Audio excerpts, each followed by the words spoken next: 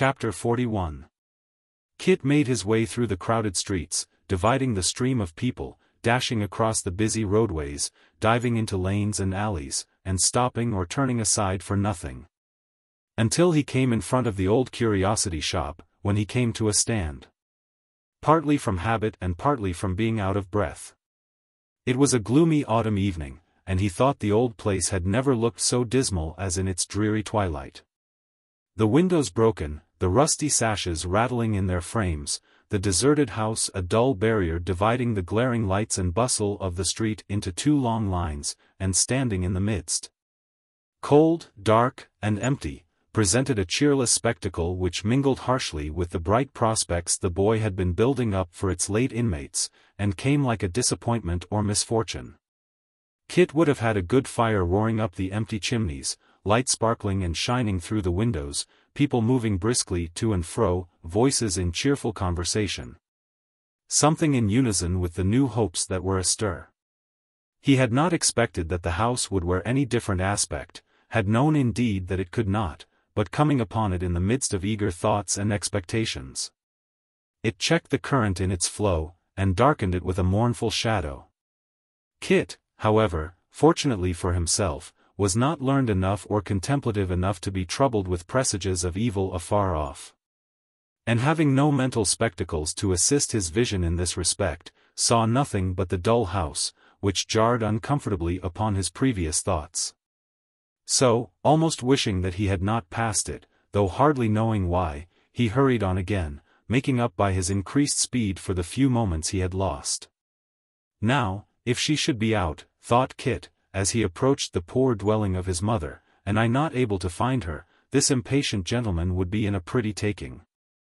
And sure enough there's no light, and the doors fast.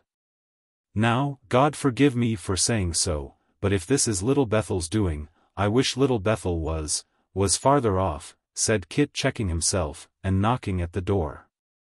A second knock brought no reply from within the house, but caused a woman over the way to look out and inquire who that was, wanting Mrs. Nubbles. Me, said Kit. She's at Little Bethel, I suppose? Getting out the name of the obnoxious conventicle with some reluctance, and laying a spiteful emphasis upon the words. The neighbor nodded assent. Then pray tell me where it is, said Kit, for I have come on a pressing matter, and must fetch her out, even if she was in the pulpit. It was not very easy to procure a direction to the fold in question, as none of the neighbors were of the flock that resorted thither, and few knew anything more of it than the name. At last a gossip of Mrs. Nubbles's, who had accompanied her to chapel on one or two occasions when a comfortable cup of tea had preceded her devotions, furnished the needful information. Which Kit had no sooner obtained than he started off again. Little Bethel might have been nearer, and might have been in a straighter road. Though in that case the reverend gentleman who presided over its congregation would have lost his favorite allusion to the crooked ways by which it was approached, and which enabled him to liken it to paradise itself, in contradistinction to the parish church and the broad thoroughfare leading thereunto. Kit found it at last after some trouble, and pausing at the door to take breath that he might enter with becoming decency, passed into the chapel. It was not badly named in one respect, being in truth a particularly little Bethel, a Bethel of the smallest dimensions, with a small number of small pews, and a small pulpit, in which a small gentleman, by trade a shoemaker, and by calling a divine, was delivering in a by no means small voice, a by no means small sermon. Judging of its dimensions by the condition of his audience, which, if their gross amount were but small, comprised a still smaller number of hearers, as the majority were slumbering.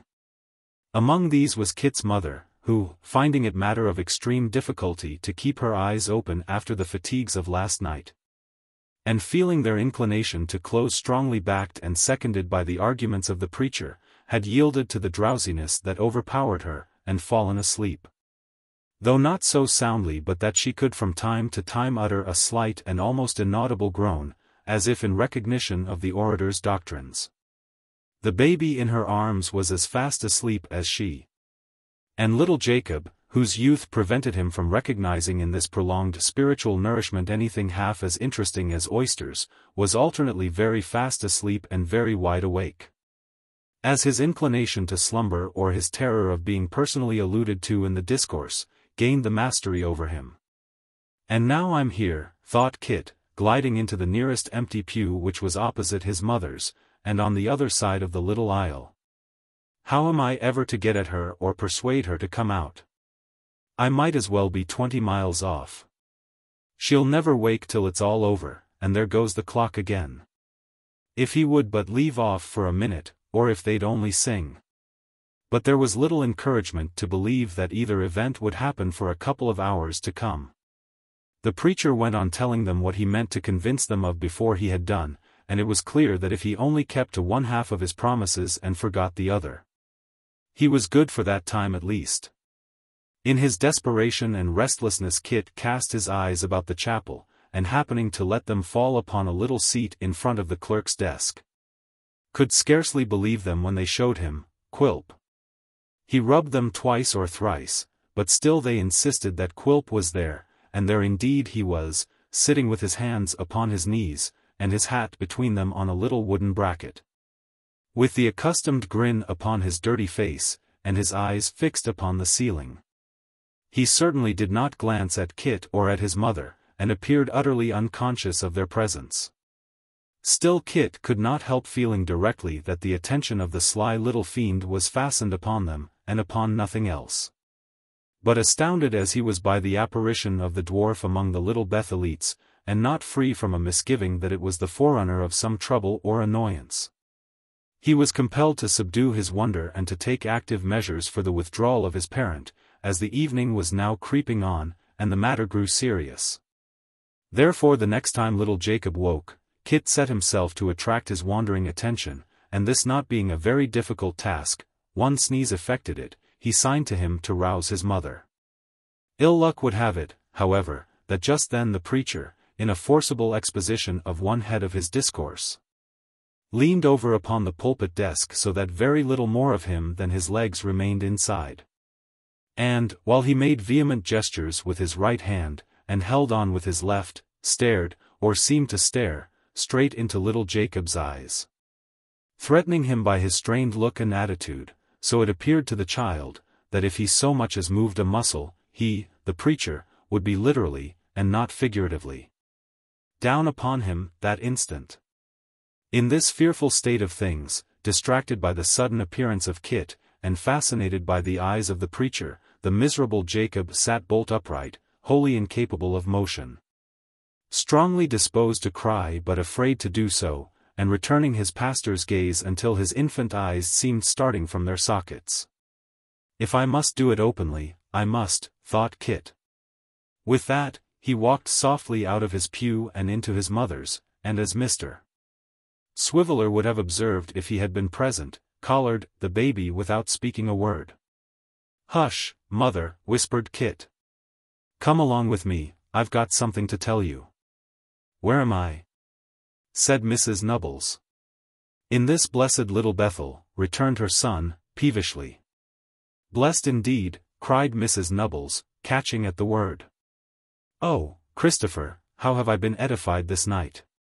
Yes, I know," said Kit hastily, "but come along, mother, everybody's looking at us. Don't make a noise, bring Jacob, that's right." "Stay, Satan, stay!" cried the preacher, as Kit was moving off. "The gentleman says you're to stay, Christopher," whispered his mother. "Stay, Satan, stay," roared the preacher again. "Tempt not the woman that doth incline her ear to thee, but hearken to the voice of him that calleth. He hath a lamb from the fold," cried the preacher, raising his voice still higher and pointing to the baby. "He beareth off a lamb, a precious lamb. He goeth about like a wolf in the night season, and inveigleth the tender lambs."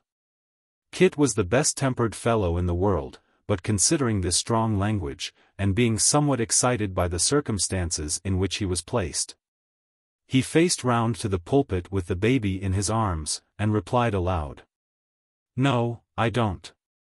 He's my brother." "He's my brother," cried the preacher. "He isn't," said Kit indignantly. "How can you say such a thing, and don't call me names if you please. What harm have I done? I shouldn't have come to take Em away unless I was obliged, you may depend upon that, and I wanted to do it very quiet, but you wouldn't let me. Now, you have the goodness to abuse Satan and them as much as you like, sir, and to let me alone if you please." So saying, Kit marched out of the chapel, followed by his mother and little Jacob, and found himself in the open air. With an indistinct recollection of having seen the people wake up and look surprised, and of Quilp having remained throughout the interruption in his old attitude, without moving his eyes from the ceiling, or appearing to take the smallest notice of anything that passed. "Oh, Kit," said his mother, with her handkerchief to her eyes, "what have you done? I never can go there again, never." "I'm glad of it, mother. What was there in the little bit of pleasure you took last night that made it necessary for you to be low-spirited and sorrowful tonight? That's the way you do. If you're happy or merry ever, you come here to say, along with that chap, that you're sorry for it. More shame for you, mother, I was going to say." "Hush, dear," said Mrs. Nubbles. "You don't mean what you say, I know, but you're talking sinfulness." "Don't mean it?"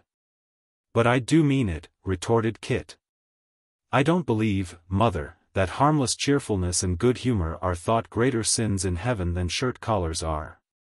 And that those chaps are just about as right and sensible in putting down the one as in leaving off the other, that's my belief. But I won't say anything more about it, if you'll promise not to cry, that's all, and you take the baby that's a lighter weight, and give me little Jacob. And as we go along, which we must do pretty quick, I'll tell you the news I bring, which will surprise you a little, I can tell you. There, that's right. Now you look as if you'd never seen little Bethel in all your life, as I hope you never will again, and here's the baby. And little Jacob, you get atop of my back and catch hold of me tight round the neck, and whenever a little Bethel parson calls you a precious lamb or says your brother's one, you tell him it's the truest things he said for a 12-month, and that if he'd got a little more of the lamb himself, and less of the mint sauce, not being quite so sharp and sour over it, I should like him all the better. That's what you've got to say to him, Jacob." Talking on in this way, half in jest and half in earnest, and cheering up his mother, the children, and himself, by the one simple process of determining to be in a good humor, Kit led them briskly forward, and on the road home related what had passed at the notary's house, and the purpose with which he had intruded on the solemnities of Little Bethel. His mother was not a little startled on learning what service was required of her, and presently fell into a confusion of ideas, of which the most prominent were that it was a great honor and dignity to ride in a post-chaise, and that it was a moral impossibility to leave the children behind. But this objection, and a great many others, founded upon certain articles of dress being at the wash, and certain other articles having no existence in the wardrobe of Mrs. Nubbles, were overcome by Kit, who opposed to each and every of them, the pleasure of recovering Nell, and the delight it would be to bring her back in triumph. "There's only 10 minutes now, mother," said Kit when they reached home. "There's a bandbox. Throw in what you want, and we'll be off directly." To tell how Kit then hustled into the box all sorts of things which could by no remote contingency be wanted, and how he left out everything likely to be of the smallest use.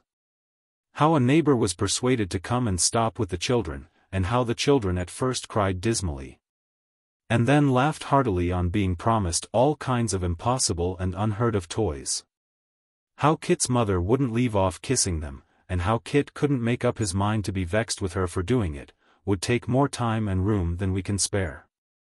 So, passing over all such matters, it is sufficient to say that within a few minutes after the 2 hours had expired, Kit and his mother arrived at the notary's door, where a postchaise was already waiting. "With 4 horses, I declare," said Kit, quite aghast at the preparations.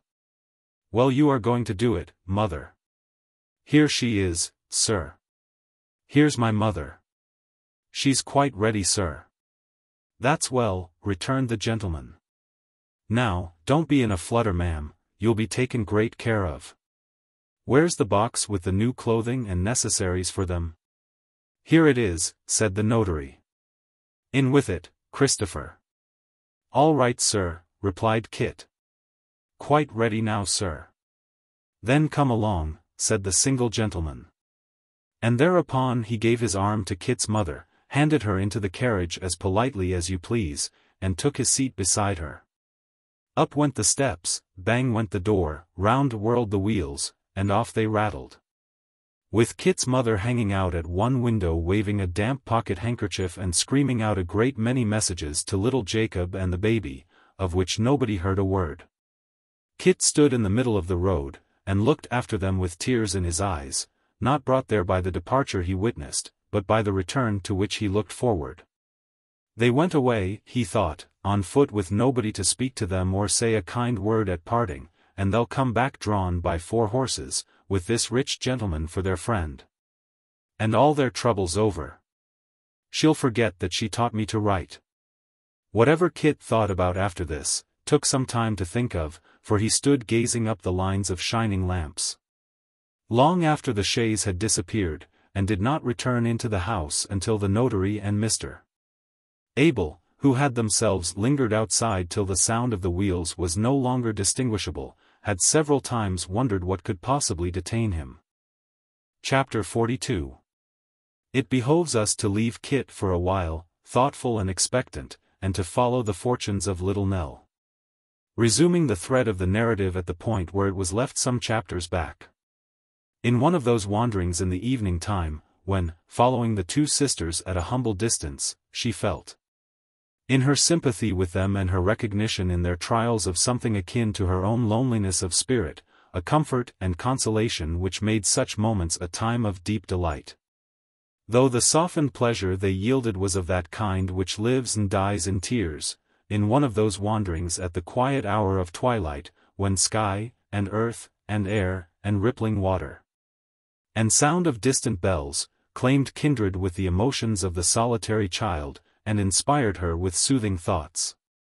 But not of a child's world or its easy joys. In one of those rambles which had now become her only pleasure or relief from care, light had faded into darkness and evening deepened into night.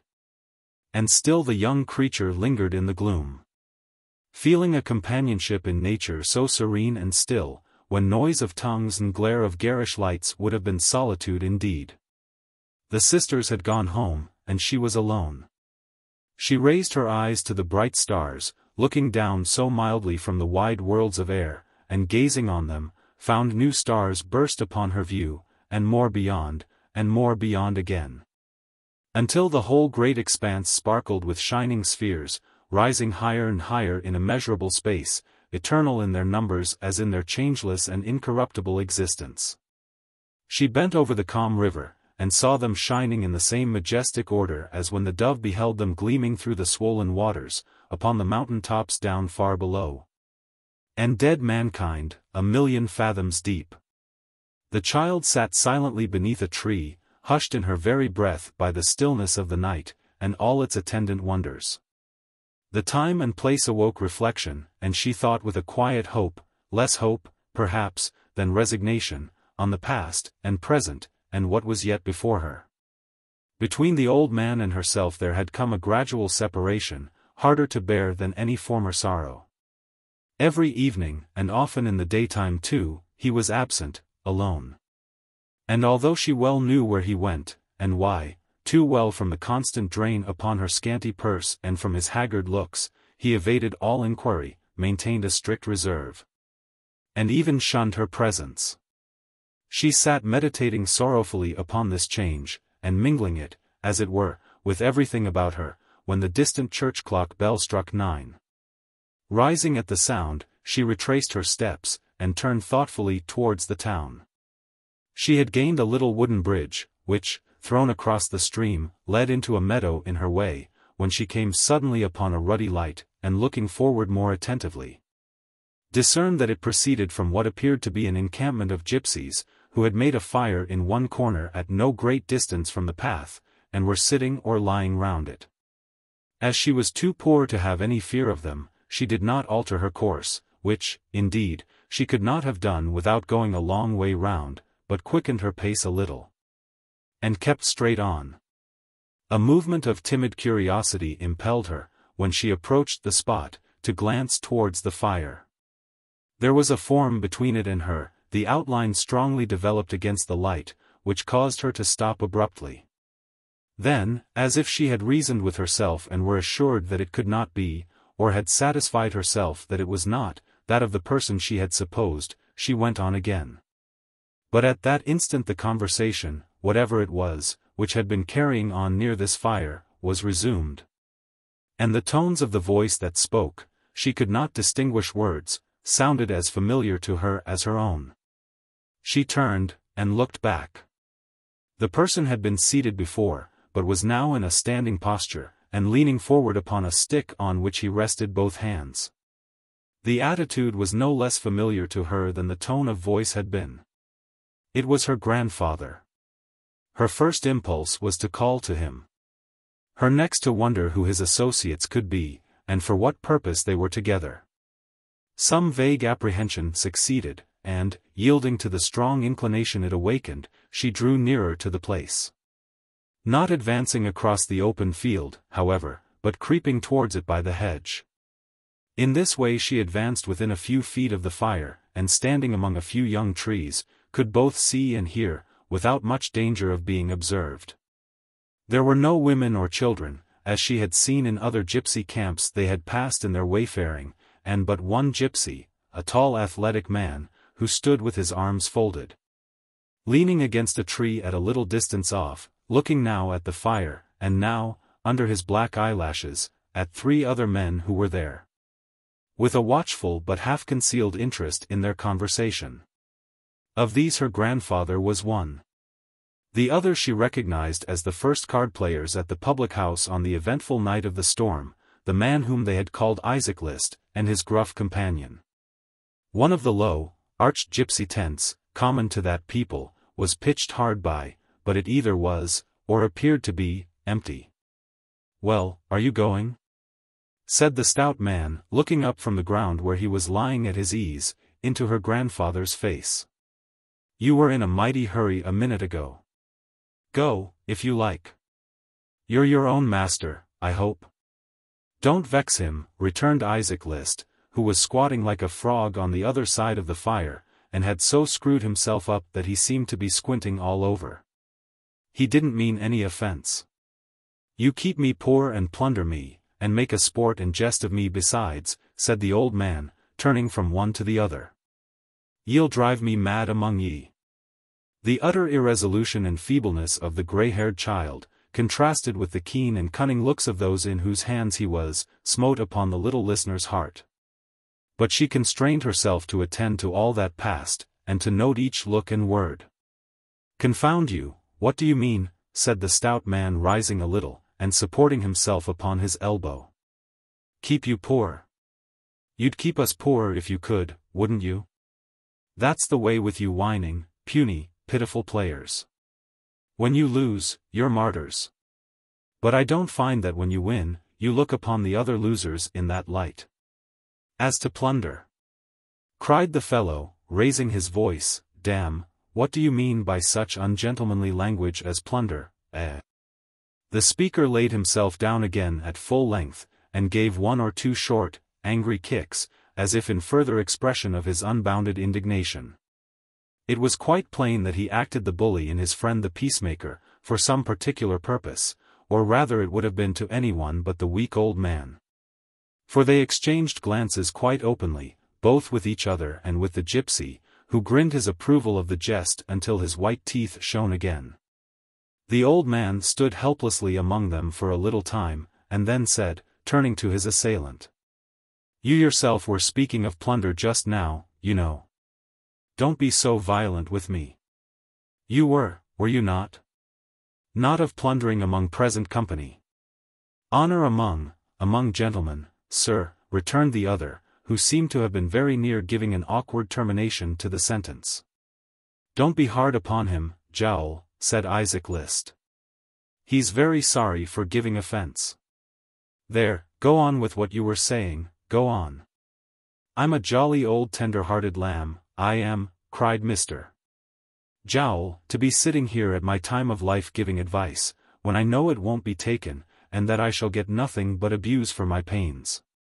But that's the way I've gone through life.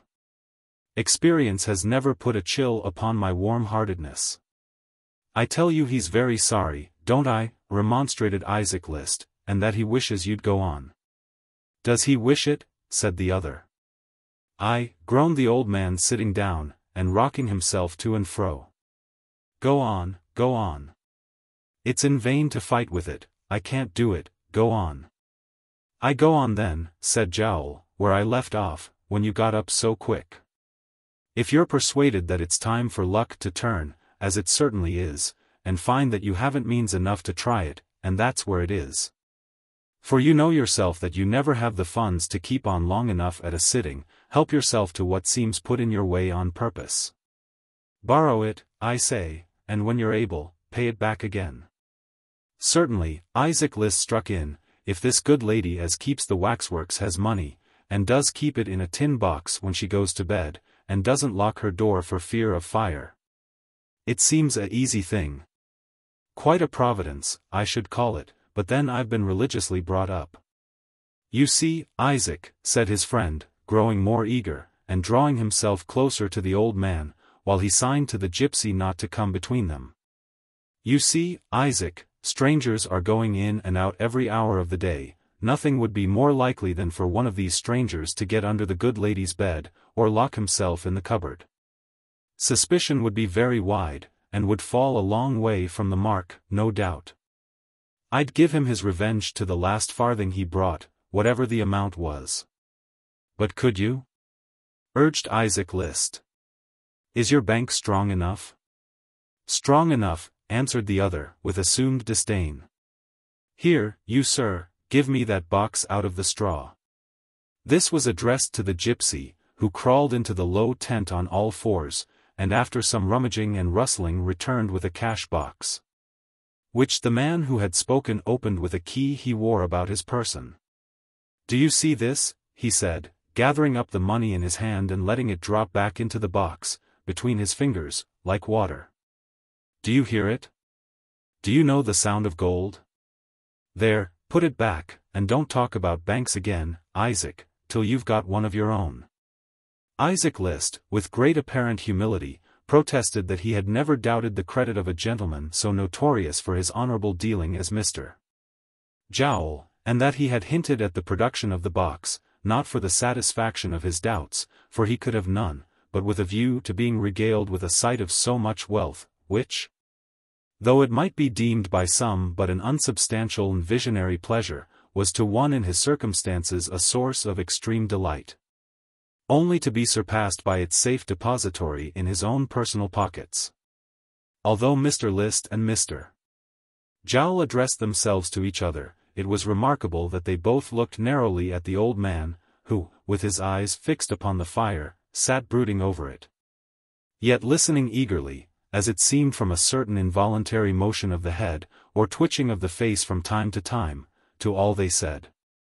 My advice, said Jowl, lying down again, with a careless air, is plain. I have given it, in fact.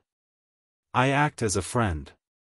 Why should I help a man to the means perhaps of winning all I have, unless I considered him my friend? It's foolish, I dare say, to be so thoughtful of the welfare of other people, but that's my constitution, and I can't help it, so don't blame me, XLIII. I blame you, returned the person addressed, not for the world, Mr. Jowl. I wish I could afford to be as liberal as you. And as you say, he might pay it back if he won, and if he lost. You're not to take that into consideration at all, said Jowl. But suppose he did, and nothing's less likely from all I know of chances, why, it's better to lose other people's money than one's own, I hope? Ah! Cried XLIII rapturously, the pleasures of winning. The delight of picking up the money, the bright, shining yellow boys, and sweeping them into one's pocket.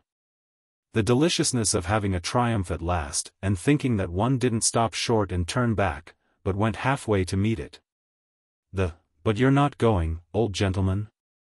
I'll do it, said the old man, who had risen and taken 2 or 3 hurried steps away, and now returned as hurriedly. "I'll have it, every penny." "Why, that's brave," cried Isaac, jumping up and slapping him on the shoulder, "and I respect you for having so much young blood left." "Ha, ha, ha. Joe Jowl's half sorry he advised you now.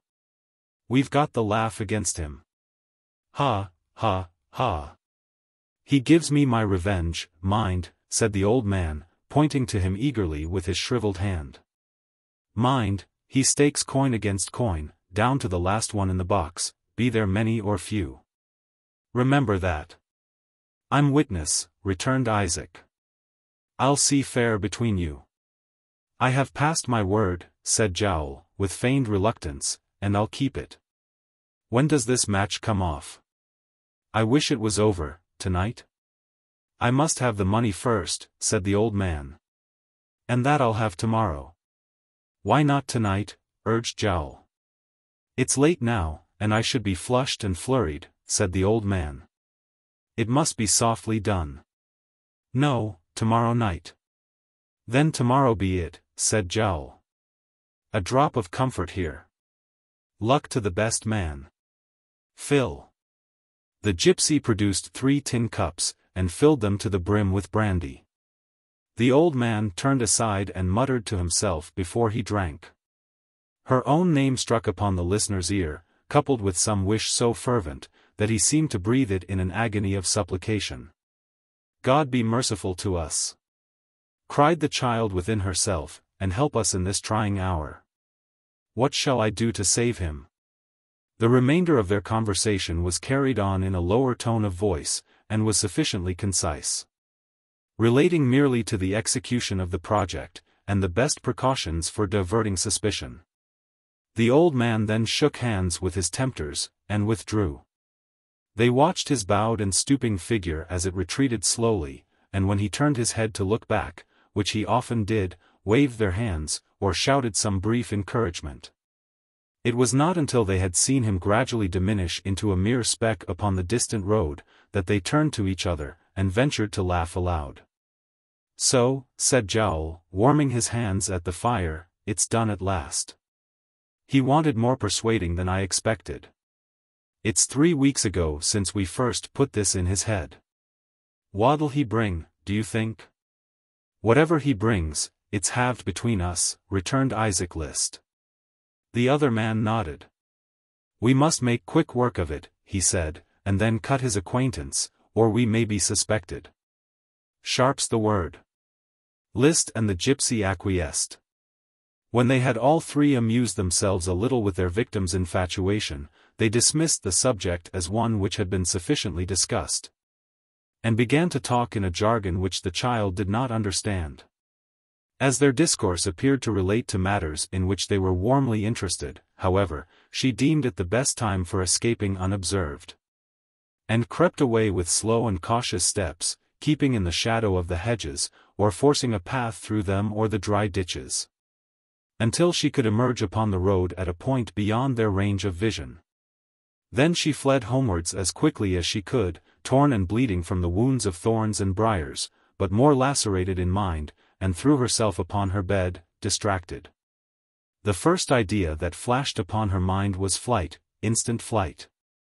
Dragging him from that place, and rather dying of want upon the roadside, than ever exposing him again to such terrible temptations. Then she remembered that the crime was not to be committed until next night, and there was the immediate time for thinking, and resolving what to do. Then she was distracted with a horrible fear that he might be committing it at that moment, with a dread of hearing shrieks and cries piercing the silence of the night. With fearful thoughts of what he might be tempted and led on to do, if he were detected in the act, and had but a woman to struggle with. It was impossible to bear such torture. She stole to the room where the money was, opened the door, and looked in. God be praised! He was not there, and she was sleeping soundly. She went back to her own room, and tried to prepare herself for bed. But who could sleep? Who could lie passively down, distracted by such terrors? They came upon her more and more strongly yet. Half undressed, and with her hair in wild disorder, she flew to the old man's bedside, clasped him by the wrist, and roused him from his sleep. "What's this?" he cried, starting up, in bed, and fixing his eyes upon her spectral face. "I have had a dreadful dream," said the child, with an energy that nothing but such terrors could have inspired. "A dreadful, horrible dream. I have had it once before. It is a dream of gray-haired men like you in darkened rooms by night, robbing the sleepers of their gold. Up, up." The old man shook in every joint, and folded his hands like one who prays. "Not to me," said the child, "not to me, to heaven, to save us from such deeds. This dream is too real. I cannot sleep, I cannot stay here, I cannot leave you alone under the roof where such dreams come. Up. We must fly." He looked at her as if she were a spirit, she might have been, for all the look of earth she had, and trembled more and more. "There is no time to lose, I will not lose 1 minute," said the child. "Up. And away with me." "Tonight," murmured the old man. "Yes, tonight," replied the child. "Tomorrow night will be too late. The dream will have come again. Nothing but flight can save us. Up." The old man rose from his bed, his forehead bedewed with the cold sweat of fear, and, bending before the child as if she had been an angel messenger sent to lead him where she would, made ready to follow her. She took him by the hand and led him on. As they passed the door of the room he had proposed to rob, she shuddered and looked up into his face. What a white face was that, and with what a look did he meet hers! She took him to her own chamber, and, still holding him by the hand as if she feared to lose him for an instant, gathered together the little stock she had, and hung her basket on her arm. The old man took his wallet from her hands and strapped it on his shoulders, his staff, too, she had brought away, and then she led him forth. Through the straight streets, and narrow crooked outskirts, their trembling feet passed quickly. Up the steep hill too, crowned by the old grey castle, they toiled with rapid steps, and had not once looked behind. But as they drew nearer the ruined walls, the moon rose in all her gentle glory, and, from their venerable age, garlanded with ivy, moss, and waving grass. The child looked back upon the sleeping town, deep in the valley's shade, and on the far-off river with its winding track of light, and on the distant hills. And as she did so, she clasped the hand she held, less firmly, and bursting into tears, fell upon the old man's neck. Chapter 43. Her momentary weakness past, the child again summoned the resolution which had until now sustained her, and, endeavoring to keep steadily in her view the one idea that they were flying from disgrace and crime, and that her grandfather's preservation must depend solely upon her firmness, unaided by one word of advice or any helping hand, urged him onward and looked back no more.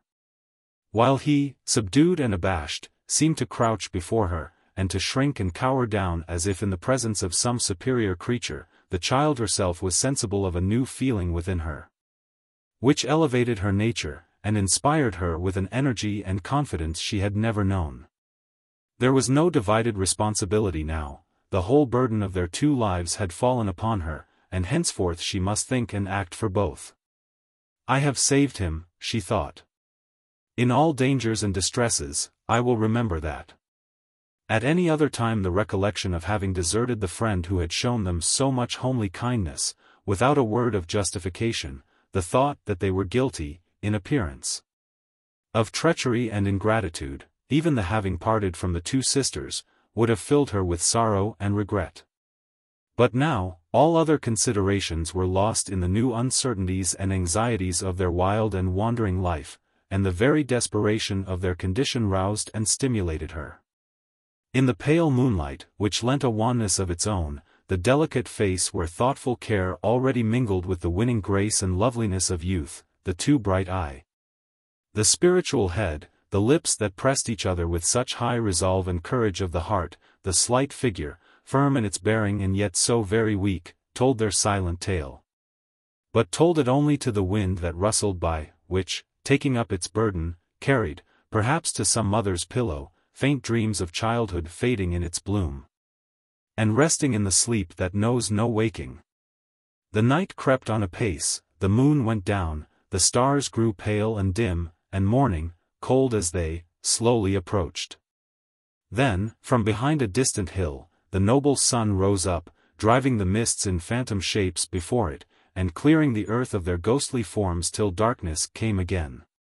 When it had climbed higher into the sky, and there was warmth in its cheerful beams, they laid them down to sleep, upon a bank, hard by some water.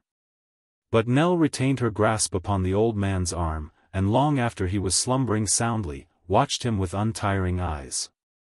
Fatigue stole over her at last.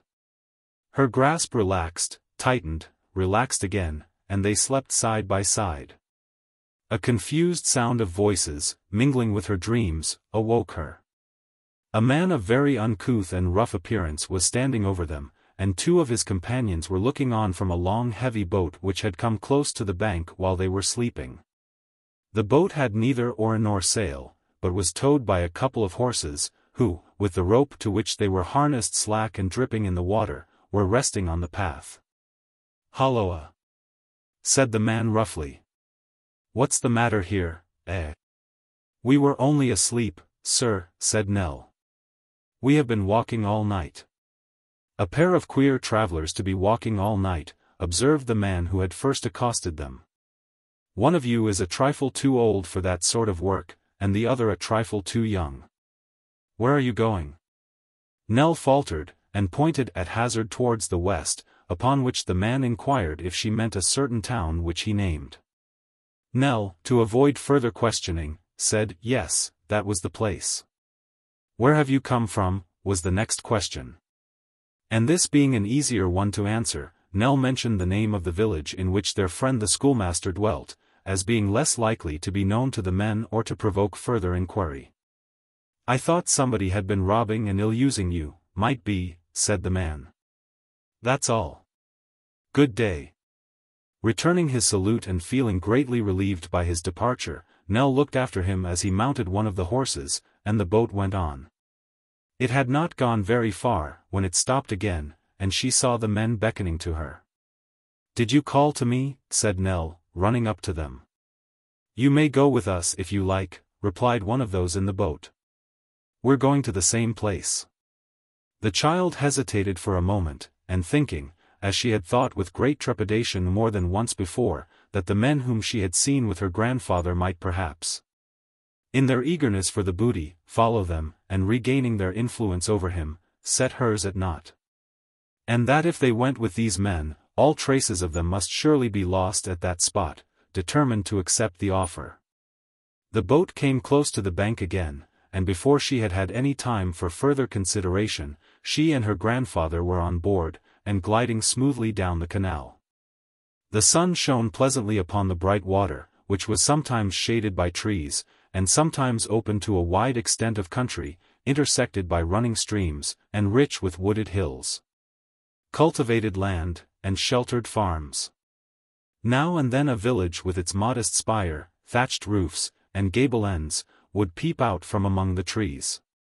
And more than once a distant town, with great church towers looming through its smoke, and high factories or workshops, rising above the mass of houses, would come in view, and, by the length of time it lingered in the distance, show them how slowly they travelled. Their way lay for the most part through the low grounds, and open plains. And except these distant places, and occasionally some men working in the fields, or lounging on the bridges under which they passed, to see them creep along, nothing encroached on their monotonous and secluded track.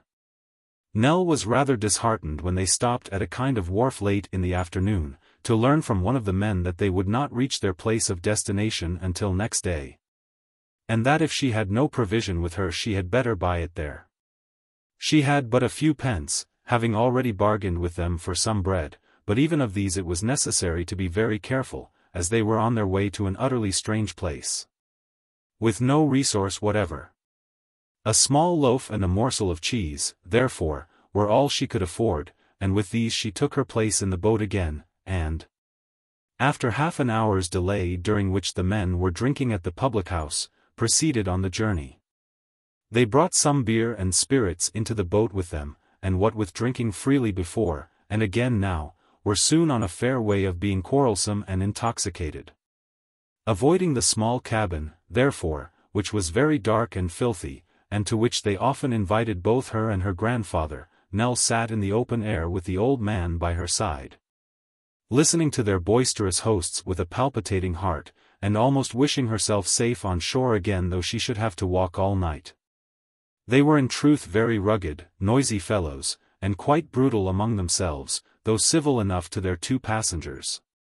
Thus, when a quarrel arose between the man who was steering and his friend in the cabin, upon the question who had first suggested the propriety of offering Nell some beer, and when the quarrel led to a scuffle in which they beat each other fearfully, to her inexpressible terror, neither visited his displeasure upon her, but each contented himself with venting it on his adversary, on whom, in addition to blows, he bestowed a variety of compliments, which, happily for the child, were conveyed in terms to her quite unintelligible.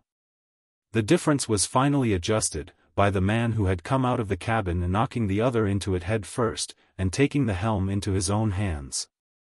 Without evincing the least discomposure himself, or causing any in his friend, who, being of a tolerably strong constitution and perfectly inured to such trifles, went to sleep as he was, with his heels upwards, and in a couple of minutes or so was snoring comfortably. By this time it was night again, and though the child felt cold, being but poorly clad, her anxious thoughts were far removed from her own suffering or uneasiness, and busily engaged in endeavoring to devise some scheme for their joint subsistence. The same spirit which had supported her on the previous night, upheld and sustained her now. Her grandfather lay sleeping safely at her side, and the crime to which his madness urged him, was not committed. That was her comfort. How every circumstance of her short, eventful life, came thronging into her mind as they travelled on. Slight incidents, never thought of or remembered until now. Faces seen once and ever since forgotten, words spoken and scarcely heeded at the time, scenes of a year ago and those of yesterday mixing up and linking themselves together.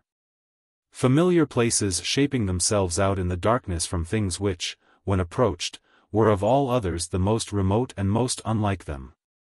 Sometimes a strange confusion in her mind relative to the occasion of her being there, and the place to which she was going, and the people she was with. And imagination suggesting remarks and questions which sounded so plainly in her ears, that she would start, and turn, and be almost tempted to reply. All the fancies and contradictions common in watching and excitement and restless change of place, beset the child.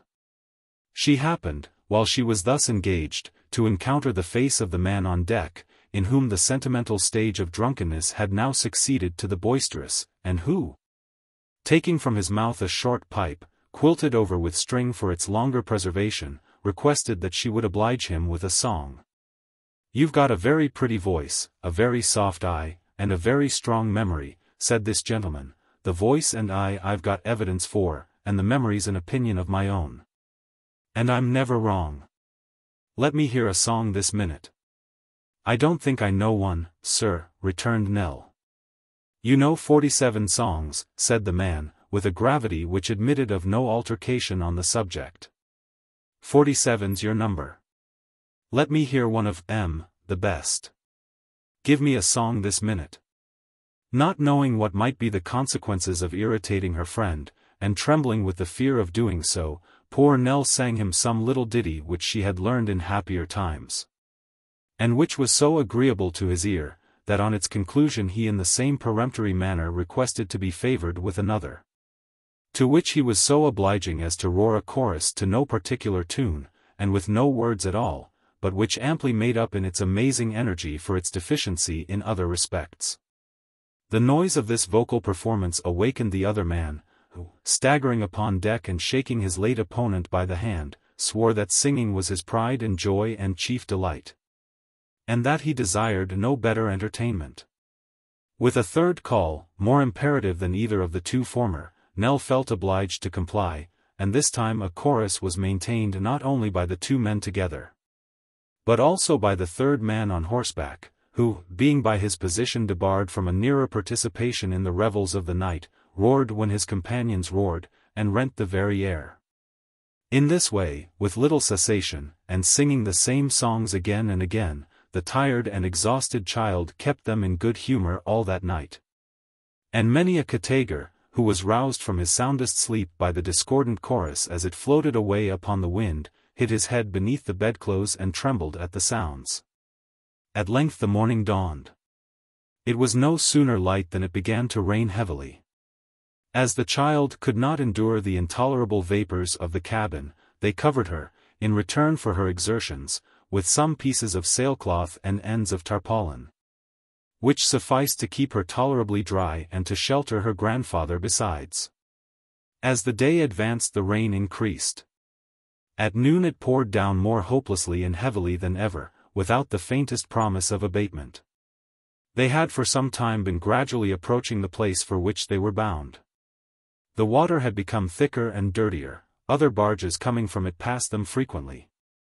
The paths of coal ash and huts of staring brick marked the vicinity of some great manufacturing town, while scattered streets and houses, and smoke from distant furnaces, indicated that they were already in the outskirts. Now, the clustered roofs, and piles of buildings trembling with the working of engines, and dimly resounding with their shrieks and throbbings. The tall chimneys vomiting forth a black vapor, which hung in a dense ill-favored cloud above the housetops and filled the air with gloom. The clank of hammers beating upon iron, the roar of busy streets and noisy crowds, gradually augmenting until all the various sounds blended into one and none was distinguishable for itself, announced the termination of their journey. The boat floated into the wharf to which it belonged. The men were occupied directly.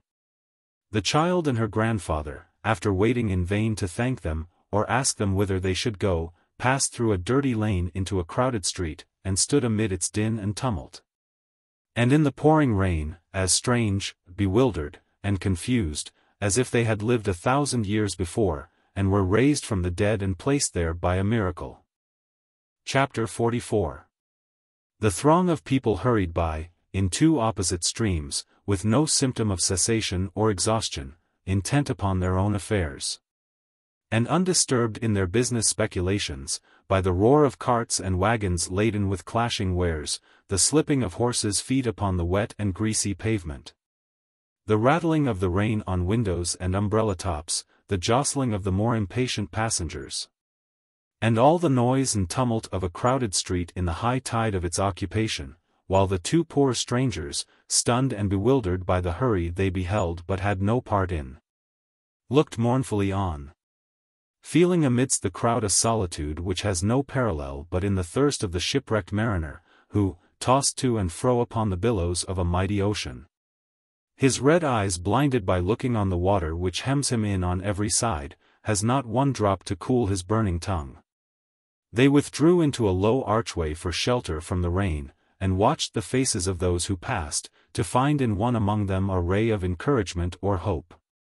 Some frowned, some smiled, some muttered to themselves, some made slight gestures, as if anticipating the conversation in which they would shortly be engaged. Some wore the cunning look of bargaining and plotting, some were anxious and eager, some slow and dull, in some countenances were written gain, in others loss. It was like being in the confidence of all these people to stand quietly there, looking into their faces as they flitted past. In busy places, where each man has an object of his own, and feels assured that every other man has his character and purpose are written broadly in his face. In the public walks and lounges of a town, people go to see and to be seen, and there the same expression, with little variety, is repeated 100 times. The working-day faces come nearer to the truth, and let it out more plainly. Falling into that kind of abstraction which such a solitude awakens, the child continued to gaze upon the passing crowd with a wondering interest, amounting almost to a temporary forgetfulness of her own condition.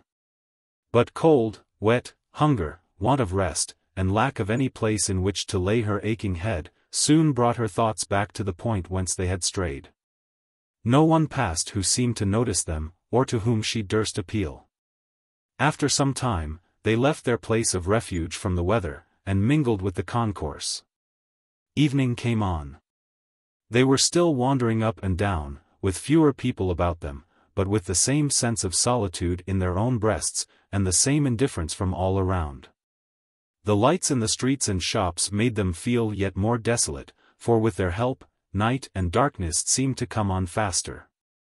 Shivering with the cold and damp, ill in body, and sick to death at heart, the child needed her utmost firmness and resolution even to creep along. Why had they ever come to this noisy town, when there were peaceful country places, in which, at least, they might have hungered and thirsted, with less suffering than in its squalid strife?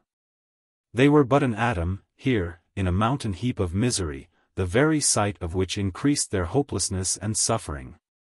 The child had not only to endure the accumulated hardships of their destitute condition, but to bear the reproaches of her grandfather, who began to murmur at having been led away from their late abode, and demand that they should return to it. Being now penniless, and no relief or prospect of relief appearing, they retraced their steps through the deserted streets, and went back to the wharf, hoping to find the boat in which they had come, and to be allowed to sleep on board that night. But here again they were disappointed, for the gate was closed, and some fierce dogs, barking at their approach, obliged them to retreat. "We must sleep in the open air tonight, dear," said the child in a weak voice, as they turned away from this last repulse. "And tomorrow we will beg our way to some quiet part of the country, and try to earn our bread in very humble work." "Why did you bring me here?" returned the old man fiercely. "I cannot bear these close eternal streets. We came from a quiet part. Why did you force me to leave it?" "Because I must have that dream I told you of, no more," said the child, with a momentary firmness that lost itself in tears, "and we must live among poor people, or it will come again. Dear grandfather, you are old and weak, I know, but look at me. I never will complain if you will not, but I have some suffering indeed. Ah! Poor, houseless, wandering, motherless child!" cried the old man, clasping his hands and gazing as if for the first time upon her anxious face, her travel-stained dress, and bruised and swollen feet. "Has all my agony of care brought her to this at last? Was I a happy man once, and have I lost happiness and all I had, for this?" "If we were in the country now," said the child, with assumed cheerfulness, as they walked on looking about them for a shelter, "we should find some good old tree." Stretching out his green arms as if he loved us, and nodding and rustling as if he would have us fall asleep, thinking of him while he watched.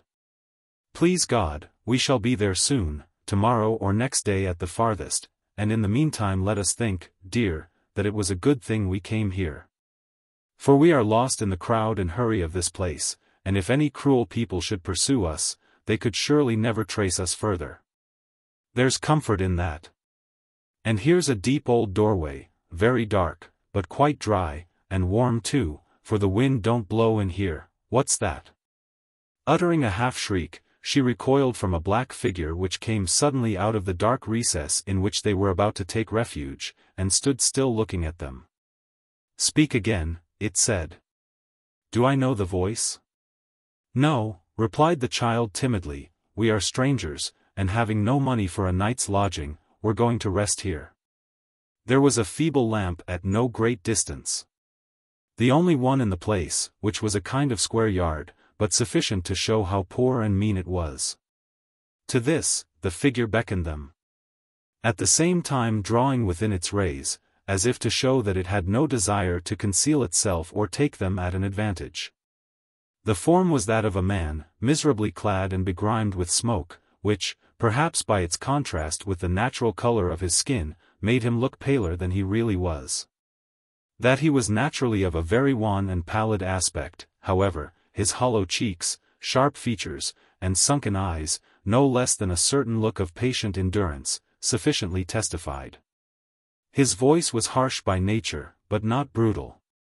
And though his face, besides possessing the characteristics already mentioned, was overshadowed by a quantity of long dark hair, its expression was neither ferocious nor cruel. "How came you to think of resting there?" he said. "Or how," he added, looking more attentively at the child, do you come to want a place of rest at this time of night? Our misfortunes, the grandfather answered, are the cause. Do you know, said the man, looking still more earnestly at Nell, how wet she is, and that the damp streets are not a place for her? I know it well, God help me, he replied. What can I do? The man looked at Nell again, and gently touched her garments, from which the rain was running off in little streams.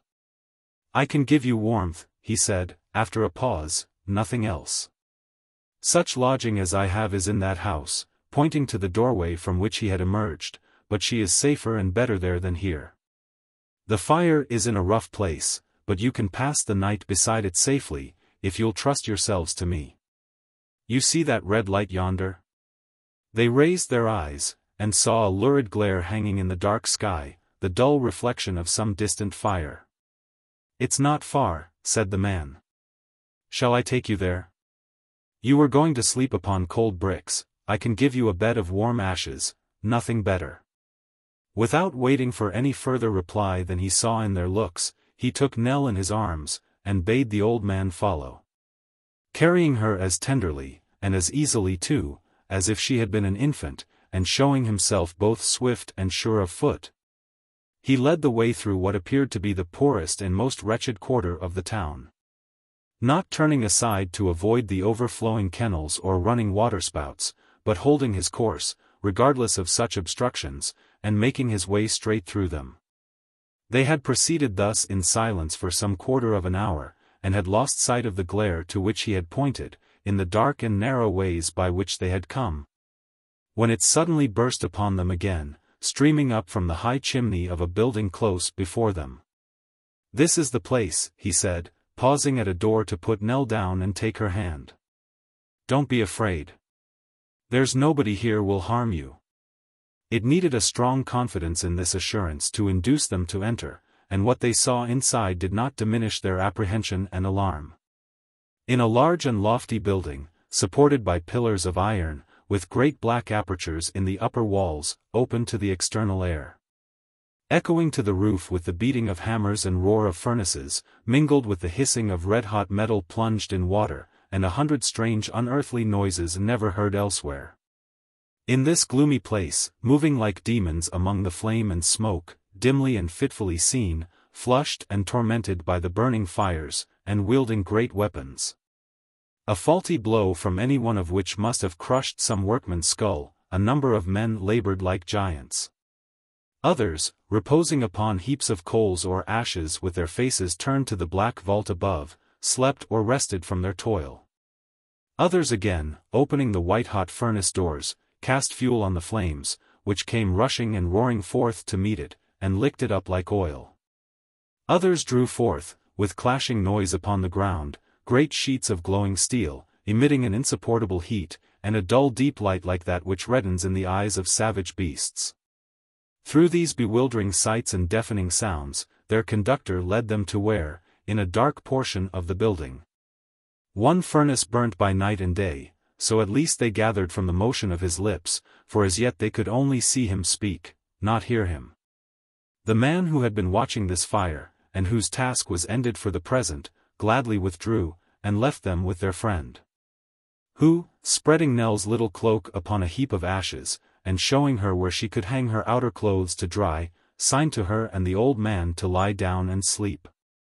For himself, he took his station on a rugged mat before the furnace door, and resting his chin upon his hands, watched the flame as it shone through the iron chinks, and the white ashes as they fell into their bright hot grave below. The warmth of her bed, hard and humble as it was, combined with the great fatigue she had undergone, soon caused the tumult of the place to fall with a gentler sound upon the child's tired ears, and was not long in lulling her to sleep. The old man was stretched beside her, and with her hand upon his neck she lay and dreamed. It was yet night when she awoke, nor did she know how long, or for how short a time, she had slept. But she found herself protected, both from any cold air that might find its way into the building, and from the scorching heat, by some of the workmen's clothes. And glancing at their friend saw that he sat in exactly the same attitude, looking with a fixed earnestness of attention towards the fire, and keeping so very still that he did not even seem to breathe.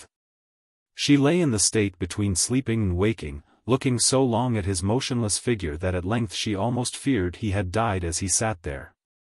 And, softly rising and drawing close to him, ventured to whisper in his ear. He moved, and glancing from her to the place she had lately occupied, as if to assure himself that it was really the child so near him, looked inquiringly into her face. "I feared you were ill," she said. "The other men are all in motion, and you are so very quiet." "They leave me to myself," he replied. "They know my humor. They laugh at me, but don't harm me in it. See yonder there, that's my friend." "The fire?" said the child. "It has been alive as long as I have," the man made answer. "We talk and think together all night long." The child glanced quickly at him in her surprise, but he had turned his eyes in their former direction, and was musing as before. "It's like a book to me," he said, "the only book I ever learned to read, and many an old story it tells me. It's music, for I should know its voice among 1,000, and there are other voices in its roar. It has its pictures too. You don't know how many strange faces and different scenes I trace in the red-hot coals. It's my memory, that fire, and shows me all my life." The child, bending down to listen to his words, could not help remarking with what brightened eyes he continued to speak and muse.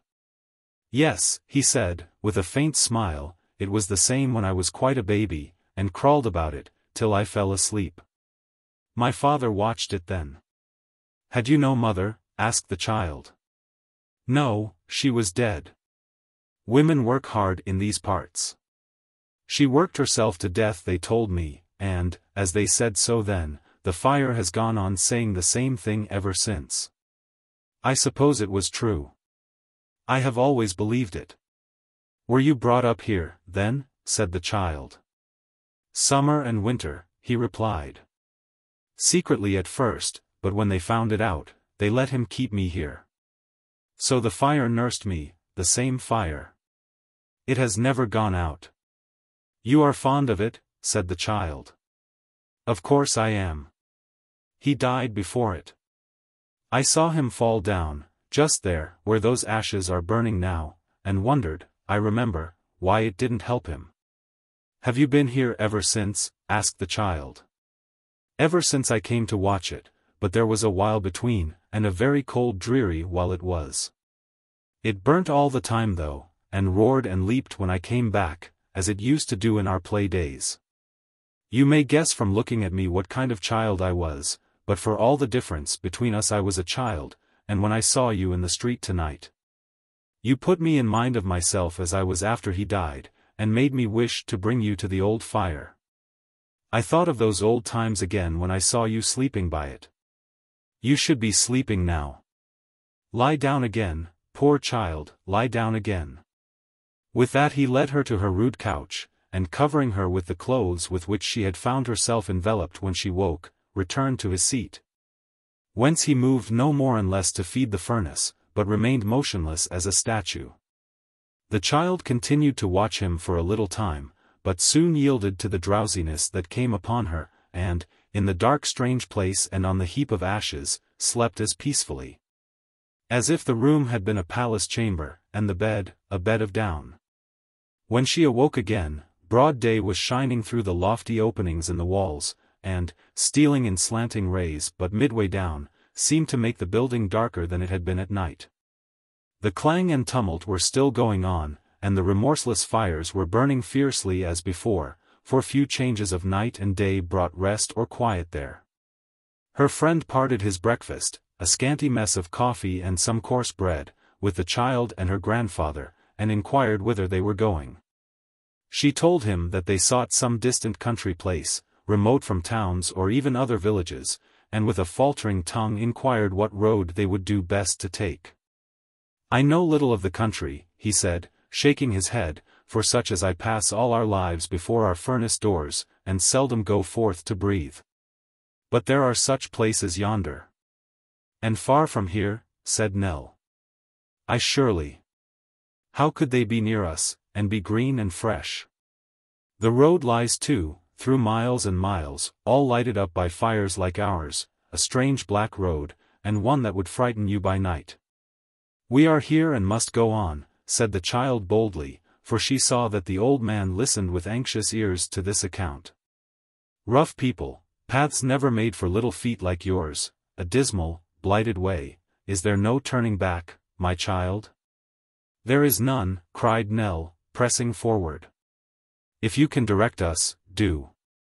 If not, pray do not seek to turn us from our purpose. Indeed you do not know the danger that we shun, and how right and true we are in flying from it, or you would not try to stop us, I am sure you would not. God forbid, if it is so, said their uncouth protector, glancing from the eager child to her grandfather, who hung his head and bent his eyes upon the ground. I'll direct you from the door, the best I can. I wish I could do more. He showed them, then, by which road they must leave the town, and what course they should hold when they had gained it. He lingered so long on these instructions, that the child with a fervent blessing tore herself away, and stayed to hear no more. But before they had reached the corner of the lane, the man came running after them, and pressing her hand, left something in it, 2 old, battered, smoke-encrusted penny pieces. Who knows but they shone as brightly in the eyes of angels as golden gifts that have been chronicled on tombs. And thus they separated. The child to lead her sacred charge further from guilt and shame, and the laborer to attach a fresh interest to the spot where his guests had slept, and read new histories in his furnace fire. Chapter 45. In all their journeying, they had never longed so ardently, they had never so pined and wearied, for the freedom of pure air and open country, as now. No, not even on that memorable morning, when, deserting their old home, they abandoned themselves to the mercies of a strange world, and left all the dumb and senseless things they had known and loved, behind. Not even then, had they so yearned for the fresh solitudes of wood, hillside, and field, as now. When the noise and dirt and vapor, of the great manufacturing town, reeking with lean misery and hungry wretchedness, hemmed them in on every side, and seemed to shut out hope, and render escape impossible. 2 days and nights, thought the child. He said 2 days and nights we should have to spend among such scenes as these. Oh! If we live to reach the country once again, if we get clear of these dreadful places though it is only to lie down and die, with what a grateful heart I shall thank God for so much mercy. With thoughts like this, and with some vague design of traveling to a great distance among streams and mountains, where only very poor and simple people lived, and where they might maintain themselves by very humble helping work in farms, free from such terrors as that from which they fled, the child, with no resource but the poor man's gift, and no encouragement but that which flowed from her own heart, and its sense of the truth and right of what she did, nerved herself to this last journey and boldly pursued her task. We shall be very slow today, dear, she said, as they toiled painfully through the streets. My feet are sore, and I have pains in all my limbs from the wet of yesterday. I saw that he looked at us and thought of that, when he said how long we should be upon the road. It was a dreary way, he told us of, returned her grandfather, piteously. Is there no other road? Will you not let me go some other way than this? Places lie beyond these, said the child, firmly, where we may live in peace, and be tempted to do no harm. We will take the road that promises to have that end, and we would not turn out of it, if it were 100 times worse than our fears lead us to expect. We would not, dear, would we? No, replied the old man, wavering in his voice, no less than in his manner. No. Let us go on. I am ready. I am quite ready, Nell. The child walked with more difficulty than she had led her companion to expect, for the pains that racked her joints were of no common severity, and every exertion increased them. But they wrung from her no complaint, or look of suffering, and though the 2 travelers proceeded very slowly, they did proceed. And clearing the town in course of time, began to feel that they were fairly on their way. A long suburb of red brick houses, some with patches of garden ground, where coal dust and factory smoke darkened the shrinking leaves and coarse rank flowers. And where the struggling vegetation sickened and sank under the hot breath of kiln and furnace, making them by its presence seem yet more blighting and unwholesome than in the town itself, a long, flat, straggling suburb past, they came by slow degrees upon a cheerless region, where not a blade of grass was seen to grow. Where not a bud put forth its promise in the spring, where nothing green could live but on the surface of the stagnant pools, which here and there lay idly sweltering by the black roadside. Advancing more and more into the shadow of this mournful place, its dark depressing influence stole upon their spirits, and filled them with a dismal gloom. On every side, and far as the eye could see into the heavy distance, tall chimneys, crowding on each other, and presenting that endless repetition of the same dull, ugly, form, which is the horror of oppressive dreams, poured out their plague of smoke, obscured the light, and made foul the melancholy air. On mounds of ashes by the wayside, sheltered only by a few rough boards, or rotten penthouse roofs, strange engines spun and writhed like tortured creatures, clanking their iron chains, shrieking in their rapid whirl from time to time as though in torment unendurable, and making the ground tremble with their agonies. Dismantled houses here and there appeared, tottering to the earth, propped up by fragments of others that had fallen down, unroofed, windowless, blackened, desolate, but yet inhabited. Men, women, children, wan in their looks and ragged in attire, tended the engines, fed their tributary fires, begged upon the road, or scowled half-naked from the doorless houses. Then came more of the wrathful monsters, whose like they almost seemed to be in their wildness and their untamed air, screeching and turning round and round again. And still, before, behind, and to the right and left, was the same interminable perspective of brick towers, never ceasing in their black vomit, blasting all things living or inanimate, shutting out the face of day, and closing in on all these horrors with a dense dark cloud. But night time in this dreadful spot, night, when the smoke was changed to fire, when every chimney spurted up its flame, and places, that had been dark vaults all day, now shone red-hot, with figures moving to and fro within their blazing jaws, and calling to one another with hoarse cries, night, when the noise of every strange machine was aggravated by the darkness, when the people near them looked wilder and more savage, when bands of unemployed laborers paraded in the roads, or clustered by torchlight round their leaders, who told them in stern language of their wrongs, and urged them on to frightful cries and threats. When maddened men, armed with sword and firebrand, spurning the tears and prayers of women who would restrain them, rushed forth on errands of terror and destruction, to work no ruin half so surely as their own, night, when carts came rumbling by, filled with rude coffins, for contagious disease and death had been busy with the living crops. When orphans cried, and distracted women shrieked and followed in their wake, night, when some called for bread, and some for drink to drown their cares, and some with tears, and some with staggering feet, and some with bloodshot eyes, went brooding home, night, which, unlike the night that heaven sends on earth, brought with it no peace, nor quiet, nor signs of blessed sleep. Who shall tell the terrors of the night to that young wandering child? And yet she lay down, with nothing between her and the sky, and, with no fear for herself, for she was past it now, put up a prayer for the poor old man. So very weak and spent, she felt, so very calm and unresisting, that she had no thought of any wants of her own, but prayed that God would raise up some friend for him. She tried to recall the way they had come, and to look in the direction where the fire by which they had slept last night was burning. She had forgotten to ask the name of the poor man, their friend, and when she had remembered him in her prayers, it seemed ungrateful not to turn one look towards the spot where he was watching. A penny loaf was all they had had that day.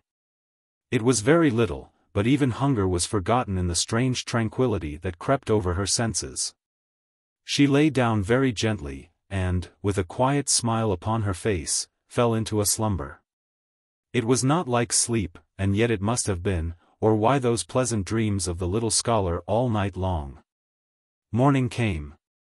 Much weaker, diminished powers even of sight and hearing, and yet the child made no complaint, perhaps would have made none, even if she had not that inducement to be silent, travelling by her side. She felt a hopelessness of their ever being extricated together from that forlorn place, a dull conviction that she was very ill, perhaps dying, but no fear or anxiety. A loathing of food, that she was not conscious of until they expended their last penny in the purchase of another loaf, prevented her partaking even of this poor repast. Her grandfather ate greedily, which she was glad to see. Their way lay through the same scenes as yesterday, with no variety or improvement. There was the same thick air, difficult to breathe. The same blighted ground, the same hopeless prospect, the same misery and distress. Objects appeared more dim, the noise less, the path more rugged and uneven, for sometimes she stumbled, and became roused, as it were, in the effort to prevent herself from falling. Poor child! The cause was in her tottering feet. Towards the afternoon, her grandfather complained bitterly of hunger. She approached one of the wretched hovels by the wayside, and knocked with her hand upon the door. "What would you have here?" said a gaunt miserable man, opening it. "Charity. A morsel of bread." "Do you see that?" returned the man hoarsely, pointing to a kind of bundle on the ground. "That's a dead child. I and 500 other men were thrown out of work 3 months ago. That is my third dead child, and last. Do you think I have charity to bestow, or a morsel of bread to spare?" The child recoiled from the door, and it closed upon her. Impelled by strong necessity, she knocked at another, a neighboring one, which, yielding to the slight pressure of her hand, flew open. It seemed that a couple of poor families lived in this hovel, for 2 women, each among children of her own, occupied different portions of the room. In the center stood a grave gentleman in black who appeared to have just entered, and who held by the arm a boy. "Here, woman," he said, "here's your deaf and dumb son. You may thank me for restoring him to you. He was brought before me this morning charged with theft, and with any other boy it would have gone hard, I assure you. But as I had compassion on his infirmities, and thought he might have learnt no better, I have managed to bring him back to you. Take more care of him for the future." "And won't you give me back my son?" said the other woman, hastily rising and confronting him. "Won't you give me back my son, sir, who was transported for the same offense?" "Was he deaf and dumb, woman?" asked the gentleman sternly. "Was he not, sir?" "You know he was not." "He was," cried the woman. "He was deaf, dumb, and blind, to all that was good and right, from his cradle. Her boy may have learnt no better. Where did mine learn better? Where could he? Who was there to teach him better, or where was it to be learnt?" "Peace, woman," said the gentleman, "your boy was in possession of all his senses."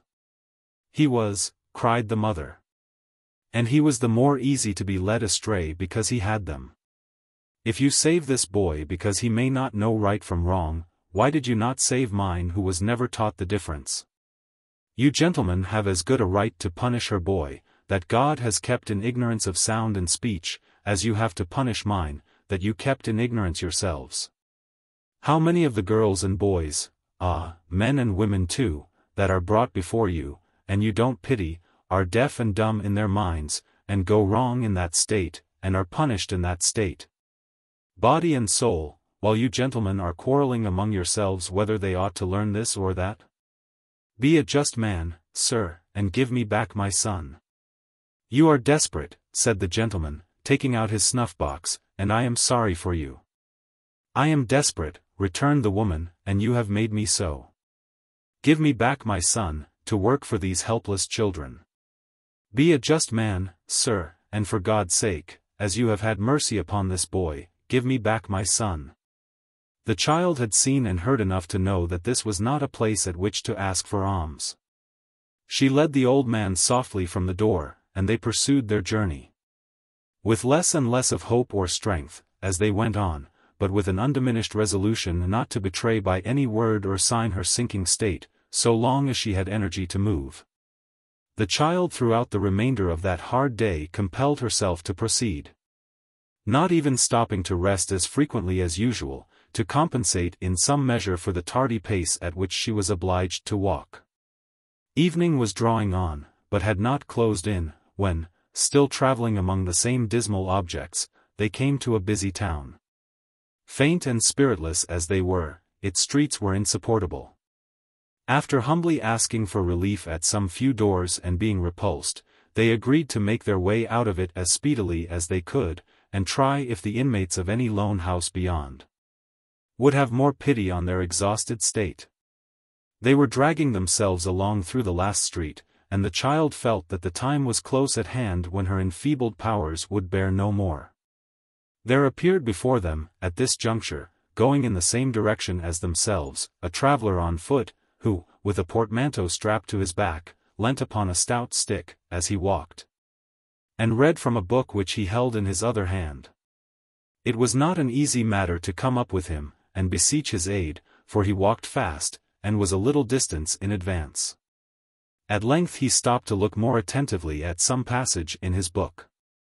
Animated with a ray of hope, the child shot on before her grandfather, and, going close to the stranger without rousing him by the sound of her footsteps, began in a few faint words to implore his help. He turned his head, the child clapped her hands together, uttered a wild shriek, and fell senseless at his feet. Chapter 46. It was the poor schoolmaster. No other than the poor schoolmaster. Scarcely less moved and surprised by the sight of the child than she had been on recognizing him, he stood for a moment silent and confounded by this unexpected apparition, without even the presence of mind to raise her from the ground. But quickly recovering his self-possession, he threw down his stick and book, and dropping on one knee beside her, endeavored by such simple means as occurred to him, to restore her to herself. While her grandfather, standing idly by, wrung his hands, and implored her with many endearing expressions to speak to him, were it only a word. "She is quite exhausted," said the schoolmaster, glancing upward into his face. "You have taxed her powers too far, friend." "She is perishing of want," rejoined the old man. "I never thought how weak and ill she was, till now." Casting a look upon him, half reproachful and half compassionate, the schoolmaster took the child in his arms, and bidding the old man gather up her little basket and follow him directly, bore her away at his utmost speed. There was a small inn within sight, to which it would seem he had been directing his steps when so unexpectedly overtaken. Towards this place he hurried with his unconscious burden, and rushing into the kitchen, and calling upon the company there assembled to make way for God's sake, deposited it on a chair before the fire. The company, who rose in confusion upon the schoolmaster's entrance, did as people usually do under such circumstances. Everybody called for his or her favorite remedy, which nobody brought. Each cried for more air, at the same time carefully excluding what air there was, by closing round the object of sympathy. And all wondered why somebody else didn't do what it never appeared to occur to them might be done by themselves. The landlady, however, who possessed more readiness and activity than any of them, and who had withal a quicker perception of the merits of the case, soon came running in with a little hot brandy and water, followed by her servant girl, carrying vinegar, hartshorn, smelling salts, and such other restoratives, which, being duly administered, recovered the child so far as to enable her to thank them in a faint voice, and to extend her hand to the poor schoolmaster, who stood with an anxious face, hard by. Without suffering her to speak another word, or so much as to stir a finger any more, the women straightway carried her off to bed. And having covered her up warm, bathed her cold feet, and wrapped them in flannel, they dispatched a messenger for the doctor. The doctor, who was a red-nosed gentleman with a great bunch of seals dangling below a waistcoat of ribbed black satin, arrived with all speed, and taking his seat by the bedside of poor Nell, drew out his watch, and felt her pulse. Then he looked at her tongue, then he felt her pulse again, and while he did so, he eyed the half-emptied wineglass as if in profound abstraction. "I should give her," said the doctor at length, "a teaspoonful every now and then, of hot brandy and water." "Why, that's exactly what we've done, sir," said the delighted landlady. "I should also," observed the doctor, who had passed the footbath on the stairs, "I should also," said the doctor, in the voice of an oracle, "put her feet in hot water. And wrap them up in flannel. I should likewise," said the doctor, with increased solemnity, "give her something light for supper, the wing of a roasted fowl now." "Why, goodness gracious me, sir! It's cooking at the kitchen fire this instant!" cried the landlady. And so indeed it was, for the schoolmaster had ordered it to be put down, and it was getting on so well that the doctor might have smelt it if he had tried. Perhaps he did. "You may then," said the doctor, rising gravely, "give her a glass of hot mulled port wine, if she likes wine." "And a toast, sir," suggested the landlady. "Aye," said the doctor, in the tone of a man who makes a dignified concession. "And a toast, of bread. But be very particular to make it of bread, if you please, ma'am." With which parting injunction, slowly and portentously delivered, the doctor departed, leaving the whole house in admiration of that wisdom which tallied so closely with their own. Everybody said he was a very shrewd doctor indeed, and knew perfectly what people's constitutions were, which there appears some reason to suppose he did. While her supper was preparing, the child fell into a refreshing sleep, from which they were obliged to rouse her when it was ready. As she evinced extraordinary uneasiness on learning that her grandfather was below stairs, and was greatly troubled at the thought of their being apart, he took his supper with her. Finding her still very restless on this head, they made him up a bed in an inner room, to which he presently retired. The key of this chamber happened by good fortune to be on that side of the door which was in Nell's room. She turned it on him when the landlady had withdrawn, and crept to bed again with a thankful heart. The schoolmaster sat for a long time smoking his pipe by the kitchen fire, which was now deserted, thinking, with a very happy face, on the fortunate chance which had brought him so opportunely to the child's assistance, and parrying, as well as in his simple way he could, the inquisitive cross-examination of the landlady, who had a great curiosity to be made acquainted with every particular of Nell's life and history. The poor schoolmaster was so open-hearted, and so little versed in the most ordinary cunning or deceit, that she could not have failed to succeed in the first 5 minutes. But that he happened to be unacquainted with what she wished to know. And so he told her. The landlady, by no means satisfied with this assurance, which she considered an ingenious evasion of the question, rejoined that he had his reasons of course. Heaven forbid that she should wish to pry into the affairs of her customers, which indeed were no business of hers, who had so many of her own. She had merely asked a civil question, and to be sure she knew it would meet with a civil answer. She was quite satisfied, quite. She had rather perhaps that he would have said at once that he didn't choose to be communicative, because that would have been plain and intelligible. However, she had no right to be offended, of course. He was the best judge, and had a perfect right to say what he pleased. Nobody could dispute that, for a moment. "Oh dear, no.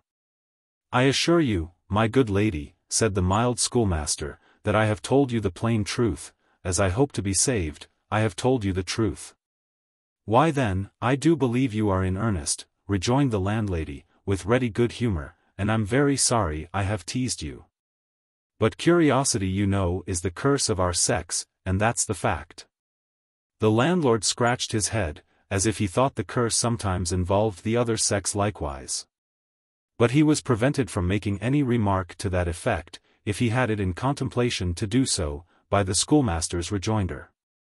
"You should question me for 6 hours at a sitting, and welcome, and I would answer you patiently for the kindness of heart you have shown tonight, if I could," he said. "As it is, please to take care of her in the morning, and let me know early how she is, and to understand that I am paymaster for the 3. So, parting with them on most friendly terms, not the less cordial perhaps for this last direction, the schoolmaster went to his bed, and the host and hostess to theirs. The report in the morning was, that the child was better, but was extremely weak, and would at least require a day's rest, and careful nursing, before she could proceed upon her journey. The schoolmaster received this communication with perfect cheerfulness, observing that he had a day to spare, 2 days for that matter, and could very well afford to wait. As the patient was to sit up in the evening, he appointed to visit her in her room at a certain hour, and rambling out with his book, did not return until the hour arrived. Nell could not help weeping when they were left alone. Whereat, and at sight of her pale face and wasted figure, the simple schoolmaster shed a few tears himself, at the same time showing in very energetic language how foolish it was to do so. And how very easily it could be avoided, if one tried. "It makes me unhappy even in the midst of all this kindness," said the child, "to think that we should be a burden upon you. How can I ever thank you?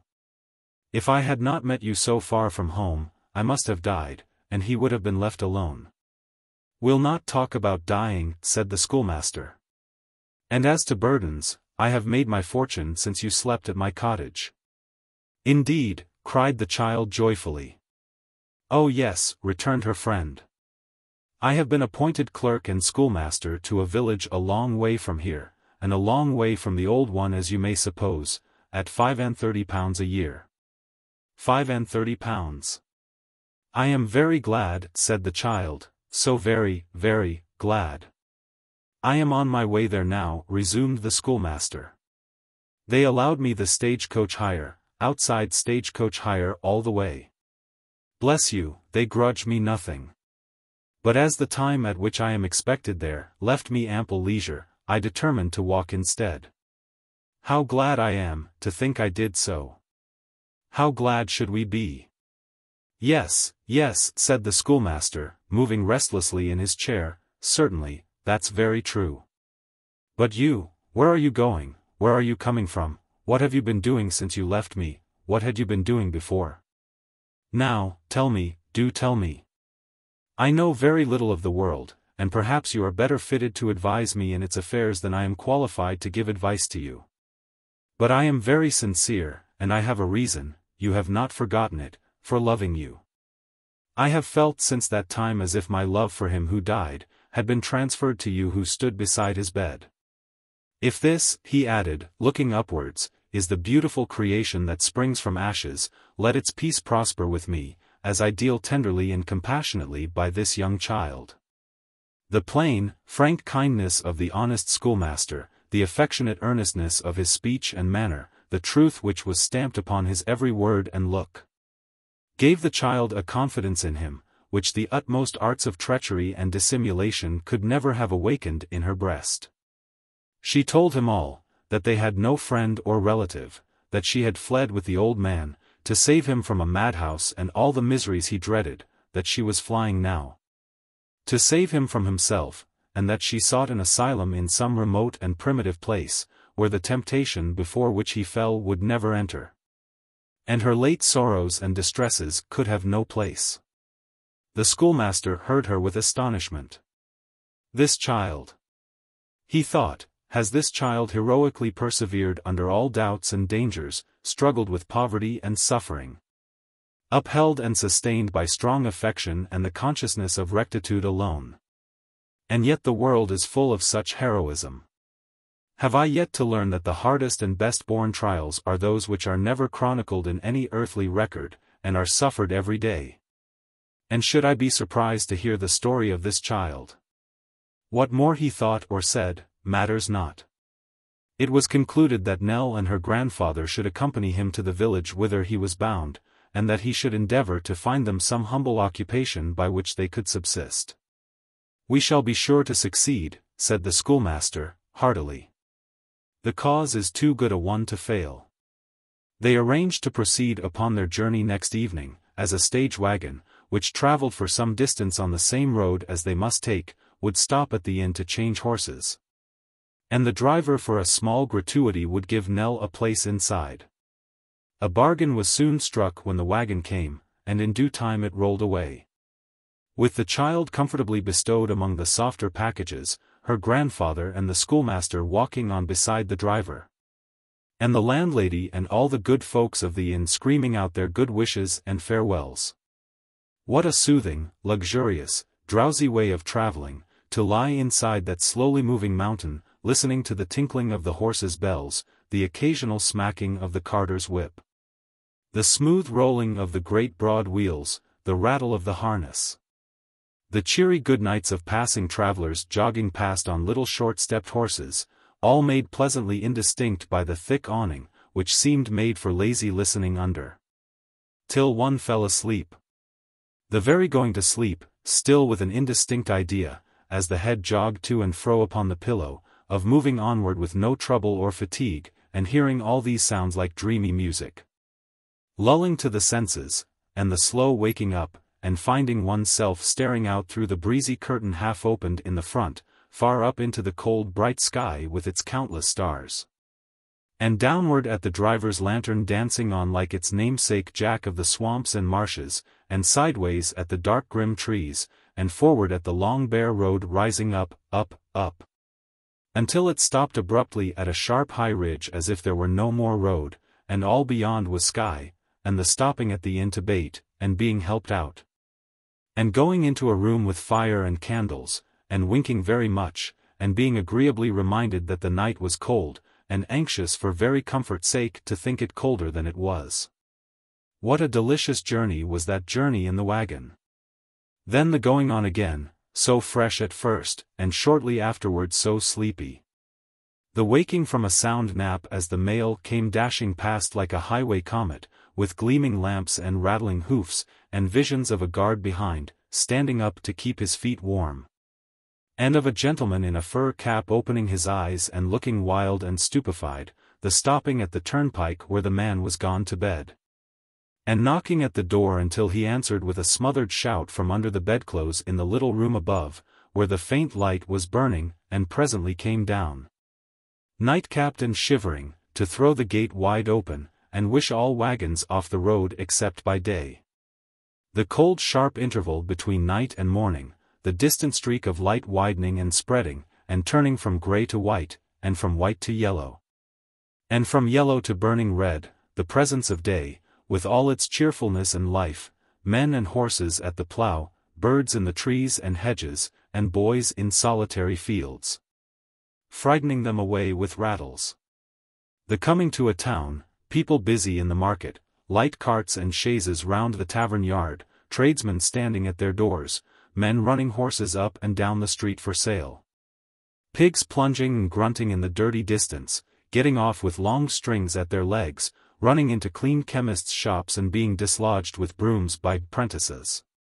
The night coach changing horses, the passengers cheerless, cold, ugly, and discontented, with 3 months' growth of hair in one night, the coachman fresh as from a bandbox, and exquisitely beautiful by contrast, so much bustle, so many things in motion, such a variety of incidents.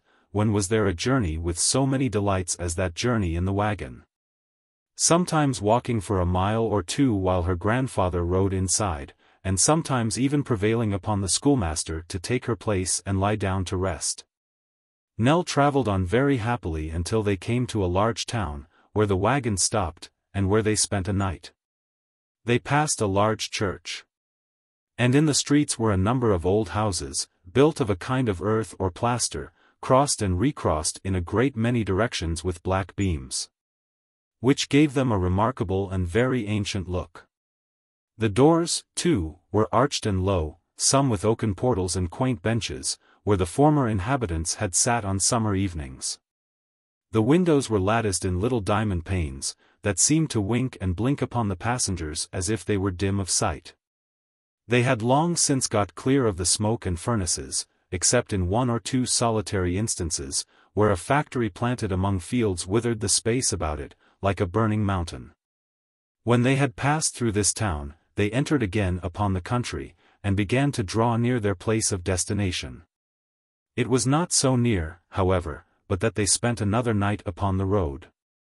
Not that their doing so was quite an act of necessity, but that the schoolmaster, when they approached within a few miles of his village, had a fidgety sense of his dignity as the new clerk, and was unwilling to make his entry in dusty shoes, and travel-disordered dress. It was a fine, clear, autumn morning, when they came upon the scene of his promotion, and stopped to contemplate its beauties. "See, here's the church!" cried the delighted schoolmaster, in a low voice, "and that old building close beside it, is the schoolhouse, I'll be sworn. £5 and £30 a year in this beautiful place. They admired everything, the old grey porch, the mullioned windows, the venerable gravestones dotting the green churchyard, the ancient tower, the very weathercock. The brown thatched roofs of cottage, barn, and homestead, peeping from among the trees, the stream that rippled by the distant watermill, the blue Welsh mountains far away. It was for such a spot the child had wearied in the dense, dark, miserable haunts of labor. Upon her bed of ashes, and amidst the squalid horrors through which they had forced their way, visions of such scenes, beautiful indeed, but not more beautiful than this sweet reality, had been always present to her mind. They had seemed to melt into a dim and airy distance, as the prospect of ever beholding them again grew fainter, but, as they receded, she had loved and panted for them more. "I must leave you somewhere for a few minutes," said the schoolmaster, at length breaking the silence into which they had fallen in their gladness. "I have a letter to present, and inquiries to make, you know." "Where shall I take you?" "To the little inn yonder." "Let us wait here," rejoined Nell.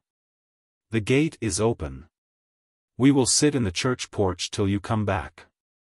"A good place too," said the schoolmaster, leading the way towards it, disencumbering himself of his portmanteau, and placing it on the stone seat. "Be sure that I come back with good news, and am not long gone." So, the happy schoolmaster put on a brand new pair of gloves which he had carried in a little parcel in his pocket all the way, and hurried off, full of ardor and excitement. The child watched him from the porch until the intervening foliage hid him from her view, and then stepped softly out into the old churchyard, so solemn and quiet that every rustle of her dress upon the fallen leaves, which strewed the path and made her footsteps noiseless, seemed an invasion of its silence. It was a very aged, ghostly place. The church had been built many hundreds of years ago, and had once had a convent or monastery attached. For arches in ruins, remains of oriel windows, and fragments of blackened walls, were yet standing, while other portions of the old building, which had crumbled away and fallen down, were mingled with the churchyard earth and overgrown with grass, as if they too claimed a burying place and sought to mix their ashes with the dust of men. Hard by these gravestones of dead years, and forming a part of the ruin which some pains had been taken to render habitable in modern times, were two small dwellings with sunken windows and oaken doors, fast hastening to decay, empty and desolate. Upon these tenements, the attention of the child became exclusively riveted. She knew not why. The church, the ruin, the antiquated graves, had equal claims at least upon a stranger's thoughts, but from the moment when her eyes first rested on these two dwellings, she could turn to nothing else. Even when she had made the circuit of the enclosure, and, returning to the porch, sat pensively waiting for their friend, she took her station where she could still look upon them, and felt as if fascinated towards that spot. Chapter 47. Kit's mother and the single gentleman, upon whose track it is expedient to follow with hurried steps, lest this history should be chargeable with inconstancy, and the offense of leaving its characters in situations of uncertainty and doubt. Kit's mother and the single gentleman, speeding onward in the postchaise and for whose departure from the notary's door we have already witnessed, soon left the town behind them, and struck fire from the flints of the broad highway.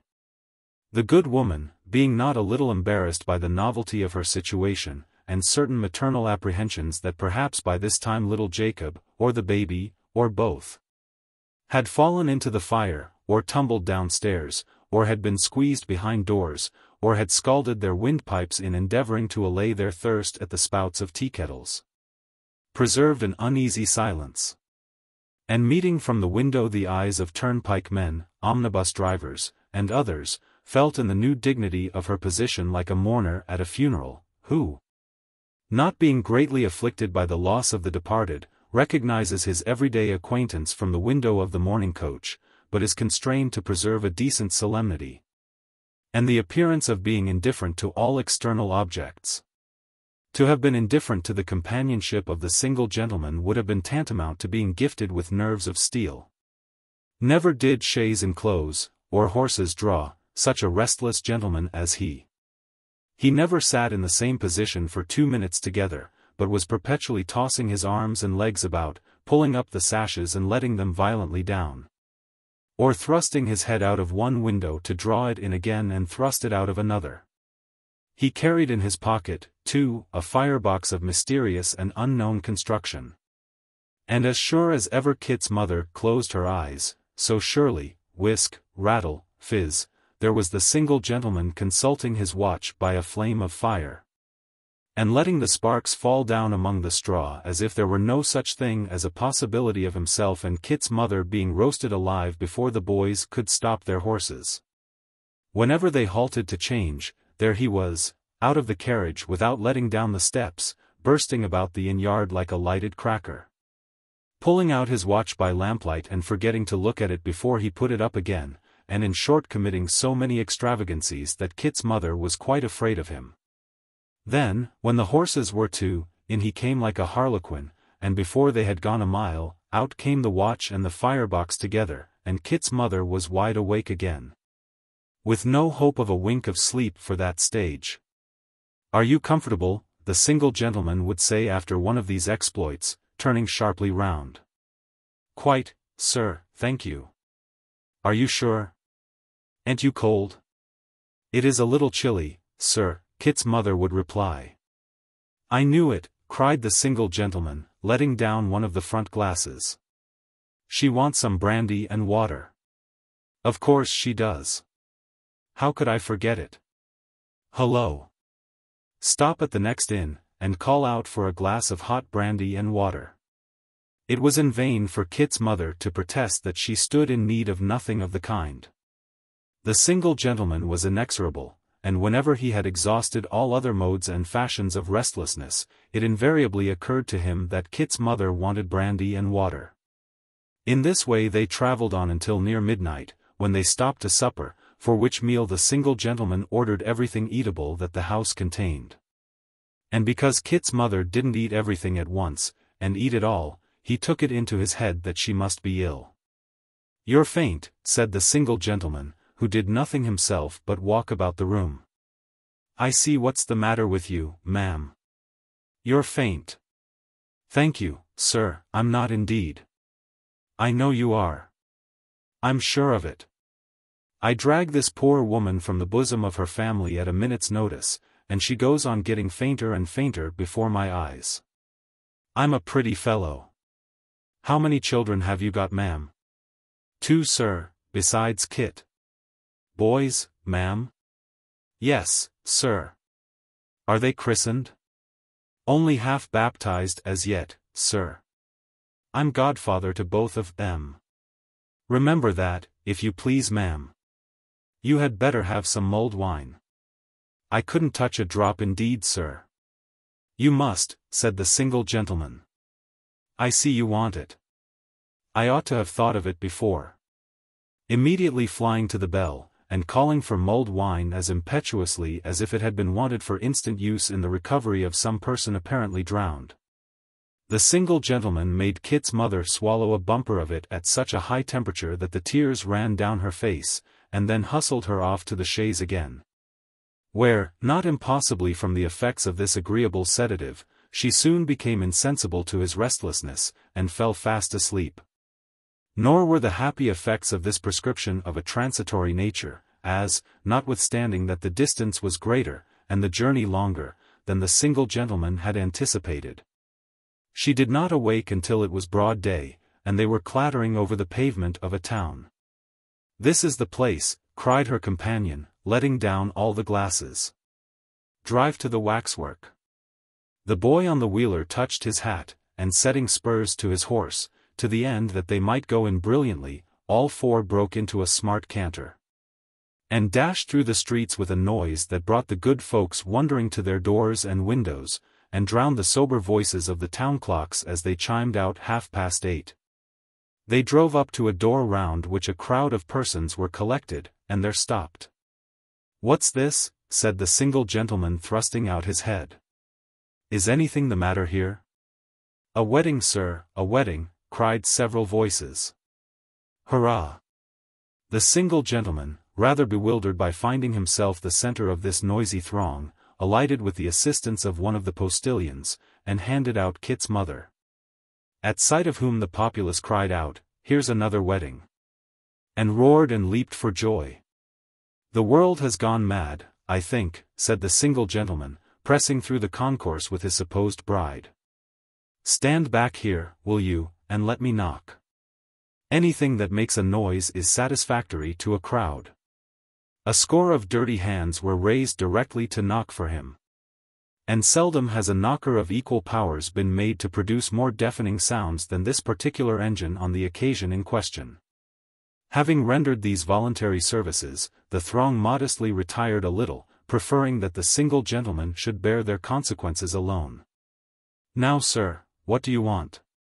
said a man with a large white bow at his buttonhole, opening the door, and confronting him with a very stoical aspect. "Who has been married here, my friend?" said the single gentleman. "I have." "You? And to whom in the devil's name?" "What right have you to ask?" returned the bridegroom, eyeing him from top to toe. "What right?" cried the single gentleman, drawing the arm of Kit's mother more tightly through his own, for that good woman evidently had it in contemplation to run away. "A right you little dream of. Mind, good people, if this fellow has been marrying a minor, tut, tut, that can't be. Where is the child you have here, my good fellow? You call her Nell. Where is she?" As he propounded this question, which Kit's mother echoed, somebody in a room near at hand uttered a great shriek, and a stout lady in a white dress came running to the door, and supported herself upon the bridegroom's arm. "Where is she?" cried this lady. "What news have you brought me? What has become of her?" The single gentleman started back, and gazed upon the face of the late Mrs. Jarley, that morning wedded to the philosophic George, to the eternal wrath and despair of Mr. Slum the poet, with looks of conflicting apprehension, disappointment, and incredulity. At length he stammered out, "I ask you where she is? What do you mean?" "Oh, sir," cried the bride, "if you have come here to do her any good, why weren't you here a week ago?" "She is not dead," said the person to whom she addressed herself, turning very pale. "No, not so bad as that." "I thank God," cried the single gentleman feebly. "Let me come in." They drew back to admit him, and when he had entered, closed the door. "You see in me, good people," he said, turning to the newly married couple, "one to whom life itself is not dearer than the two persons whom I seek. They would not know me. My features are strange to them, but if they or either of them are here, take this good woman with you, and let them see her first, for her they both know. If you deny them from any mistaken regard or fear for them, judge of my intentions by their recognition of this person as their old humble friend." "I always said it," cried the bride, "I knew she was not a common child." "Alas, sir, we have no power to help you, for all that we could do, has been tried in vain." With that, they related to him without disguise or concealment, all that they knew of Nell and her grandfather, from their first meeting with them, down to the time of their sudden disappearance. Adding, which was quite true, that they had made every possible effort to trace them, but without success. Having been at first in great alarm for their safety, as well as on account of the suspicions to which they themselves might one day be exposed in consequence of their abrupt departure.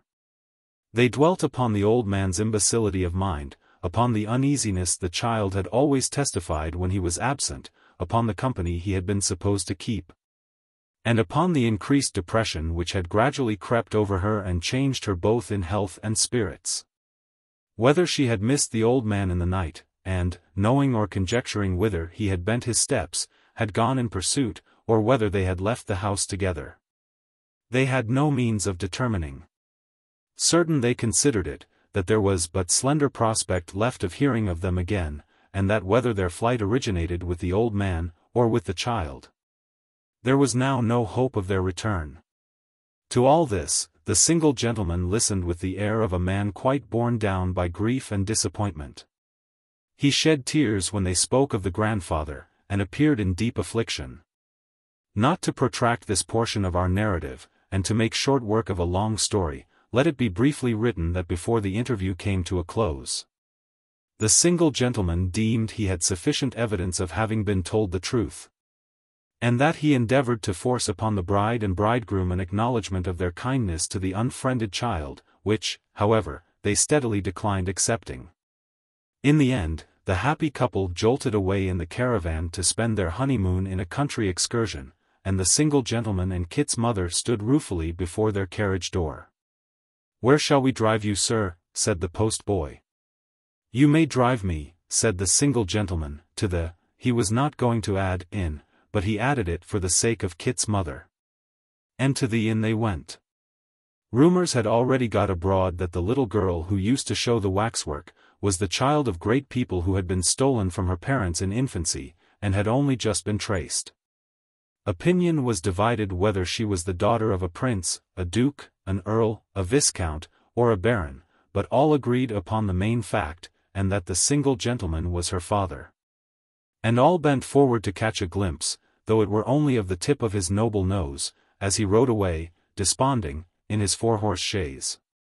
What would he have given to know, and what sorrow would have been saved if he had only known, that at that moment both child and grandfather were seated in the old church porch, patiently awaiting the schoolmaster's return. Chapter 48. Popular rumor concerning the single gentleman and his errand, travelling from mouth to mouth, and waxing stronger in the marvellous as it was bandied about, for your popular rumor, unlike the rolling stone of the proverb, is one which gathers a deal of moss in its wanderings up and down, occasioned his dismounting at the inn door to be looked upon as an exciting and attractive spectacle, which could scarcely be enough admired, and drew together a large concourse of idlers, who having recently been, as it were, thrown out of employment by the closing of the waxwork and the completion of the nuptial ceremonies, considered his arrival as little else than a special providence, and hailed it with demonstrations of the liveliest joy. Not at all participating in the general sensation, but wearing the depressed and wearied look of one who sought to meditate on his disappointment in silence and privacy. The single gentleman alighted, and handed out Kit's mother with a gloomy politeness which impressed the lookers-on extremely. That done, he gave her his arm and escorted her into the house, while several active waiters ran on before as a skirmishing party, to clear the way and to show the room which was ready for their reception. "Any room will do," said the single gentleman. "Let it be near at hand, that's all.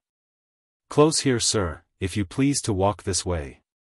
"Would the gentleman like this room?" said a voice, as a little out-of-the-way door at the foot of the well staircase flew briskly open and a head popped out. "He's quite welcome to it. He's as welcome as flowers in May, or coals at Christmas. Would you like this room, sir? Honor me by walking in. Do me the favor, pray." "Goodness gracious me!" cried Kit's mother, falling back in extreme surprise. "Only think of this." She had some reason to be astonished, for the person who proffered the gracious invitation was no other than Daniel Quilp. The little door out of which he had thrust his head was close to the inn larder, and there he stood, bowing with grotesque politeness, as much at his ease as if the door were that of his own house, blighting all the legs of mutton and cold roast fowls by his close companionship, and looking like the evil genius of the cellars come from underground upon some work of mischief. "Would you do me the honor?" said Quilp. "I prefer being alone," replied the single gentleman. "Oh," said Quilp. And with that, he darted in again with one jerk and clapped the little door to, like a figure in a Dutch clock when the hour strikes. "Why, it was only last night, sir," whispered Kit's mother, "that I left him in Little Bethel." "Indeed," said her fellow passenger. "When did that person come here, waiter?" "Come down by the night coach this morning, sir." "Humph! And when is he going?" "Can't say, sir, really. When the chambermaid asked him just now if he should want a bed, sir, he first made faces at her, and then wanted to kiss her." "Beg him to walk this way," said the single gentleman. "I should be glad to exchange a word with him, tell him. Beg him to come at once, do you hear?" The man stared on receiving these instructions, for the single gentleman had not only displayed as much astonishment as Kit's mother at sight of the dwarf, but, standing in no fear of him, had been at less pains to conceal his dislike and repugnance. He departed on his errand, however, and immediately returned, ushering in its object. "Your servant, sir," said the dwarf. "I encountered your messenger halfway. I thought you'd allow me to pay my compliments to you. I hope you're well." "I hope you're very well." There was a short pause, while the dwarf, with half-shut eyes and puckered face, stood waiting for an answer. Receiving none, he turned towards his more familiar acquaintance. "Christopher's mother," he cried. "Such a dear lady, such a worthy woman, so blessed in her honest son. How is Christopher's mother? Have change of air and scene improved her? Her little family too, and Christopher? Do they thrive? Do they flourish? Are they growing into worthy citizens, eh?" Making his voice ascend in the scale with every succeeding question, Mr. Quilp finished in a shrill squeak, and subsided into the panting look which was customary with him, and which, whether it were assumed or natural, had equally the effect of banishing all expression from his face, and rendering it, as far as it afforded any index to his mood or meaning, a perfect blank. "Mr. Quilp," said the single gentleman. The dwarf put his hand to his great flapped ear, and counterfeited the closest attention. "We two have met before." "Surely," cried Quilp, nodding his head. "Oh, surely, sir. Such an honor and pleasure, it's both, Christopher's mother, it's both, is not to be forgotten so soon." "By no means.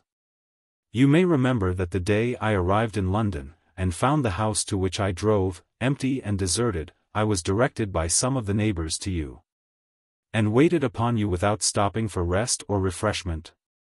How precipitate that was, and yet what an earnest and vigorous measure," said Quilp, conferring with himself, in imitation of his friend Mr. Sampson Brass.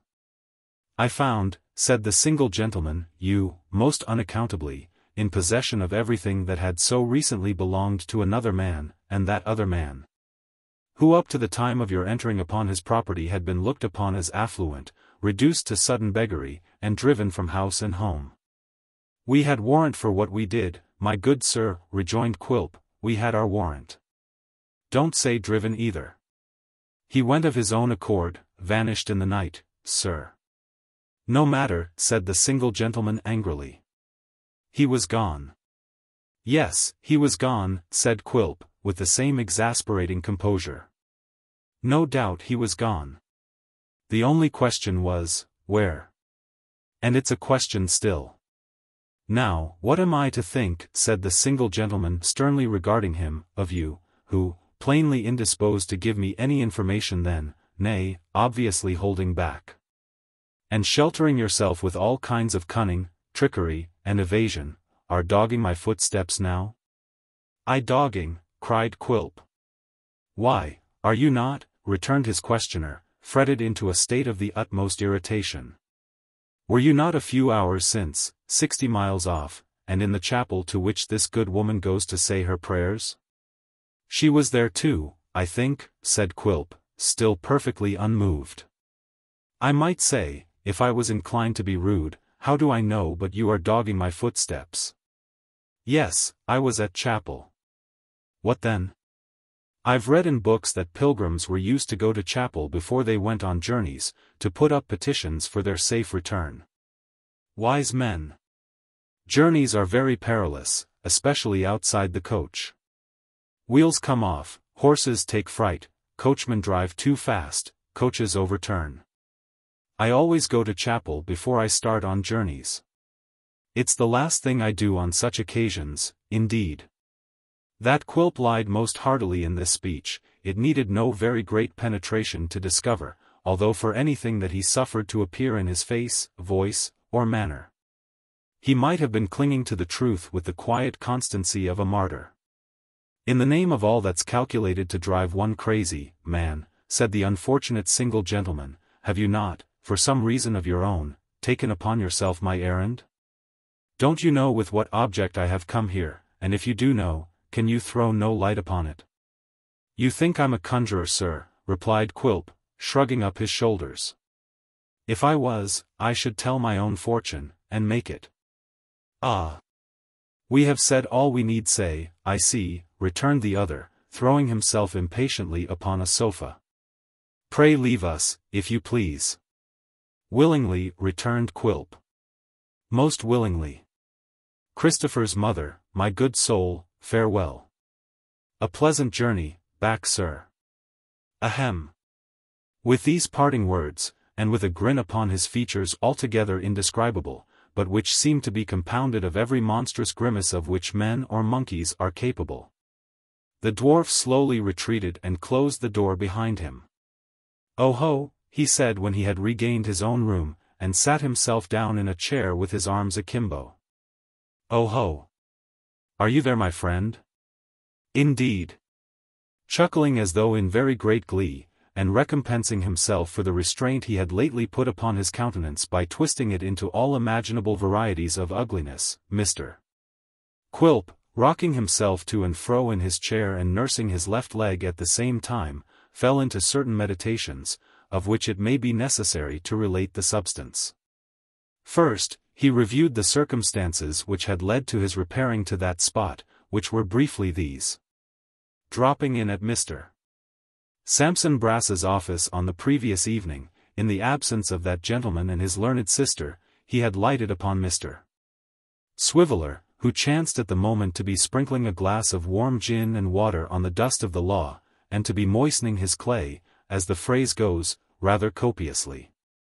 But as clay in the abstract, when too much moistened, becomes of a weak and uncertain consistency, breaking down in unexpected places, retaining impressions but faintly, and preserving no strength or steadiness of character, so Mr. Swiveller's clay, having imbibed a considerable quantity of moisture, was in a very loose and slippery state, insomuch that the various ideas impressed upon it were fast losing their distinctive character, and running into each other. It is not uncommon for human clay in this condition to value itself above all things upon its great prudence and sagacity, and Mr. Swiveller, especially prizing himself upon these qualities, took occasion to remark that he had made strange discoveries in connection with the single gentleman who lodged above, which he had determined to keep within his own bosom, and which neither tortures nor cajolery should ever induce him to reveal. Of this determination Mr. Quilp expressed his high approval, and setting himself in the same breath to goad Mr. Swiveller on to further hints, soon made out that the single gentleman had been seen in communication with Kit, and that this was the secret which was never to be disclosed. Possessed of this piece of information, Mr. Quilp directly supposed that the single gentleman above stairs must be the same individual who had waited on him, and having assured himself by further inquiries that this surmise was correct, had no difficulty in arriving at the conclusion that the intent and object of his correspondence with Kit was the recovery of his old client and the child. Burning with curiosity to know what proceedings were afoot, he resolved to pounce upon Kit's mother as the person least able to resist his arts, and consequently the most likely to be entrapped into such revelations as he sought. So taking an abrupt leave of Mr. Swiveller, he hurried to her house. The good woman being from home, he made inquiries of a neighbor, as Kit himself did soon afterwards, and being directed to the chapel betook himself there, in order to waylay her. At the conclusion of the service, he had not sat in the chapel more than a quarter of an hour, and with his eyes piously fixed upon the ceiling was chuckling inwardly over the joke of his being there at all, when Kit himself appeared. Watchful as a lynx, one glance showed the dwarf that he had come on business. Absorbed in appearance, as we have seen, and feigning a profound abstraction, he noted every circumstance of his behavior, and when he withdrew with his family, shot out after him. In fine, he traced them to the notary's house, learnt the destination of the carriage from one of the postilions, and knowing that a fast night coach started for the same place, at the very hour which was on the point of striking, from a street hard by, darted round to the coach office without more ado, and took his seat upon the roof.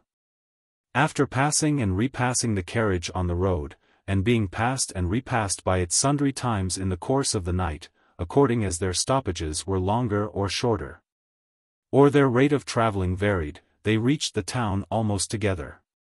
Quilp kept the chaise in sight, mingled with the crowd, learnt the single gentleman's errand, and its failure, and having possessed himself of all that it was material to know, hurried off.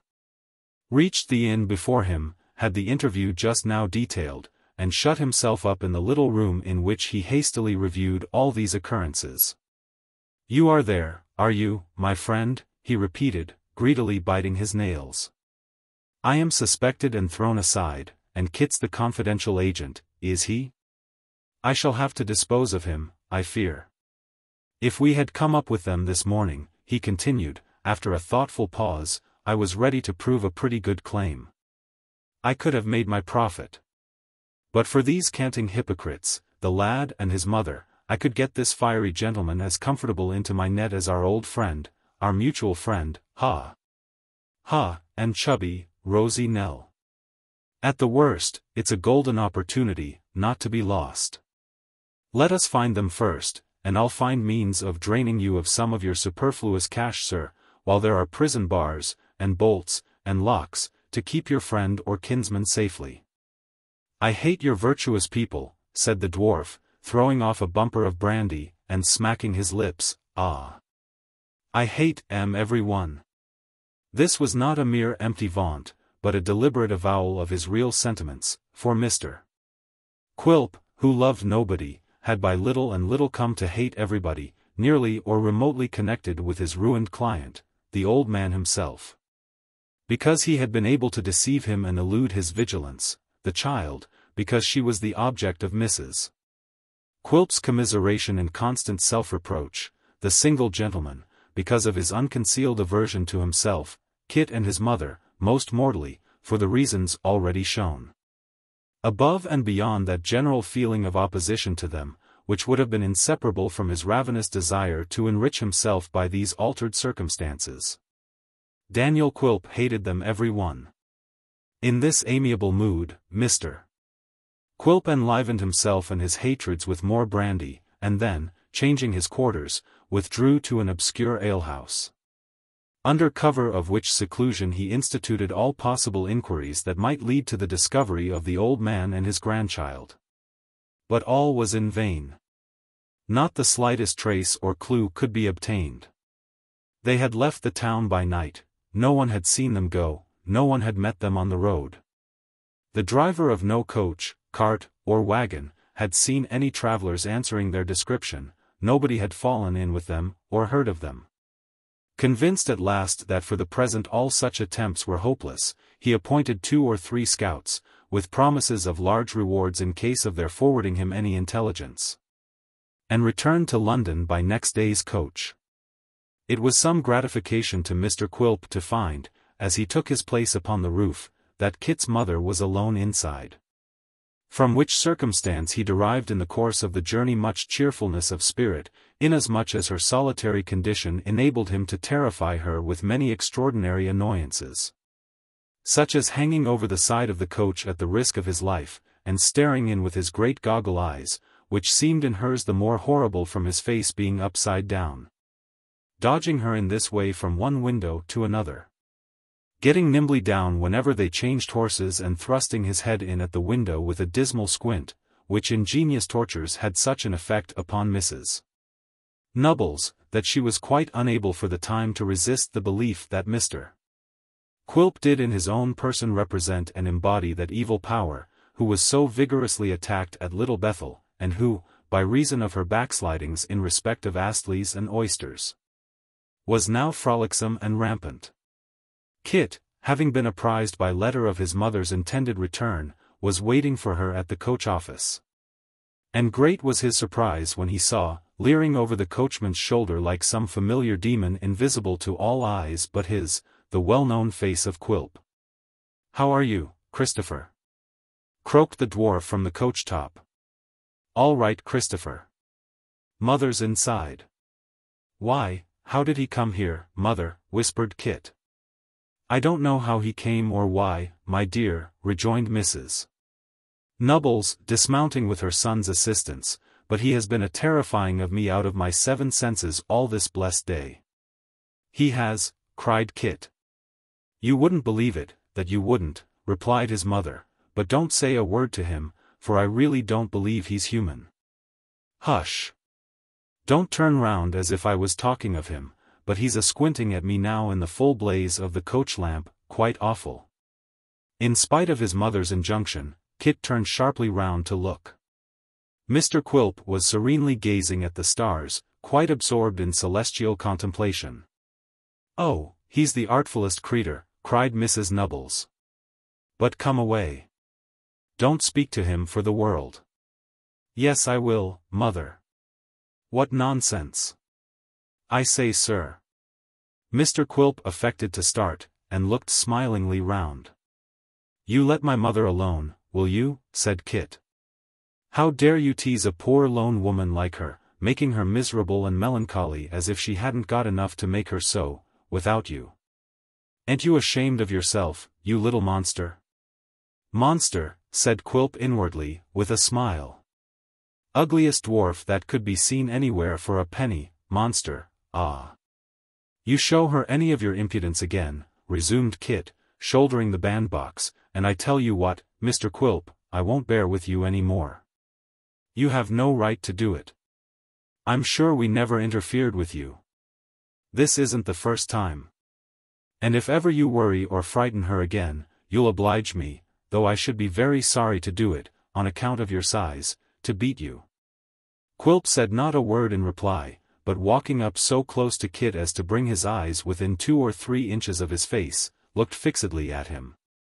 Retreated a little distance without averting his gaze, approached again withdrew, and so on for 6 times, like a head in a phantasmagoria. Kit stood his ground as if in expectation of an immediate assault, but finding that nothing came of these gestures, snapped his fingers and walked away. His mother dragging him off as fast as she could, and, even in the midst of his news of little Jacob and the baby, looking anxiously over her shoulder to see if Quilp were following. Chapter 49. Kit's mother might have spared herself the trouble of looking back so often, for nothing was further from Mr. Quilp's thoughts than any intention of pursuing her and her son, or renewing the quarrel with which they had parted. He went his way, whistling from time to time some fragments of a tune. And with a face quite tranquil and composed, jogged pleasantly towards home, entertaining himself as he went with visions of the fears and terrors of Mrs. Quilp, who, having received no intelligence of him for 3 whole days and 2 nights, and having had no previous notice of his absence, was doubtless by that time in a state of distraction, and constantly fainting away with anxiety and grief. This facetious probability was so congenial to the dwarf's humor, and so exquisitely amusing to him, that he laughed as he went along until the tears ran down his cheeks. And more than once, when he found himself in a by-street, vented his delight in a shrill scream, which greatly terrifying any lonely passenger who happened to be walking on before him expecting nothing so little, increased his mirth, and made him remarkably cheerful and light-hearted. In this happy flow of spirits Mr. Quilp reached Tower Hill, when, gazing up at the window of his own sitting-room, he thought he descried more light than is usual in a house of mourning. Drawing nearer, and listening attentively, he could hear several voices in earnest conversation, among which he could distinguish, not only those of his wife and mother-in-law, but the tongues of men. "Ha!" cried the jealous dwarf, "what's this? Do they entertain such visitors while I'm away?" A smothered cough from above, was the reply. He felt in his pockets for his latchkey, but had forgotten it. There was no resource but to knock at the door. "A light in the passage," said Quilp, peeping through the keyhole. A very soft knock. "And, by your leave my lady, I may yet steal upon you unawares." "So-ho." A very low and gentle rap, received no answer from within. But after a second application to the knocker, no louder than the first, the door was softly opened by the boy from the wharf, whom Quilp instantly gagged with one hand, and dragged into the street with the other. "You'll throttle me, master," whispered the boy. "Let go, will you?" "Who's upstairs, you dog?" retorted Quilp in the same tone. "Tell me. And don't speak above your breath, or I'll choke you in good earnest." The boy could only point to the window, and reply with a stifled giggle, expressive of such intense enjoyment that Quilp clutched him by the throat again and might have carried his threat into execution, or at least have made very good progress towards that end. But for the boy's nimbly extricating himself from his grasp, and fortifying himself behind the nearest post, at which, after some fruitless attempts to catch him by the hair of his head, his master was obliged to come to a parley. "Will you answer me?" said Quilp. "What's going on, above?" "You won't let one speak," replied the boy. "They, ha ha ha, they think you're dead." "Ha ha ha. Dead?" cried Quilp, relaxing into a grim laugh himself. "No. Do they?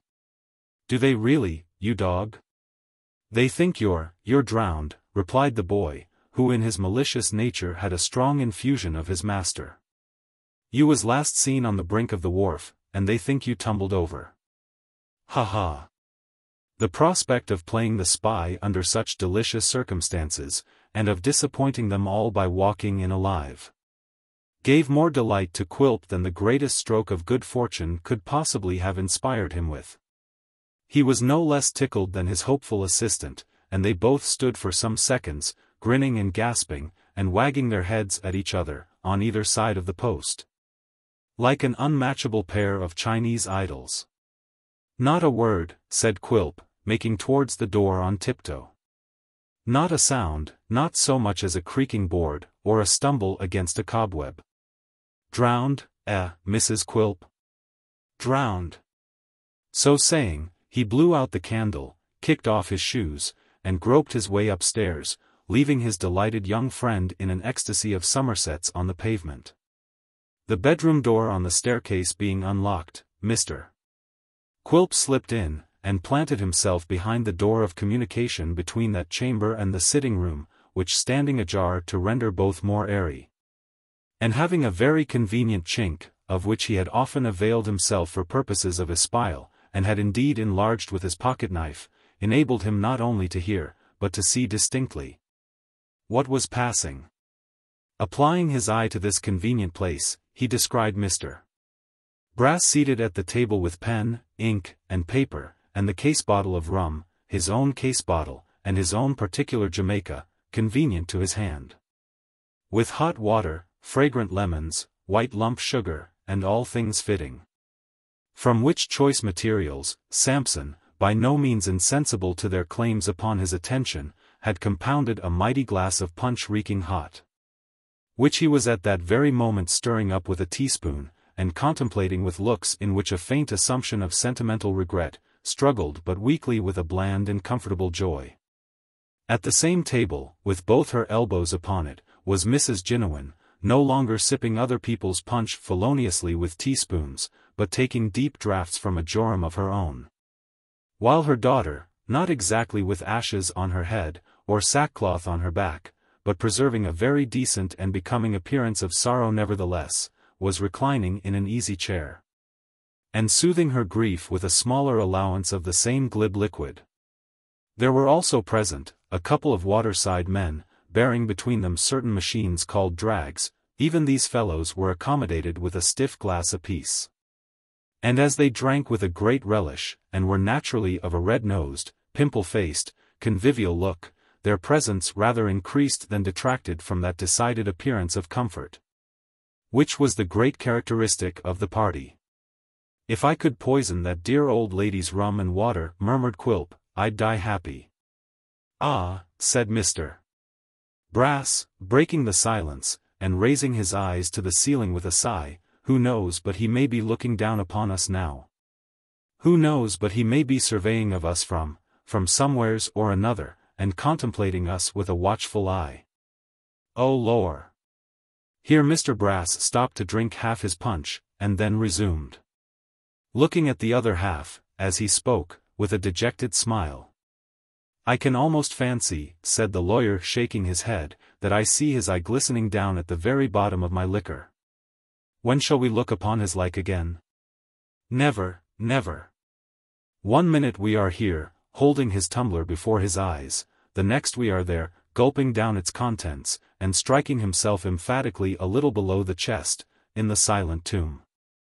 To think that I should be drinking his very rum. It seems like a dream. With the view, no doubt, of testing the reality of his position, Mr. Brass pushed his tumbler as he spoke towards Mrs. Jinowan for the purpose of being replenished, and turned towards the attendant mariners.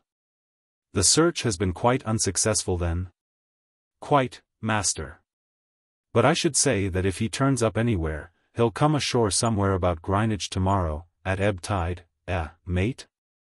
The other gentleman assented, observing that he was expected at the hospital, and that several pensioners would be ready to receive him whenever he arrived.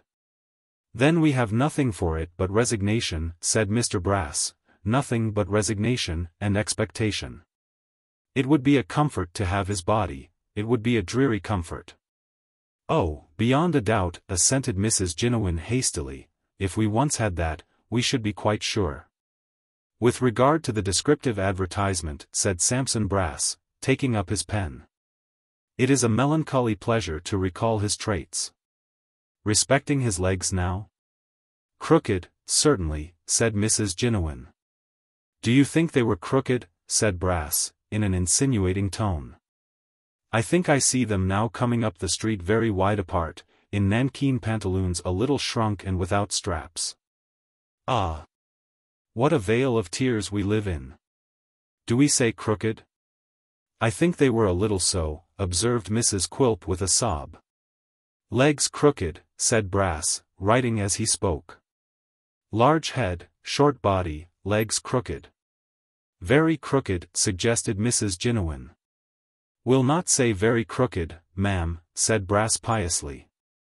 Let us not bear hard upon the weaknesses of the deceased.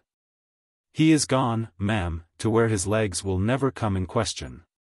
We will content ourselves with crooked, Mrs. Jinowan. I thought you wanted the truth, said the old lady. That's all. Bless your eyes, how I love you, muttered Quilp. There she goes again. Nothing but punch. This is an occupation, said the lawyer, laying down his pen and emptying his glass, which seems to bring him before my eyes like the ghost of Hamlet's father. In the very clothes that he wore on work-a-days. His coat, his waistcoat, his shoes and stockings, his trousers, his hat, his wit and humor, his pathos and his umbrella, all come before me like visions of my youth. His linen, said Mr. Brass smiling fondly at the wall, his linen which was always of a particular color, for such was his whim and fancy, how plain I see his linen now. You had better go on, sir, said Mrs. Jinowan impatiently. True, ma'am, true, cried Mr. Brass. Our faculties must not freeze with grief. I'll trouble you for a little more of that, ma'am. A question now arises, with relation to his nose. Flat, said Mrs. Jinowan. Aquiline, cried Quilp, thrusting in his head, and striking the feature with his fist. Aquiline, you hag. Do you see it? Do you call this flat? Do you? Oh, capital, capital, shouted Brass, from the mere force of habit.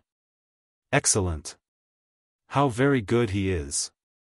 He's a most remarkable man, so extremely whimsical. Such an amazing power of taking people by surprise. Quilp paid no regard whatever to these compliments, nor to the dubious and frightened look into which the lawyer gradually subsided, nor to the shrieks of his wife and mother-in-law. Nor to the latter's running from the room, nor to the former's fainting away. Keeping his eye fixed on Sampson Brass, he walked up to the table, and beginning with his glass, drank off the contents, and went regularly round until he had emptied the other two. When he seized the case bottle, and hugging it under his arm, surveyed him with a most extraordinary leer. Not yet, Sampson, said Quilp. Not just yet. Oh, very good indeed, cried Brass, recovering his spirits a little. Ha ha ha. Oh, exceedingly good. There's not another man alive who could carry it off like that. A most difficult position to carry off. But he has such a flow of good humor, such an amazing flow. "Good night," said the dwarf, nodding expressively. "Good night, sir, good night," cried the lawyer, retreating backwards towards the door. "This is a joyful occasion indeed, extremely joyful. Ha ha ha. Oh, very rich indeed, remarkably so." Waiting until Mr. Brass's ejaculations died away in the distance, for he continued to pour them out, all the way downstairs, Quilp advanced towards the two men, who yet lingered in a kind of stupid amazement. "Have you been dragging the river all day, gentlemen?" said the dwarf, holding the door open with great politeness. "And yesterday too, master. Dear me, you've had a deal of trouble. Pray consider everything yours that you find upon the body. Good night." The men looked at each other, but had evidently no inclination to argue the point just then, and shuffled out of the room. This speedy clearance effected, Quilp locked the doors.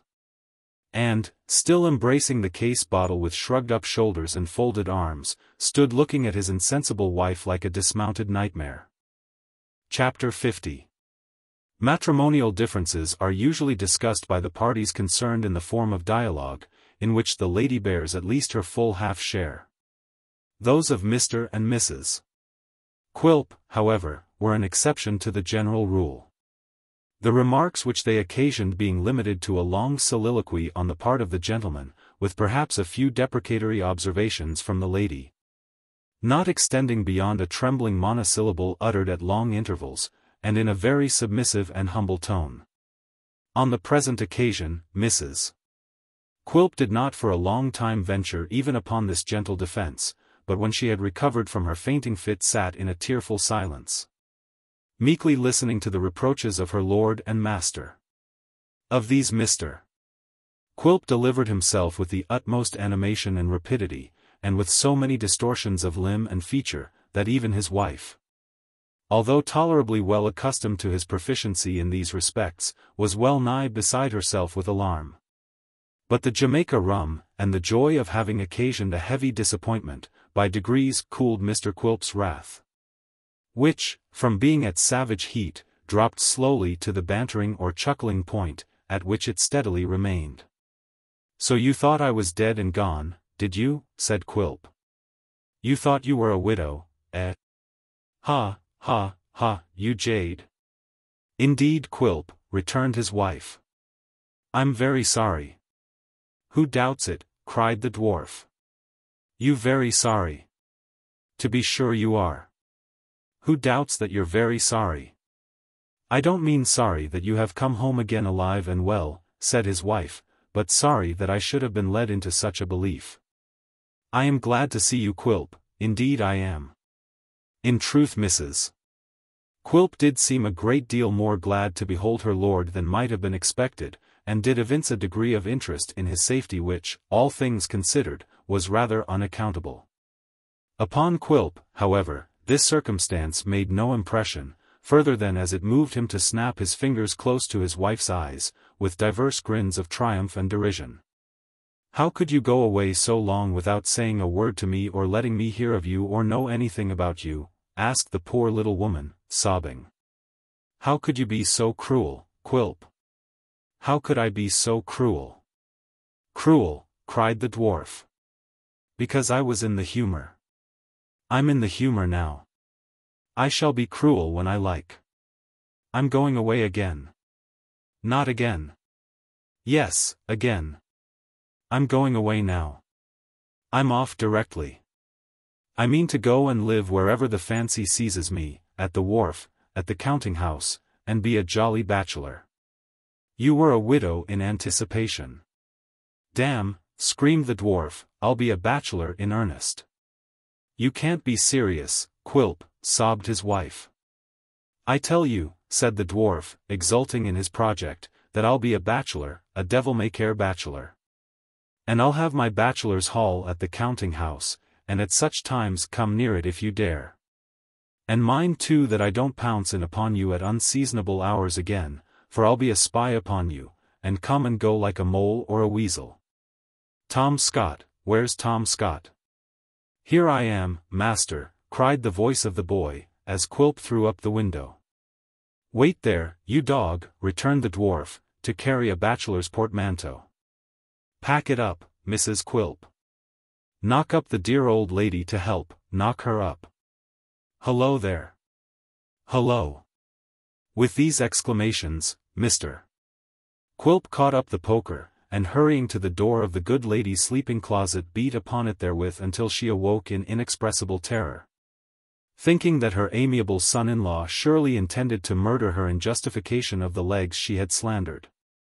Impressed with this idea, she was no sooner fairly awake than she screamed violently, and would have quickly precipitated herself out of the window and through a neighboring skylight, if her daughter had not hastened in to undeceive her, and implore her assistance.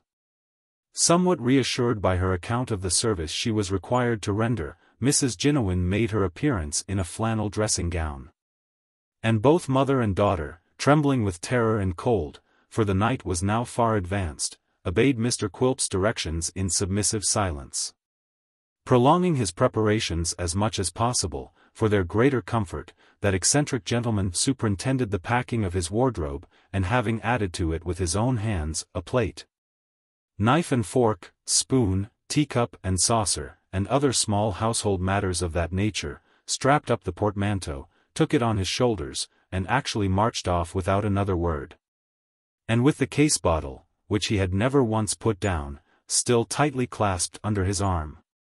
Consigning his heavier burden to the care of Tom Scott when he reached the street, taking a dram from the bottle for his own encouragement, and giving the boy a rap on the head with it as a small taste for himself, Quilp very deliberately led the way to the wharf, and reached it at between 3 and 4 o'clock in the morning.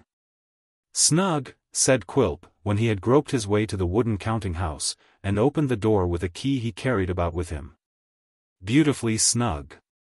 Call me at 8, you dog."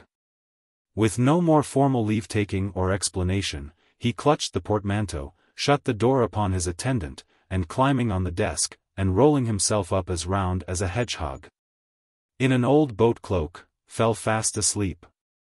Being roused in the morning at the appointed time, and roused with difficulty, after his late fatigues, Quilp instructed Tom Scott to make a fire in the yard of sundry pieces of old timber, and to prepare some coffee for breakfast.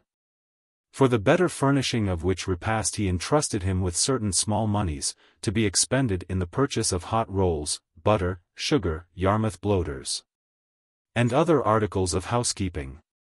So that in a few minutes a savory meal was smoking on the board. With this substantial comfort, the dwarf regaled himself to his heart's content. And being highly satisfied with this free and gipsy mode of life, which he had often meditated, as offering, whenever he chose to avail himself of it, an agreeable freedom from the restraints of matrimony, and a choice means of keeping Mrs. Quilp and her mother in a state of incessant agitation and suspense, bestirred himself to improve his retreat, and render it more commodious and comfortable. With this view, he issued forth to a place hard by, where such stores were sold, purchased a second-hand hammock, and had it slung in seaman-like fashion from the ceiling of the counting-house. He also caused to be erected, in the same mouldy cabin, an old ship stove with a rusty funnel to carry the smoke through the roof. And these arrangements completed, surveyed them with ineffable delight. "I've got a country house like Robinson Crusoe," said the dwarf, ogling the accommodations. "A solitary, sequestered, desolate island sort of spot, where I can be quite alone when I have business on hand, and be secure from all spies and listeners. Nobody near me here, but rats, and they are fine stealthy secret fellows. I shall be as merry as a grig among these gentry. I'll look out for one like Christopher, and poison him, ha, ha, ha. Business though, business, we must be mindful of business in the midst of pleasure, and the time has flown this morning, I declare." Enjoining Tom Scott to await his return, and not to stand upon his head, or throw a somerset, or so much as walk upon his hands meanwhile, on pain of lingering torments, the dwarf threw himself into a boat, and crossing to the other side of the river, and then speeding away on foot, reached Mr. Swiveller's usual house of entertainment in Bevis Marks, just as that gentleman sat down alone to dinner in its dusky parlour. "Dick," said the dwarf, thrusting his head in at the door, "my pet, my pupil, the apple of my eye, hey, hey." "Oh, you're there, are you?" returned Mr. Swiveller. "How are you?" "How's Dick?" retorted Quilp. "How's the cream of clerkship, eh?" "Why, rather sour, sir," replied Mr. Swiveller. "Beginning to border upon cheesiness, in fact." "What's the matter?" said the dwarf, advancing. "Has Sally proved unkind? Of all the girls that are so smart, there's none like, Dick." "Certainly not," replied Mr. Swiveller, eating his dinner with great gravity, "none like her. She's the SPH1X of private life is Sally B." "You're out of spirits," said Quilp, drawing up a chair. "What's the matter?" "The law don't agree with me," returned Dick. "It isn't moist enough, and there's too much confinement. I have been thinking of running away." "Bah," said the dwarf. "Where would you run to, Dick?" "I don't know," returned Mr. Swiveller. "Towards Highgate, I suppose. Perhaps the bells might strike up, turn again Swiveller, Lord Mayor of London. Whittington's name was Dick. I wish cats were scarcer." Quilp looked at his companion with his eyes screwed up into a comical expression of curiosity, and patiently awaited his further explanation, upon which, however, Mr. Swiveller appeared in no hurry to enter, as he ate a very long dinner in profound silence, and finally pushed away his plate, threw himself back into his chair, folded his arms, and stared ruefully at the fire, in which some ends of cigars were smoking on their own account, and sending up a fragrant odor. "Perhaps you'd like a bit of cake," said Dick, at last turning to the dwarf. "You're quite welcome to it. You ought to be, for it's of your making." "What do you mean?" said Quilp. Mr. Swiveller replied by taking from his pocket a small and very greasy parcel, slowly unfolding it, and displaying a little slab of plum cake, extremely indigestible in appearance, and bordered with a paste of white sugar 1.5 inches deep. "What should you say this was?" demanded Mr. Swiveller. "It looks like bride cake," replied the dwarf, grinning. "And whose should you say it was?" inquired Mr. Swiveller, rubbing the pastry against his nose with a dreadful calmness. "Whose?" "Not." "Yes," said Dick, "the same. You needn't mention her name. There's no such name now. Her name is Cheggs now, Sophie Cheggs. Yet loved I as man never loved that hadn't wooden legs, and my heart is breaking for the love of Sophie Cheggs." With this extemporary adaptation of a popular ballad to the distressing circumstances of his own case, Mr. Swiveller folded up the parcel again, beat it very flat between the palms of his hands, thrust it into his breast, buttoned his coat over it, and folded his arms upon the whole. "Now I hope you're satisfied, sir," said Dick, "and I hope Fred's satisfied. You went partners in the mischief, and I hope you like it. This is the triumph I was to have, is it? It's like the old country dance of that name, where there are 2 gentlemen to 1 lady, and one has her and the other hasn't, but comes limping up behind to make out the figure. But it's destiny, and mine's a crusher." Disguising his secret joy in Mr.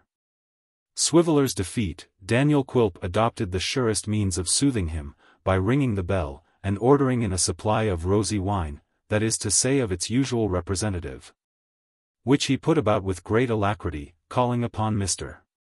Swiveller to pledge him in various toasts derisive of Cheggs, and eulogistic of the happiness of single men. Such was their impression on Mr. Swiveller, coupled with the reflection that no man could oppose his destiny, that in a very short space of time his spirits rose surprisingly, and he was enabled to give the dwarf an account of the receipt of the cake, which, it appeared, had been brought to Bevis Marks by the 2 surviving Miss Wackleses in person, and delivered at the office door with much giggling and joyfulness. "Ha," said Quilp. "It will be our turn to giggle soon. And that reminds me, you spoke of young Trent, where is he?" Mr. Swiveller explained that his respectable friend had recently accepted a responsible situation in a locomotive gaming house, and was at that time absent on a professional tour among the adventurous spirits of Great Britain. "That's unfortunate," said the dwarf, "for I came, in fact, to ask you about him. A thought has occurred to me. Dick, your friend over the way." "Which friend?" "In the first floor." "Yes? Your friend in the first floor, Dick, may know him." "No he don't," said Mr. Swiveller, shaking his head. "Don't?" "No, because he has never seen him," rejoined Quilp. "But if we were to bring them together, who knows, Dick, but Fred, properly introduced, would serve his turn almost as well as little Nell or her grandfather. Who knows but it might make the young fellow's fortune, and, through him, yours, eh?" "Why, the fact is, you see," said Mr. Swiveller, "that they have been brought together." "Have been?" cried the dwarf, looking suspiciously at his companion. "Through whose means?" "Through mine," said Dick, slightly confused. "Didn't I mention it to you the last time you called over yonder?" "You know you didn't," returned the dwarf. "I believe you're right," said Dick. "No. I didn't, I recollect. Oh yes, I brought em together that very day. It was Fred's suggestion." "And what came of it?" "Why, instead of my friend's bursting into tears when he knew who Fred was, embracing him kindly, and telling him that he was his grandfather, or his grandmother in disguise, which we fully expected, he flew into a tremendous passion. Called him all manner of names, said it was in a great measure his fault that little Nell and the old gentleman had ever been brought to poverty, didn't hint at our taking anything to drink. And in short rather turned us out of the room than otherwise." "That's strange," said the dwarf, musing. "So we remarked to each other at the time," returned Dick coolly, "but quite true." Quilp was plainly staggered by this intelligence, over which he brooded for some time in moody silence, often raising his eyes to Mr. Swiveller's face, and sharply scanning its expression. As he could read in it, however, no additional information or anything to lead him to believe he had spoken falsely, and as Mr. Swiveller, left to his own meditations, sighed deeply, and was evidently growing maudlin on the subject of Mrs. Cheggs. The dwarf soon broke up the conference and took his departure, leaving the bereaved one to his melancholy ruminations. "Have been brought together, eh?" said the dwarf as he walked the streets alone. "My friend has stolen a march upon me. It led him to nothing, and therefore is no great matter, save in the intention. I'm glad he has lost his mistress. Ha ha. The blockhead mustn't leave the law at present. I'm sure of him where he is, whenever I want him for my own purposes, and, besides, he's a good unconscious spy on Brass, and tells, in his cups, all that he sees and hears. You're useful to me, Dick, and cost nothing but a little treating now and then. I am not sure that it may not be worth while, before long, to take credit with the stranger, Dick, by discovering your designs upon the child. But for the present, we'll remain the best friends in the world, with your good leave." Pursuing these thoughts, and gasping as he went along, after his own peculiar fashion, Mr. Quilp once more crossed the Thames, and shut himself up in his bachelor's hall, which, by reason of its newly erected chimney depositing the smoke inside the room and carrying none of it off, was not quite so agreeable as more fastidious people might have desired. Such inconveniences, however, instead of disgusting the dwarf with his new abode, rather suited his humor. So, after dining luxuriously from the public-house, he lighted his pipe, and smoked against the chimney until nothing of him was visible through the mist, but a pair of red and highly inflamed eyes, with sometimes a dim vision of his head and face, as, in a violent fit of coughing, he slightly stirred the smoke and scattered the heavy wreaths by which they were obscured. In the midst of this atmosphere, which must infallibly have smothered any other man, Mr. Quilp passed the evening with great cheerfulness, solacing himself all the time with the pipe and the case-bottle, and occasionally entertaining himself with a melodious howl, intended for a song, but bearing not the faintest resemblance to any scrap of any piece of music, vocal or instrumental, ever invented by man. Thus he amused himself until nearly midnight, when he turned into his hammock with the utmost satisfaction. The first sound that met his ears in the morning, as he half opened his eyes, and, finding himself so unusually near the ceiling, entertained a drowsy idea that he must have been transformed into a fly or bluebottle in the course of the night, was that of a stifled sobbing and weeping in the room. Peeping cautiously over the side of his hammock, he descried Mrs. Quilp, to whom, after contemplating her for some time in silence, he communicated a violent start by suddenly yelling out, "Hullo! Oh, Quilp," cried his poor little wife, looking up. "How you frightened me!" "I meant to, you jade," returned the dwarf. "What do you want here?" "I'm dead, ain't I?" "Oh, please come home, do come home," said Mrs. Quilp, sobbing. "We'll never do so any more, Quilp, and after all it was only a mistake that grew out of our anxiety." "Out of your anxiety," grinned the dwarf. "Yes, I know that, out of your anxiety for my death. I shall come home when I please, I tell you. I shall come home when I please, and go when I please. I'll be a will-o'-the-wisp, now here, now there, dancing about you always, starting up when you least expect me, and keeping you in a constant state of restlessness and irritation. Will you be gone?" Mrs. Quilp durst only make a gesture of entreaty. "I tell you no," cried the dwarf. "No. If you dare to come here again unless you're sent for, I'll keep watchdogs in the yard that'll growl and bite, I'll have man-traps, cunningly altered and improved for catching women, I'll have spring guns, that shall explode when you tread upon the wires, and blow you into little pieces. Will you be gone? Do forgive me. Do come back," said his wife, earnestly. "No," roared Quilp. "Not till my own good time, and then I'll return again as often as I choose, and be accountable to nobody for my goings or comings. You see the door there. Will you go? Mr. Quilp delivered this last command in such a very energetic voice, and moreover accompanied it with such a sudden gesture, indicative of an intention to spring out of his hammock, and, nightcapped as he was, bear his wife home again through the public streets, that she sped away like an arrow. Her worthy lord stretched his neck and eyes until she had crossed the yard, and then, not at all sorry to have had this opportunity of carrying his point, and asserting the sanctity of his castle, fell into an immoderate fit of laughter, and laid himself down to sleep again. Chapter 51.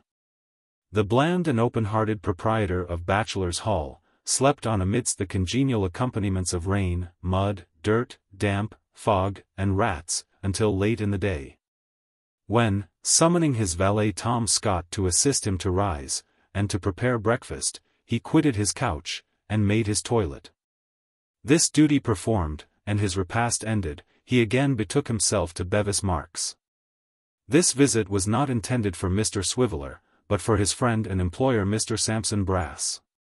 Both gentlemen however were from home, nor was the life and light of law, Miss Sally, at her post either.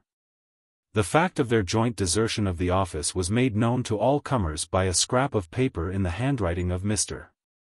Swiveller, which was attached to the bell handle, and which, giving the reader no clue to the time of day when it was first posted, furnished him with the rather vague and unsatisfactory information that that gentleman would return in an hour. "There's a servant, I suppose," said the dwarf, knocking at the house door. "She'll do." After a sufficiently long interval, the door was opened, and a small voice immediately accosted him with, "Oh, please will you leave a card or message?" Said the dwarf, looking down, it was something quite new to him, upon the small servant. To this, the child, conducting her conversation as upon the occasion of her first interview with Mr.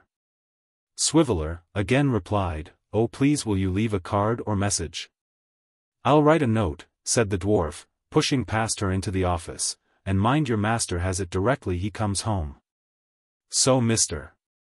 Quilp climbed up to the top of a tall stool to write the note, and the small servant, carefully tutored for such emergencies, looked on, with her eyes wide open, ready, if he so much as abstracted a wafer, to rush into the street and give the alarm to the police. As Mr. Quilp folded his note, which was soon written, being a very short one, he encountered the gaze of the small servant. He looked at her long and earnestly. "How are you?" said the dwarf, moistening a wafer with horrible grimaces. The small servant, perhaps frightened by his looks, returned no audible reply. But it appeared from the motion of her lips that she was inwardly repeating the same form of expression concerning the note or message. "Do they use you ill here? Is your mistress a Tartar?" said Quilp with a chuckle. In reply to the last interrogation, the small servant, with a look of infinite cunning, mingled with fear, screwed up her mouth very tight and round, and nodded violently.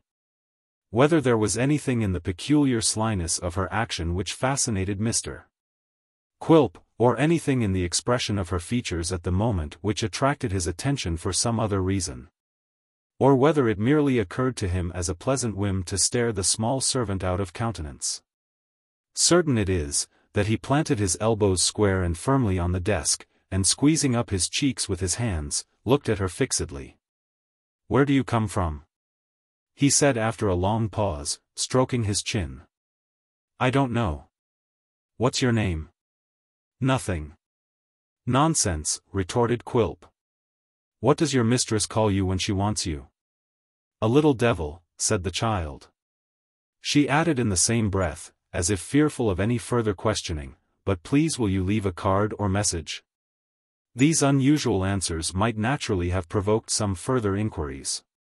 Quilp, however, without uttering another word, withdrew his eyes from the small servant, stroked his chin more thoughtfully than before, and then bending over the note as if to direct it with scrupulous and hairbreadth nicety, looked at her, covertly but very narrowly, from under his bushy eyebrows.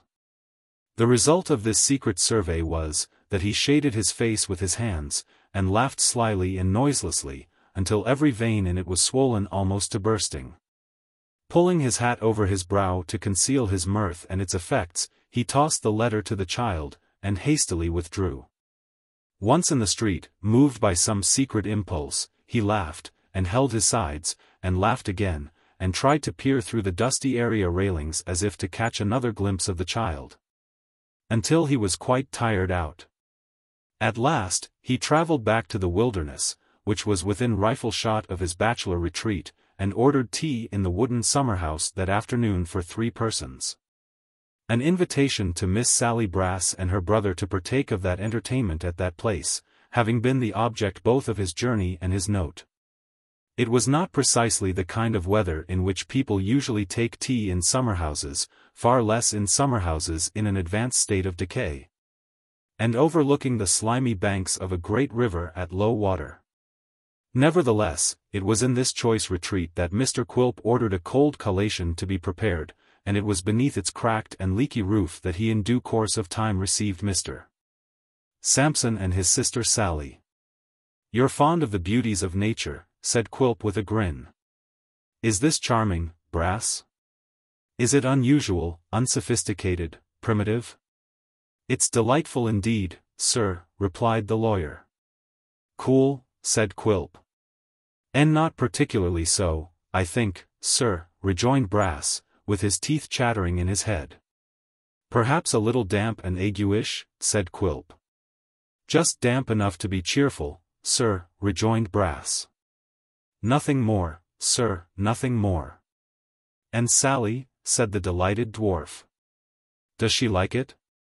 "She'll like it better," returned that strong-minded lady, "when she has tea, so let us have it, and don't bother." "Sweet Sally!" cried Quilp, extending his arms as if about to embrace her. "Gentle, charming, overwhelming Sally." "He's a very remarkable man indeed," soliloquized Mr. Brass. "He's quite a troubadour, you know." "Quite a troubadour." These complimentary expressions were uttered in a somewhat absent and distracted manner. For the unfortunate lawyer, besides having a bad cold in his head, had got wet in coming. and would have willingly borne some pecuniary sacrifice if he could have shifted his present raw quarters to a warm room, and have dried himself at a fire. Quilp, however, who, beyond the gratification of his demon whims, owed Sampson some acknowledgment of the part he had played in the morning scene of which he had been a hidden witness, marked these symptoms of uneasiness with a delight past all expression, and derived from them a secret joy which the costliest banquet could never have afforded him. It is worthy of remark too, as illustrating a little feature in the character of Miss Sally Brass, that, although on her own account she would have borne the discomforts of the wilderness with a very ill grace, and would probably, indeed, have walked off before the tea appeared, she no sooner beheld the latent uneasiness and misery of her brother than she developed a grim satisfaction, and began to enjoy herself after her own manner. Though the wet came stealing through the roof and trickling down upon their heads, Miss Brass uttered no complaint, but presided over the tea equipage with imperturbable composure, while Mr. Quilp, in his uproarious hospitality, seated himself upon an empty beer barrel, vaunted the place as the most beautiful and comfortable in the 3 kingdoms, and elevating his glass, drank to their next merry meeting in that jovial spot. And Mr. Brass, with the rain plashing down into his teacup, made a dismal attempt to pluck up his spirits and appear at his ease. And Tom Scott, who was in waiting at the door under an old umbrella, exulted in his agonies and bade fair to split his sides with laughing. While all this was passing, Miss Sally Brass, unmindful of the wet which dripped down upon her own feminine person in fair apparel, sat placidly behind the tea-board, erect and grisly, contemplating the unhappiness of her brother with a mind at ease, and content, in her amiable disregard of self, to sit there all night, witnessing the torments which his avaricious and grovelling nature compelled him to endure and forbade him to resent. And this, it must be observed, or the illustration would be incomplete, although in a business point of view, she had the strongest sympathy with Mr. Sampson, and would have been beyond measure indignant, if he had thwarted their client in any one respect. In the height of his boisterous merriment, Mr. Quilp, having on some pretence dismissed his attendant sprite for the moment, resumed his usual manner all at once, dismounted from his cask, and laid his hand upon the lawyer's sleeve. "A word," said the dwarf, "before we go further. Sally, hark ye for a minute."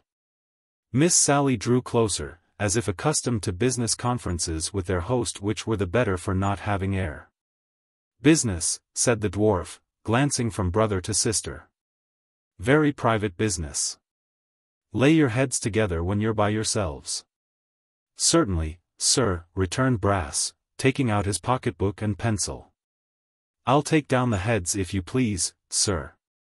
"Remarkable documents," added the lawyer, raising his eyes to the ceiling, "most remarkable documents. He states his points so clearly that it's a treat to have them.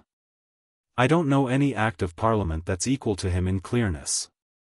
"I shall deprive you of a treat," said Quilp drily. "Put up your book. We don't want any documents. So, there's a lad named Kit." Miss Sally nodded, implying that she knew of him. "Kit," said Mr. Sampson, "Kit. Ha! I've heard the name before, but I don't exactly call to mind, I don't exactly." "You're as slow as a tortoise, and more thick-headed than a rhinoceros," returned his obliging client with an impatient gesture. "He's extremely pleasant," cried the obsequious Sampson. "His acquaintance with natural history too is surprising. Quite a buffoon, quite. There is no doubt that Mr. Brass intended some compliment or other, and it has been argued with show of reason that he would have said buffon, but made use of a superfluous vowel. Be this as it may, Quilp gave him no time for correction, as he performed that office himself by more than tapping him on the head with the handle of his umbrella. "Don't let's have any wrangling," said Miss Sally, staying his hand. "I've showed you that I know him, and that's enough." "She's always foremost," said the dwarf, patting her on the back and looking contemptuously at Sampson. "I don't like Kit, Sally." "Nor I," rejoined Miss Brass. "Nor I," said Sampson. "Why, that's right," cried Quilp. "Half our work is done already. This Kit is one of your honest people, one of your fair characters, a prowling prying hound, a hypocrite, a double-faced, white-livered, sneaking spy. A crouching cur to those that feed and coax him, and a barking yelping dog to all besides." "Fearfully eloquent," cried Brass, with a sneeze. "Quite appalling." "Come to the point," said Miss Sally, "and don't talk so much." "Right again," exclaimed Quilp, with another contemptuous look at Sampson, always foremost. "I say, Sally, he is a yelping, insolent dog to all besides, and most of all, to me. In short, I owe him a grudge." "That's enough, sir," said Sampson. "No, it's not enough, sir," sneered Quilp. "Will you hear me out? Besides that I owe him a grudge on that account, he thwarts me at this minute, and stands between me and an end which might otherwise prove a golden one to us all. Apart from that, I repeat that he crosses my humor, and I hate him. Now, you know the lad, and can guess the rest. Devise your own means of putting him out of my way, and execute them. Shall it be done?" "It shall, sir," said Sampson. "Then give me your hand," retorted Quilp. "Sally, girl, yours. I rely as much or more on you than him. Tom Scott comes back. Lantern, pipes, more grog, and a jolly night of it." No other word was spoken, no other look exchanged, which had the slightest reference to this, the real occasion of their meeting. The trio were well accustomed to act together, and were linked to each other by ties of mutual interest and advantage, and nothing more was needed. Resuming his boisterous manner with the same ease with which he had thrown it off, Quilp was in an instant the same uproarious, reckless little savage he had been a few seconds before. It was 10 o'clock at night before the amiable Sally supported her beloved and loving brother from the wilderness, by which time he needed the utmost support her tender frame could render. His walk being for some unknown reason anything but steady, and his legs constantly doubling up, in unexpected places. Overpowered, notwithstanding his late prolonged slumbers, by the fatigues of the last few days, the dwarf lost no time in creeping to his dainty house, and was soon dreaming in his hammock. Leaving him to visions, in which perhaps the quiet figures we quitted in the old church porch were not without their share, be it our task to rejoin them as they sat and watched. Chapter 52. After a long time, the schoolmaster appeared at the wicket gate of the churchyard, and hurried towards them, jingling in his hand, as he came along, a bundle of rusty keys.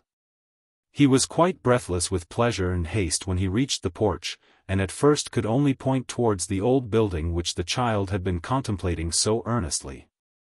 "You see those two old houses," he said at last. "Yes, surely," replied Nell. "I have been looking at them nearly all the time you have been away.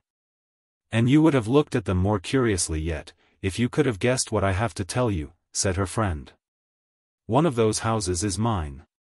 Without saying any more, or giving the child time to reply, the schoolmaster took her hand, and, his honest face quite radiant with exultation, led her to the place of which he spoke. They stopped before its low arched door. After trying several of the keys in vain, the schoolmaster found one to fit the huge lock, which turned back, creaking, and admitted them into the house. The room into which they entered was a vaulted chamber once nobly ornamented by cunning architects, and still retaining, in its beautiful groined roof and rich stone tracery, choice remnants of its ancient splendor. Foliage carved in the stone, and emulating the mastery of nature's hand, yet remained to tell how many times the leaves outside had come and gone, while it lived on unchanged. The broken figures supporting the burden of the chimney-piece, though mutilated, were still distinguishable for what they had been, far different from the dust without, and showed sadly by the empty hearth, like creatures who had outlived their kind, and mourned their own too slow decay.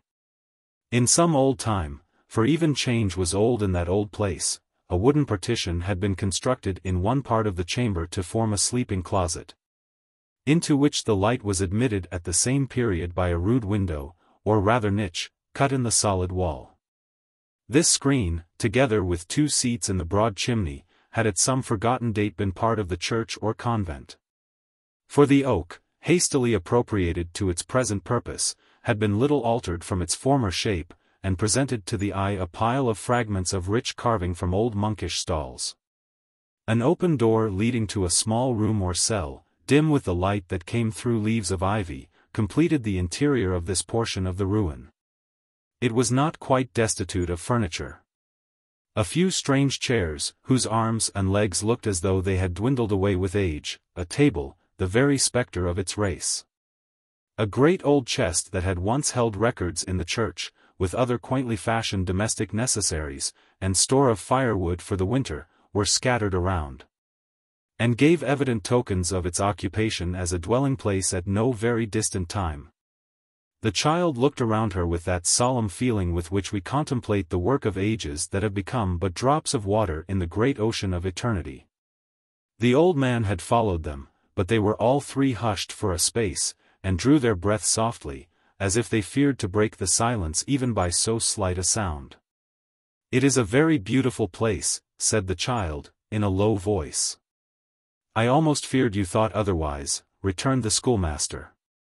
"You shivered when we first came in, as if you felt it cold or gloomy."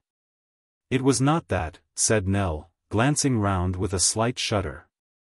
"Indeed I cannot tell you what it was, but when I saw the outside, from the church porch, the same feeling came over me. It is its being so old and grey, perhaps." "A peaceful place to live in, don't you think so?" said her friend. "Oh yes," rejoined the child, clasping her hands earnestly. "A quiet, happy place, a place to live and learn to die in." She would have said more, but that the energy of her thoughts caused her voice to falter, and come in trembling whispers from her lips. "A place to live, and learn to live, and gather health of mind and body in," said the schoolmaster, "for this old house is yours." "Ours," cried the child. "Aye," returned the schoolmaster gaily, "for many a merry year to come, I hope.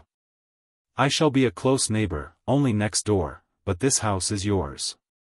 Having now disburdened himself of his great surprise, the schoolmaster sat down, and drawing Nell to his side, told her how he had learnt that ancient tenement had been occupied for a very long time by an old person, nearly 100 years of age, who kept the keys of the church, opened and closed it for the services, and showed it to strangers.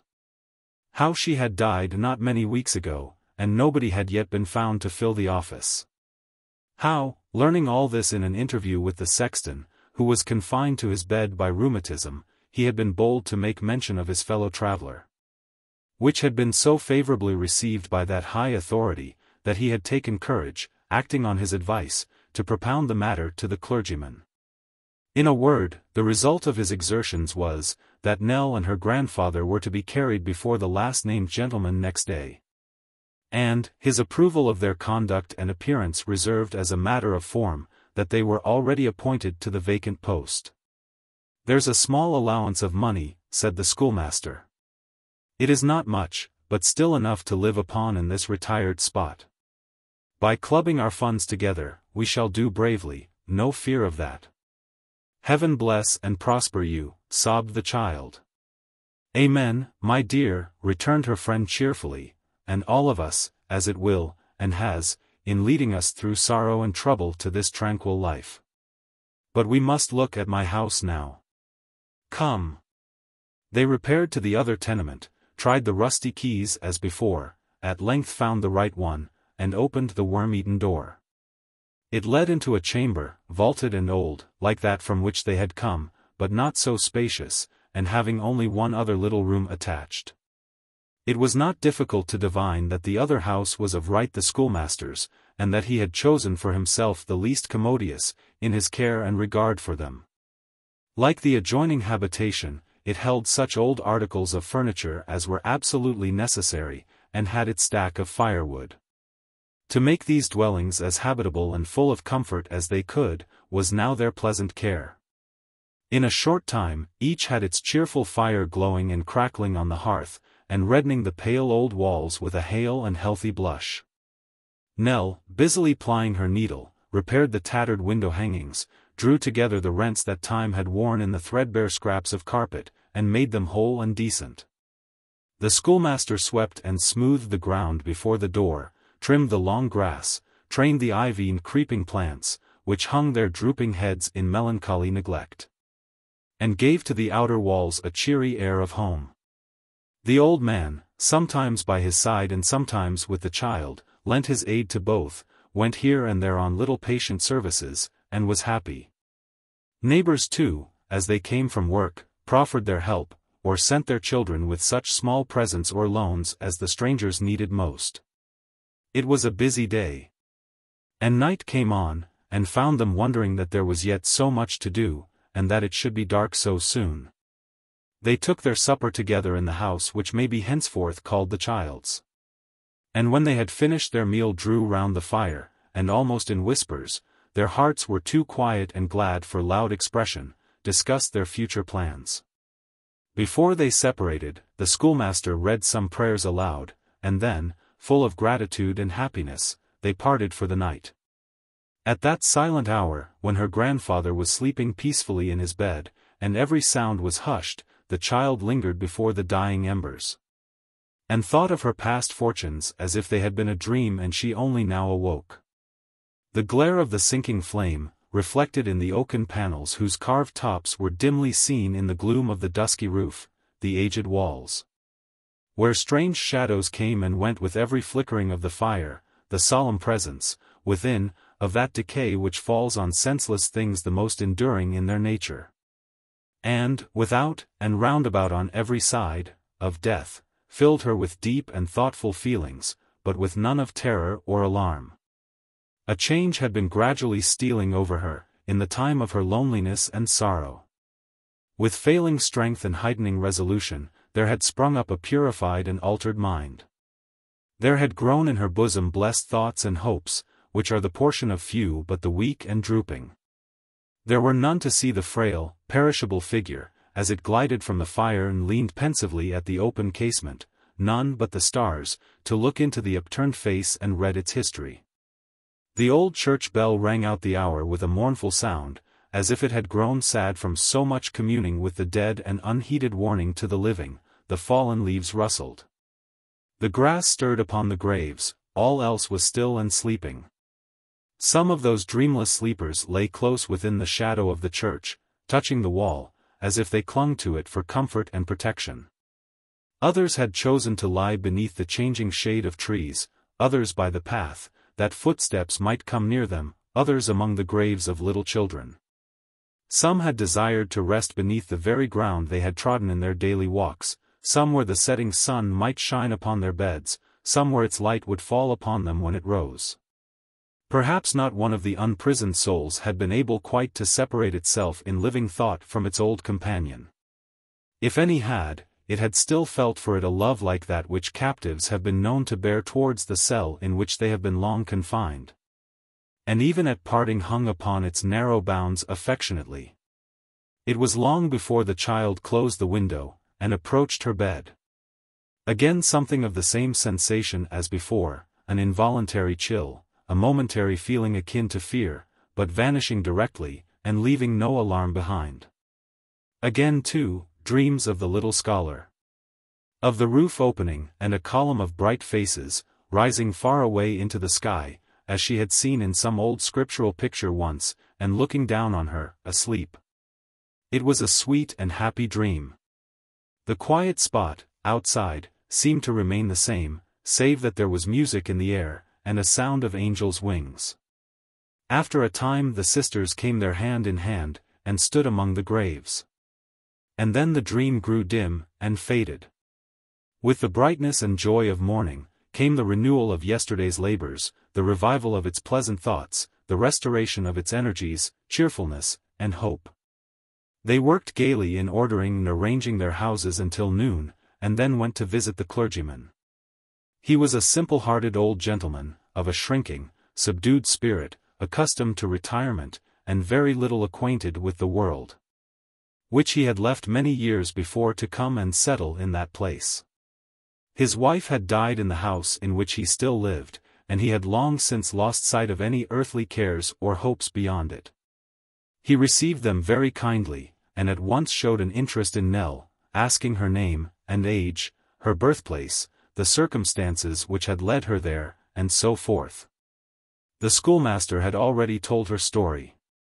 They had no other friends or home to leave, he said, and had come to share his fortunes. He loved the child as though she were his own. "Well, well," said the clergyman. "Let it be as you desire. She is very young." "Old in adversity and trial, sir," replied the schoolmaster. "God help her." "Let her rest, and forget them," said the old gentleman. "But an old church is a dull and gloomy place for one so young as you, my child." "Oh no, sir," returned Nell. "I have no such thoughts, indeed.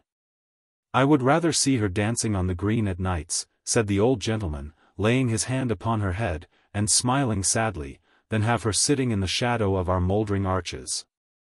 You must look to this, and see that her heart does not grow heavy among these solemn ruins. Your request is granted, friend." After more kind words, they withdrew, and repaired to the child's house, where they were yet in conversation on their happy fortune, when another friend appeared.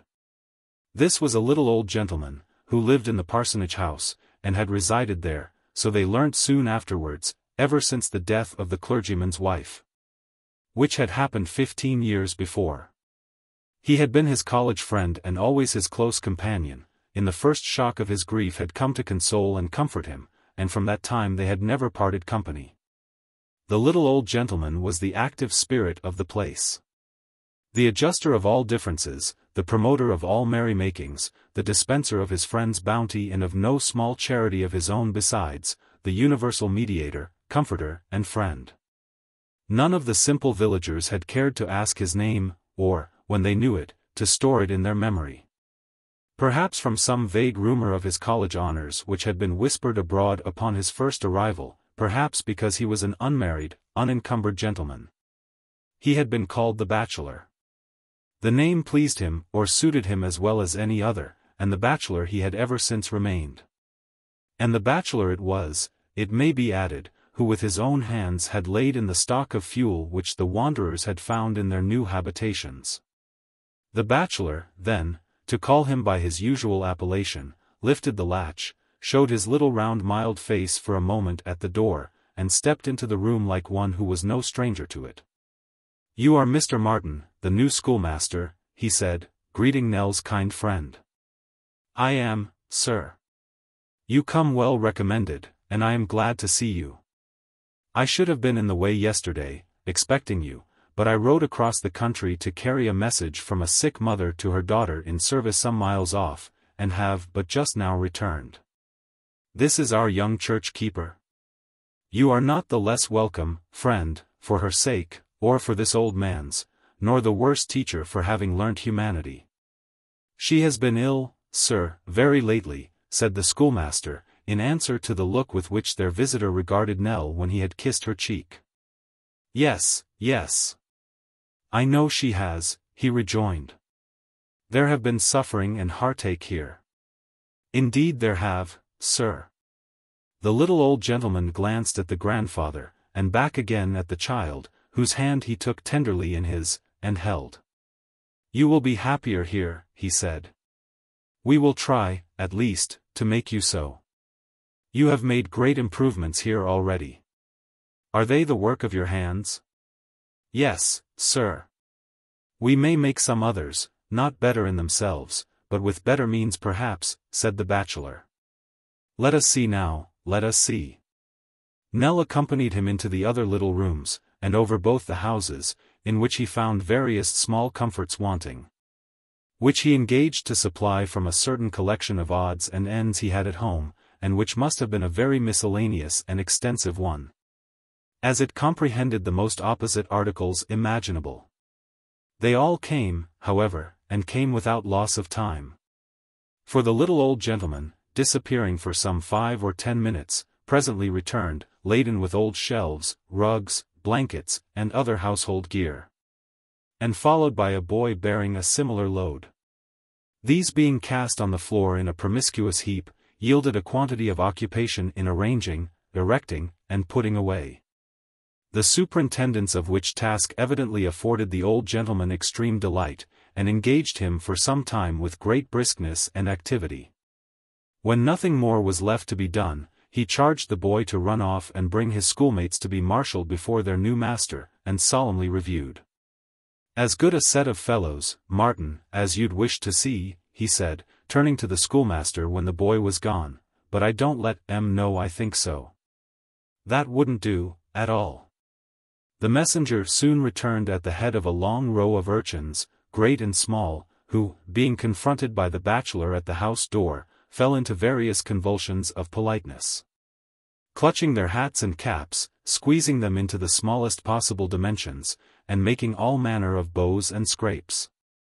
Which the little old gentleman contemplated with excessive satisfaction, and expressed his approval of by a great many nods and smiles. Indeed, his approbation of the boys was by no means so scrupulously disguised as he had led the schoolmaster to suppose. Inasmuch as it broke out in sundry loud whispers and confidential remarks which were perfectly audible to them every one. "This first boy, schoolmaster," said the bachelor, "is John Owen, a lad of good parts, sir, and frank, honest temper, but too thoughtless, too playful, too light-headed by far.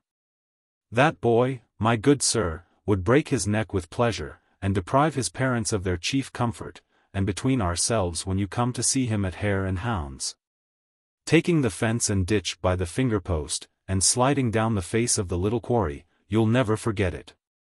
It's beautiful." John Owen having been thus rebuked, and being in perfect possession of the speech aside, the bachelor singled out another boy. "Now, look at that lad, sir," said the bachelor. "You see that fellow? Richard Evans his name is, sir.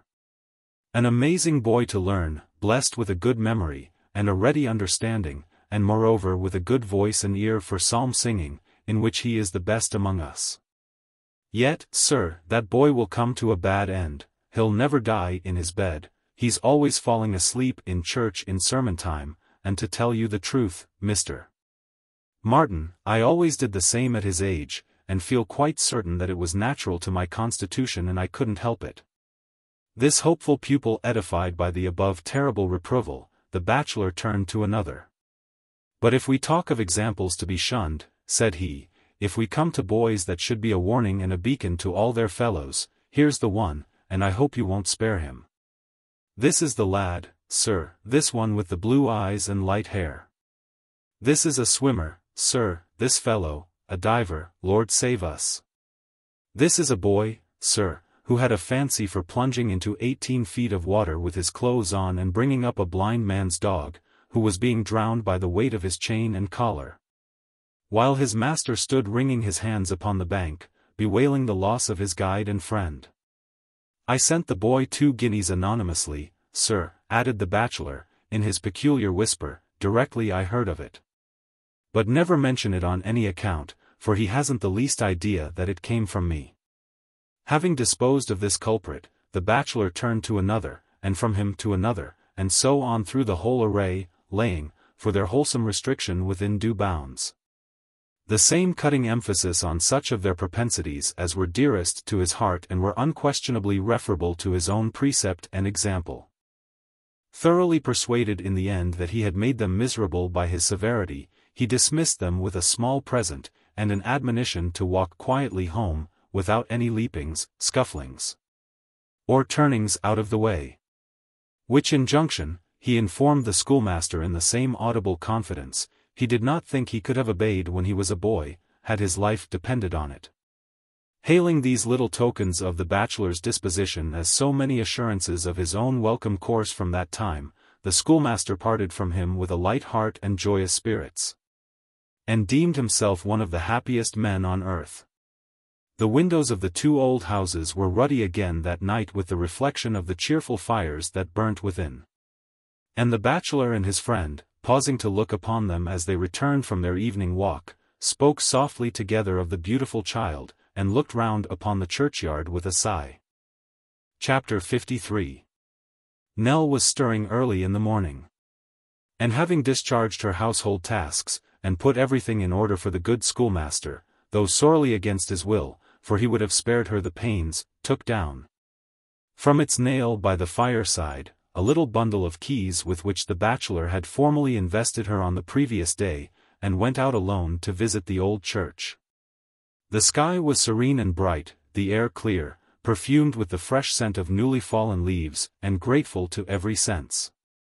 The neighboring stream sparkled, and rolled onward with a tuneful sound, the dew glistened on the green mounds, like tears shed by good spirits over the dead. Some young children sported among the tombs, and hid from each other, with laughing faces. They had an infant with them, and had laid it down asleep upon a child's grave, in a little bed of leaves. It was a new grave, the resting place, perhaps, of some little creature, who, meek and patient in its illness, had often sat and watched them, and now seemed to their mind scarcely changed. She drew near and asked one of them whose grave it was. The child answered that that was not its name, it was a garden, his brother's. It was greener, he said, than all the other gardens, and the birds loved it better because he had been used to feed them. When he had done speaking, he looked at her with a smile, and kneeling down and nestling for a moment with his cheek against the turf, bounded merrily away. She passed the church, gazing upward at its old tower, went through the wicket gate, and so into the village. The old sexton, leaning on a crutch, was taking the air at his cottage door, and gave her good morrow. "You are better," said the child, stopping to speak with him. "I surely," returned the old man. "I'm thankful to say, much better. You will be quite well soon. With heaven's leave, and a little patience. But come in, come in." The old man limped on before, and warning her of the downward step, which he achieved himself with no small difficulty, led the way into his little cottage. "It is but one room, you see. There is another up above, but the stair has got harder to climb late years, and I never use it. I'm thinking of taking to it again next summer though." The child wondered how a grey-headed man like him, one of his trade too, could talk of time so easily.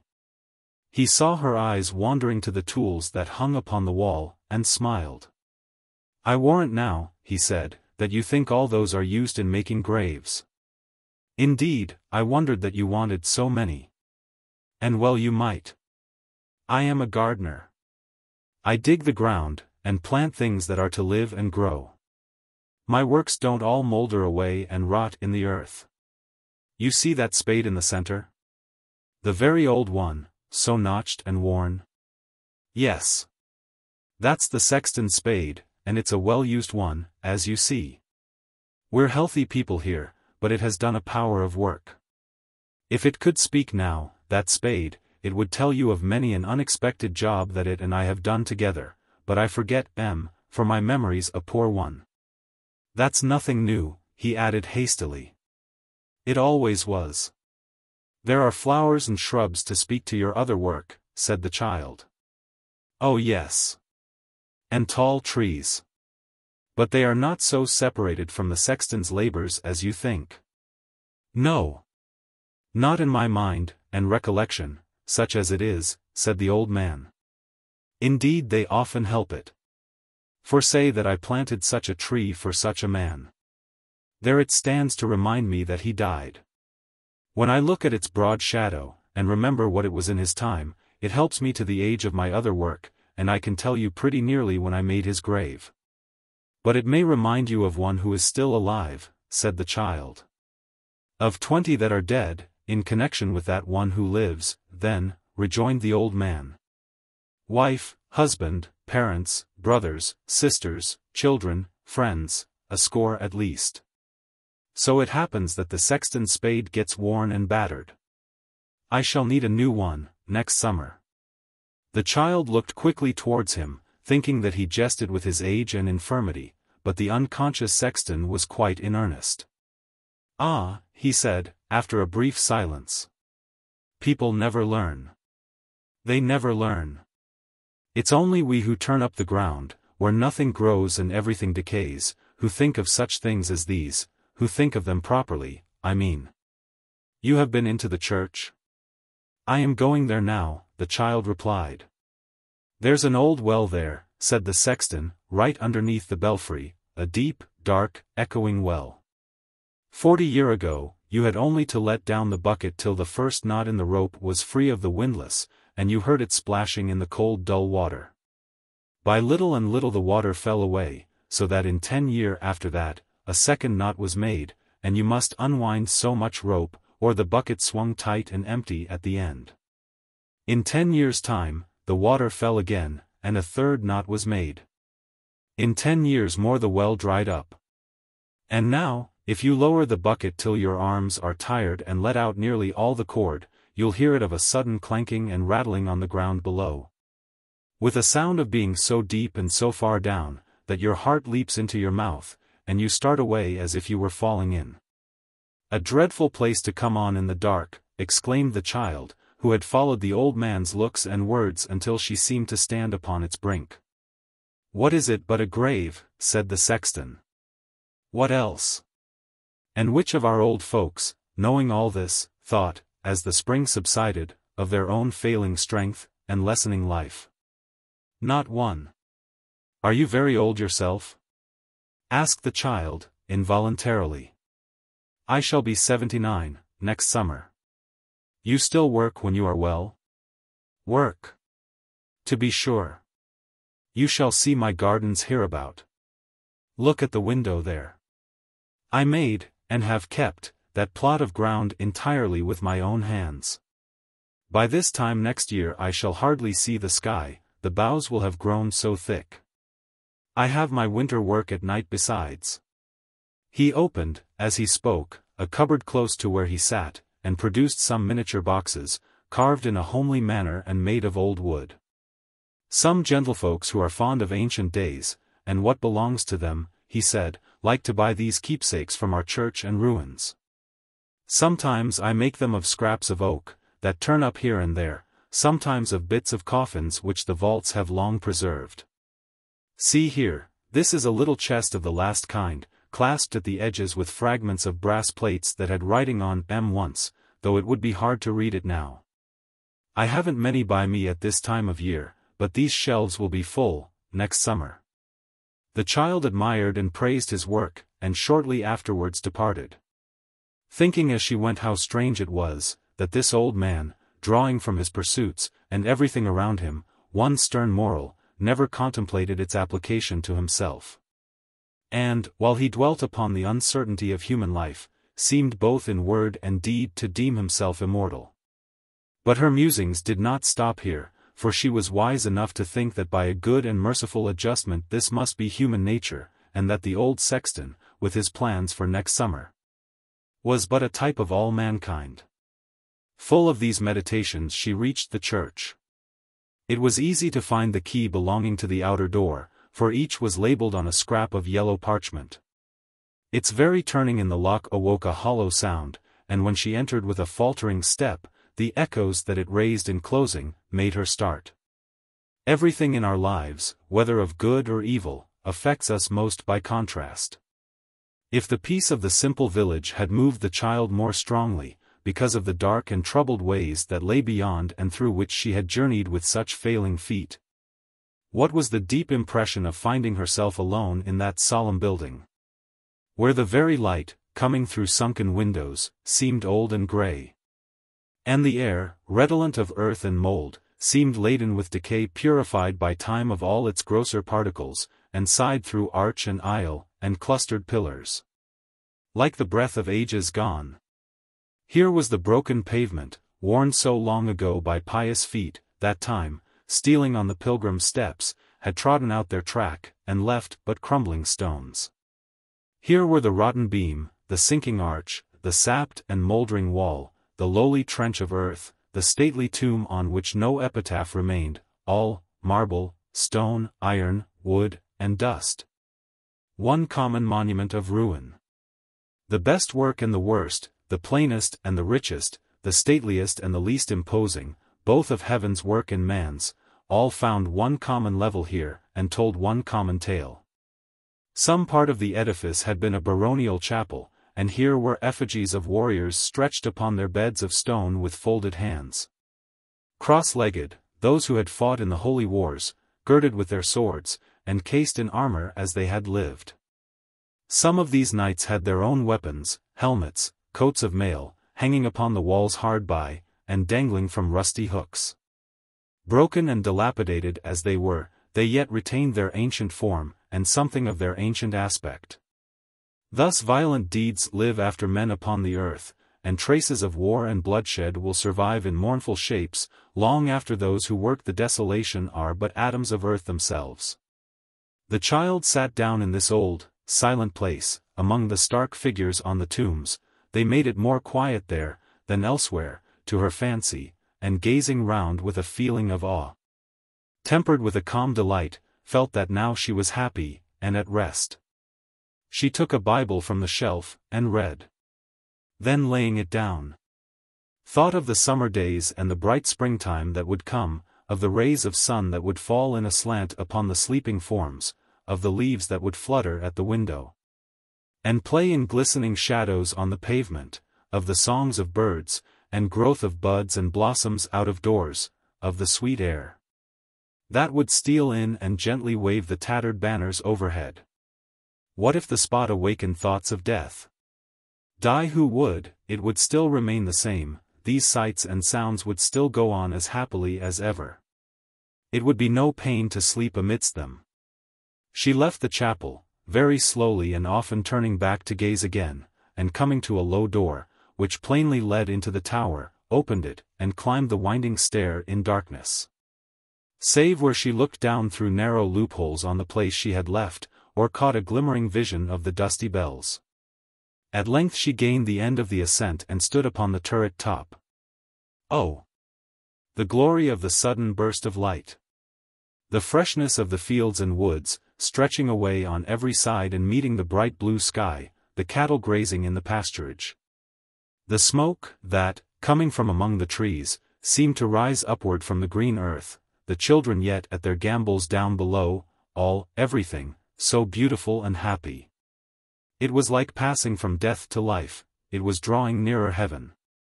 The children were gone by the time she emerged into the porch, and locked the door.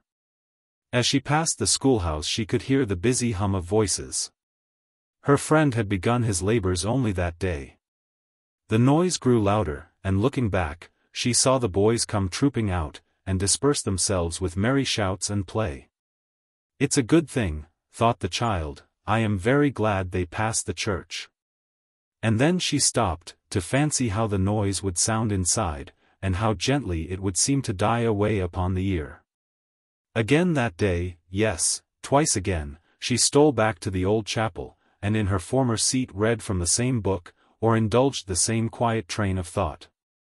Even when it had grown dusk, and the shadows of coming night made it more solemn still, the child remained like one rooted to the spot, and had no fear, or thought of stirring. They found her there at last, and took her home. She looked pale but very happy, until they separated for the night. And then, as the poor schoolmaster stooped down to kiss her cheek, he thought he felt a tear upon his face. Chapter 54.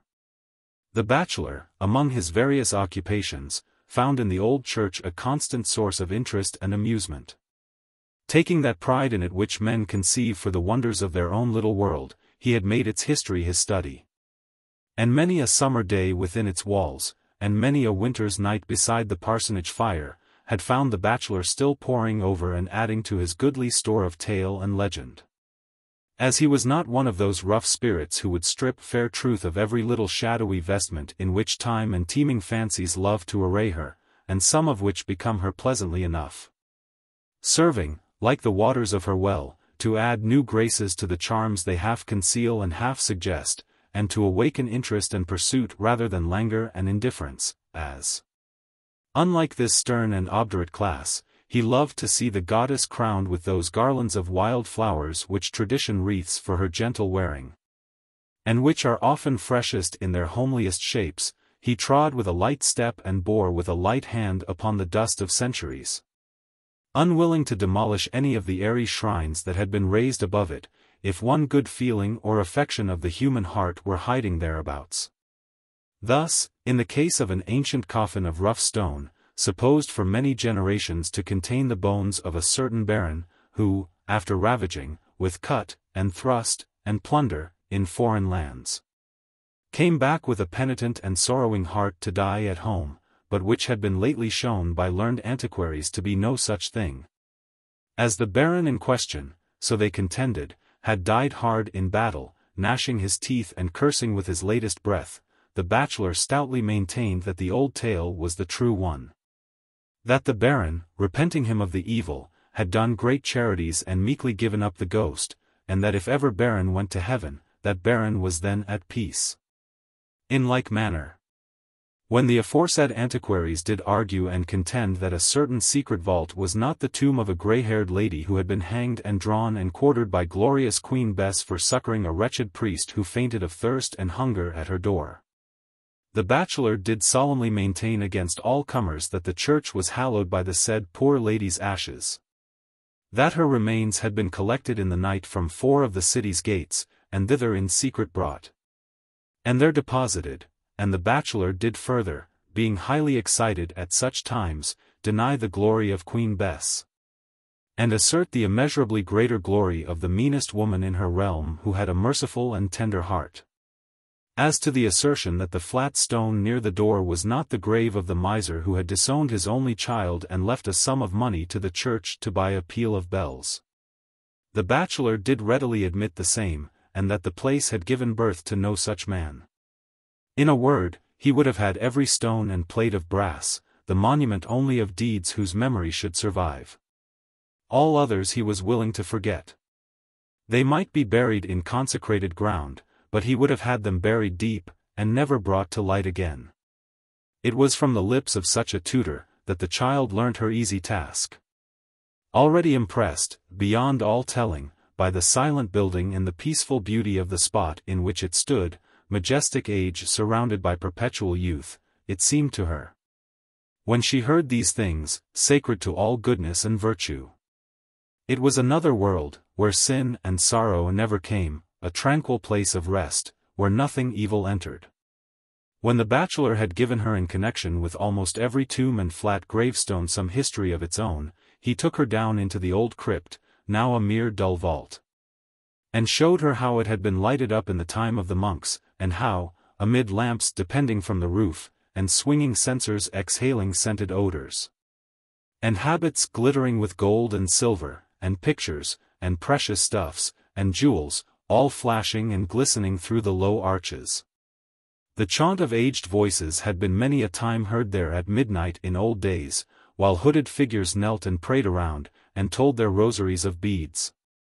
Thence, he took her above ground again, and showed her, high up in the old walls, small galleries, where the nuns had been wont to glide along, dimly seen in their dark dresses so far off, or to pause like gloomy shadows, listening to the prayers. He showed her too, how the warriors, whose figures rested on the tombs, had worn those rotting scraps of armor up above, how this had been a helmet, and that a shield, and that a gauntlet, and how they had wielded the great two-handed swords, and beaten men down with yonder iron mace. All that he told the child she treasured in her mind. And sometimes, when she woke at night from dreams of those old times, and rising from her bed looked out at the dark church, she almost hoped to see the windows lighted up, and hear the organ swell, and sound of voices, on the rushing wind. The old sexton soon got better, and was about again. From him the child learnt many other things, though of a different kind. He was not able to work, but one day there was a grave to be made, and he came to overlook the man who dug it. He was in a talkative mood. And the child, at first standing by his side, and afterwards sitting on the grass at his feet, with her thoughtful face raised towards his, began to converse with him. Now the man who did the sexton's duty was a little older than he, though much more active. But he was deaf. And when the sexton, who peradventure, on a pinch, might have walked a mile with great difficulty in 6 hours, exchanged a remark with him about his work, the child could not help noticing that he did so with an impatient kind of pity for his infirmity, as if he were himself the strongest and heartiest man alive. "I'm sorry to see there is this to do," said the child, when she approached. I heard of no one having died. She lived in another hamlet, my dear, returned the sexton. 3 miles away.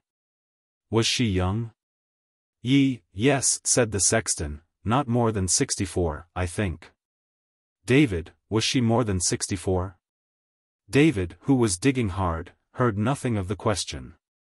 The sexton, as he could not reach to touch him with his crutch, and was too infirm to rise without assistance, called his attention by throwing a little mould upon his red nightcap. What's the matter now? Said David, looking up. How old was Becky Morgan? Asked the sexton. Becky Morgan, repeated David. Yes, replied the sexton. Adding in a half-compassionate, half-irritable tone, which the old man couldn't hear, you're getting very deaf, Davy, very deaf to be sure. The old man stopped in his work, and cleansing his spade with a piece of slate he had by him for the purpose, and scraping off, in the process, the essence of heaven knows how many Becky Morgans, set himself to consider the subject. Let me think, quoth he. I saw last night what they had put upon the coffin, was it 79? No, said the sexton. Ah yes, it was though, returned the old man with a sigh. For I remember thinking she was very near our age. Yes, it was 79. Are you sure you didn't mistake a figure, Davy? Asked the sexton, with signs of some emotion. What? Said the old man. Say that again. He's very deaf. He's very deaf indeed, cried the sexton, petulantly. Are you sure you're right about the figures? Oh quite, replied the old man. Why not? He's exceedingly deaf, muttered the sexton to himself. I think he's getting foolish. The child rather wondered what had led him to this belief, as to say the truth the old man seemed quite as sharp as he, and was infinitely more robust. As the sexton said nothing more just then, however, she forgot it for the time, and spoke again. You were telling me, she said, about your gardening. Do you ever plant things here? In the churchyard, returned the sexton, not I. I have seen some flowers and little shrubs about, the child rejoined. There are some over there, you see. I thought they were of your rearing, though indeed they grow but poorly. They grow as heaven wills, said the old man, and it kindly ordains that they shall never flourish here. I do not understand you. Why, this it is, said the sexton. They mark the graves of those who had very tender, loving friends. I was sure they did, the child exclaimed. I am very glad to know they do. Aye, returned the old man, but stay. Look at them. See how they hang their heads, and droop, and wither. Do you guess the reason? No, the child replied. Because the memory of those who lie below, passes away so soon.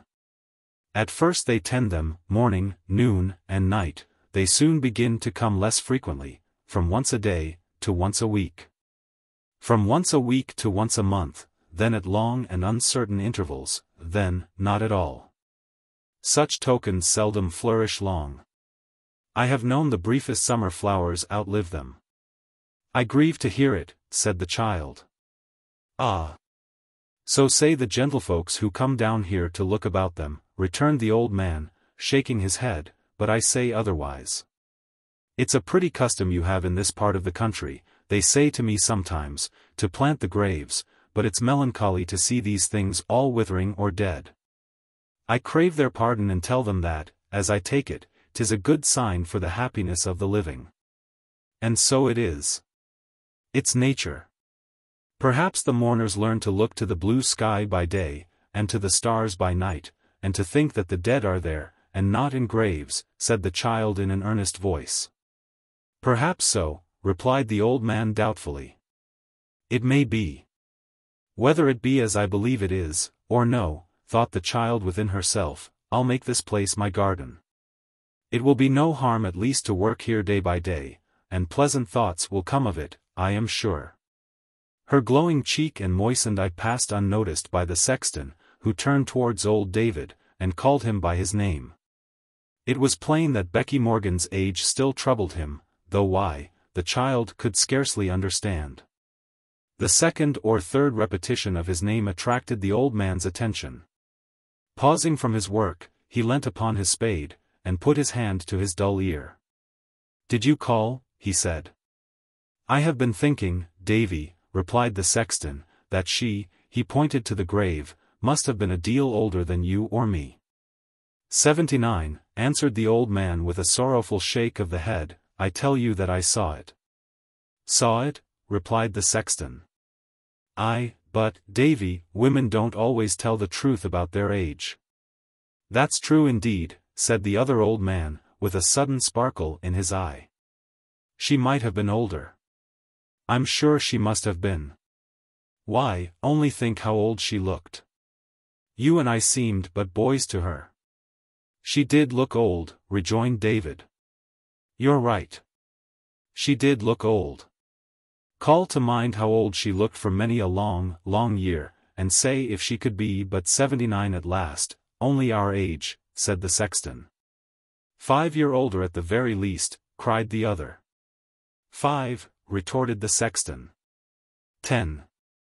Good 89. I call to mind the time her daughter died. She was 89 if she was a day, and tries to pass upon us now, for 10 years younger. Oh! Human vanity." The other old man was not behindhand with some moral reflections on this fruitful theme, and both adduced a mass of evidence. Of such weight as to render it doubtful, not whether the deceased was of the age suggested, but whether she had not almost reached the patriarchal term of 100. When they had settled this question to their mutual satisfaction, the sexton, with his friend's assistance, rose to go.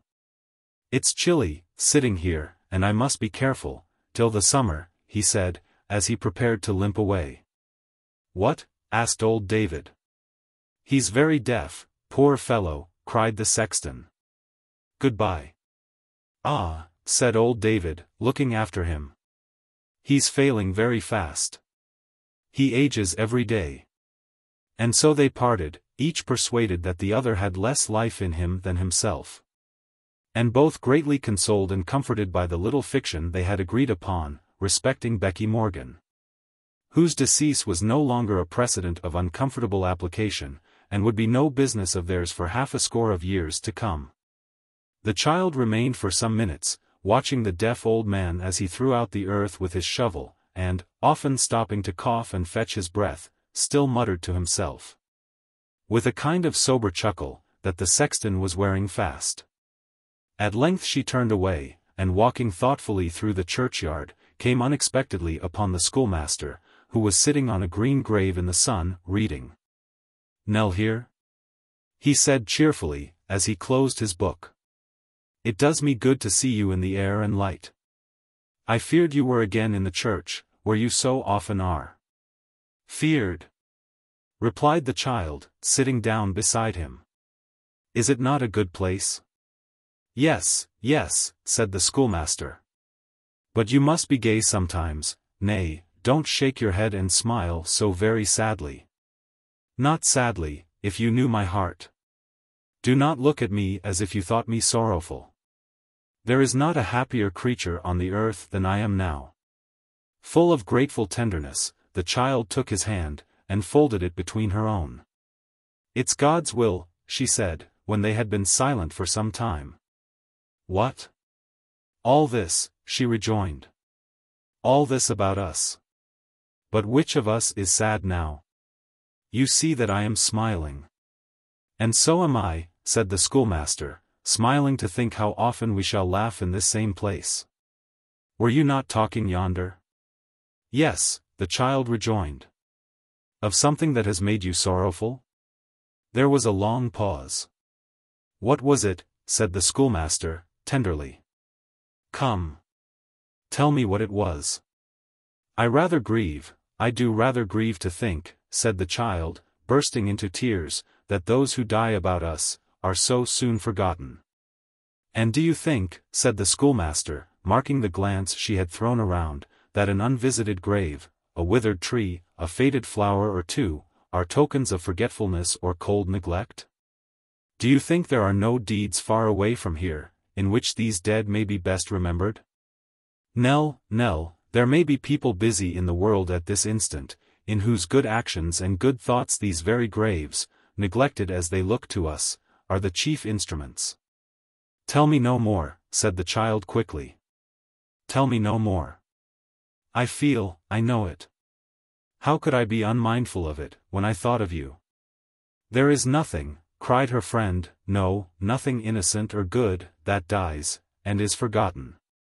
Let us hold to that faith, or none. An infant, a prattling child, dying in its cradle, will live again in the better thoughts of those who loved it. And play its part, through them, in the redeeming actions of the world, though its body be burnt to ashes or drowned in the deepest sea. There is not an angel added to the host of heaven but does its blessed work on earth in those that loved it here. Forgotten. Oh, if the good deeds of human creatures could be traced to their source, how beautifully would even death appear! For how much charity, mercy, and purified affection, would be seen to have their growth in dusty graves. Yes, said the child, it is the truth, I know it is. Who should feel its force so much as I, in whom your little scholar lives again? Dear, good friend, if you knew the comfort you have given me. The poor schoolmaster made her no answer, but bent over her in silence, for his heart was full. They were yet seated in the same place, when the grandfather approached. Before they had spoken many words together, the church clock struck the hour of school, and their friend withdrew. A good man, said the grandfather, looking after him, a kind man. Surely he will never harm us, Nell. We are safe here, at last, eh? We will never go away from here? The child shook her head, and smiled. She needs rest, said the old man, patting her cheek. Too pale, too pale. She is not like what she was. When? Asked the child. Said the old man, to be sure, when? How many weeks ago? Could I count them on my fingers? Let them rest though. They're better gone. Much better, dear, replied the child. We will forget them, or, if we ever call them to mind, it shall be only as some uneasy dream that has passed away. Hush! Said the old man, motioning hastily to her with his hand and looking over his shoulder, no more talk of the dream, and all the miseries it brought. There are no dreams here. 'Tis a quiet place, and they keep away. Let us never think about them, lest they should pursue us again. Sunken eyes and hollow cheeks, wet, cold, and famine, and horrors before them all, that were even worse, we must forget such things if we would be tranquil here. Thank heaven! Inwardly exclaimed the child, for this most happy change. I will be patient, said the old man, humble, very thankful and obedient, if you will let me stay. But do not hide from me. Do not steal away alone, let me keep beside you. Indeed, I will be very true, and faithful, Nell. I steal away alone. Why that, replied the child, with assumed gaiety, would be a pleasant jest indeed. See here, dear grandfather, we'll make this place our garden, why not? It is a very good one, and tomorrow we'll begin, and work together, side by side. It is a brave thought, cried her grandfather. Mind, darling, we begin tomorrow. Who so delighted as the old man, when they next day began their labor? Who so unconscious of all associations connected with the spot, as he? They plucked the long grass and nettles from the tombs, thinned the poor shrubs and roots, made the turf smooth, and cleared it of the leaves and weeds. They were yet in the ardor of their work, when the child, raising her head from the ground over which she bent, observed that the bachelor was sitting on the stile close by, watching them in silence. A kind office, said the little gentleman, nodding to Nell as she curtsied to him. Have you done all that, this morning? It is very little, sir, returned the child, with downcast eyes, to what we mean to do. Good work, said the bachelor. But do you only labor at the graves of children and young people? We shall come to the others in good time, sir, replied Nell, turning her head aside, and speaking softly. It was a slight incident, and might have been design, or accident, or the child's unconscious sympathy with youth. But it seemed to strike upon her grandfather, though he had not noticed it before. He looked in a hurried manner at the graves, then anxiously at the child, then pressed her to his side, and bade her stop to rest. Something he had long forgotten, appeared to struggle faintly in his mind. It did not pass away, as weightier things had done, but came uppermost again, and yet again, and many times that day, and often afterwards.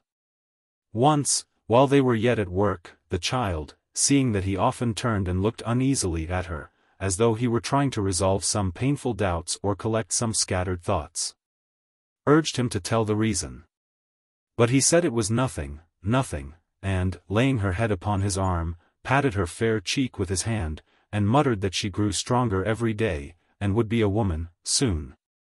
Chapter 55. From that time, there sprung up in the old man's mind, a solicitude about the child which never slept or left him. There are chords in the human heart, strange, varying strings, which are only struck by accident, which will remain mute and senseless to appeals the most passionate and earnest, and respond at last to the slightest casual touch. In the most insensible or childish minds, there is some train of reflection which art can seldom lead, or skill assist, but which will reveal itself, as great truths have done, by chance, and when the discoverer has the plainest and simplest end in view.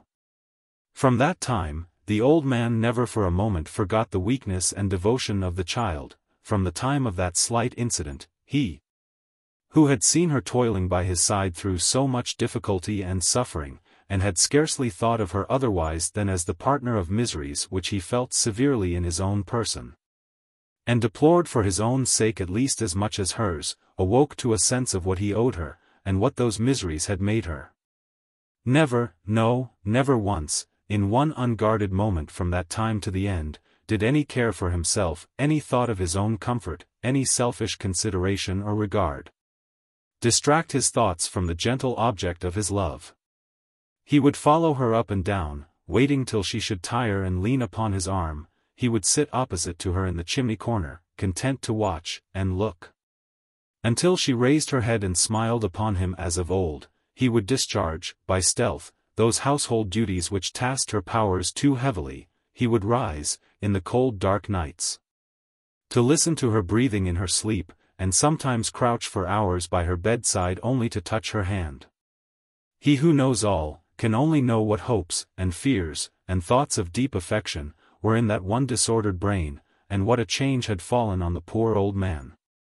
Sometimes, weeks had crept on, then, the child, exhausted, though with little fatigue, would pass whole evenings on a couch beside the fire. At such times, the schoolmaster would bring in books, and read to her aloud, and seldom an evening passed, but the bachelor came in, and took his turn of reading. The old man sat and listened, with little understanding for the words, but with his eyes fixed upon the child, and if she smiled or brightened with the story, he would say it was a good one, and conceive a fondness for the very book. When in their evening talk, the bachelor told some tale that pleased her, as his tales were sure to do, the old man would painfully try to store it in his mind. Nay, when the bachelor left them, he would sometimes slip out after him, and humbly beg that he would tell him such a part again, that he might learn to win a smile from Nell. But these were rare occasions, happily, for the child yearned to be out of doors, and walking in her solemn garden. Parties, too, would come to see the church. And those who came, speaking to others of the child, sent more, so that even at that season of the year they had visitors almost daily. The old man would follow them at a little distance through the building, listening to the voice he loved so well. And when the strangers left, and parted from Nell, he would mingle with them to catch up fragments of their conversation. Or he would stand for the same purpose, with his grey head uncovered, at the gate, as they passed through. They always praised the child, her sense and beauty, and he was proud to hear them. But what was that, so often added, which wrung his heart, and made him sob and weep alone, in some dull corner? Alas! Even careless strangers, they who had no feeling for her, But the interest of the moment, they who would go away and forget next week that such a being lived, even they saw it, even they pitied her, even they bade him good day compassionately. And whispered as they passed. The people of the village, too, of whom there was not one but grew to have a fondness for poor Nell, even among them, there was the same feeling. A tenderness towards her, a compassionate regard for her, increasing every day. The very schoolboys, light-hearted and thoughtless as they were, even they cared for her. The roughest among them was sorry if he missed her in the usual place upon his way to school, and would turn out of the path to ask for her at the latticed window. If she were sitting in the church, they perhaps might peep in softly at the open door, but they never spoke to her, unless she rose and went to speak to them. Some feeling was abroad which raised the child above them all. So, when Sunday came, they were all poor country people in the church, for the castle in which the old family had lived, was an empty ruin, and there were none but humble folks for 7 miles around. There, as elsewhere, they had an interest in Nell. They would gather round her in the porch, before and after service, young children would cluster at her skirts. And aged men and women forsake their gossips, to give her kindly greeting. None of them, young or old, thought of passing the child without a friendly word. Many who came from 3 or 4 miles distant, brought her little presents, the humblest and rudest had good wishes to bestow. She had sought out the young children whom she first saw playing in the churchyard. One of these, he who had spoken of his brother, was her little favorite and friend, and often sat by her side in the church, or climbed with her to the tower top. It was his delight to help her, or to fancy that he did so, and they soon became close companions. It happened that, as she was reading in the old spot by herself one day, this child came running in with his eyes full of tears. And after holding her from him and looking at her eagerly for a moment, clasped his little arms passionately about her neck. "What now?" said Nell, soothing him. "What is the matter?" "She is not one yet," cried the boy, embracing her still more closely. "No, no. Not yet." She looked at him wonderingly, and putting his hair back from his face, and kissing him, asked what he meant. "You must not be one, dear Nell," cried the boy. "We can't see them. They never come to play with us, or talk to us. Be what you are. You are better so." "I do not understand you," said the child. "Tell me what you mean." "Why, they say," replied the boy, looking up into her face, "that you will be an angel, before the birds sing again. But you won't be, will you? Don't leave us, Nell, though the sky is bright. Do not leave us." The child drooped her head, and put her hands before her face. "She cannot bear the thought," cried the boy, exulting through his tears. "You will not go. You know how sorry we should be. Dear Nell, tell me that you'll stay amongst us. Oh! Pray, pray, tell me that you will." The little creature folded his hands, and knelt down at her feet. "Only look at me, Nell," said the boy, "and tell me that you'll stop, and then I shall know that they are wrong, and will cry no more. Won't you say yes, Nell?" Still the drooping head and hidden face, and the child quite silent, save for her sobs. "After a time," pursued the boy, trying to draw away her hand, "the kind angels will be glad to think that you are not among them, and that you stayed here to be with us." Willie went away, to join them, but if he had known how I should miss him in our little bed at night, he never would have left me, I am sure. Yet the child could make him no answer, and sobbed as though her heart were bursting. "Why would you go, dear Nell? I know you would not be happy when you heard that we were crying for your loss. They say that Willie is in heaven now, and that it's always summer there, and yet I'm sure he grieves when I lie down upon his garden bed, and he cannot turn to kiss me. But if you do go, Nell," said the boy, caressing her, and pressing his face to hers, "be fond of him, for my sake. Tell him how I love him still, and how much I loved you. And when I think that you two are together, and are happy, I'll try to bear it, and never give you pain by doing wrong, indeed I never will." The child suffered him to move her hands, and put them round his neck. There was a tearful silence, but it was not long before she looked upon him with a smile, and promised him, in a very gentle quiet voice, that she would stay, and be his friend. As long as heaven would let her. He clapped his hands for joy, and thanked her many times, and being charged to tell no person what had passed between them, gave her an earnest promise that he never would. Nor did he, so far as the child could learn. But was her quiet companion in all her walks and musings, and never again adverted to the theme, which he felt had given her pain, although he was unconscious of its cause. Something of distrust lingered about him still, for he would often come, even in the dark evenings, and call in a timid voice outside the door to know if she were safe within. And being answered yes, and bade to enter, would take his station on a low stool at her feet, and sit there patiently until they came to seek, and take him home. Sure as the morning came, it found him lingering near the house to ask if she were well. And, morning, noon, or night, go where she would, he would forsake his playmates and his sports to bear her company. And a good little friend he is, too, said the old sexton to her once. When his elder brother died, elder seems a strange word, for he was only 7-year-old, I remember this one took it sorely to heart. The child thought of what the schoolmaster had told her, and felt how its truth was shadowed out even in this infant. It has given him something of a quiet way, I think, said the old man, though for that, he is merry enough at times.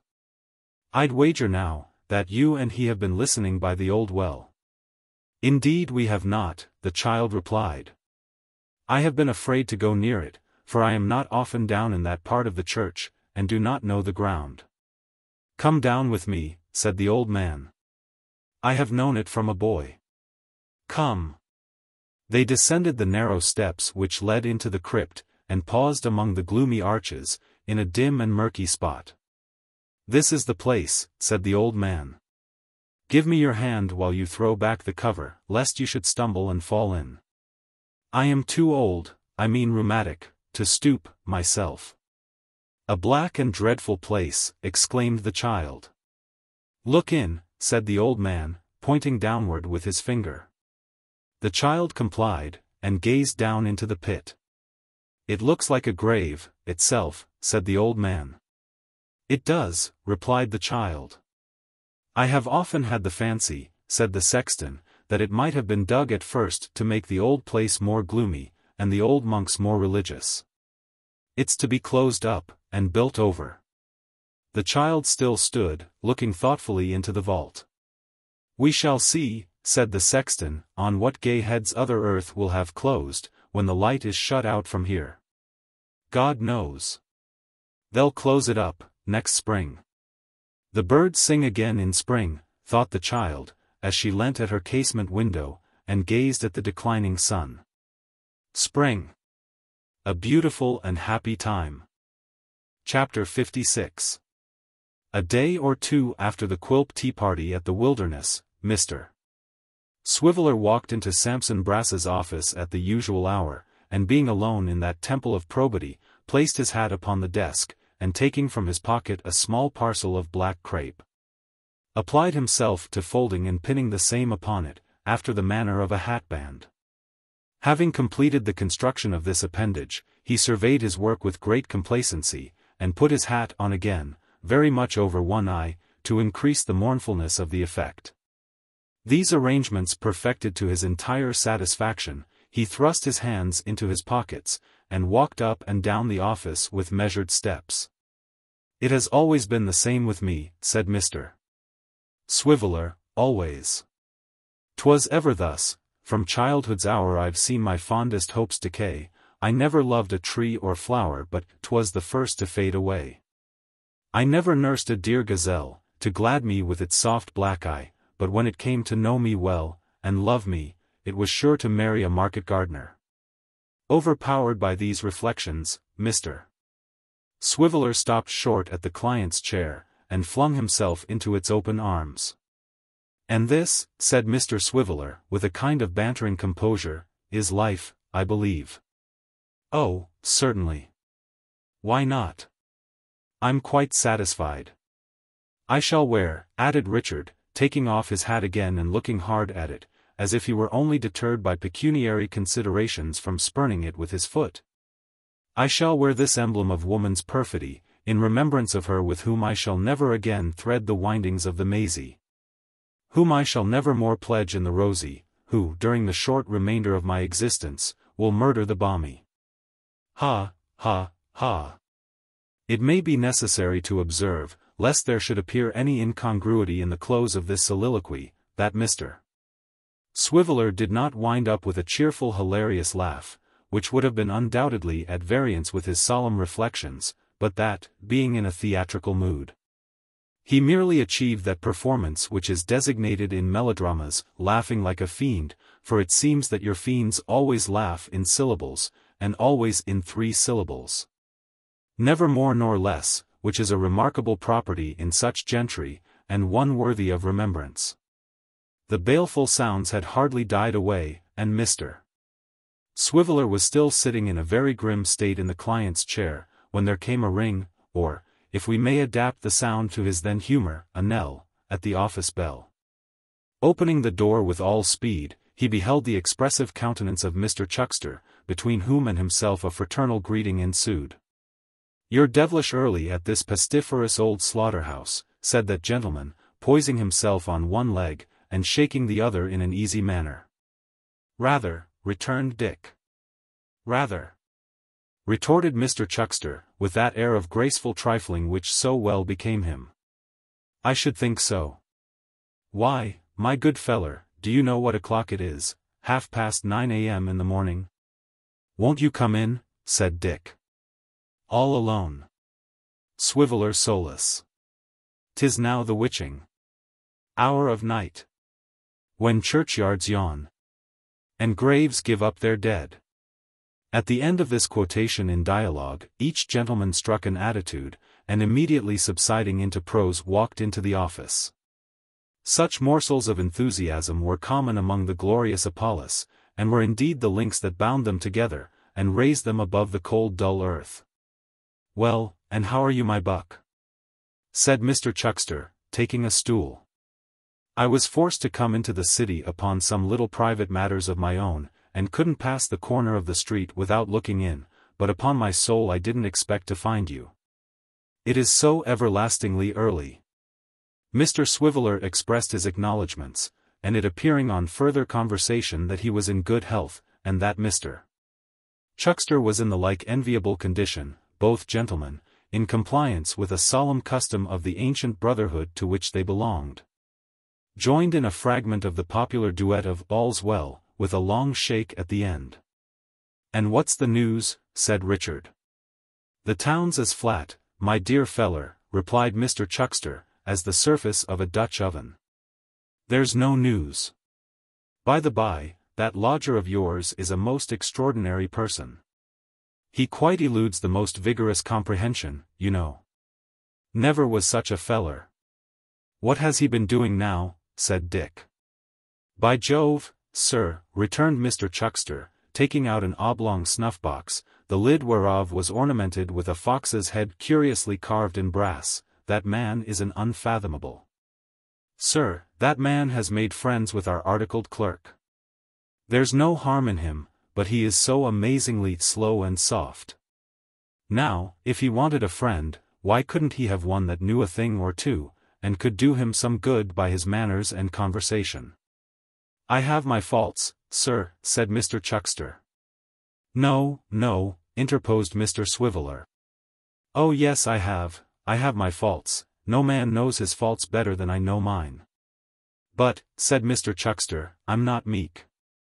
My worst enemies, every man has his enemies, sir, and I have mine, never accused me of being meek. And I tell you what, sir, if I hadn't more of these qualities that commonly endear man to man, than our articled clerk has, I'd steal a Cheshire cheese, tie it round my neck, and drown myself. I'd die degraded, as I had lived. I would upon my honor." Mr. Chuckster paused, rapped the fox's head exactly on the nose with the knuckle of the forefinger, took a pinch of snuff, and looked steadily at Mr. Swiveller, as much as to say that if he thought he was going to sneeze, he would find himself mistaken. Not contented, sir, said Mr. Chuckster, with making friends with Abel, he has cultivated the acquaintance of his father and mother. Since he came home from that wild goose chase, he has been there, actually been there. He patronizes young Snobby besides.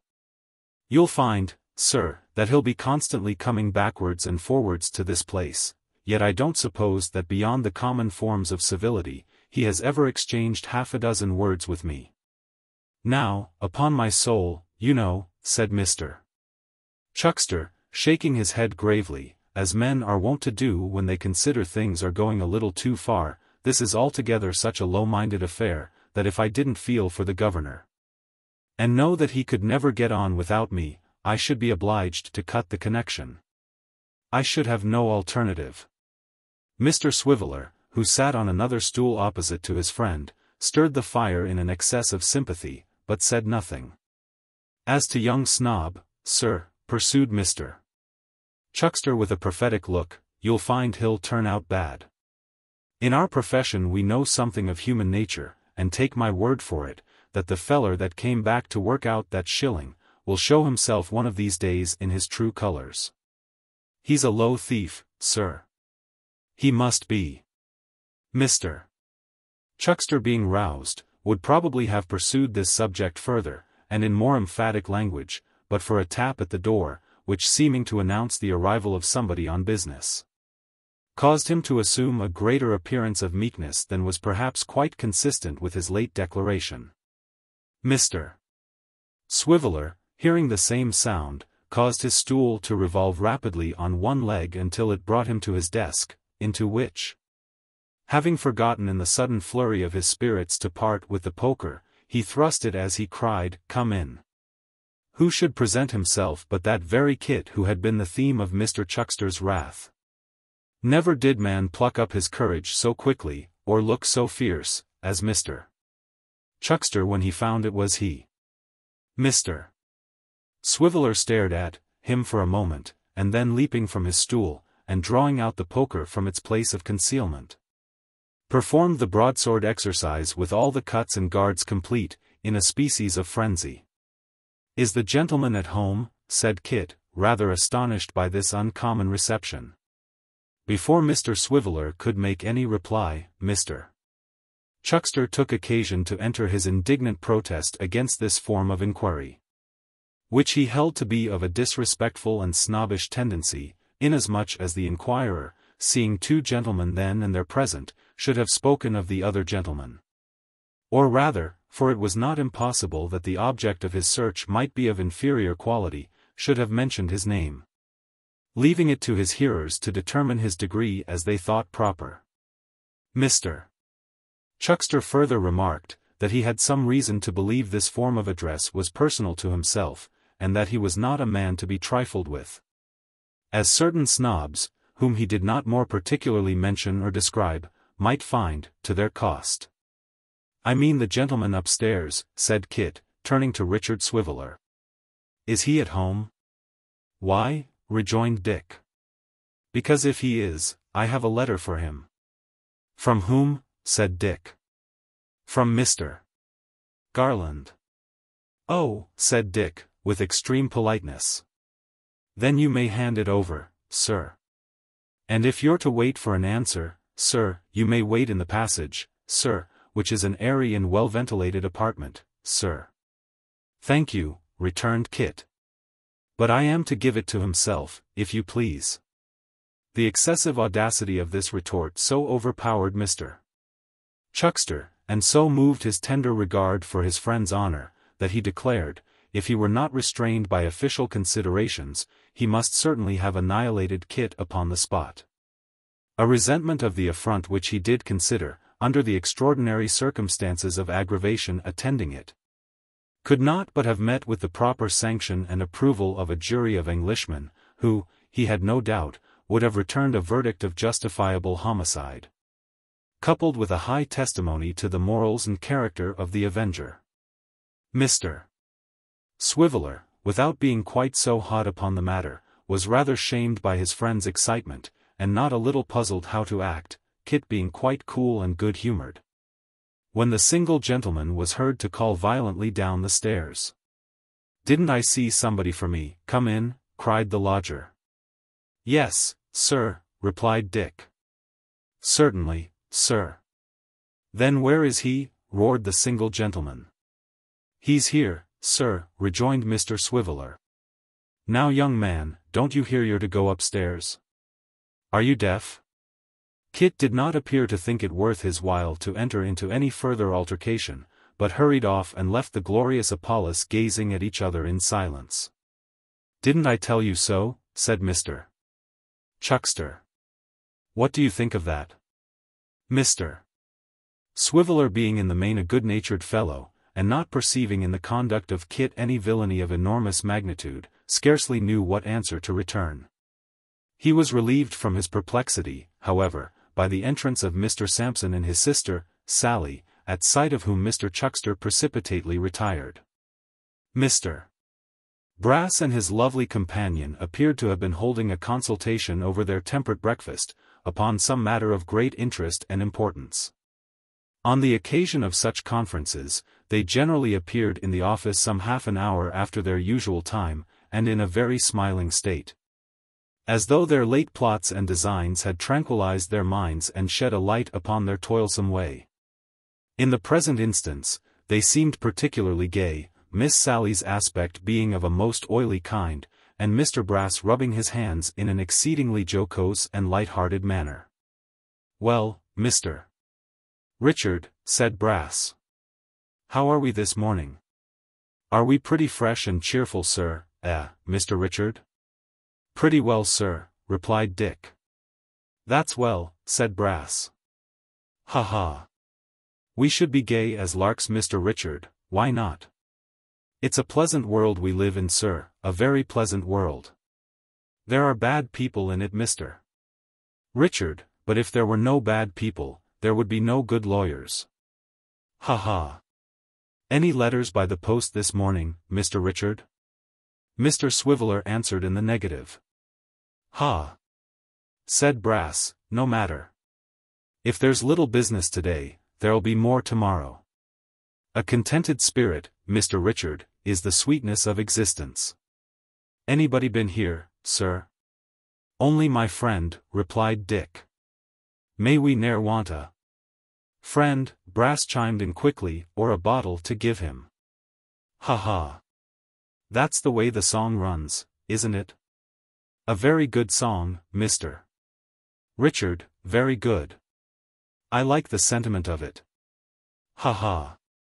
Your friend's the young man from Witherden's office, I think. Yes, may we ne'er want a nobody else at all, been, Mr. Richard?" "Only somebody to the lodger," replied Mr. Swiveller. "Oh indeed," cried Brass. "Somebody to the lodger, eh? Ha ha! May we ne'er want a friend, or a somebody to the lodger, Mr. Richard?" "Yes," said Dick, a little disconcerted by the excessive buoyancy of spirits which his employer displayed. "With him now." "With him now," cried Brass, "ha ha! There let be merry and free, tour rul Mr. Richard?" "Ha ha! Oh certainly," replied Dick. "And who," said Brass, shuffling among his papers, "who is the lodger's visitor? Not a lady visitor, I hope, Mr. Richard? The morals of the marks, you know, sir, when lovely woman stoops to folly, and all that, Mr. Richard? Another young man, who belongs to Witherden's too, or half belongs there," returned Richard. "Kit, they call him." "Kit, said Brass. "Strange name, name of a dancing master's fiddle, Mr. Richard?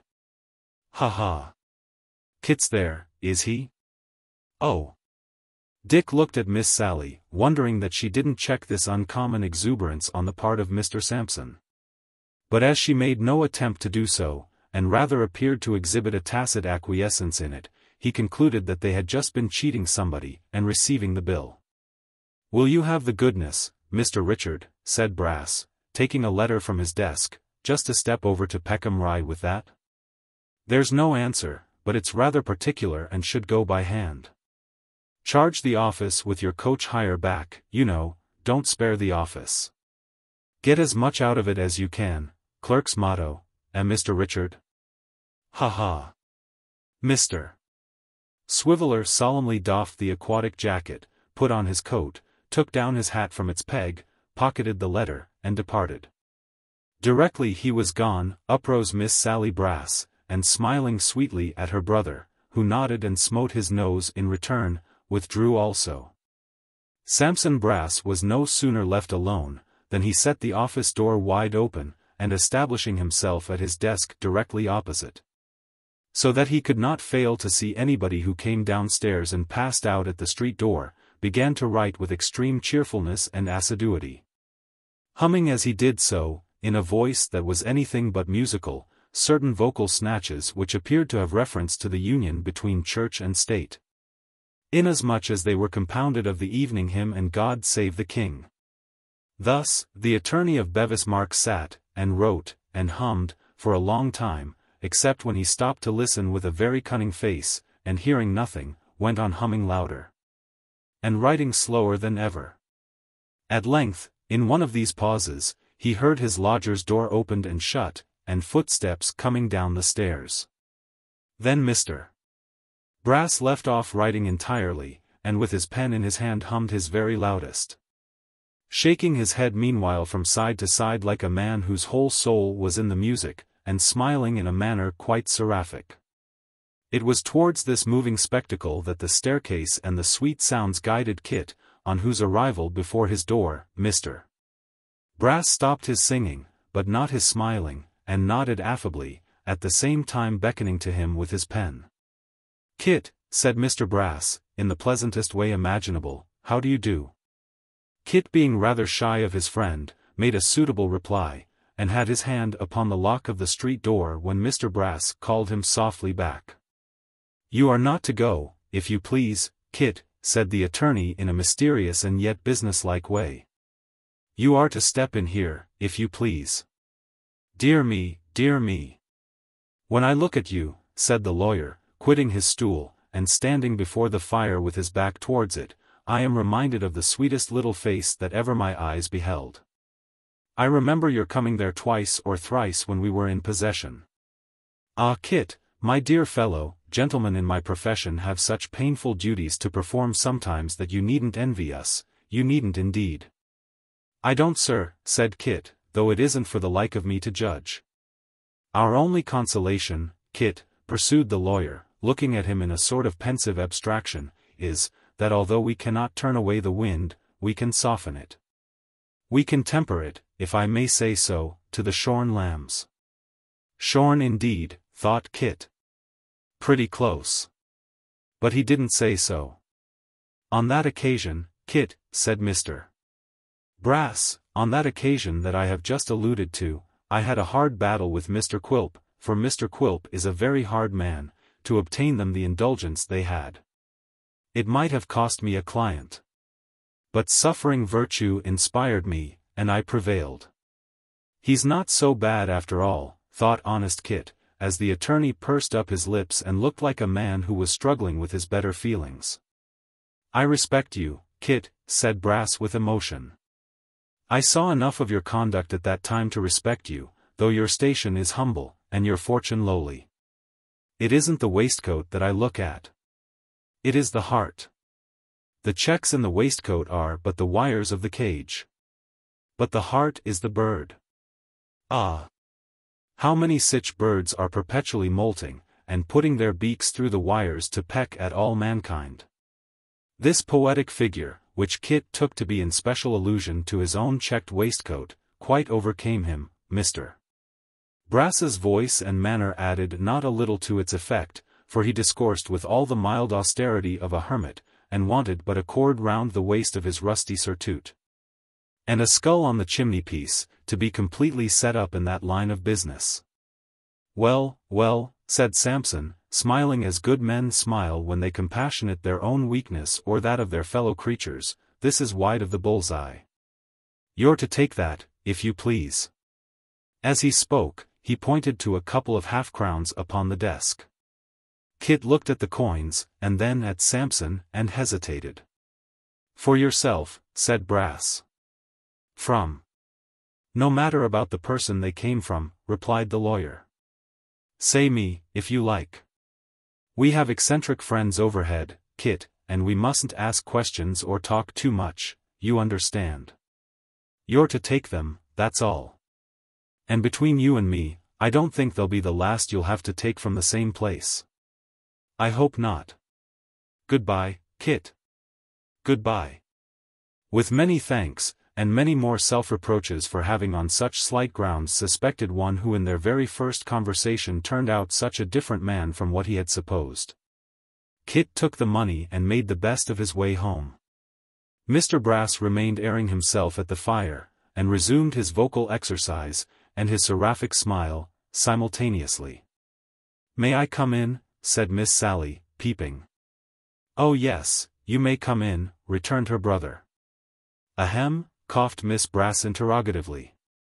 "Yes," returned Sampson, "I should say as good as done." Chapter 57. Mr. Chuckster's indignant apprehensions were not without foundation. Certainly the friendship between the single gentleman and Mr. Garland was not suffered to cool, but had a rapid growth and flourished exceedingly. They were soon in habits of constant intercourse and communication. And the single gentleman laboring at this time under a slight attack of illness, the consequence most probably of his late excited feelings and subsequent disappointment, furnished a reason for their holding yet more frequent correspondence. So that some one of the inmates of Abel Cottage, Finchley, came backwards and forwards between that place and Bevis Marks, almost every day. As the pony had now thrown off all disguise, and without any mincing of the matter or beating about the bush, sturdily refused to be driven by anybody but Kit, it generally happened that whether old Mr. Garland came, or Mr. Abel, Kit was of the party. Of all messages and inquiries, Kit was in right of his position the bearer. Thus it came about that, while the single gentleman remained indisposed, Kit turned into Bevis Marks every morning with nearly as much regularity as the general postman. Mr. Sampson Brass, who no doubt had his reasons for looking sharply about him, soon learnt to distinguish the pony's trot and the clatter of the little chaise at the corner of the street. Whenever this sound reached his ears, he would immediately lay down his pen and fall to rubbing his hands and exhibiting the greatest glee. "Ha ha," he would cry. "Here's the pony again. Most remarkable pony, extremely docile, a Mr. Richard, sir?" Dick would return some matter-of-course reply, and Mr. Brass, standing on the bottom rail of his stool, so as to get a view of the street over the top of the window blind, would take an observation of the visitors. "The old gentleman again," he would exclaim, "a very prepossessing old gentleman, Mr. Richard, charming countenance, sir, extremely calm, benevolence in every feature, sir. He quite realizes my idea of King Lear, as he appeared when in possession of his kingdom, Mr. Richard, the same good humor, the same white hair and partial baldness, the same liability to be imposed upon. Ah! A sweet subject for contemplation, sir, very sweet." Then, Mr. Garland having alighted and gone upstairs, Sampson would nod and smile to Kit from the window, and presently walk out into the street to greet him. When some such conversation as the following would ensue. "Admirably groomed, Kit, Mr. Brass is patting the pony, does you great credit, amazingly sleek and bright to be sure. He literally looks as if he had been varnished all over." Kit touches his hat, smiles, pats the pony himself, and expresses his conviction that Mr. Brass will not find many like him. "A beautiful animal indeed," cries Brass. "Sagacious too." "Bless you," replies Kit, "he knows what you say to him as well as a Christian does." "Does he indeed?"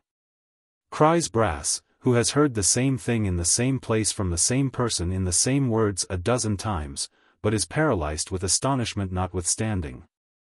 "Dear me! I little thought the first time I saw him, sir," says Kit, pleased with the attorney's strong interest in his favorite, "that I should come to be as intimate with him as I am now." "Ah! rejoins Mr. Brass, brimful of moral precepts and love of virtue. A charming subject of reflection for you, very charming. A subject of proper pride and congratulation, Christopher. Honesty is the best policy, I always find it so myself. I lost £47.10 by being honest this morning. But it's all gain, it's gain. Mr. Brass slyly tickles his nose with his pen, and looks at Kit with the water standing in his eyes. Kit thinks that if ever there was a good man who belied his appearance, that man is Sampson Brass. A man, says Sampson, who loses £47.10 in one morning by his honesty, is a man to be envied. If it had been £80, the luxuriousness of feeling would have been increased. Every pound lost, would have been a hundredweight of happiness gained. The still, small voice, Christopher, cries Brass smiling, and tapping himself on the bosom, is a singing comic songs within me, and all is happiness and joy. Kit is so improved by the conversation, and finds it go so completely home to his feelings, that he is considering what he shall say, when Mr. Garland appears. The old gentleman is helped into the chaise with great obsequiousness by Mr. Sampson Brass. And the pony, after shaking his head several times, and standing for 3 or 4 minutes with all his 4 legs planted firmly on the ground as if he had made up his mind never to stir from that spot, but there to live and die, suddenly darts off without the smallest notice, at the rate of 12 English miles an hour. Then Mr. Brass and his sister, who has joined him at the door, exchange an odd kind of smile, not at all a pleasant one in its expression, and return to the society of Mr. Richard Swiveller, who during their absence has been regaling himself with various feats of pantomime, and is discovered at his desk, in a very flushed and heated condition, violently scratching out nothing with half a penknife. Whenever Kit came alone, and without the chaise, it always happened that Sampson Brass was reminded of some mission, calling Mr. Swiveller, if not to Peckham Rye again, at all events to some pretty distant place from which he could not be expected to return for 2 or 3 hours, or in all probability a much longer period. As that gentleman was not, to say the truth, renowned for using great expedition on such occasions, but rather for protracting and spinning out the time to the very utmost limit of possibility. Mr. Swiveller out of sight, Miss Sally immediately withdrew. Mr. Brass would then set the office door wide open, hum his old tune with great gaiety of heart, and smile seraphically as before. Kit coming downstairs would be called in, entertained with some moral and agreeable conversation, perhaps entreated to mind the office for an instant while Mr. Brass stepped over the way, and afterwards presented with 1 or 2 half-crowns as the case might be. This occurred so often, that Kit, nothing doubting but that they came from the single gentleman, who had already rewarded his mother with great liberality, could not enough admire his generosity, and bought so many cheap presents for her, and for little Jacob, and for the baby, and for Barbara to boot, that one or other of them was having some new trifle every day of their lives. While these acts and deeds were in progress in and out of the office of Sampson Brass, Richard Swiveller, being often left alone therein, began to find the time hang heavy on his hands. For the better preservation of his cheerfulness therefore, and to prevent his faculties from rusting, he provided himself with a cribbage board and pack of cards, and accustomed himself to play at cribbage with a dummy, for 20, 30, or sometimes even £50,000 aside, besides many hazardous bets to a considerable amount. As these games were very silently conducted, notwithstanding the magnitude of the interests involved, Mr. Swiveller began to think that on those evenings when Mr. and Miss Brass were out, and they often went out now, he heard a kind of snorting or hard-breathing sound in the direction of the door, which it occurred to him, after some reflection, must proceed from the small servant, who always had a cold from damp living. Looking intently that way one night, he plainly distinguished an eye gleaming and glistening at the keyhole. And having now no doubt that his suspicions were correct, he stole softly to the door, and pounced upon her before she was aware of his approach. "Oh! I didn't mean any harm indeed. Upon my word I didn't," cried the small servant, struggling like a much larger one. "It's so very dull, downstairs. Please don't you tell upon me, please don't. Tell upon you, said Dick. Do you mean to say you were looking through the keyhole for company? Yes, upon my word I was, replied the small servant. How long have you been cooling your eye there, said Dick. Oh, ever since you first began to play them cards, and long before. Vague recollections of several fantastic exercises with which he had refreshed himself after the fatigues of business, and to all of which, no doubt, the small servant was a party. Rather disconcerted Mr. Swiveller, but he was not very sensitive on such points, and recovered himself speedily. Well, come in, he said, after a little consideration. Here, sit down, and I'll teach you how to play. Oh! I durstn't do it, rejoined the small servant. Miss Sally ud kill me, if she knowed I came up here. Have you got a fire downstairs? Said Dick. A very little one, replied the small servant. Miss Sally couldn't kill me if she knowed I went down there, so I'll come, said Richard, putting the cards into his pocket. Why, how thin you are. What do you mean by it? It ain't my fault. Could you eat any bread and meat? Said Dick, taking down his hat. Yes? Ah. I thought so. Did you ever taste beer? I had a sip of it once, said the small servant. Here's a state of things, cried Mr. Swiveller, raising his eyes to the ceiling. She never tasted it, it can't be tasted in a sip. Why, how old are you? I don't know. Mr. Swiveller opened his eyes very wide, and appeared thoughtful for a moment, then bidding the child mind the door until he came back, vanished straightway. Presently he returned, followed by the boy from the public-house, who bore in one hand a plate of bread and beef, and in the other a great pot, filled with some very fragrant compound, which sent forth a grateful steam, and was indeed choice pearl, made after a particular recipe which Mr. Swiveller had imparted to the landlord at a period when he was deep in his books and desirous to conciliate his friendship. Relieving the boy of his burden at the door, and charging his little companion to fasten it to prevent surprise, Mr. Swiveller followed her into the kitchen. There, said Richard, putting the plate before her.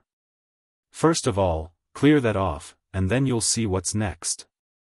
The small servant needed no second bidding, and the plate was soon empty. Next, said Dick, handing the pearl, take a pull at that, but moderate your transports, you know, for you're not used to it. Well, is it good? Oh! Isn't it? Said the small servant. Mr. Swiveller appeared gratified beyond all expression by this reply, and took a long draught himself, steadfastly regarding his companion while he did so. These preliminaries disposed of, he applied himself to teaching her the game, which she soon learnt tolerably well, being both sharp-witted and cunning. Now, said Mr. Swiveller, putting 2 sixpences into a saucer, and trimming the wretched candle, when the cards had been cut and dealt, those are the stakes. If you win, you get M all. If I win, I get M. To make it seem more real and pleasant, I shall call you the Marchioness, do you hear? The small servant nodded. Then, Marchioness, said Mr. Swiveller, fire away. The Marchioness, holding her cards very tight in both hands, considered which to play, and Mr. Swiveller, assuming the gay and fashionable air which such society required, took another pull at the tankard, and waited for her lead. Chapter 58. Mr. Swiveller and his partner played several rubbers with varying success, until the loss of 3 sixpences, the gradual sinking of the pearl, and the striking of 10 o'clock, combined to render that gentleman mindful of the flight of time, and the expediency of withdrawing before Mr. Sampson and Miss Sally Brass returned. With which object in view, Marchioness, said Mr. Swiveller gravely, I shall ask your ladyship's permission to put the board in my pocket, and to retire from the presence when I have finished this tankard. Merely observing, Marchioness, that since life like a river is flowing, I care not how fast it rolls on, ma'am, on, while such pearl on the bank still is growing. And such eyes light the waves as they run. Marchioness, your health. You will excuse my wearing my hat, but the palace is damp, and the marble floor is, if I may be allowed the expression, sloppy.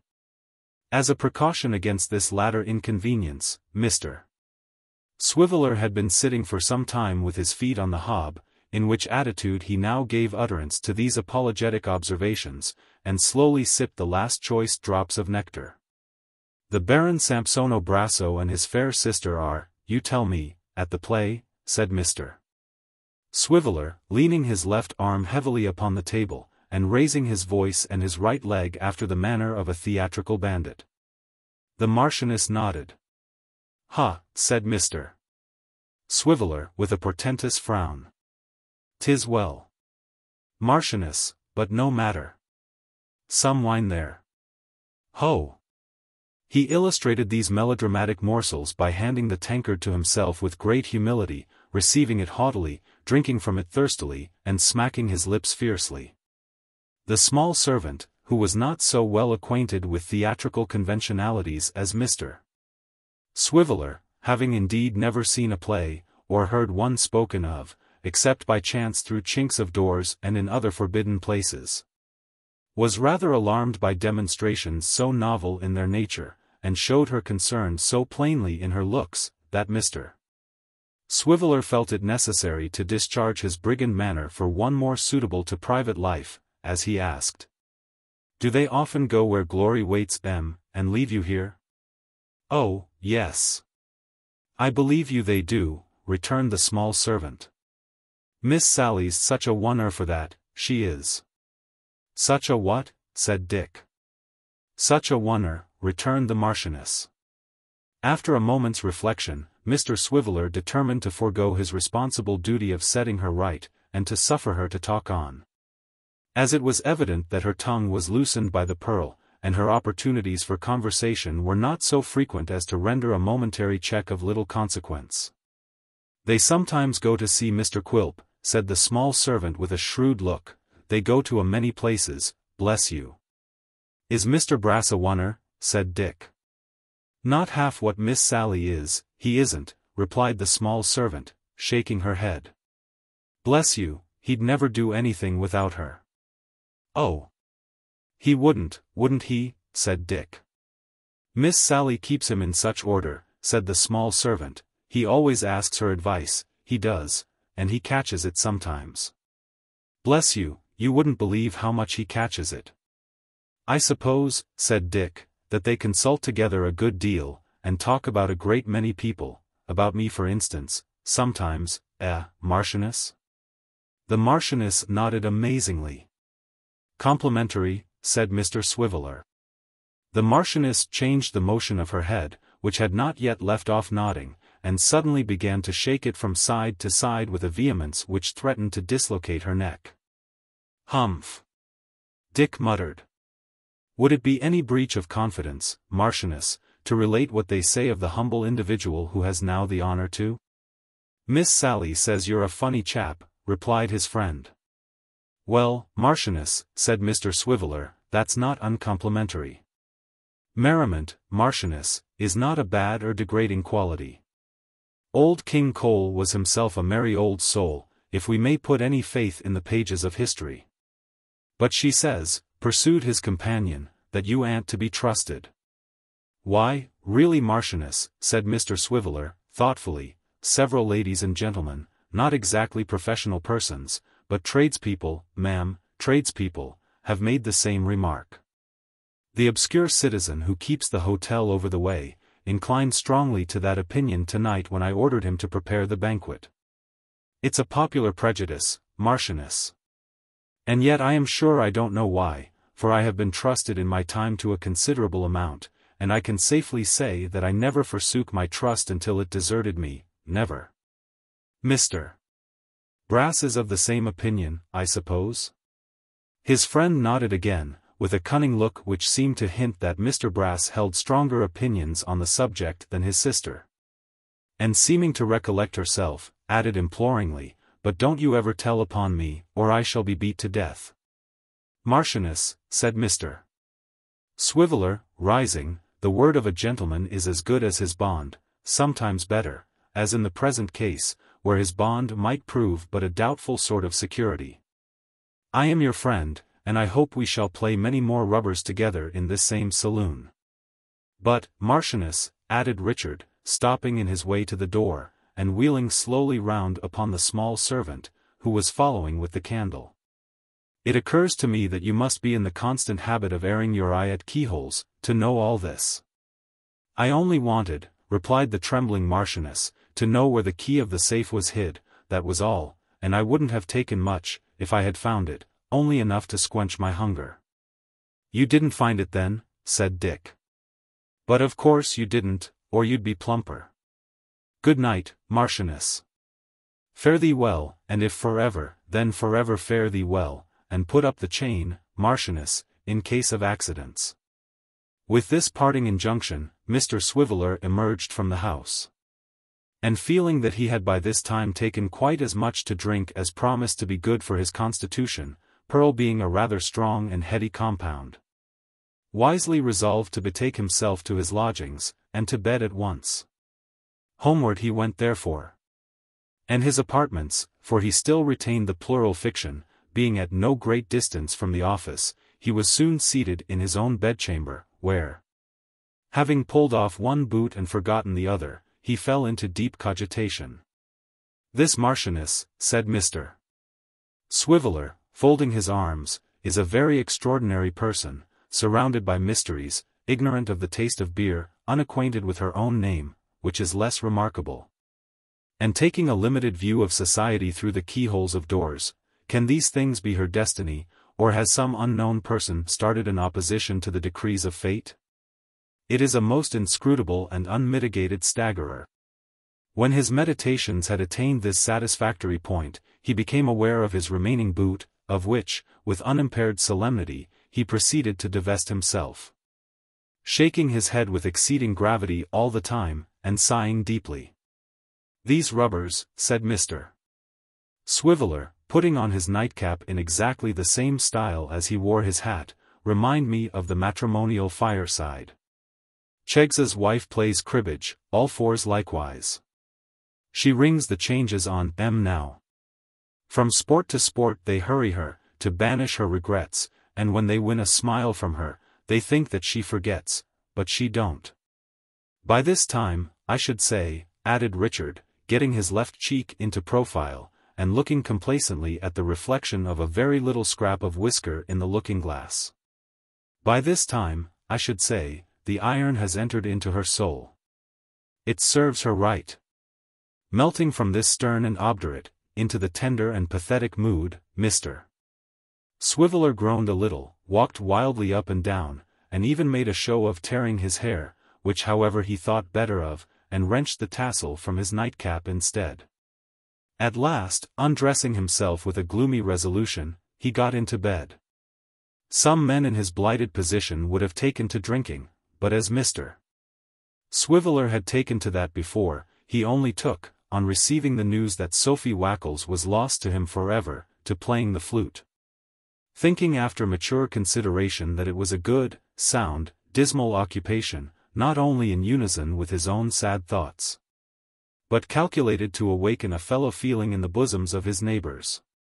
In pursuance of this resolution, he now drew a little table to his bedside, and arranging the light and a small oblong music book to the best advantage, took his flute from its box, and began to play most mournfully.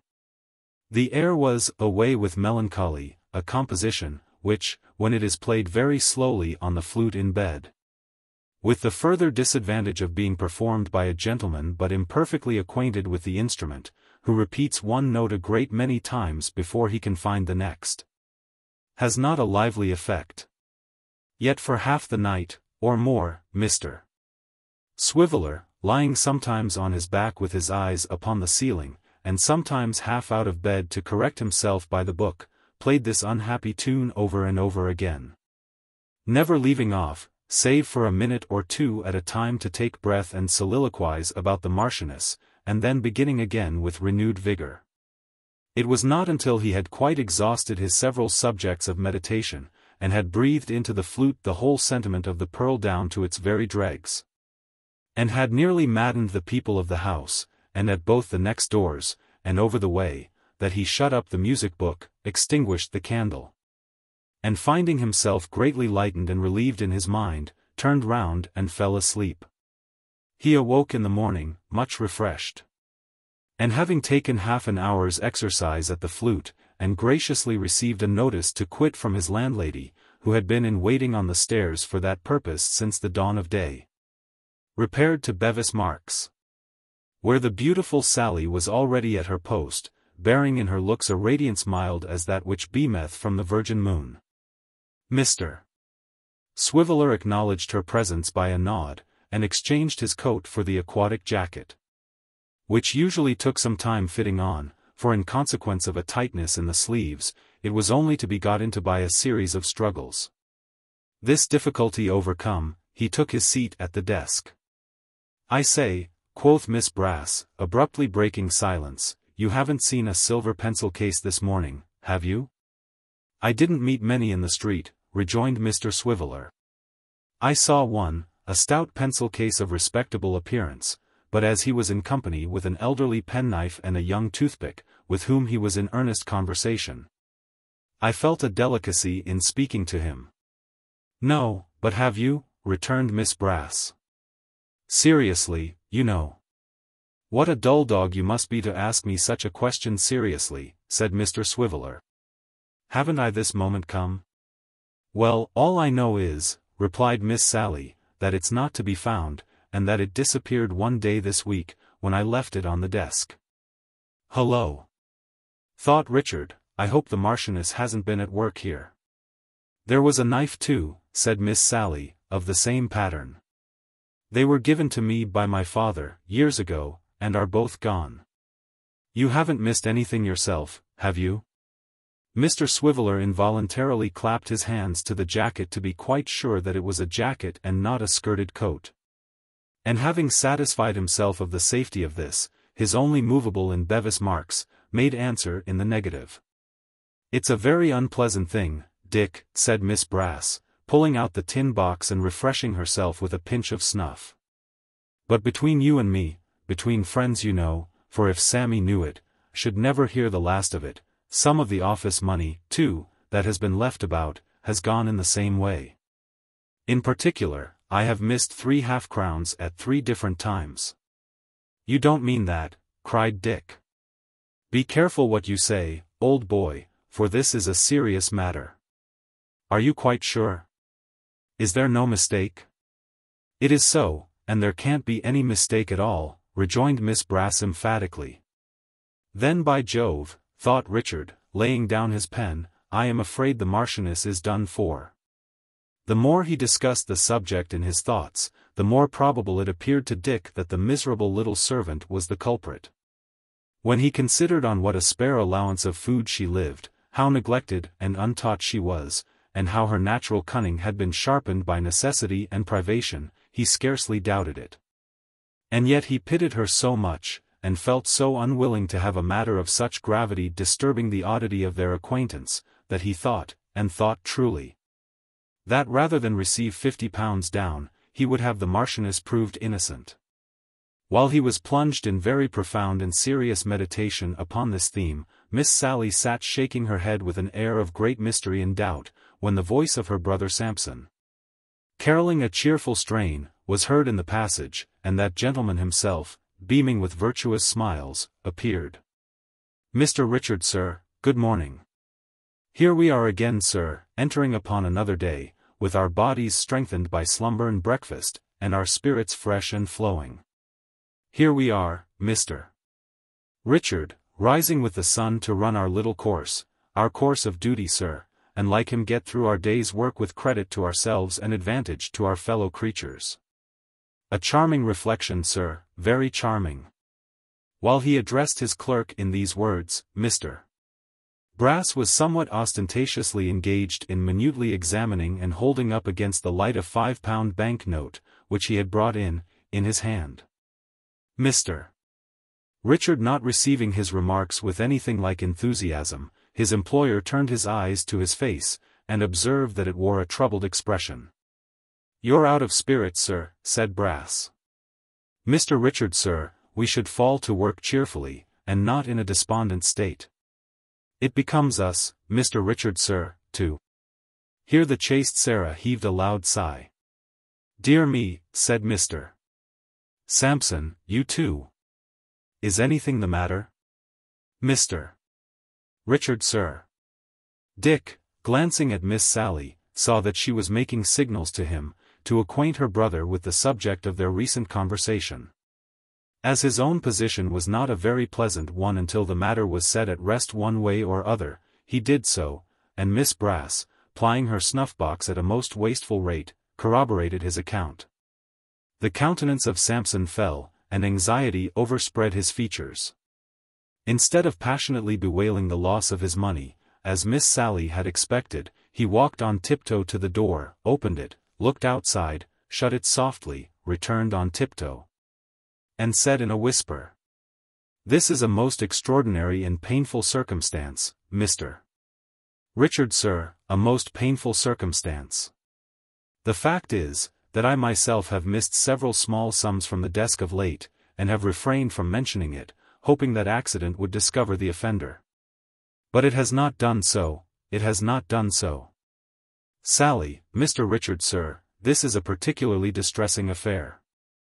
As Sampson spoke, he laid the banknote upon the desk among some papers, in an absent manner, and thrust his hands into his pockets. Richard Swiveller pointed to it, and admonished him to take it up. "No, Mr. Richard sir," rejoined Brass with emotion, "I will not take it up. I will let it lie there, sir. To take it up, Mr. Richard sir, would imply a doubt of you. And in you sir, I have unlimited confidence. We will let it lie there sir, if you please, and we will not take it up by any means." With that, Mr. Brass patted him twice or thrice upon the shoulder, in a most friendly manner, and entreated him to believe that he had as much faith in his honesty as he had in his own. Although at another time Mr. Swiveller might have looked upon this as a doubtful compliment, he felt it, under the then existing circumstances, a great relief to be assured that he was not wrongfully suspected. When he had made a suitable reply, Mr. Brass wrung him by the hand, and fell into a brown study, as did Miss Sally likewise. Richard too remained in a thoughtful state. Fearing every moment to hear the Marchioness impeached, and unable to resist the conviction that she must be guilty. When they had severally remained in this condition for some minutes, Miss Sally all at once gave a loud rap upon the desk with her clenched fist, and cried, "I've hit it." As indeed she had, and chipped a piece out of it too, but that was not her meaning. "Well," cried Brass anxiously. "Go on, will you?"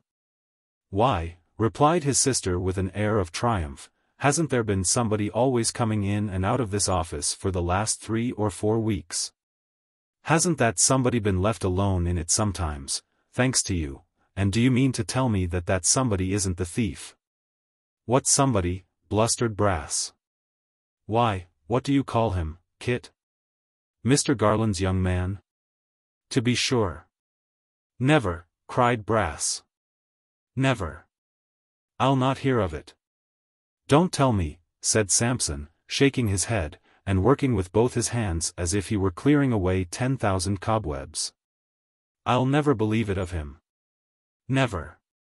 "I say," repeated Miss Brass, taking another pinch of snuff, "that he's the thief." "I say," returned Sampson violently, "that he is not." "What do you mean? How dare you? Are characters to be whispered away like this? Do you know that he's the honestest and faithfulest fellow that ever lived, and that he has an irreproachable good name? Come in, come in." These last words were not addressed to Miss Sally, though they partook of the tone in which the indignant remonstrances that preceded them had been uttered. They were addressed to some person who had knocked at the office door, and they had hardly passed the lips of Mr. Brass, when this very Kit himself looked in. "Is the gentleman upstairs, sir, if you please?" "Yes, Kit," said Brass, still fired with an honest indignation and frowning with knotted brows upon his sister. "Yes, Kit, he is." "I am glad to see you, Kit, I am rejoiced to see you. Look in again as you come downstairs, Kit." "That lad a robber," cried Brass when he had withdrawn, with that frank and open countenance. "I'd trust him with untold gold. Mr. Richard, sir, have the goodness to step directly to Rasp and Company's in Broad Street, and inquire if they have had instructions to appear in Carcam and Painter." "That lad a robber," sneered Sampson, flushed and heated with his wrath. "Am I blind, deaf, silly, do I know nothing of human nature when I see it before me? Kit a robber? Bah!" Flinging this final interjection at Miss Sally with immeasurable scorn and contempt, Sampson Brass thrust his head into his desk as if to shut the base world from his view, and breathed defiance from under its half-closed lid. Chapter 59. When Kit, having discharged his errand, came downstairs from the single gentleman's apartment after the lapse of a quarter of an hour or so, Mr. Sampson Brass was alone in the office. He was not singing as usual, nor was he seated at his desk. The open door showed him standing before the fire with his back towards it, and looking so very strange that Kit supposed he must have been suddenly taken ill. "Is anything the matter, sir?" said Kit. "Matter?" cried Brass. "No. Why anything the matter?" "You are so very pale," said Kit, "that I should hardly have known you." "Pooh-pooh. Mere fancy," cried Brass, stooping to throw up the cinders. "Never better, Kit, never better in all my life. Merry too. Ha ha. How's our friend above stairs, eh?" "A great deal better," said Kit. "I'm glad to hear it," rejoined Brass, "thankful, I may say. An excellent gentleman, worthy, liberal, generous, gives very little trouble, an admirable lodger. Ha ha. Mr. Garland, he's well I hope, Kit, and the pony, my friend, my particular friend you know. Ha ha." Kit gave a satisfactory account of all the little household at Abel Cottage. Mr. Brass, who seemed remarkably inattentive and impatient, mounted on his stool, and beckoning him to come nearer, took him by the buttonhole. "I have been thinking, Kit," said the lawyer, "that I could throw some little emoluments into your mother's way. You have a mother, I think? If I recollect right, you told me." "Oh yes, sir, yes, certainly." "A widow, I think?" "An industrious widow? A harder working woman or a better mother never lived, sir." "Ah," cried Brass. "That's affecting, truly affecting. A poor widow struggling to maintain her orphans in decency and comfort, is a delicious picture of human goodness. Put down your hat, Kit." "Thank you, sir, I must be going directly." "Put it down while you stay, at any rate," said Brass, taking it from him and making some confusion among the papers, in finding a place for it on the desk. "I was thinking, Kit, that we have often houses to let for people we are concerned for, and matters of that sort. Now you know we're obliged to put people into those houses to take care of them, very often undeserving people that we can't depend upon. What's to prevent our having a person that we can depend upon, and enjoying the delight of doing a good action at the same time? I say, what's to prevent our employing this worthy woman, your mother? What with one job and another, there's lodging, and good lodging too, pretty well all the year round, rent-free, and a weekly allowance besides, Kit. That would provide them with a great many comforts they don't at present enjoy. Now what do you think of that? Do you see any objection? My only desire is to serve you, Kit, therefore if you do, say so freely." As Brass spoke, he moved the hat twice or thrice, and shuffled among the papers again, as if in search of something. "How can I see any objection to such a kind offer, sir?" replied Kit with his whole heart. "I don't know how to thank you, sir, I don't indeed." "Why then," said Brass, suddenly turning upon him and thrusting his face close to Kit's with such a repulsive smile that the latter, even in the very height of his gratitude, drew back quite startled. "Why then, it's done." Kit looked at him in some confusion. "Done, I say," added Sampson, rubbing his hands and veiling himself again in his usual oily manner. "Ha ha. And so you shall find, Kit, so you shall find." "But dear me," said Brass, what a time Mr. Richard is gone. A sad loiterer to be sure. Will you mind the office 1 minute while I run upstairs? Only 1 minute. I'll not detain you an instant longer, on any account, Kit. Talking as he went, Mr. Brass bustled out of the office, and in a very short time returned. Mr. Swiveller came back almost at the same instant, and as Kit was leaving the room hastily to make up for lost time, Miss Brass herself encountered him in the doorway. "Oh!" sneered Sally, looking after him as she entered. "There goes your pet, Sammy, eh?" "Ah! There he goes," replied Brass. "My pet, if you please. An honest fellow, Mr. Richard, sir, a worthy fellow indeed." "Hem," coughed Miss Brass. "I tell you, you aggravating vagabond," said the angry Sampson, "that I'd stake my life upon his honesty. Am I never to hear the last of this? Am I always to be baited, and beset, by your mean suspicions? Have you no regard for true merit, you malignant fellow? If you come to that, I'd sooner suspect your honesty than his." Miss Sally pulled out the tin snuff-box, and took a long, slow pinch, regarding her brother with a steady gaze all the time. "She drives me wild, Mr. Richard, sir," said Brass. "She exasperates me beyond all bearing. I am heated and exerted, sir, I know I am. These are not business manners, sir, nor business looks, but she carries me out of myself." "Why don't you leave him alone?" said Dick. "Because she can't, sir," retorted Brass. "Because to chafe and vex me is a part of her nature, sir, and she will and must do it, or I don't believe she'd have her health." "But never mind," said Brass, "never mind. I've carried my point.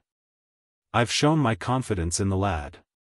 He has minded the office again. Ha ha. Ugh, you viper." The beautiful virgin took another pinch, and put the snuff-box in her pocket. Still looking at her brother with perfect composure. "He has minded the office again," said Brass triumphantly. "He has had my confidence, and he shall continue to have it." Why, where's the—" "What have you lost?" inquired Mr. Swiveller. "Dear me," said Brass, slapping all his pockets one after another, and looking into his desk, and under it, and upon it, and wildly tossing the papers about. "The note, Mr. Richard, sir, the £5 note, what can have become of it? I laid it down here, God bless me." "What?" cried Miss Sally, starting up, clapping her hands, and scattering the papers on the floor. "Gone. Now who's right? Now, who's got it? Never mind £5, what's £5? He's honest, you know, quite honest. It would be mean to suspect him. Don't run after him." "No, no, not for the world." "Is it really gone though?" said Dick, looking at Brass with a face as pale as his own. "Upon my word, Mr. Richard, sir," replied the lawyer, feeling in all his pockets with looks of the greatest agitation, "I fear this is a black business. It's certainly gone, sir. What's to be done?" "Don't run after him," said Miss Sally, taking more snuff. "Don't run after him on any account. Give him time to get rid of it, you know. It would be cruel to find him out." Mr. Swiveller and Sampson Brass looked from Miss Sally to each other in a state of utter bewilderment, and then, as by one impulse, caught up their hats and rushed out into the street, darting along in the middle of the road, and dashing aside all obstructions as though they were running for their lives. It happened that Kit had been running too, though not so fast, and having the start of them by some few minutes, was a good distance ahead. As they were pretty certain of the road he must have taken, however, and kept on at a great pace, they came up with him, at the very moment when he had taken breath, and was breaking into a run again. "Stop!" cried Sampson, laying his hand on one shoulder, while Mr. Swiveller pounced upon the other. "Not so fast, sir. You're in a hurry." "Yes, I am," said Kit, looking from one to the other in great surprise. I can hardly believe it," panted Sampson, but something of value is missing from the office. I hope you don't know what. Know what? Good heaven, Mr. Brass, cried Kit, trembling from head to foot, you don't suppose. No, no, rejoined Brass quickly, I don't suppose anything.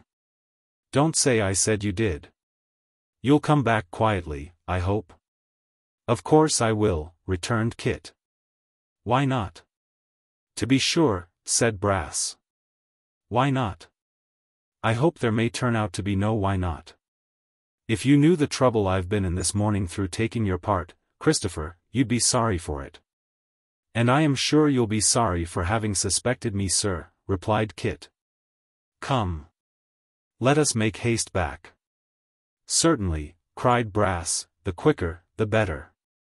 Mr. Richard, have the goodness, sir, to take that arm. I'll take this one. It's not easy walking three abreast, but under these circumstances it must be done, sir, there's no help for it. Kit did turn from white to red, and from red to white again, when they secured him thus, and for a moment seemed disposed to resist. But quickly recollecting himself, and remembering that if he made any struggle, he would perhaps be dragged by the collar through the public streets, he only repeated, with great earnestness and with the tears standing in his eyes, that they would be sorry for this, and suffered them to lead him off. While they were on the way back, Mr. Swiveller, upon whom his present functions sat very irksomely, took an opportunity of whispering in his ear that if he would confess his guilt, even by so much as a nod, and promise not to do so any more, he would connive at his kicking Sampson Brass on the shins and escaping up a court. But Kit indignantly rejecting this proposal, Mr. Richard had nothing for it, but to hold him tight until they reached Bevis Marks, and ushered him into the presence of the charming Sarah, who immediately took the precaution of locking the door. Now you know, said Brass, if this is a case of innocence, it is a case of that description, Christopher, where the fullest disclosure is the best satisfaction for everybody. Therefore, if you'll consent to an examination, he demonstrated what kind of examination he meant by turning back the cuffs of his coat, it will be a comfortable and pleasant thing for all parties. Search me, said Kit, proudly, holding up his arms. But mind, sir, I know you'll be sorry for this, to the last day of your life. It is certainly a very painful occurrence, said Brass with a sigh, as he dived into one of Kit's pockets, and fished up a miscellaneous collection of small articles, very painful. Nothing here, Mr. Richard, sir, all perfectly satisfactory. Nor here, sir. Nor in the waistcoat, Mr. Richard, nor in the coat tails. So far I am rejoiced, I am sure.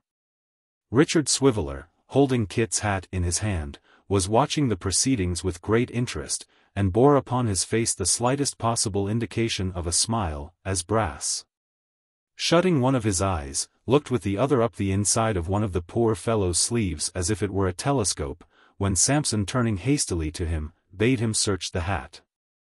Here's a handkerchief, said Dick. No harm in that, sir, rejoined Brass, applying his eye to the other sleeve, and speaking in the voice of one who was contemplating an immense extent of prospect. No harm in a handkerchief, sir, whatever. The faculty don't consider it a healthy custom, I believe, Mr. Richard, to carry one's handkerchief in one's hat. I have heard that it keeps the head too warm, but in every other point of view, its being there, is extremely satisfactory, extremely so. An exclamation, at once from Richard Swiveller, Miss Sally, and Kit himself, cut the lawyer short. He turned his head, and saw Dick standing with the bank note in his hand. In the hat? Cried Brass, in a sort of shriek. Under the handkerchief, and tucked beneath the lining, said Dick, aghast at the discovery. Mr. Brass looked at him, at his sister, at the walls, at the ceiling, at the floor, everywhere but at Kit, who stood quite stupefied and motionless. And this, cried Sampson, clasping his hands, is the world that turns upon its own axis, and has lunar influences, and revolutions round heavenly bodies, and various games of that sort. This is human nature, is it? Oh, nature, nature. This is the miscreant that I was going to benefit with all my little arts, and that even now I feel so much for, as to wish to let him go. But, added Mr. Brass with greater fortitude, I am myself a lawyer, and bound to set an example in carrying the laws of my happy country into effect. Sally, my dear, forgive me, and catch hold of him on the other side. Mr. Richard, sir, have the goodness to run and fetch a constable. The weakness is past and over, sir, and moral strength returns. A constable, sir, if you please. Chapter 60. Kit stood as one entranced, with his eyes opened wide and fixed upon the ground, regardless alike of the tremulous hold which Mr. Brass maintained on one side of his cravat, and of the firmer grasp of Miss Sally upon the other. Although this latter detention was in itself no small inconvenience, as that fascinating woman, besides screwing her knuckles rather inconveniently into his throat from time to time, had fastened upon him in the first instance with so tight a grip that even in the disorder and distraction of his thoughts he could not divest himself of an uneasy sense of choking. Between the brother and sister he remained in this posture, quite unresisting and passive, until Mr. Swiveller returned with a police constable at his heels. This functionary, being of course well used to such scenes, looking upon all kinds of robbery from petty larceny up to housebreaking or ventures on the highway as matters in the regular course of business, and regarding the perpetrators in the light of so many customers coming to be served at the wholesale and retail shop of criminal law where he stood behind the counter, received Mr. Brass's statement of facts with about as much interest and surprise as an undertaker might evince if required to listen to a circumstantial account of the last illness of a person whom he was called in to wait upon professionally, and took Kit into custody with a decent indifference. "We had better," said this subordinate minister of justice, "get to the office while there's a magistrate sitting. I shall want you to come along with us, Mr. Brass, and he looked at Miss Sally as if in some doubt whether she might not be a griffin or other fabulous monster. "The lady, said Sampson. "Ah," replied the constable. "Yes, the lady. Likewise the young man that found the property." "Mr. Richard, sir," said Brass in a mournful voice. "A sad necessity. But the altar of our country, sir." "You'll have a hackney coach, I suppose?" interrupted the constable, holding Kit, whom his other captors had released, carelessly by the arm, a little above the elbow. "Be so good as send for one, will you?" "But hear me speak a word," cried Kit, raising his eyes and looking imploringly about him. "Hear me speak a word. I am no more guilty than any one of you. Upon my soul I am not. I, a thief. Oh, Mr.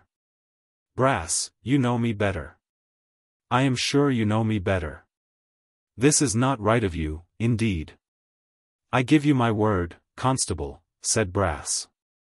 But here the constable interposed with the constitutional principle, words be blowed, observing that words were but spoon meat for babes and sucklings, and that oaths were the food for strong men. "Quite true, constable," assented Brass in the same mournful tone. "Strictly correct. I give you my oath, constable, that down to a few minutes ago, when this fatal discovery was made, I had such confidence in that lad, that I'd have trusted him with a hackney coach, Mr. Richard, sir." "You're very slow, sir." "Who is there that knows me," cried Kit, "that would not trust me, that does not? Ask anybody whether they have ever doubted me. Whether I have ever wronged them of a farthing. Was I ever once dishonest when I was poor and hungry, and is it likely I would begin now? Oh, consider what you do. How can I meet the kindest friends that ever human creature had, with this dreadful charge upon me?" Mr. Brass rejoined that it would have been well for the prisoner if he had thought of that before, and was about to make some other gloomy observations when the voice of the single gentleman was heard demanding from above stairs what was the matter, and what was the cause of all that noise and hurry. Kit made an involuntary start towards the door in his anxiety to answer for himself, but being speedily detained by the constable, had the agony of seeing Sampson Brass run out alone to tell the story in his own way. "And he can hardly believe it either," said Sampson, when he returned, nor nobody will. I wish I could doubt the evidence of my senses, but their depositions are unimpeachable.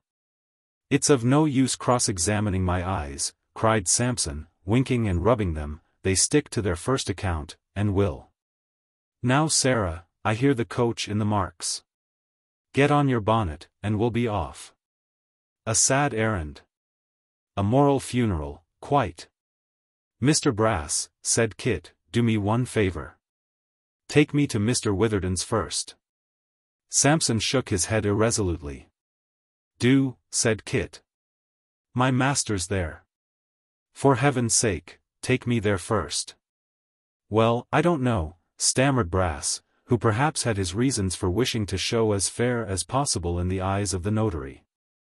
How do we stand in point of time, constable, eh? The constable, who had been chewing a straw all this while with great philosophy, replied that if they went away at once they would have time enough. But that if they stood shilly-shollying there any longer they must go straight to the mansion house. And finally expressed his opinion that that was where it was, and that was all about it. Mr. Richard Swiveller having arrived inside the coach, and still remaining immovable in the most commodious corner with his face to the horses, Mr. Brass instructed the officer to remove his prisoner, and declared himself quite ready. Therefore the constable, still holding Kit in the same manner, and pushing him on a little before him, so as to keep him at about 3/4 of an arm's length in advance, which is the professional mode, thrust him into the vehicle and followed himself. Miss Sally entered next, and there being now 4 inside, Sampson Brass got upon the box, and made the coachman drive on.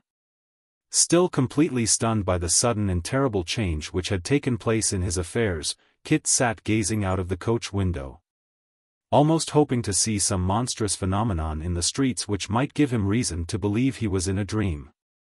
Alas! Everything was too real and familiar, the same succession of turnings, the same houses, the same streams of people running side by side in different directions upon the pavement. The same bustle of carts and carriages in the road, the same well-remembered objects in the shop windows, a regularity in the very noise and hurry which no dream ever mirrored. Dreamlike as the story was, it was true. He stood charged with robbery, the note had been found upon him, though he was innocent in thought and deed, and they were carrying him back, a prisoner. Absorbed in these painful ruminations, thinking with a drooping heart of his mother and little Jacob, feeling as though even the consciousness of innocence would be insufficient to support him in the presence of his friends if they believed him guilty, and sinking in hope and courage more and more as they drew nearer to the notary's, poor Kit was looking earnestly out of the window, observant of nothing, when all at once, as though it had been conjured up by magic, he became aware of the face of Quilp. And what a leer there was upon the face! It was from the open window of a tavern that it looked out. And the dwarf had so spread himself over it, with his elbows on the windowsill and his head resting on both his hands, that what between this attitude and his being swollen with suppressed laughter, he looked puffed and bloated into twice his usual breadth. Mr. Brass on recognizing him immediately stopped the coach. As it came to a halt directly opposite to where he stood, the dwarf pulled off his hat, and saluted the party with a hideous and grotesque politeness. "Aha!" he cried. "Where now, Brass? Where now? Sally with you too?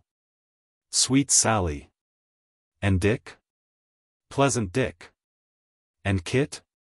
Honest Kit. He's extremely cheerful," said Brass to the coachman. "Very much so. Ah, sir, a sad business. Never believe in honesty any more, sir." "Why not?" returned the dwarf. "Why not, you rogue of a lawyer, why not?" "Bank note lost in our office, sir," said Brass, shaking his head. "Found in his hat, sir, he previously left alone there, no mistake at all, sir, chain of evidence complete, not a link wanting." "What?" cried the dwarf, leaning half his body out of window, "Kit a thief? Kit a thief? Ha ha ha. Why, he's an uglier looking thief than can be seen anywhere for a penny. Eh, Kit, eh? Ha ha ha. Have you taken Kit into custody before he had time and opportunity to beat me? Kit, And with that he burst into a yell of laughter, manifestly to the great terror of the coachman, and pointed to a dyer's pole hard by, where a dangling suit of clothes bore some resemblance to a man upon a gibbet. Is it coming to that, Kit? Cried the dwarf, rubbing his hands violently. Ha ha ha ha. What a disappointment for little Jacob, and for his darling mother. Let him have the Bethel minister to comfort and console him, Brass. Kit, Drive on Koshi, drive on. Bye-bye Kit, all good go with you, keep up your spirits. My love to the Garlands, the dear old lady and gentleman. Say I inquired after M, will you? Blessings on M, and on you, and on everybody, Kit. Blessings on all the world. With such good wishes and farewells, poured out in a rapid torrent until they were out of hearing, Quilp suffered them to depart. And when he could see the coach no longer, drew in his head, and rolled upon the ground in an ecstasy of enjoyment. When they reached the notary's, which they were not long in doing, for they had encountered the dwarf in a by-street at a very little distance from the house, Mr. Brass dismounted. And opening the coach door with a melancholy visage, requested his sister to accompany him into the office, with the view of preparing the good people within for the mournful intelligence that awaited them. Miss Sally complying, he desired Mr. Swiveller to accompany them. So, into the office they went, Mr. Sampson and his sister arm in arm, and Mr. Swiveller following, alone. The notary was standing before the fire in the outer office, talking to Mr. Abel and the elder Mr. Garland, while Mr. Chuckster sat writing at the desk, picking up such crumbs of their conversation as happened to fall in his way. This posture of affairs Mr. Brass observed through the glass door as he was turning the handle, and seeing that the notary recognized him, he began to shake his head and sigh deeply while that partition yet divided them. Sir, said Sampson, taking off his hat, and kissing the two forefingers of his right-hand beaver glove, my name is Brass, Brass of Bevismark, sir. I have had the honor and pleasure, sir, of being concerned against you in some little testamentary matters. How do you do, sir? My clerk will attend to any business you may have come upon, Mr. Brass, said the notary, turning away. Thank you, sir, said Brass, thank you, I am sure. Allow me, sir, to introduce my sister, quite one of us, sir, although of the weaker sex, of great use in my business, sir, I assure you. Mr. Richard, sir, have the goodness to come forward if you please. No really, said Brass, stepping between the notary and his private office, towards which he had begun to retreat. And speaking in the tone of an injured man, really, sir, I must, under favor, request a word or two with you, indeed. Mr. Brass, said the other, in a decided tone, I am engaged. You see that I am occupied with these gentlemen. If you will communicate your business to Mr. Chuckster yonder, you will receive every attention. Gentlemen, said Brass, laying his right hand on his waistcoat, and looking towards the father and son with a smooth smile, gentlemen, I appeal to you, really, gentlemen, consider, I beg of you. I am of the law. I am styled gentleman by Act of Parliament. I maintain the title by the annual payment of £12 for a certificate. I am not one of your players of music, stage actors, writers of books, or painters of pictures, who assume a station that the laws of their country don't recognize. I am none of your strollers or vagabonds. If any man brings his action against me, he must describe me as a gentleman, or his action is null and void. I appeal to you, is this quite respectful? Really, gentlemen. Well, will you have the goodness to state your business then, Mr. Brass? Said the notary. Sir, rejoined Brass, I will. Ah, Mr. Witherden. You little know but I will not be tempted to travel from the point, sir. I believe the name of one of these gentlemen is Garland. Of both, said the notary. Indeed. Rejoined Brass, cringing excessively. But I might have known that from the uncommon likeness. Extremely happy, I am sure, to have the honor of an introduction to two such gentlemen, although the occasion is a most painful one. One of you gentlemen has a servant called Kit?" "Both," replied the notary. "Two Kits," said Brass smiling. "Dear me!" "One Kit, sir," returned Mr. Witherden angrily, "who is employed by both gentlemen." "What of him?" "This of him, sir," rejoined Brass, dropping his voice impressively. "That young man, sir, that I have felt unbounded and unlimited confidence in, and always behaved to as if he was my equal, that young man has this morning committed a robbery in my office. And been taken almost in the fact." "This must be some falsehood," cried the notary. "It is not possible," said Mr. Abel. "I'll not believe one word of it," exclaimed the old gentleman. Mr.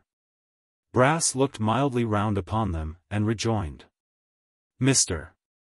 Witherden, sir, your words are actionable, and if I was a man of low and mean standing, who couldn't afford to be slandered, I should proceed for damages. Howsever, sir, being what I am, I merely scorn such expressions. The honest warmth of the other gentleman I respect, and I'm truly sorry to be the messenger of such unpleasant news.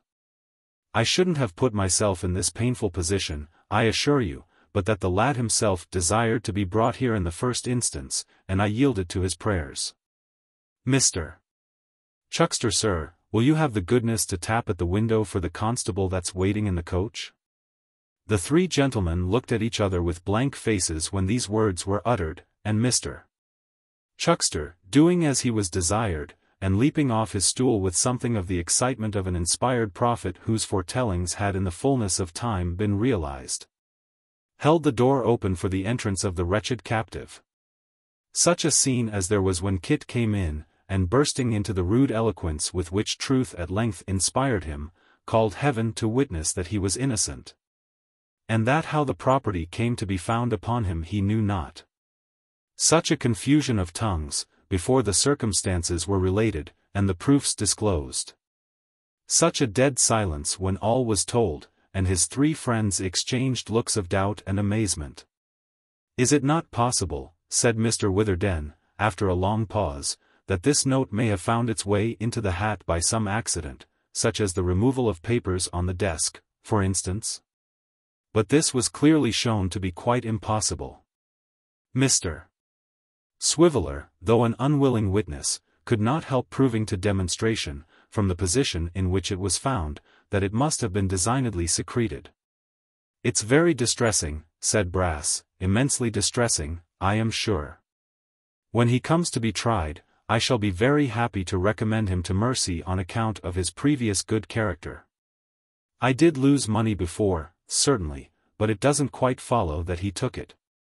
The presumptions against him, strongly against him, but we're Christians, I hope?" "I suppose," said the constable, looking round, "that no gentleman here can give evidence as to whether he's been flush of money of late. Do you happen to know, sir?" "He has had money from time to time, certainly," returned Mr. Garland, to whom the man had put the question. "But that, as he always told me, was given him by Mr. Brass himself." "Yes, to be sure," said Kit eagerly. "You can bear me out in that, sir?" "Eh?" cried Brass, looking from face to face with an expression of stupid amazement. "The money, you know, the half-crowns, that you gave me, from the lodger," said Kit. "Oh dear me," cried Brass, shaking his head and frowning heavily. "This is a bad case, I find. A very bad case indeed." "What, did you give him no money on account of anybody, sir?" asked Mr. Garland, with great anxiety. "I give him money, sir," returned Sampson. "Oh, come, you know, this is too barefaced. Constable, my good fellow, we had better be going." "What?" shrieked Kit. "Does he deny that he did? Ask him, somebody, pray. Ask him to tell you whether he did or not." "Did you, sir?" asked the notary. "I tell you what, gentlemen," replied Brass, in a very grave manner, "he'll not serve his case this way, and really, if you feel any interest in him, you had better advise him to go upon some other tack." "Did I, sir?" Of course I never did. Gentlemen, cried Kit, on whom a light broke suddenly, Master, Mr. Abel, Mr. Witherden, every one of you, he did it. What I have done to offend him I don't know, but this is a plot to ruin me. Mind, gentlemen, it's a plot, and whatever comes of it, I will say with my dying breath that he put that note in my hat himself. Look at him, gentlemen. See how he changes color. Which of us looks the guilty person, he or I? You hear him, gentlemen, said Brass, smiling, you hear him. Now, does this case strike you as assuming rather a black complexion, or does it not? Is it at all a treacherous case, do you think, or is it one of mere ordinary guilt? Perhaps, gentlemen, if he had not said this in your presence and I had reported it, you'd have held this to be impossible likewise, eh? With such pacific and bantering remarks did Mr. Brass refute the foul aspersion on his character. But the virtuous Sarah, moved by stronger feelings, and having at heart, perhaps, a more jealous regard for the honor of her family, flew from her brother's side without any previous intimation of her design, and darted at the prisoner with the utmost fury.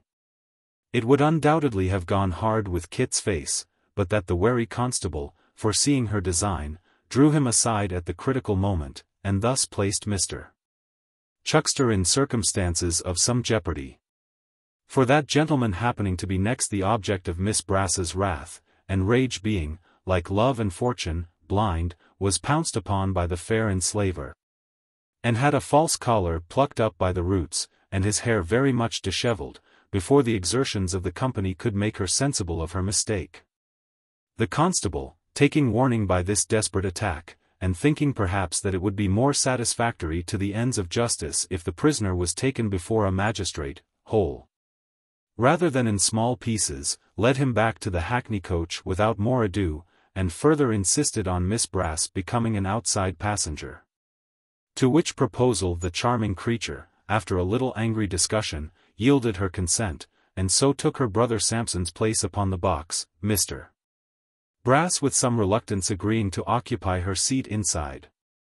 These arrangements perfected, they drove to the justice room with all speed, followed by the notary and his two friends in another coach. Mr. Chuckster alone was left behind, greatly to his indignation. For he held the evidence he could have given, relative to Kit's returning to work out the shilling, to be so very material as bearing upon his hypocritical and designing character, that he considered its suppression little better than a compromise of felony. At the justice room they found the single gentleman, who had gone straight there, and was expecting them with desperate impatience. But not 50 single gentlemen rolled into one could have helped poor Kit, who in half an hour afterwards was committed for trial, and was assured by a friendly officer on his way to prison that there was no occasion to be cast down, for the sessions would soon be on, and he would in all likelihood get his little affair disposed of, and be comfortably transported, in less than a fortnight. Chapter 61. Let moralists and philosophers say what they may, it is very questionable whether a guilty man would have felt half as much misery that night, as Kit did, being innocent. The world, being in the constant commission of vast quantities of injustice, is a little too apt to comfort itself with the idea that if the victim of its falsehood and malice have a clear conscience, he cannot fail to be sustained under his trials, and somehow or other to come right at last. In which case, say they who have hunted him down, though we certainly don't expect it, nobody will be better pleased than we. Whereas, the world would do well to reflect, that injustice is in itself, to every generous and properly constituted mind, an injury, of all others the most insufferable, the most torturing, and the most hard to bear. And that many clear consciences have gone to their account elsewhere, and many sound hearts have broken, because of this very reason. The knowledge of their own deserts only aggravating their sufferings, and rendering them the less endurable. The world, however, was not in fault in Kit's case. But Kit was innocent. And knowing this, and feeling that his best friends deemed him guilty, that Mr. and Mrs. Garland would look upon him as a monster of ingratitude, that Barbara would associate him with all that was bad and criminal, that the pony would consider himself forsaken, and that even his own mother might perhaps yield to the strong appearances against him, and believe him to be the wretch he seemed. Knowing and feeling all this, he experienced at first an agony of mind which no words can describe, and walked up and down the little cell in which he was locked up for the night, almost beside himself with grief. Even when the violence of these emotions had in some degree subsided, and he was beginning to grow more calm, there came into his mind a new thought, the anguish of which was scarcely less. The child, the bright star of the simple fellow's life, she, who always came back upon him like a beautiful dream, who had made the poorest part of his existence the happiest and best, who had ever been so gentle, and considerate, and good, if she were ever to hear of this, what would she think? As this idea occurred to him, the walls of the prison seemed to melt away, and the old place to reveal itself in their stead, as it was wont to be on winter nights, the fireside, the little supper table, the old man's hat and coat, and stick, the half-open door, leading to her little room, they were all there. And Nell herself was there, and he, both laughing heartily as they had often done, and when he had got as far as this, Kit could go no farther, but flung himself upon his poor bedstead and wept. It was a long night, that seemed as though it would have no end, but he slept too, and dreamed, always of being at liberty, and roving about, now with one person and now with another, but ever with a vague dread of being recalled to prison, not that prison, but one which was in itself a dim idea, not of a place, but of a care and sorrow, of something oppressive and always present, and yet impossible to define. At last the morning dawned, and there was the jail itself, cold, black, and dreary, and very real indeed. He was left to himself, however, and there was comfort in that. He had liberty to walk in a small paved yard at a certain hour, and learnt from the turnkey, who came to unlock his cell and show him where to wash, that there was a regular time for visiting every day, and that if any of his friends came to see him, he would be fetched down to the grate. When he had given him this information, and a tin porringer containing his breakfast, the man locked him up again, and went clattering along the stone passage, opening and shutting a great many other doors, and raising numberless loud echoes which resounded through the building for a long time, as if they were in prison too, and unable to get out.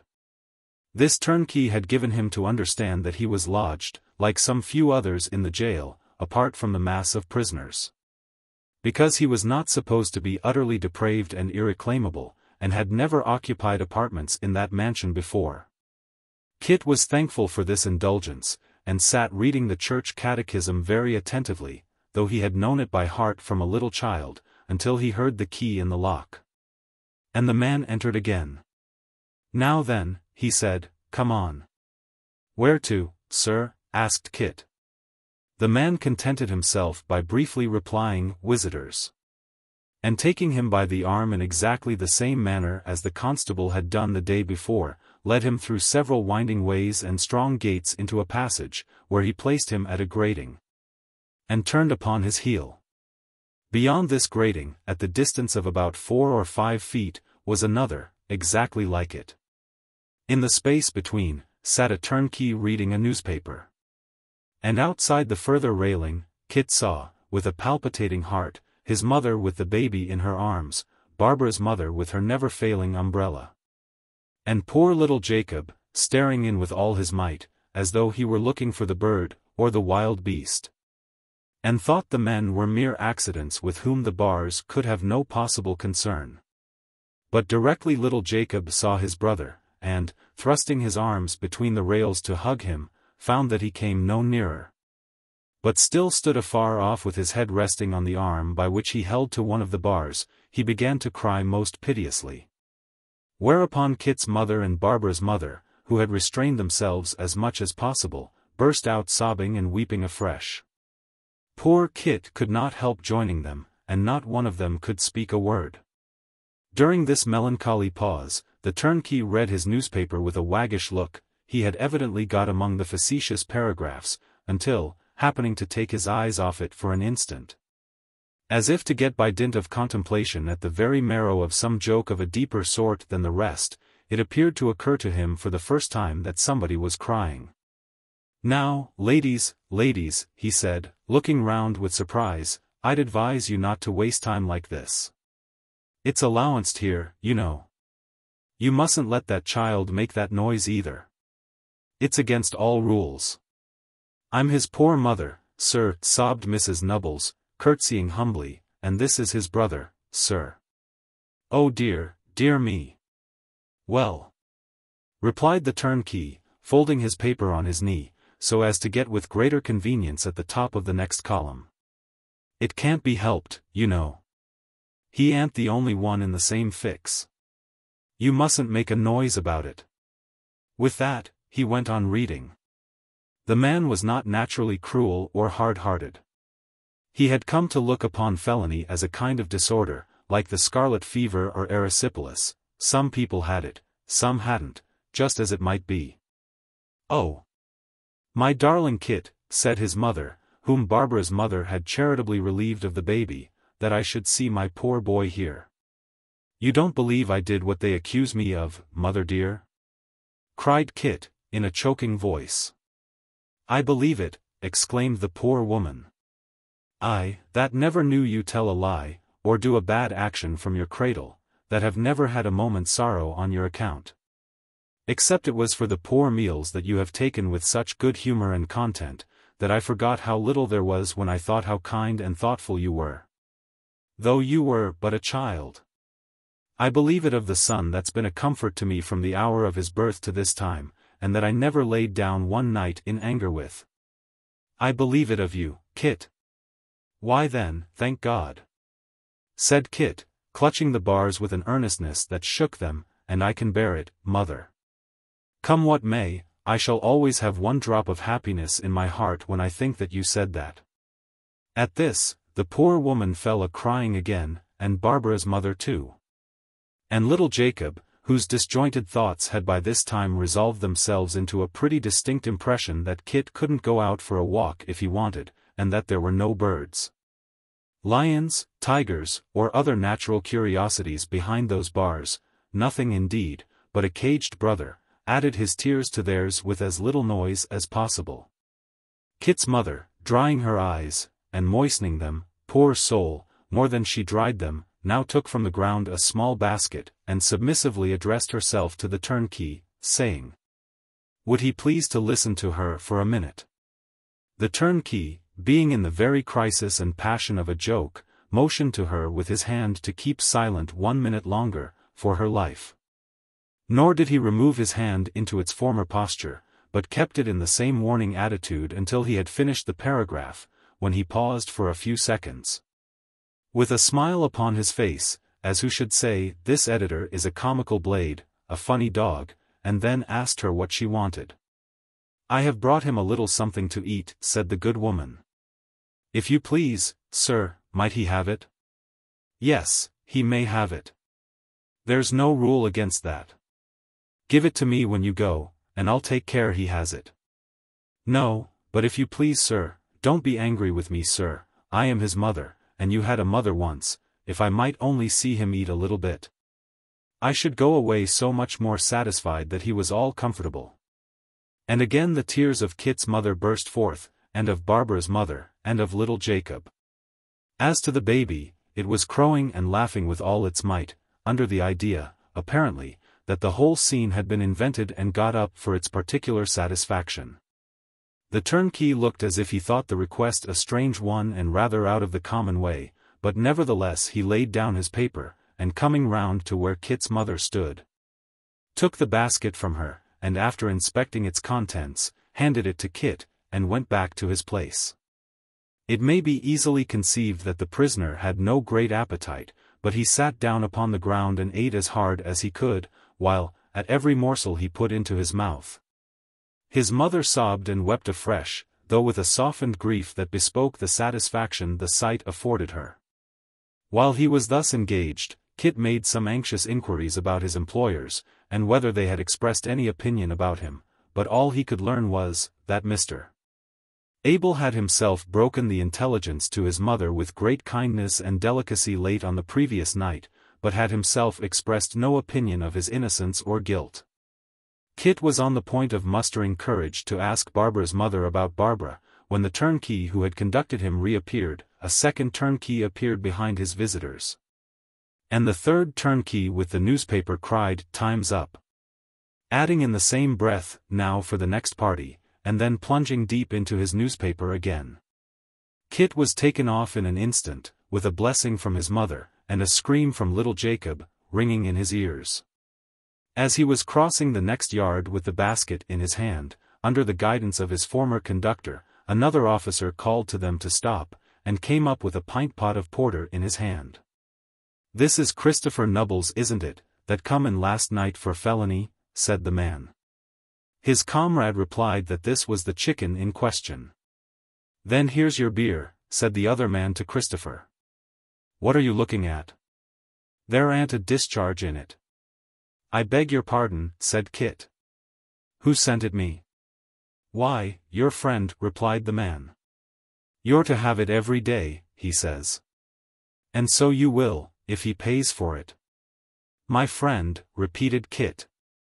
"You're all abroad, seemingly," returned the other man. "There's his letter. Take hold." Kit took it, and when he was locked up again, read as follows. "Drink of this cup. You'll find there's a spell in its every drop, 'gainst the ills of mortality. Talk of the cordial that sparkled for Helen. Her cup was a fiction, but this is reality, Barclay and Company, S. If they ever send it in a flat state, complain to the governor. Yours are, S. R.S." said Kit, after some consideration. "It must be Mr. Richard Swiveller. Well, it's very kind of him, and I thank him heartily." Chapter 62. A faint light, twinkling from the window of the counting-house on Quilp's wharf, and looking inflamed and red through the night fog, as though it suffered from it like an eye, forewarned Mr. Sampson Brass, as he approached the wooden cabin with a cautious step, that the excellent proprietor, his esteemed client, was inside, and probably waiting with his accustomed patience and sweetness of temper the fulfillment of the appointment which now brought Mr. Brass within his fair domain. "A treacherous place to pick one's steps in of a dark night," muttered Sampson, as he stumbled for the 20th time over some stray lumber, and limped in pain. "I believe that boy strews the ground differently every day, on purpose to bruise and maim one, unless his master does it with his own hands, which is more than likely. I hate to come to this place without Sally. She's more protection than a dozen men." As he paid this compliment to the merit of the absent charmer, Mr. Brass came to a halt, looking doubtfully towards the light, and over his shoulder. "What's he about, I wonder?" murmured the lawyer, standing on tiptoe and endeavoring to obtain a glimpse of what was passing inside, which at that distance was impossible. "Drinking, I suppose, making himself more fiery and furious, and heating his malice and mischievousness till they boil. I'm always afraid to come here by myself, when his account's a pretty large one. I don't believe he'd mind throttling me, and dropping me softly into the river when the tide was at its strongest. Any more than he'd mind killing a rat. Indeed, I don't know whether he wouldn't consider it a pleasant joke. Hark! Now he's singing." Mr. Quilp was certainly entertaining himself with vocal exercise, but it was rather a kind of chant than a song, being a monotonous repetition of one sentence in a very rapid manner, with a long stress upon the last word, which he swelled into a dismal roar. Nor did the burden of this performance bear any reference to love, or war, or wine, or loyalty, or any other, the standard topics of song, but to a subject not often set to music or generally known in ballads. The words being these, the worthy magistrate, after remarking that the prisoner would find some difficulty in persuading a jury to believe his tale, committed him to take his trial at the approaching sessions, and directed the customary recognizances to be entered into for the prosecution. Every time he came to this concluding word, and had exhausted all possible stress upon it, Quilp burst into a shriek of laughter, and began again. "He's dreadfully imprudent," muttered Brass, after he had listened to 2 or 3 repetitions of the chant. "Horribly imprudent. I wish he was dumb. I wish he was deaf. I wish he was blind. Hang him, cried Brass, as the chant began again, I wish he was dead. Giving utterance to these friendly aspirations in behalf of his client, Mr. Sampson composed his face into its usual state of smoothness, and waiting until the shriek came again and was dying away, went up to the wooden house, and knocked at the door. Come in, cried the dwarf. How do you do tonight, sir? Said Sampson, peeping in. Ha ha ha. How do you do, sir? Oh dear me, how very whimsical. Amazingly whimsical, to be sure. Come in, you fool, returned the dwarf, and don't stand there shaking your head and showing your teeth. Come in, you false witness, you perjurer, you suborner of evidence, come in. He has the richest humor, cried Brass, shutting the door behind him, the most amazing vein of comicality. But isn't it rather injudicious, sir? What? Demanded Quilp. What, Judas? Judas, cried Brass. He has such extraordinary spirits. His humor is so extremely playful. Judas. Oh yes, dear me, how very good. Ha ha ha. All this time, Sampson was rubbing his hands, and staring with ludicrous surprise and dismay, at a great, goggle-eyed, blunt-nosed figurehead of some old ship, which was reared up against the wall in a corner near the stove, looking like a goblin or hideous idol whom the dwarf worshipped. A mass of timber on its head, carved into the dim and distant semblance of a cocked hat, together with a representation of a star on the left breast and epaulets on the shoulders, denoted that it was intended for the effigy of some famous admiral. But without those helps, any observer might have supposed it the authentic portrait of a distinguished merman, or great sea monster. Being originally much too large for the apartment which it was now employed to decorate, it had been sawn short off at the waist. Even in this state it reached from floor to ceiling. And thrusting itself forward with that excessively wide-awake aspect, and air of somewhat obtrusive politeness, by which figureheads are usually characterized, seemed to reduce everything else to mere pygmy proportions. Do you know it? Said the dwarf, watching Sampson's eyes. Do you see the likeness? Eh? Said Brass, holding his head on one side, and throwing it a little back, as connoisseurs do. Now I look at it again, I fancy I see yes, there certainly is something in the smile that reminds me of, and yet upon my word Now, the fact was, that Sampson, having never seen anything in the smallest degree resembling this substantial phantom, was much perplexed. Being uncertain whether Mr. Quilp considered it like himself, and had therefore bought it for a family portrait, or whether he was pleased to consider it as the likeness of some enemy. He was not very long in doubt.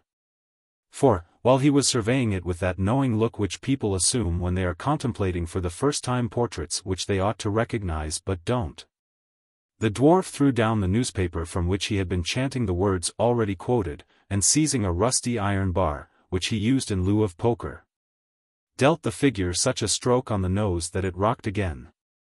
Is it like Kit? Is it his picture, his image, his very self? Cried the dwarf, aiming a shower of blows at the insensible countenance, and covering it with deep dimples.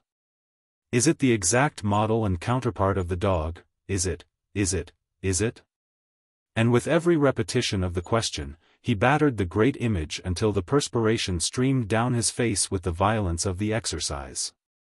Although this might have been a very comical thing to look at from a secure gallery, as a bullfight is found to be a comfortable spectacle by those who are not in the arena, and a house on fire is better than a play to people who don't live near it, there was something in the earnestness of Mr.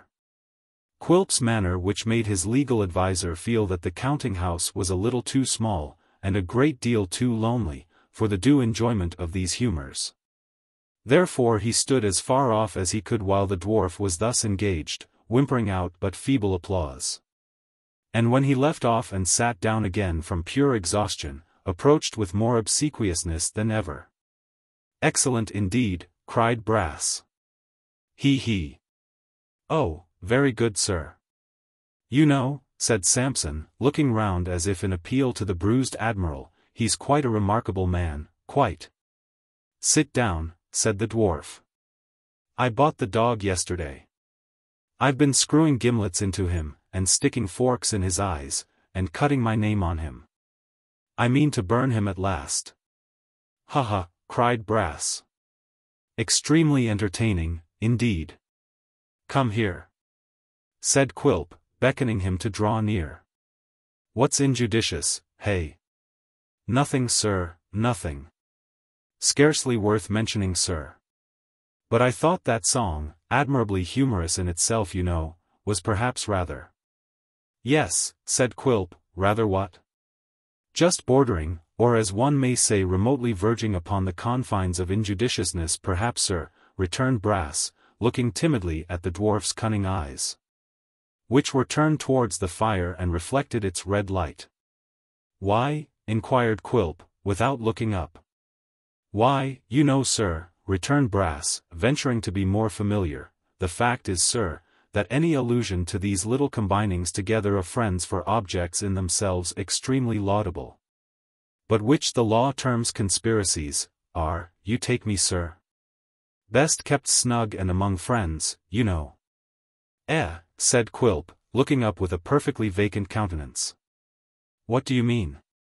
Cautious, exceedingly cautious, very right and proper, cried Brass, nodding his head. Mum, sir, even here, my meaning, sir, exactly. Your meaning exactly, you brazen scarecrow, what's your meaning? Retorted Quilp.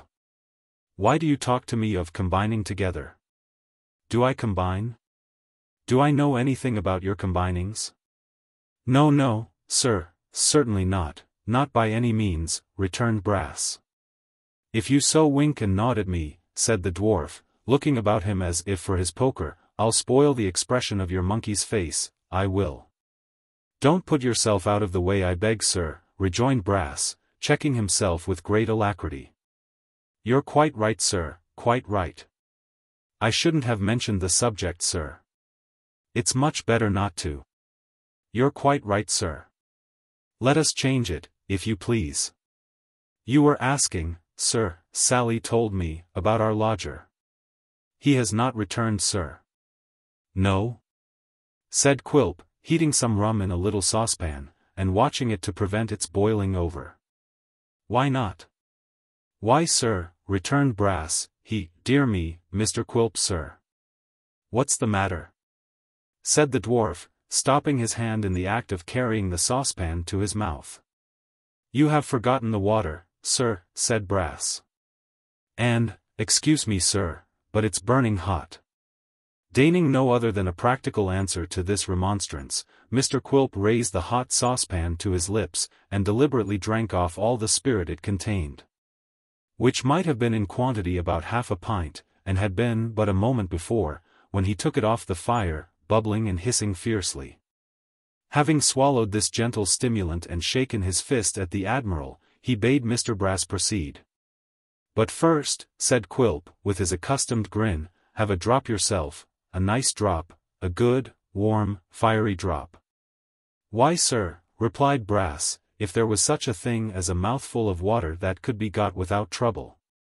There's no such thing to be had here, cried the dwarf. Water for lawyers. Melted lead and brimstone, you mean, nice hot blistering pitch and tar, that's the thing for them, Brass, Ha ha ha, laughed Mr. Brass. Oh, very biting. And yet it's like being tickled, there's a pleasure in it too, sir. Drink that, said the dwarf, who had by this time heated some more. Toss it off, don't leave any heel tap, scorch your throat and be happy. The wretched Sampson took a few short sips of the liquor, which immediately distilled itself into burning tears, and in that form came rolling down his cheeks into the pipkin again, turning the color of his face and eyelids to a deep red, and giving rise to a violent fit of coughing, in the midst of which he was still heard to declare, with the constancy of a martyr, that it was beautiful indeed. While he was yet in unspeakable agonies, the dwarf renewed their conversation. The lodger, said Quilp, what about him? He is still, sir, returned Brass, with intervals of coughing, stopping with the Garland family. He has only been home once, sir, since the day of the examination of that culprit. He informed Mr. Richard, sir, that he couldn't bear the house after what had taken place, that he was wretched in it, and that he looked upon himself as being in a certain kind of way the cause of the occurrence. A very excellent lodger, sir. I hope we may not lose him. Yah, cried the dwarf. Never thinking of anybody but yourself, why don't you retrench then, scrape up, hoard, economize, Why, sir, replied Brass, upon my word I think Sarah's as good an economizer as any going. I do indeed, Mr. Quilp. Moisten your clay, wet the other eye, drink man, cried the dwarf. You took a clerk to oblige me. Delighted, sir, I am sure, at any time, replied Sampson. Yes, sir, I did. Then, now you may discharge him, said Quilp. There's a means of retrenchment for you at once. Discharge Mr. Richard, sir, cried Brass. Have you more than one clerk, you parrot, that you ask the question? Yes. Upon my word, sir, said Brass. I wasn't prepared for this. How could you be, sneered the dwarf, when I wasn't? How often am I to tell you that I brought him to you that I might always have my eye in him and know where he was, and that I had a plot, a scheme, a little quiet piece of enjoyment afoot. Of which the very cream and essence was, that this old man and grandchild, who have sunk underground I think, should be, while he and his precious friend believed them rich, in reality as poor as frozen rats? I quite understood that, sir, rejoined Brass. Thoroughly.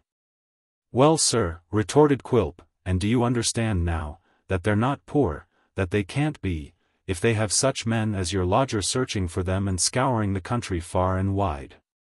Of course I do, sir, said Sampson. Of course you do, retorted the dwarf, viciously snapping at his words. Of course do you understand then, that it's no matter what comes of this fellow? Of course do you understand that for any other purpose he's no man for me, nor for you? I have frequently said to Sarah, sir, returned Brass, that he was of no use at all in the business. You can't put any confidence in him, sir. If you'll believe me, I've found that fellow, in the commonest little matters of the office that have been trusted to him, blurting out the truth, though expressly cautioned. The aggravation of that chap, sir, has exceeded anything you can imagine, it has indeed. Nothing but the respect and obligation I owe to you, sir. As it was plain that Sampson was bent on a complimentary harangue, unless he received a timely interruption, Mr. Quilp politely tapped him on the crown of his head with the little saucepan, and requested that he would be so obliging as to hold his peace. Practical, sir, practical, said Brass, rubbing the place and smiling, but still extremely pleasant, immensely so. Hearken to me, will you? Returned Quilp, or I'll be a little more pleasant, presently. There's no chance of his comrade and friend returning. The scamp has been obliged to fly, as I learn, for some knavery, and has found his way abroad. Let him rot there. Certainly, sir. Quite proper, forcible. Cried Brass, glancing at the Admiral again, as if he made a third in company. Extremely forcible. I hate him, said Quilp between his teeth, and have always hated him, for family reasons. Besides, he was an intractable ruffian, otherwise he would have been of use. This fellow is pigeon-hearted, and light-headed. I don't want him any longer. Let him hang or drown, starve, go to the devil. By all means, sir, returned Brass. When would you wish him, sir, to make that little excursion? When this trial's over, said Quilp. As soon as that's ended, send him about his business. It shall be done, sir, returned Brass, by all means. It will be rather a blow to Sarah, sir, but she has all her feelings under control. Ah, Mr. Quilp, I often think, sir, if it had only pleased Providence to bring you and Sarah together in earlier life, what blessed results would have flowed from such a union. You never saw our dear father, sir, a charming gentleman. Sarah was his pride and joy, sir. He would have closed his eyes in bliss, would Foxy, Mr. Quilp, if he could have found her such a partner. You esteem her, sir? I love her, croaked the dwarf. You're very good, sir, returned Brass, I am sure. Is there any other order, sir, that I can take a note of, besides this little matter of Mr. Richard? None, replied the dwarf, seizing the saucepan. Let us drink the lovely Sarah. If we could do it in something, sir, that wasn't quite boiling, suggested Brass humbly, perhaps it would be better. I think it will be more agreeable to her feelings, when she comes to hear from me of the honor you have done her, if she learns it was in liquor rather cooler than the last, sir. But to these remonstrances, Mr. Quilp turned a deaf ear. Sampson Brass, who was by this time anything but sober, being compelled to take further draughts of the same strong bowl, found that, instead of at all contributing to his recovery, they had the novel effect of making the counting-house spin round and round with extreme velocity, and causing the floor and ceiling to heave in a very distressing manner. After a brief stupor, he awoke to a consciousness of being partly under the table and partly under the grate. This position not being the most comfortable one he could have chosen for himself, he managed to stagger to his feet, and holding on by the admiral, looked round for his host. Mr. Brass's first impression was, that his host was gone and had left him there alone, perhaps locked him in for the night. A strong smell of tobacco, however, suggesting a new train of ideas, he looked upwards, and saw that the dwarf was smoking in his hammock. "Goodbye, sir," cried Brass faintly. "Goodbye, sir." "Won't you stop all night?" said the dwarf, peeping out. "Do stop all night." "I couldn't indeed, sir," replied Brass, who was almost dead from nausea and the closeness of the room. "If you'd have the goodness to show me a light, so that I may see my way across the yard, sir." Quilp was out in an instant. Not with his legs first, or his head first, or his arms first, but bodily, altogether. "To be sure," he said, taking up a lantern, which was now the only light in the place. "Be careful how you go, my dear friend. Be sure to pick your way among the timber, for all the rusty nails are upwards. There's a dog in the lane. He bit a man last night, and a woman the night before, and last Tuesday he killed a child, but that was in play. Don't go too near him." "Which side of the road is he, sir?" asked Brass, in great dismay. "He lives on the right hand," said Quilp, "but sometimes he hides on the left, ready for a spring. He's uncertain in that respect. Mind you take care of yourself. I'll never forgive you if you don't.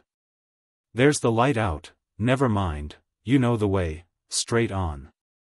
Quilp had slyly shaded the light by holding it against his breast, and now stood chuckling and shaking from head to foot in a rapture of delight, as he heard the lawyer stumbling up the yard, and now and then falling heavily down.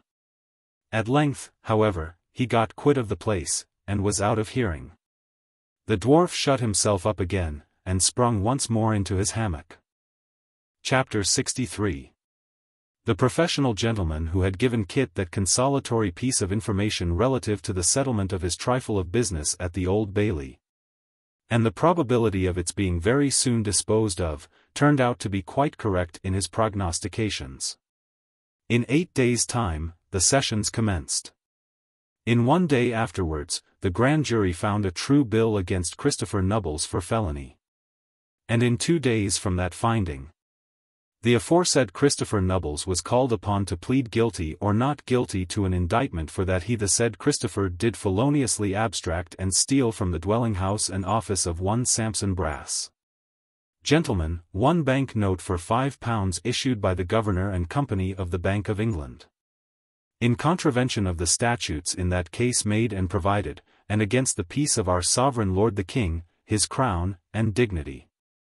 To this indictment, Christopher Nubbles, in a low and trembling voice, pleaded not guilty, and here let those who are in the habit of forming hasty judgments from appearances, and who would have had Christopher, if innocent, speak out very strong and loud, observe, that confinement and anxiety will subdue the stoutest hearts.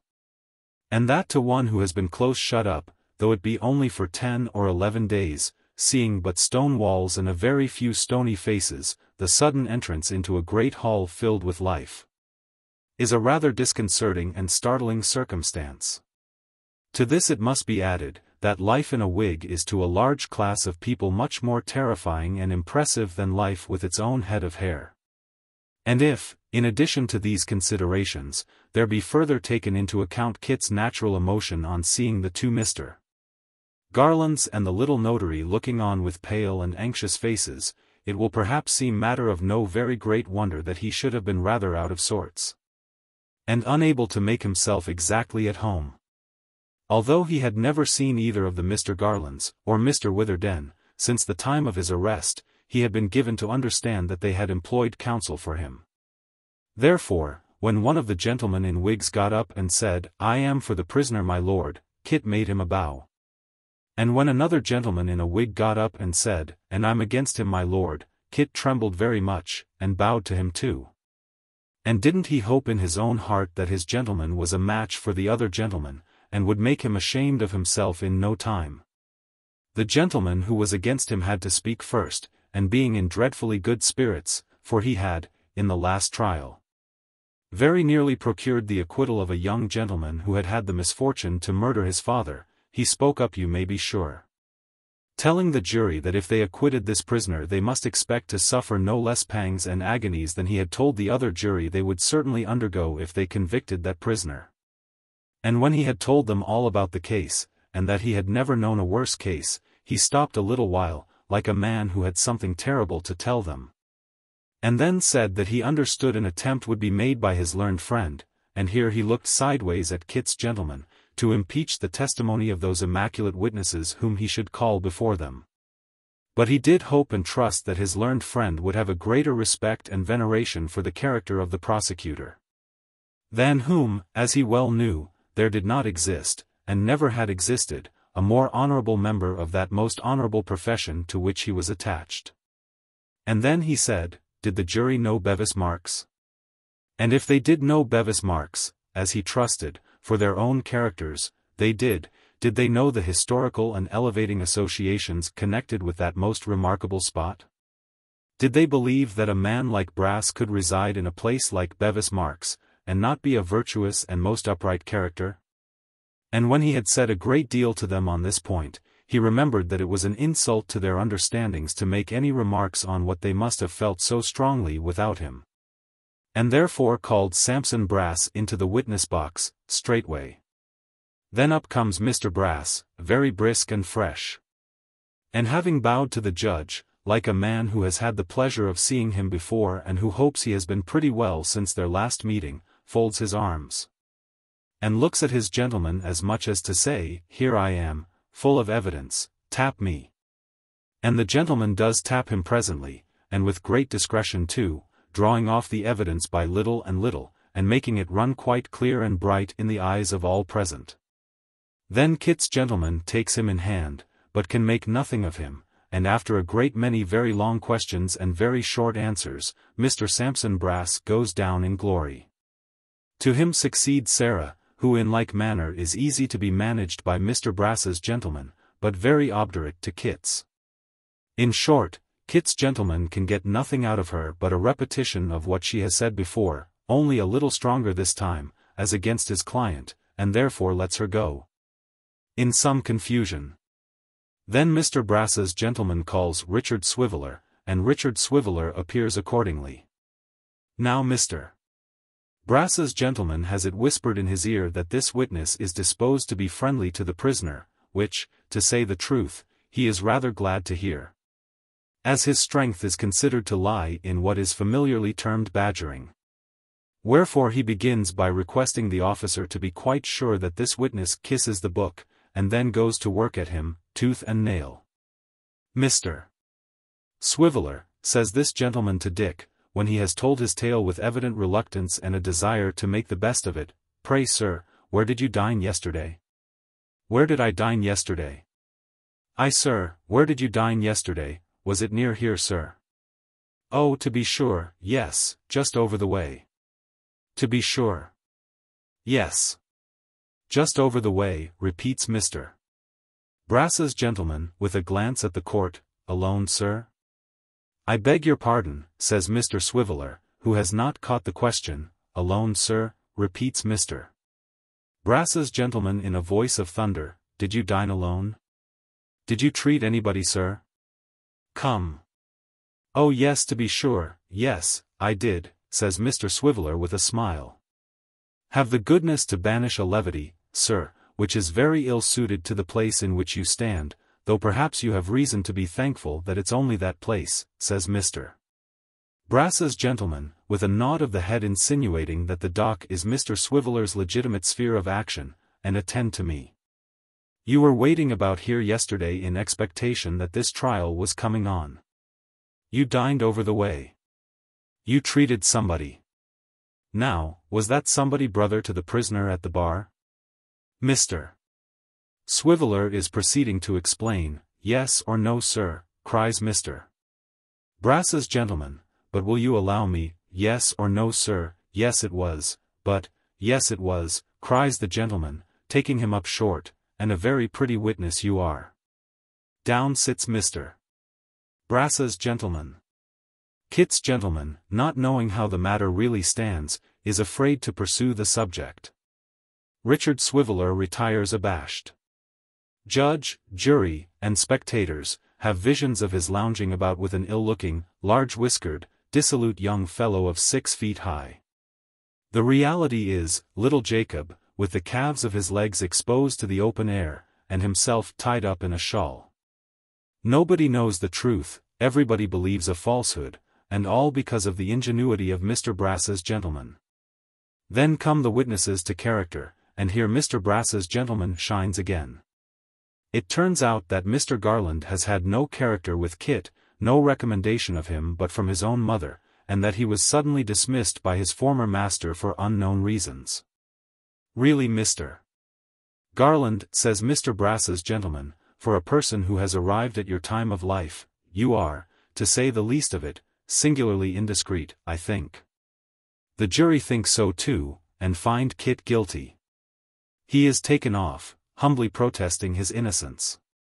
The spectators settle themselves in their places with renewed attention, for there are several female witnesses to be examined in the next case, and it has been rumored that Mr. Brass's gentleman will make great fun in cross-examining them for the prisoner.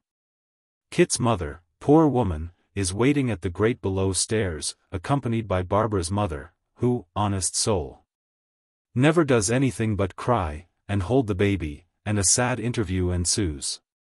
The newspaper-reading turnkey has told them all. He don't think it will be transportation for life, because there's time to prove the good character yet, and that is sure to serve him. He wonders what he did it for. He never did it, cries Kit's mother. Well, says the turnkey, I won't contradict you. It's all one now, whether he did or not. Kit's mother can reach his hand through the bars, and clasps it. God, and those to whom he has given such tenderness, only know in how much agony. Kit bids her keep a good heart, and under pretense of having the children lifted up to kiss him, prays Barbara's mother in a whisper to take her home. Some friend will rise up for us, mother, cries Kit, I am sure. If not now, before long. My innocence will come out, mother, and I shall be brought back again, I feel a confidence in that. You must teach little Jacob and the baby how all this was, for if they thought I had ever been dishonest, when they grew old enough to understand, it would break my heart to know it. If I was thousands of miles away. Oh! Is there no good gentleman here, who will take care of her? The hand slips out of his, for the poor creature sinks down upon the earth, insensible. Richard Swiveller comes hastily up, elbows the bystanders out of the way, takes her, after some trouble, in one arm after the manner of theatrical ravishers, and nodding to Kit, and commanding Barbara's mother to follow, for he has a coach waiting, bears her swiftly off. Well, Richard took her home. And what astonishing absurdities in the way of quotation from song and poem he perpetrated on the road, no man knows. He took her home, and stayed till she was recovered. And having no money to pay the coach, went back in state to Bevis Marks, bidding the driver, for it was Saturday night, wait at the door while he went in for change. Mr. Richard, sir, said Brass cheerfully, good evening. Monstrous as Kit's tale had appeared at first, Mr. Richard did, that night, half suspect his affable employer of some deep villainy. Perhaps it was but the misery he had just witnessed which gave his careless nature this impulse. But be that as it may, it was very strong upon him, and he said in as few words as possible, what he wanted. Money, cried Brass, taking out his purse. Ha ha. To be sure, Mr. Richard, to be sure, sir. All men must live. You haven't change for a £5 note, have you, sir? No, returned Dick, shortly. Oh, said Brass, here's the very sum. That saves trouble. You're very welcome, I'm sure, Mr. Richard, sir. Dick, who had by this time reached the door, turned round. You needn't, said Brass, trouble yourself to come back any more, sir. You see, Mr. Richard, said Brass, thrusting his hands in his pockets and rocking himself to and fro upon his stool, the fact is, that a man of your abilities is lost, sir, quite lost, in our dry and mouldy line. It's terrible drudgery, shocking. I should say now that the stage, or the army, Mr. Richard, or something very superior in the licensed victualling way, was the kind of thing that would call out the genius of such a man as you. I hope you'll look in to see us now and then. Sally, sir, will be delighted, I'm sure. She's extremely sorry to lose you, Mr. Richard, but a sense of her duty to society reconciles her, an amazing creature that, sir. You'll find the money quite correct, I think. There's a cracked window, sir, but I've not made any deduction on that account. Whenever we part with friends, Mr. Richard, let us part liberally. A delightful sentiment, sir. To all these rambling observations, Mr. Swiveller answered not one word, but returning for the aquatic jacket, rolled it into a tight round ball, looking steadily at Brass meanwhile as if he had some intention of bowling him down with it. He only took it under his arm, however, and marched out of the office in profound silence. Directly he had closed the door, he opened it. Stared in again for a few moments with the same portentous gravity, and nodding his head once, in a slow and ghost-like manner, vanished. He paid the coachman and turned his back on Bevis Marks, big with great designs for the comforting of Kit's mother and the aid of Kit himself. But the lives of gentlemen devoted to such pleasures as Richard Swiveller are extremely precarious. The spiritual excitement of the last fortnight, working upon a system affected in no slight degree by the spirituous excitement of some years, proved a little too much for him. That very night, Mr. Richard was seized with an alarming illness, and in 24 hours was stricken with a raging fever. Chapter 64. Tossing to and fro upon his hot, uneasy bed, tormented by a fierce thirst which nothing could appease, unable to find, in any change of posture, a moment's peace or ease. And rambling forever through deserts of thought where there was no resting place, no sight or sound suggestive of refreshment or repose, nothing but a dull eternal weariness. With no change but the restless shiftings of his miserable body, and the weary wanderings of his mind, constant still to one ever-present anxiety, to a sense of something left undone.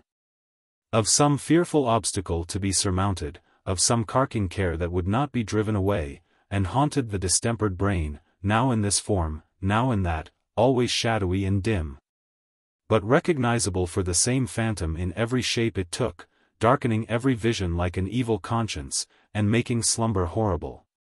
In these slow tortures of his dread disease, the unfortunate Richard lay wasting and consuming inch by inch, until at last, when he seemed to fight and struggle to rise up, and to be held down by devils, he sunk into a deep sleep, and dreamed no more. He awoke, and, with a sensation of most blissful rest, better than sleep itself, began gradually to remember something of these sufferings, and to think what a long night it had been, and whether he had not been delirious twice or thrice. Happening in the midst of these cogitations to raise his hand, he was astonished to find how heavy it seemed, and yet how thin and light it really was. Still he felt indifferent and happy. And having no curiosity to pursue the subject, remained in the same waking slumber until his attention was attracted by a cough. This made him doubt whether he had locked his door last night, and feel a little surprised at having a companion in the room. Still, he lacked energy to follow up this train of thought. And unconsciously fell, in a luxury of repose, to staring at some green stripes upon the bed furniture, and associating them strangely with patches of fresh turf. While the yellow ground between made gravel walks, and so helped out a long perspective of trim gardens. He was rambling in imagination upon these terraces, and had quite lost himself among them indeed, when he heard the cough once more. The walks shrunk into stripes again at the sound. And raising himself a little in the bed, and holding the curtain open with one hand, he looked out. The same room certainly, and still by candlelight. But with what unbounded astonishment did he see all those bottles, and basins, and articles of linen airing by the fire, and such like furniture of a sick chamber, all very clean and neat. But all quite different from anything he had left there, when he went to bed. The atmosphere, too, filled with a cool smell of herbs and vinegar, the floor newly sprinkled, the what? The Marchioness? Yes, playing cribbage with herself at the table. There she sat, intent upon her game, coughing now and then in a subdued manner as if she feared to disturb him, shuffling the cards, cutting, dealing, playing, counting, pegging. Going through all the mysteries of cribbage as though she had been in full practice from her cradle. Mr. Swiveller contemplated these things for a short time, and suffering the curtain to fall into its former position, laid his head upon the pillow again. "I'm dreaming," thought Richard, "that's clear. When I went to bed, my hands were not made of eggshells, and now I can almost see through them. If this is not a dream, I have woke up by mistake in an Arabian night instead of a London one. But I have no doubt I'm asleep. Not the least." Here the small servant had another cough. "Very remarkable," thought Mr. Swiveller. "I never dreamt such a real cough as that, before. I don't know, indeed, that I ever dreamt either a cough or a sneeze. Perhaps it's part of the philosophy of dreams that one never does. There's another, and another. I say, I'm dreaming rather fast." For the purpose of testing his real condition, Mr. Swiveller, after some reflection, pinched himself in the arm. "Queerer still," he thought. "I came to bed rather plump than otherwise, and now there's nothing to lay hold of. I'll take another survey." The result of this further inspection was, to convince Mr. Swiveller that the objects by which he was surrounded were real, and that he saw them, beyond all question, with his waking eyes. "It's an Arabian night, that's what it is," said Richard. "I'm in Damascus or Grand Cairo. The Marchioness is a genie, and having had a wager with another genie about who is the handsomest young man alive, and the worthiest to be the husband of the Princess of China, has brought me away. Room and all, to compare us together." "Perhaps," said Mr. Swiveller, turning languidly round upon his pillow, and looking on that side of his bed which was next the wall, "the princess may be still. No, she's gone." Not feeling quite satisfied with this explanation, as, even taking it to be the correct one, it still involved a little mystery and doubt, Mr. Swiveller raised the curtain again, determined to take the first favourable opportunity of addressing his companion. An occasion soon presented itself. The Marchioness dealt, turned up a knave, and omitted to take the usual advantage, upon which Mr. Swiveller called out as loud as he could, "Two for his heels." The Marchioness jumped up quickly, and clapped her hands. Arabian night, certainly, thought Mr. Swiveller, they always clap their hands instead of ringing the bell. Now for the 2,000 black slaves, with jars of jewels on their heads. It appeared, however, that she had only clapped her hands in joy. For directly afterwards she began to laugh, and then to cry, declaring, not in choice Arabic but in familiar English, that she was so glad, she didn't know what to do. "Marchioness," said Mr. Swiveller, thoughtfully, "be pleased to draw nearer. First of all, will you have the goodness to inform me where I shall find my voice, and secondly, what has become of my flesh?" The Marchioness only shook her head mournfully, and cried again, whereupon Mr. Swiveller, being very weak, felt his own eyes affected likewise. "I begin to infer, from your manner and these appearances, Marchioness," said Richard after a pause, and smiling with a trembling lip, "that I have been ill." "You just have," replied the small servant, wiping her eyes. "And haven't you been a-talking nonsense?" "Oh," said Dick. "Very ill, Marchioness, have I been?" "Dead, all but," replied the small servant. "I never thought you'd get better." "Thank heaven you have." Mr. Swiveller was silent for a long while. By and by, he began to talk again, inquiring how long he had been there. 3 weeks tomorrow, replied the small servant. 3 what? Said Dick. Weeks, returned the Marchioness emphatically, 3 long, slow weeks. The bare thought of having been in such extremity, caused Richard to fall into another silence, and to lie flat down again at his full length. The Marchioness, having arranged the bedclothes more comfortably, and felt that his hands and forehead were quite cool, a discovery that filled her with delight, cried a little more. And then applied herself to getting tea ready, and making some thin dry toast. While she was thus engaged, Mr. Swiveller looked on with a grateful heart, very much astonished to see how thoroughly at home she made herself, and attributing this attention, in its origin, to Sally Brass, whom, in his own mind, he could not thank enough. When the Marchioness had finished her toasting, she spread a clean cloth on a tray, and brought him some crisp slices and a great basin of weak tea. With which, she said, the doctor had left word he might refresh himself when he awoke. She propped him up with pillows, if not as skillfully as if she had been a professional nurse all her life, at least as tenderly.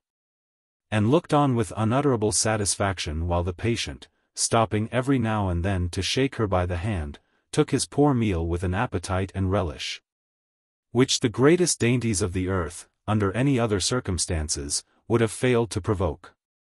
Having cleared away, and disposed everything comfortably about him again, she sat down at the table to take her own tea. Marchioness, said Mr. Swiveller, how's Sally? The small servant screwed her face into an expression of the very uttermost entanglement of slyness, and shook her head. What, haven't you seen her lately? Said Dick. Seen her? Cried the small servant. Bless you, I've run away. Mr. Swiveller immediately laid himself down again quite flat, and so remained for about 5 minutes. By slow degrees he resumed his sitting posture after that lapse of time, and inquired. And where do you live, Marchioness? Live, cried the small servant. Here. Oh, said Mr. Swiveller. And with that he fell down flat again, as suddenly as if he had been shot. Thus he remained, motionless and bereft of speech, until she had finished her meal, put everything in its place, and swept the hearth. When he motioned her to bring a chair to the bedside, and being propped up again, opened a farther conversation. And so, said Dick, you have run away? Yes, said the Marchioness, and they've been a-tizing of me. Been, I beg your pardon, said Dick, what have they been doing? Been a-tizing of me, tizing you know, in the newspapers, rejoined the Marchioness. Aye, said Dick, advertising? The small servant nodded, and winked. Her eyes were so red with waking and crying, that the tragic muse might have winked with greater consistency. And so Dick felt. Tell me, said he, how it was that you thought of coming here. Why, you see, returned the Marchioness, when you was gone, I hadn't any friend at all, because the lodger he never come back, and I didn't know where either him or you was to be found, you know. But one morning, when I was near a keyhole, suggested Mr. Swiveller, observing that she faltered. Well then, said the small servant, nodding. When I was near the office keyhole, as you see me through, you know, I heard somebody saying that she lived here, and was the lady whose house you lodged at, and that you was took very bad. And wouldn't nobody come and take care of you? Mr. Brass, he says, it's no business of mine, and Miss Sally, she says, he's a funny chap, but it's no business of mine. And the lady went away, and slammed the door to, when she went out, I can tell you. So I run away that night, and come here, and told you was my brother, and they believed me, and I've been here ever since. This poor little Marchioness has been wearing herself to death," cried Dick. "No, I haven't," she returned, "not a bit of it. Don't you mind about me. I like sitting up, and I've often had a sleep, bless you, in one of them chairs. But if you could have seen how you tried to jump out, oh, Winder, and if you could have heard how you used to keep on singing and making speeches, you wouldn't have believed it. I'm so glad you're better, Mr. Liverer." "Liverer indeed," said Dick thoughtfully. "It's well I am a liverer. I strongly suspect I should have died, Marchioness, but for you." At this point, Mr. Swiveller took the small servant's hand in his again, and being, as we have seen, but poorly, might in struggling to express his thanks have made his eyes as red as hers. But that she quickly changed the theme by making him lie down, and urging him to keep very quiet. The doctor, she told him, said you was to be kept quite still, and there was to be no noise nor nothing. Now, take a rest, and then we'll talk again. I'll sit by you, you know. If you shut your eyes, perhaps you'll go to sleep. You'll be all the better for it, if you do."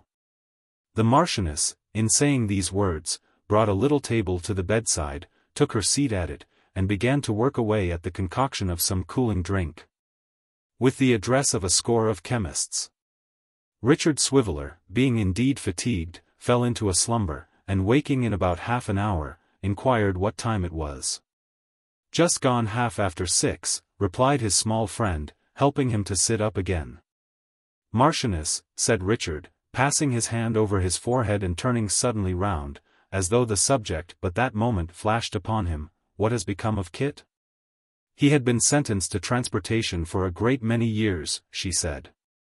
"Has he gone?" asked Dick. "His mother, how is she? What has become of her?" His nurse shook her head, and answered that she knew nothing about them. "But, if I thought," said she, very slowly, "that you'd keep quiet, and not put yourself into another fever, I could tell you, but I won't now." "Yes, do," said Dick. "It will amuse me." "Oh. Would it though?" rejoined the small servant, with a horrified look. "I know better than that. Wait till you're better and then I'll tell you." Dick looked very earnestly at his little friend, and his eyes being large and hollow from illness assisted the expression so much, that she was quite frightened. And besought him not to think any more about it. What had already fallen from her, however, had not only piqued his curiosity, but seriously alarmed him, wherefore he urged her to tell him the worst at once. "Oh. There's no worst in it," said the small servant. "It hasn't anything to do with you." "Has it anything to do with, is it anything you heard through chinks or keyholes, and that you were not intended to hear?" asked Dick, in a breathless state. "Yes," replied the small servant. In Bevis Marks," pursued Dick hastily. "Conversations between Brass and Sally?" "Yes," cried the small servant again. Richard Swiveller thrust his lank arm out of bed, and griping her by the wrist and drawing her close to him, bade her out with it, and freely too, or he would not answer for the consequences. Being wholly unable to endure that state of excitement and expectation.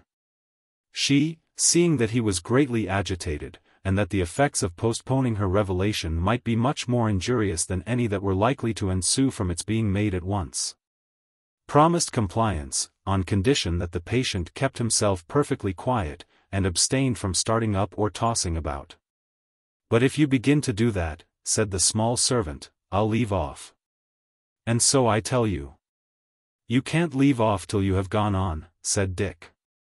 "And do go on, there's a darling. Speak, sister, speak. Pretty Polly say, oh tell me when, and tell me where, pray Marchioness, I beseech you." Unable to resist these fervent adjurations, which Richard Swiveller poured out as passionately as if they had been of the most solemn and tremendous nature, his companion spoke thus. "Well, before I run away, I used to sleep in the kitchen, where we played cards, you know. Miss Sally used to keep the key of the kitchen door in her pocket, and she always come down at night to take away the candle and rake out the fire.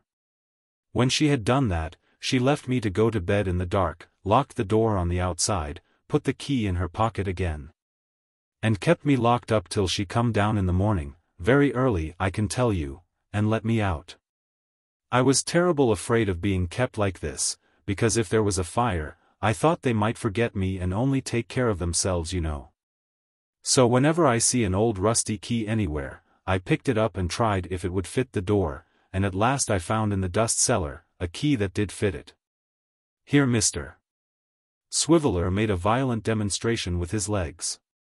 But the small servant immediately pausing in her talk, he subsided again, and pleading a momentary forgetfulness of their compact, entreated her to proceed.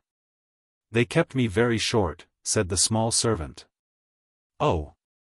You can't think how short they kept me. So I used to come out at night after they'd gone to bed, and feel about in the dark for bits of biscuit, or sandwiches that you'd left in the office. Or even pieces of orange peel to put into cold water and make believe it was wine. Did you ever taste orange peel and water?" Mr. Swiveller replied that he had never tasted that ardent liquor, and once more urged his friend to resume the thread of her narrative. "If you make believe very much, it's quite nice," said the small servant, "but if you don't, you know, it seems as if it would bear a little more seasoning, certainly. Well, sometimes I used to come out after they'd gone to bed, and sometimes before, you know. And 1 or 2 nights before there was all that precious noise in the office, when the young man was took, I come upstairs while Mr. Brass and Miss Sally was a-sittin' at the office fire. And I'll tell you the truth, that I come to listen again, about the key of the safe." Mr. Swiveller gathered up his knees so as to make a great cone of the bedclothes, and conveyed into his countenance an expression of the utmost concern. But the small servant pausing, and holding up her finger, the cone gently disappeared, though the look of concern did not. "There was him and her," said the small servant, "a-sittin' by the fire, and talking softly together. Mr. Brass says to Miss Sally, 'Upon my word,' he says, 'it's a dangerous thing, and it might get us into a world of trouble, and I don't half like it.' She says, 'You know her way,' she says, 'you're the chickenest-hearted, feeblest, faintest man I ever see, and I think,' she says, 'that I ought to have been the brother, and you the sister. Isn't Quilp,' she says, 'our principal support?' 'He certainly is,' says Mr. Brass. 'And aren't we,' she says, 'constantly ruining somebody or other in the way of business?' 'We certainly are,' says Mr. Brass. 'Then does it signify,' she says, 'about ruining this kit when Quilp desires it?' 'It certainly does not signify,' says Brass. Then they whispered and laughed for a long time about there being no danger if it was well done, and then Mr.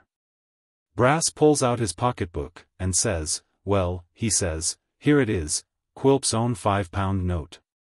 We'll agree that way, then,' he says. 'Kit's coming tomorrow morning, I know.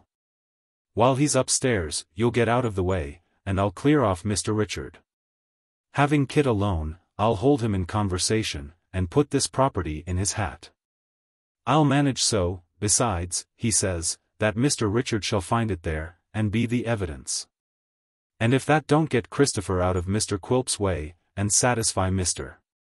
Quilp's grudges,' he says, 'the devil's in it.'" Miss Sally laughed, and said that was the plan, and as they seemed to be moving away, and I was afraid to stop any longer, I went downstairs again. There. The small servant had gradually worked herself into as much agitation as Mr.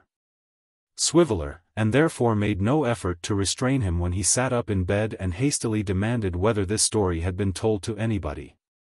"How could it be?" replied his nurse.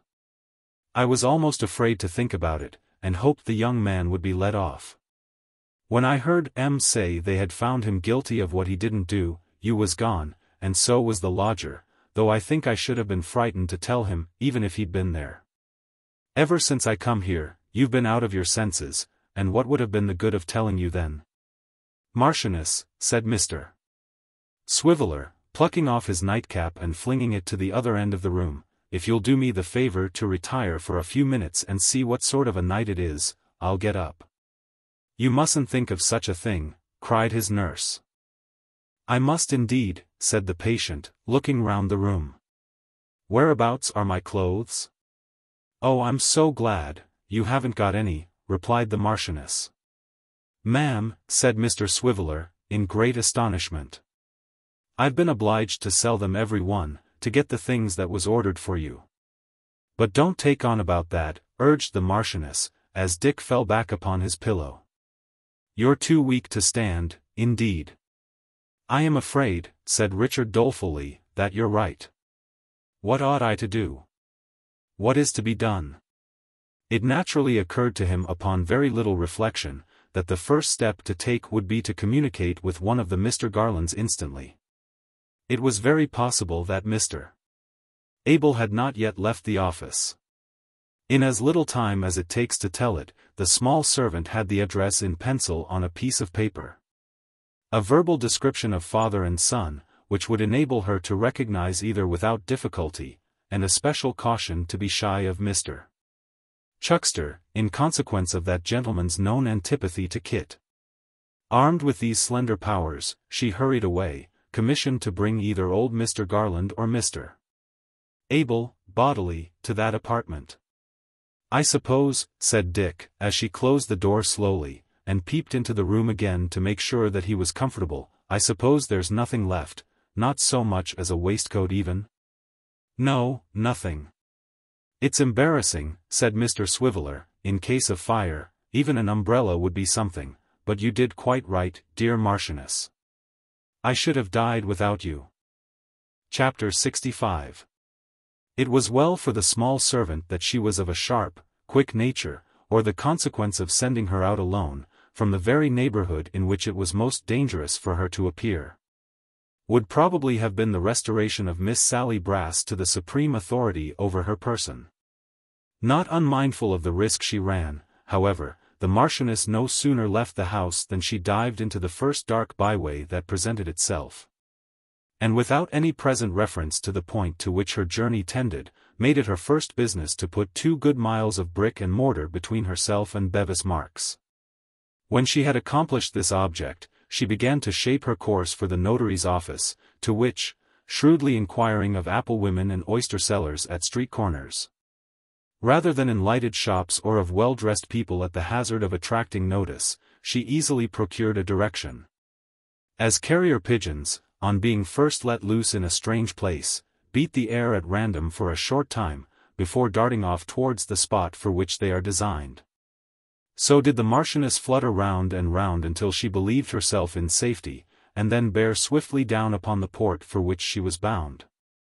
She had no bonnet, nothing on her head but a great cap which in some old time had been worn by Sally Brass, whose taste in headdresses was, as we have seen, peculiar, and her speed was rather retarded than assisted by her shoes, which, being extremely large and slipshod, flew off every now and then, and were difficult to find again among the crowd of passengers.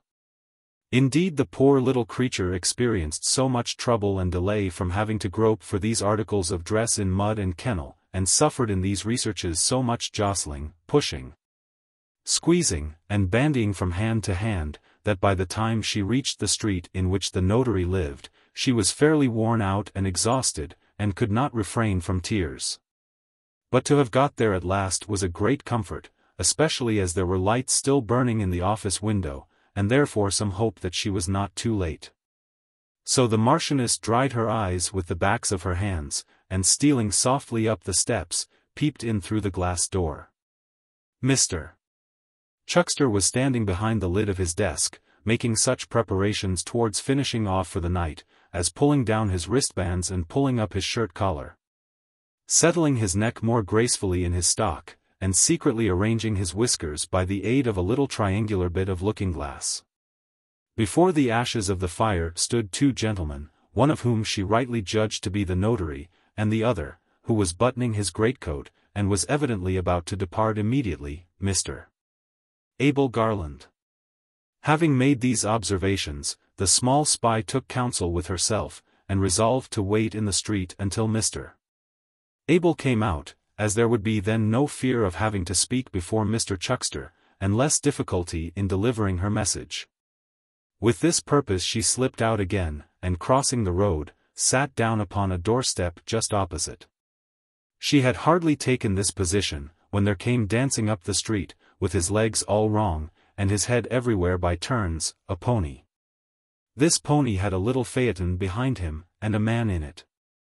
But neither man nor phaeton seemed to embarrass him in the least, as he reared up on his hind legs, or stopped, or went on, or stood still again, or backed, or went sideways.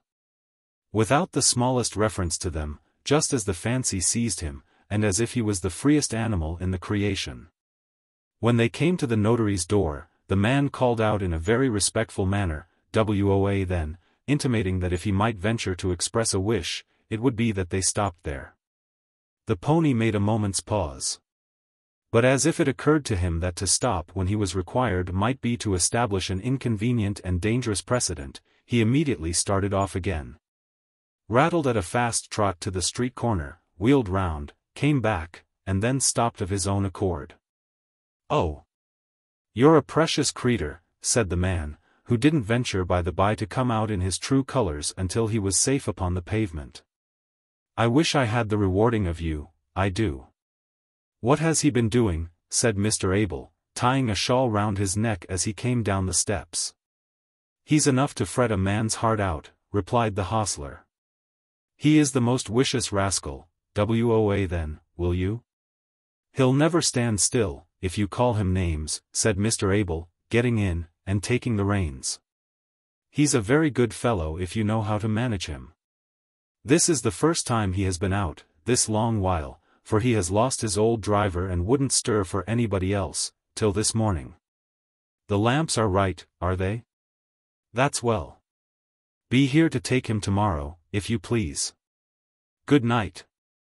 And after one or two strange plunges, quite of his own invention, the pony yielded to Mr. Abel's mildness, and trotted gently off.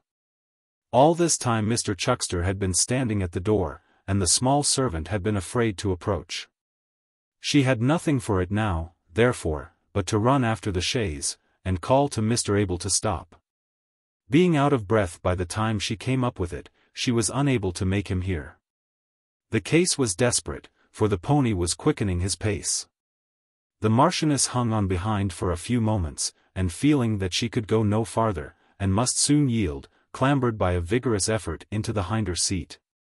And in so doing lost one of the shoes forever. Mr. Abel, being in a thoughtful frame of mind, and having quite enough to do to keep the pony going, went jogging on without looking round, little dreaming of the strange figure that was close behind him. Until the Marchioness, having in some degree recovered her breath, and the loss of her shoe, and the novelty of her position, uttered close into his ear, the words, "I say, sir." He turned his head quickly enough then, and stopping the pony, cried, with some trepidation, "God bless me, what is this?" "Don't be frightened, sir," replied the still panting messenger. "Oh, I've run such a way after you." "What do you want with me?" said Mr. Abel. "How did you come here?" "I got in behind," replied the Marchioness. "Oh, please drive on, sir, don't stop, and go towards the city, will you? And oh, do please make haste, because it's of consequence. There's somebody wants to see you there. He sent me to say would you come directly, and that he knowed all about Kit, and could save him yet, and prove his innocence." "What do you tell me, child?" "The truth, upon my word and honor I do. But please do drive on, quick, please. I've been such a time gone, he'll think I'm lost." Mr. Abel involuntarily urged the pony forward. The pony, impelled by some secret sympathy or some new caprice, burst into a great pace, and neither slackened it, nor indulged in any eccentric performances, until they arrived at the door of Mr. Swiveller's lodging, where, marvellous to relate, he consented to stop when Mr. Abel checked him. "See! It's that room up there," said the Marchioness, pointing to one where there was a faint light. "Come." Mr. Abel, who was one of the simplest and most retiring creatures in existence, and naturally timid withal, hesitated.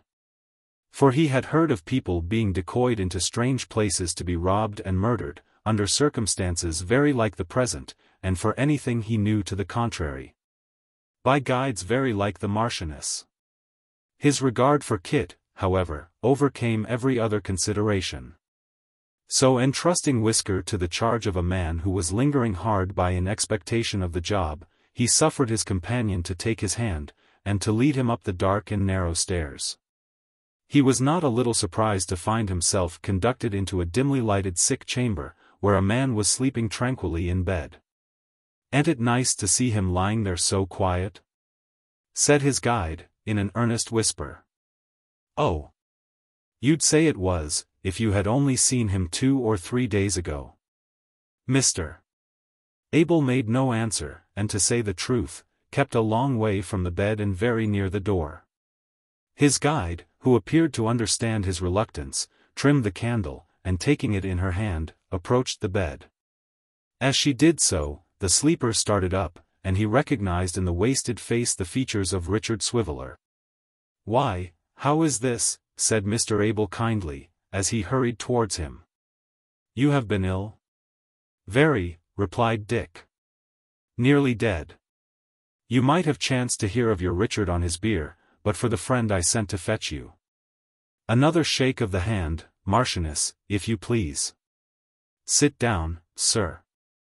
Mr. Abel seemed rather astonished to hear of the quality of his guide, and took a chair by the bedside. "I have sent for you, sir," said Dick, "but she told you on what account?" "She did. I am quite bewildered by all this. I really don't know what to say or think," replied Mr. Abel. "You'll say that presently," retorted Dick. "Marchioness, take a seat on the bed, will you? Now, tell this gentleman all that you told me, and be particular. Don't you speak another word, sir." The story was repeated. It was, in effect, exactly the same as before, without any deviation or omission. Richard Swiveller kept his eyes fixed on his visitor during its narration, and directly it was concluded, took the word again. "You have heard it all, and you'll not forget it. I'm too giddy and too queer to suggest anything, but you and your friends will know what to do. After this long delay, every minute is an age. If ever you went home fast in your life, go home fast tonight. Don't stop to say one word to me, but go. She will be found here, whenever she's wanted. And as to me, you're pretty sure to find me at home, for a week or 2. There are more reasons than one for that. Marchioness, a light. If you lose another minute in looking at me, sir, I'll never forgive you." Mr. Abel needed no further remonstrance or persuasion. He was gone in an instant. And the Marchioness, returning from lighting him downstairs, reported that the pony, without any preliminary objection whatever, had dashed away at full gallop. "That's right," said Dick. "And hearty of him, and I honor him from this time. But get some supper and a mug of beer, for I am sure you must be tired. Do have a mug of beer. It will do me as much good to see you take it as if I might drink it myself." Nothing but this assurance could have prevailed upon the small nurse to indulge in such a luxury. Having eaten and drunk to Mr. Swiveller's extreme contentment, given him his drink, and put everything in neat order, she wrapped herself in an old coverlet and lay down upon the rug before the fire. Mr. Swiveller was by that time murmuring in his sleep. "Strew then, oh strew, a bed of rushes. Here will we stay, till morning blushes. Good night, Marchioness." Chapter 66. On awaking in the morning, Richard Swiveller became conscious by slow degrees of whispering voices in his room. Looking out between the curtains, he espied Mr. Garland, Mr. Abel, the notary, and the single gentleman, gathered round the Marchioness, and talking to her with great earnestness but in very subdued tones, fearing, no doubt, to disturb him. He lost no time in letting them know that this precaution was unnecessary, and all four gentlemen directly approached his bedside. Old Mr. Garland was the first to stretch out his hand, and inquire how he felt.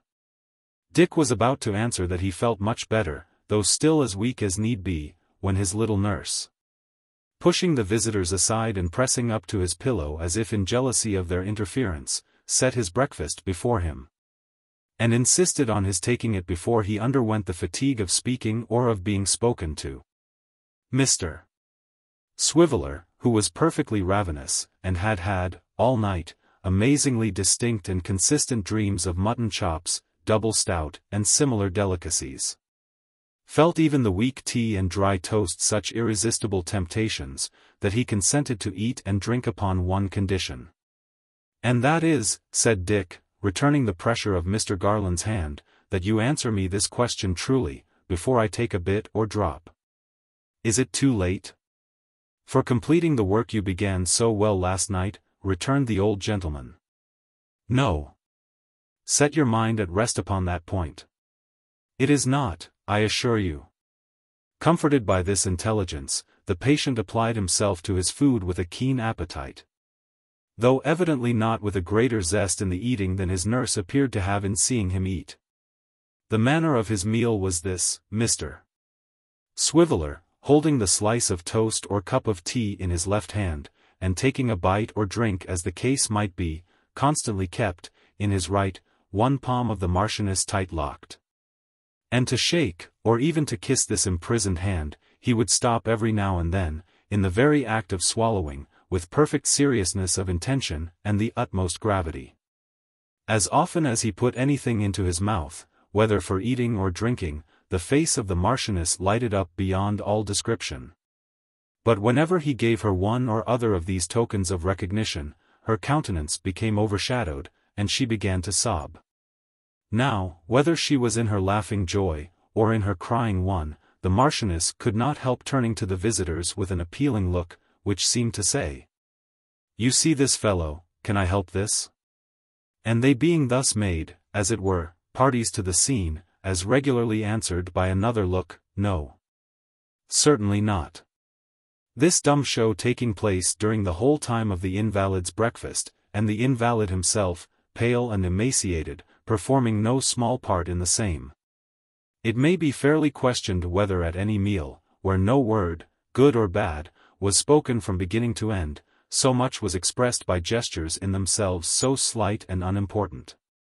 At length, and to say the truth before very long, Mr. Swiveller had dispatched as much toast and tea as in that stage of his recovery it was discreet to let him have. But the cares of the Marchioness did not stop here. For, disappearing for an instant and presently returning with a basin of fair water, she laved his face and hands, brushed his hair, and in short made him as spruce and smart as anybody under such circumstances could be made. And all this in as brisk and businesslike a manner, as if he were a very little boy, and she his grown-up nurse. To these various attentions, Mr. Swiveller submitted in a kind of grateful astonishment beyond the reach of language.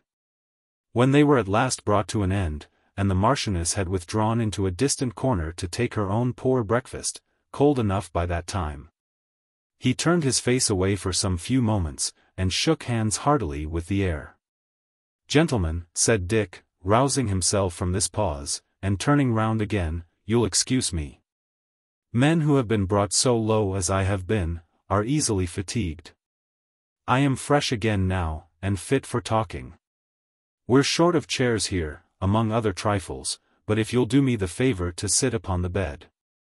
"What can we do for you?" said Mr. Garland kindly. "If you could make the Marchioness yonder, a Marchioness, in real, sober earnest," returned Dick, "I'd thank you to get it done offhand. But as you can't, and as the question is not what you will do for me, but what you will do for somebody else who has a better claim upon you, pray sir let me know what you intend doing." "It's chiefly on that account that we have come just now," said the single gentleman, "for you will have another visitor presently. We feared you would be anxious unless you knew from ourselves what steps we intended to take, and therefore came to you before we stirred in the matter." Gentlemen, returned Dick, I thank you. Anybody in the helpless state that you see me in, is naturally anxious. Don't let me interrupt you, sir.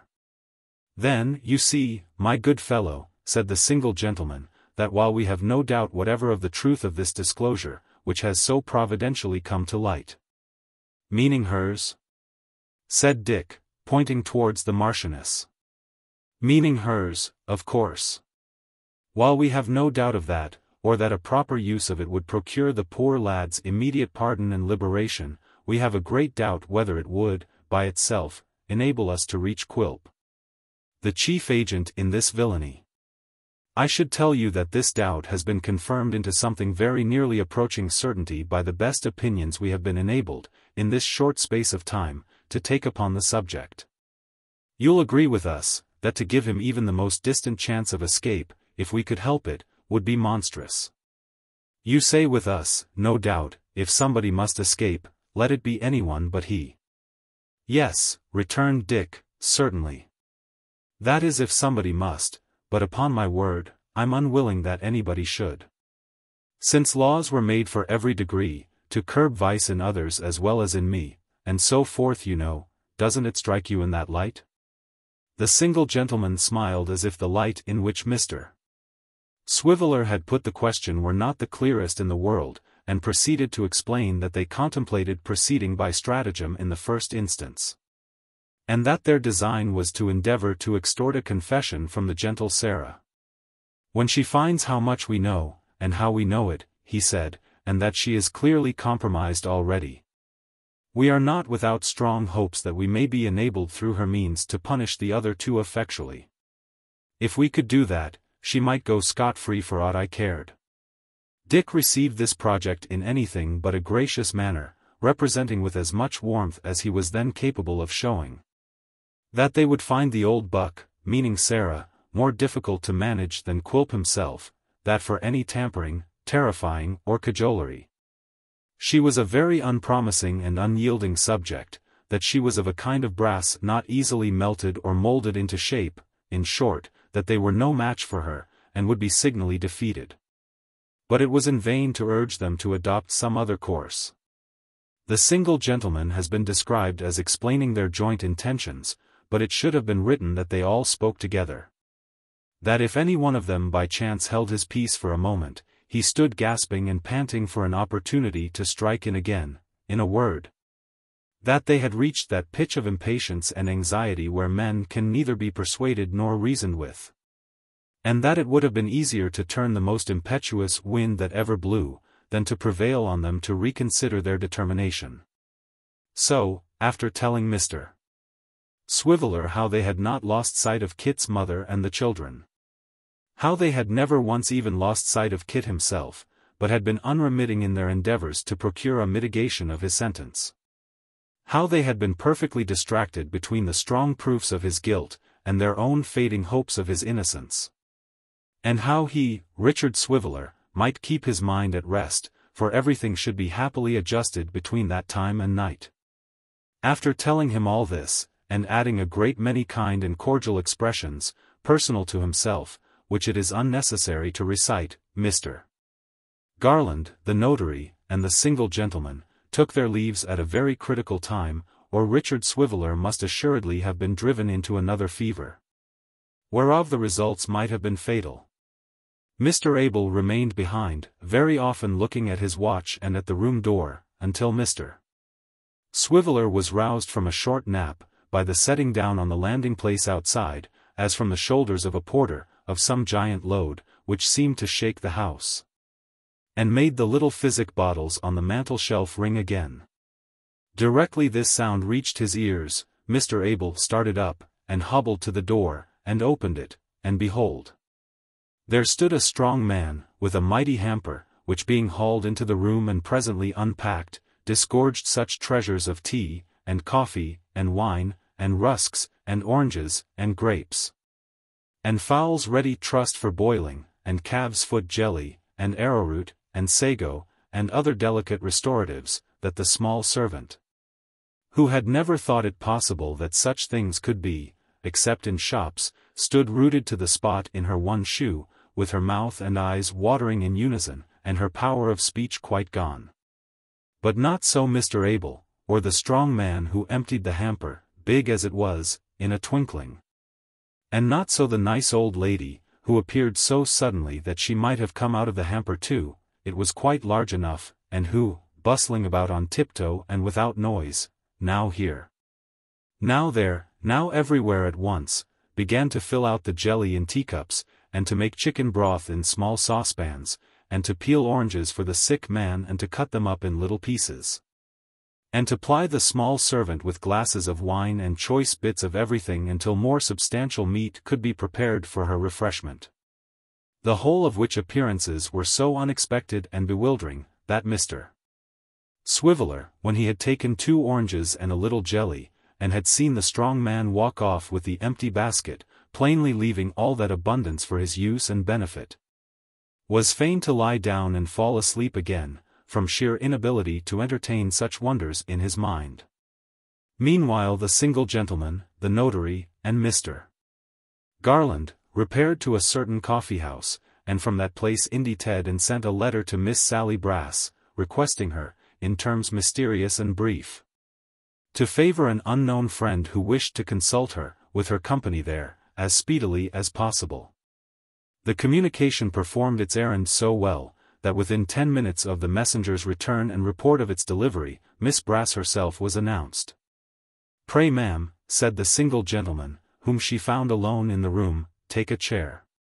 Miss Brass sat herself down in a very stiff and frigid state, and seemed, as indeed she was, not a little astonished to find that the lodger and her mysterious correspondent were one and the same person. "You did not expect to see me," said the single gentleman. "I didn't think much about it," returned the beauty. "I supposed it was business of some kind or other. If it's about the apartments, of course you'll give my brother regular notice, you know, or money. That's very easily settled. You're a responsible party, and in such a case lawful money and lawful notice are pretty much the same." "I am obliged to you for your good opinion," retorted the single gentleman, "and quite concur in those sentiments. But that is not the subject on which I wish to speak with you." "Oh," said Sally. "Then just state the particulars, will you? I suppose it's professional business?" "Why, it is connected with the law, certainly." "Very well," returned Miss Brass. "My brother and I are just the same.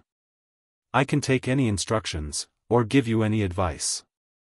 "As there are other parties interested besides myself," said the single gentleman, rising and opening the door of an inner room, "we had better confer together. Miss Brass is here, gentlemen." Mr.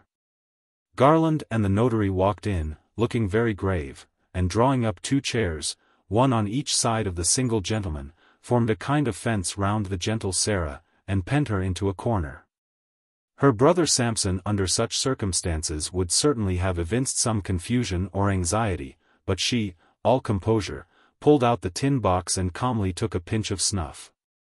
"Miss Brass," said the notary, taking the word at this crisis, "we professional people understand each other, and, when we choose, can say what we have to say, in very few words. You advertised a runaway servant, the other day?" "Well," returned Miss Sally, with a sudden flush overspreading her features, "what of that?" "She is found, ma'am," said the notary, pulling out his pocket-handkerchief with a flourish.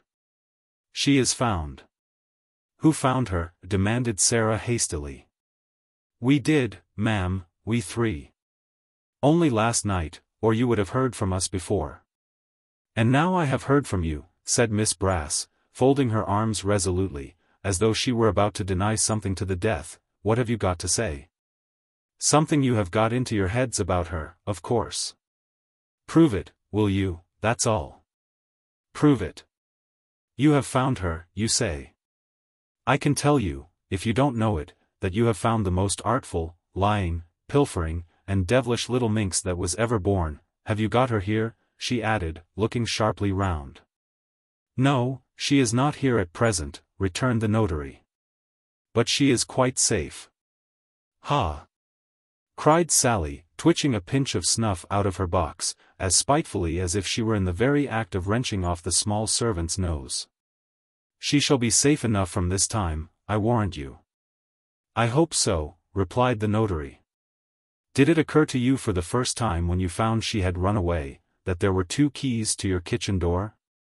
Miss Sally took another pinch, and putting her head on one side, looked at her questioner with a curious kind of spasm about her mouth, but with a cunning aspect of immense expression. "2 keys," repeated the notary.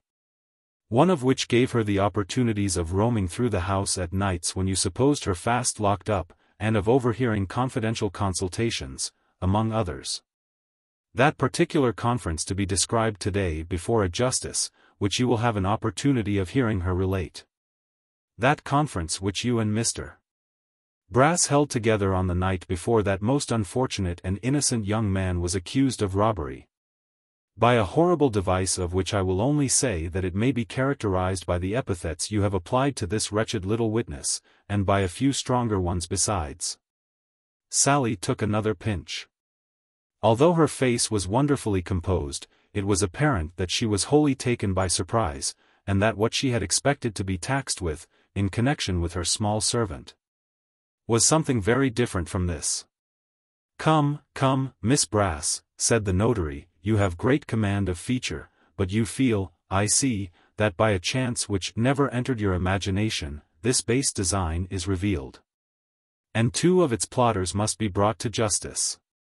Now, you know the pains and penalties you are liable to, and so I need not dilate upon them, but I have a proposal to make to you. You have the honor of being sister to one of the greatest scoundrels unhung, and, if I may venture to say so to a lady, you are in every respect quite worthy of him. But connected with you too is a third party, a villain of the name of Quilp, the prime mover of the whole diabolical device, who I believe to be worse than either. For his sake, Miss Brass, do us the favor to reveal the whole history of this affair. Let me remind you that your doing so at our instance will place you in a safe and comfortable position. Your present one is not desirable, and cannot injure your brother. For against him and you we have quite sufficient evidence, as you hear, already.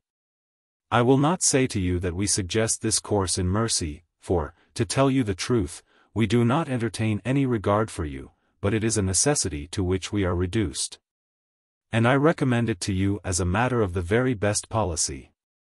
Time, said Mr. Witherden, pulling out his watch, in a business like this, is exceedingly precious. Favor us with your decision as speedily as possible, ma'am. With a smile upon her face, and looking at each of the 3 by turns, Miss Brass took 2 or 3 more pinches of snuff, and having by this time very little left, travelled round and round the box with her forefinger and thumb, scraping up another. Having disposed of this likewise and put the box carefully in her pocket, she said, "I am to accept or reject at once, am I?" "Yes," said Mr. Witherden. The charming creature was opening her lips to speak in reply, when the door was hastily opened too, and the head of Sampson Brass was thrust into the room. "Excuse me," said that gentleman hastily. "Wait a bit."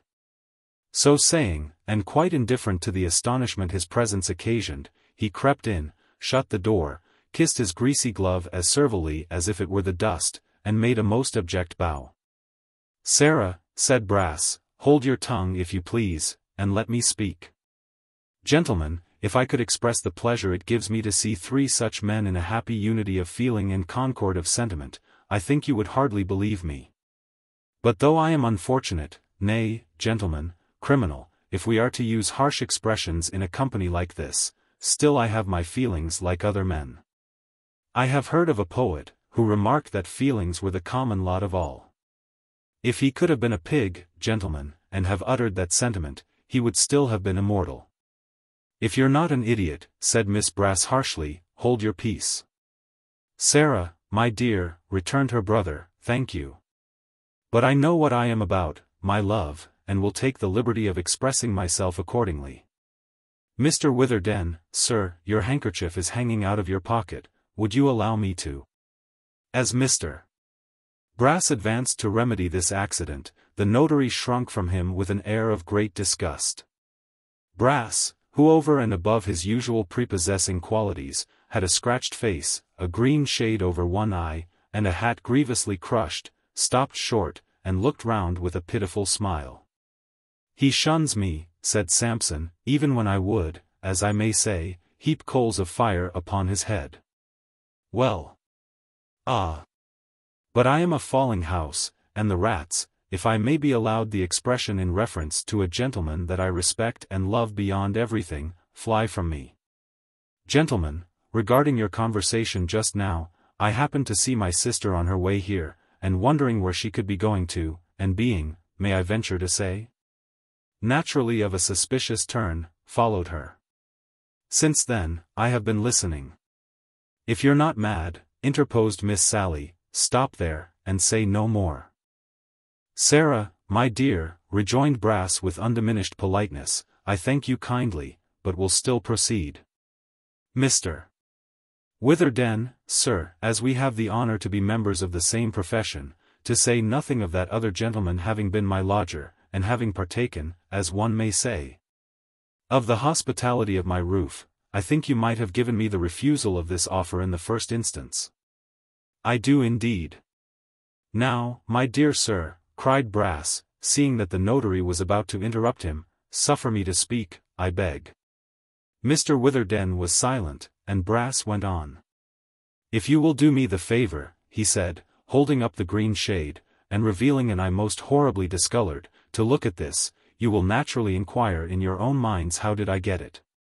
If you look from that, to my face, you will wonder what could have been the cause of all these scratches. And if from them to my hat, how it came into the state in which you see it." "Gentlemen," said Brass, striking the hat fiercely with his clenched hand, "to all these questions I answer, Quilp." The three gentlemen looked at each other, but said nothing. "I say," pursued Brass, glancing aside at his sister, as though he were talking for her information, and speaking with a snarling malignity, in violent contrast to his usual smoothness, "that I answer to all these questions, Quilp, who deludes me into his infernal den, and takes a delight in looking on and chuckling while I scorch, and burn, and bruise, and maim myself, Quilp, who never once, no never once, in all our communications together, has treated me otherwise than as a dog, Quilp, whom I have always hated with my whole heart. But never so much as lately. He gives me the cold shoulder on this very matter as if he had had nothing to do with it, instead of being the first to propose it. I can't trust him. In one of his howling, raving, blazing humors, I believe he'd let it out if it was murder, and never think of himself so long as he could terrify me." "Now," said Brass, picking up his hat again, replacing the shade over his eye, and actually crouching down, in the excess of his servility, "what does all this lead me to?" "What should you say it led me to, gentlemen? Could you guess at all near the mark?" Nobody spoke. Brass stood smirking for a little while as if he had propounded some choice conundrum. And then said, "To be short with you, then, it leads me to this. If the truth has come out, as it plainly has in a manner that there's no standing up against, and a very sublime and grand thing is truth, gentlemen, in its way. Though like other sublime and grand things, such as thunderstorms and that, we're not always over and above glad to see it, I had better turn upon this man than let this man turn upon me. It's clear to me that I am done for. Therefore, if anybody is to split, I had better be the person and have the advantage of it. Sarah, my dear, comparatively speaking, you're safe. I relate these circumstances for my own profit." With that, Mr. Brass, in a great hurry, revealed the whole story. Bearing as heavily as possible on his amiable employer, and making himself out to be rather a saint-like and holy character, though subject, he acknowledged, to human weaknesses. He concluded thus. "Now, gentlemen, I am not a man who does things by halves. Being in for a penny, I am ready as the saying is to be in for a pound. You must do with me what you please, and take me where you please. If you wish to have this in writing, we'll reduce it into manuscript immediately. You will be tender with me, I am sure. I am quite confident you will be tender with me. You are men of honor, and have feeling hearts. I yielded from necessity to Quilp, for though necessity has no law, she has her lawyers. I yield to you from necessity too, from policy besides, and because of feelings that have been a pretty long time working within me. Punish Quilp, gentlemen. Weigh heavily upon him. Grind him down. Tread him under foot. He has done as much by me, for many and many a day. Having now arrived at the conclusion of his discourse, Sampson checked the current of his wrath, kissed his glove again, and smiled as only parasites and cowards can. And this, said Miss Brass, raising her head, with which she had hitherto sat resting on her hands, and surveying him from head to foot with a bitter sneer, this is my brother, is it? This is my brother, that I have worked and toiled for, and believed to have had something of the man in him. Sarah my dear, returned Sampson, rubbing his hands feebly, you disturb our friends. Besides you're disappointed Sarah, and not knowing what you say, expose yourself. Yes, you pitiful dastard, retorted the lovely damsel, I understand you. You feared that I should be beforehand with you. But do you think that I would have been enticed to say a word? I'd have scorned it, if they had tried and tempted me for 20 years. He. Simpered Brass, who in his deep debasement really seemed to have changed sexes with his sister, and to have made over to her any spark of manliness he might have possessed. You think so, Sarah, you think so perhaps, but you would have acted quite different, my good fellow. You will not have forgotten that it was a maxim with Foxy, our revered father, gentlemen, always suspect everybody. That's the maxim to go through life with. If you were not actually about to purchase your own safety when I showed myself, I suspect you'd have done it by this time. And therefore I've done it myself, and spared you the trouble as well as the shame. The shame, gentlemen, added Brass, allowing himself to be slightly overcome, if there is any, is mine. It's better that a female should be spared it. With deference to the better opinion of Mr. Brass, and more particularly to the authority of his great ancestor, it may be doubted with humility whether the elevating principle laid down by the latter gentleman, and acted upon by his descendant, is always a prudent one, or attended in practice with the desired results. This is beyond question a bold and presumptuous doubt, inasmuch as many distinguished characters, called men of the world, long-headed customers, knowing dogs, shrewd fellows, capital hands at business, and the like, have made, and do daily make, this axiom their polar star and compass. Still the doubt may be gently insinuated. And in illustration it may be observed, that if Mr. Brass, not being over-suspicious, had, without prying and listening, left his sister to manage the conference on their joint behalf, or, prying and listening, had not been in such a mighty hurry to anticipate her, which he would not have been, but for his distrust and jealousy, he would probably have found himself much better off in the end. Thus it will always happen that these men of the world, who go through it in armor, defend themselves from quite as much good as evil. To say nothing of the inconvenience and absurdity of mounting guard with a microscope at all times, and of wearing a coat of mail on the most innocent occasions. The three gentlemen spoke together apart for a few moments. At the end of their consultation, which was very brief, the notary pointed to the writing materials on the table, and informed Mr. Brass that if he wished to make any statement in writing, he had the opportunity of doing so. At the same time he felt bound to tell him that they would require his attendance presently before a justice of the peace, and that in what he did or said, he was guided entirely by his own discretion. Gentlemen, said Brass, drawing off his gloves, and crawling in spirit upon the ground before them, I will justify the tenderness with which I know I shall be treated.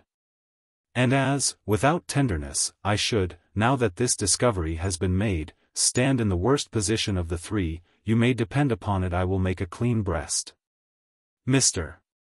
Witherden, sir, a kind of faintness is upon my spirits, if you would do me the favor to ring the bell and order up a glass of something warm and spicy, I shall, notwithstanding what has passed, have a melancholy pleasure in drinking your good health.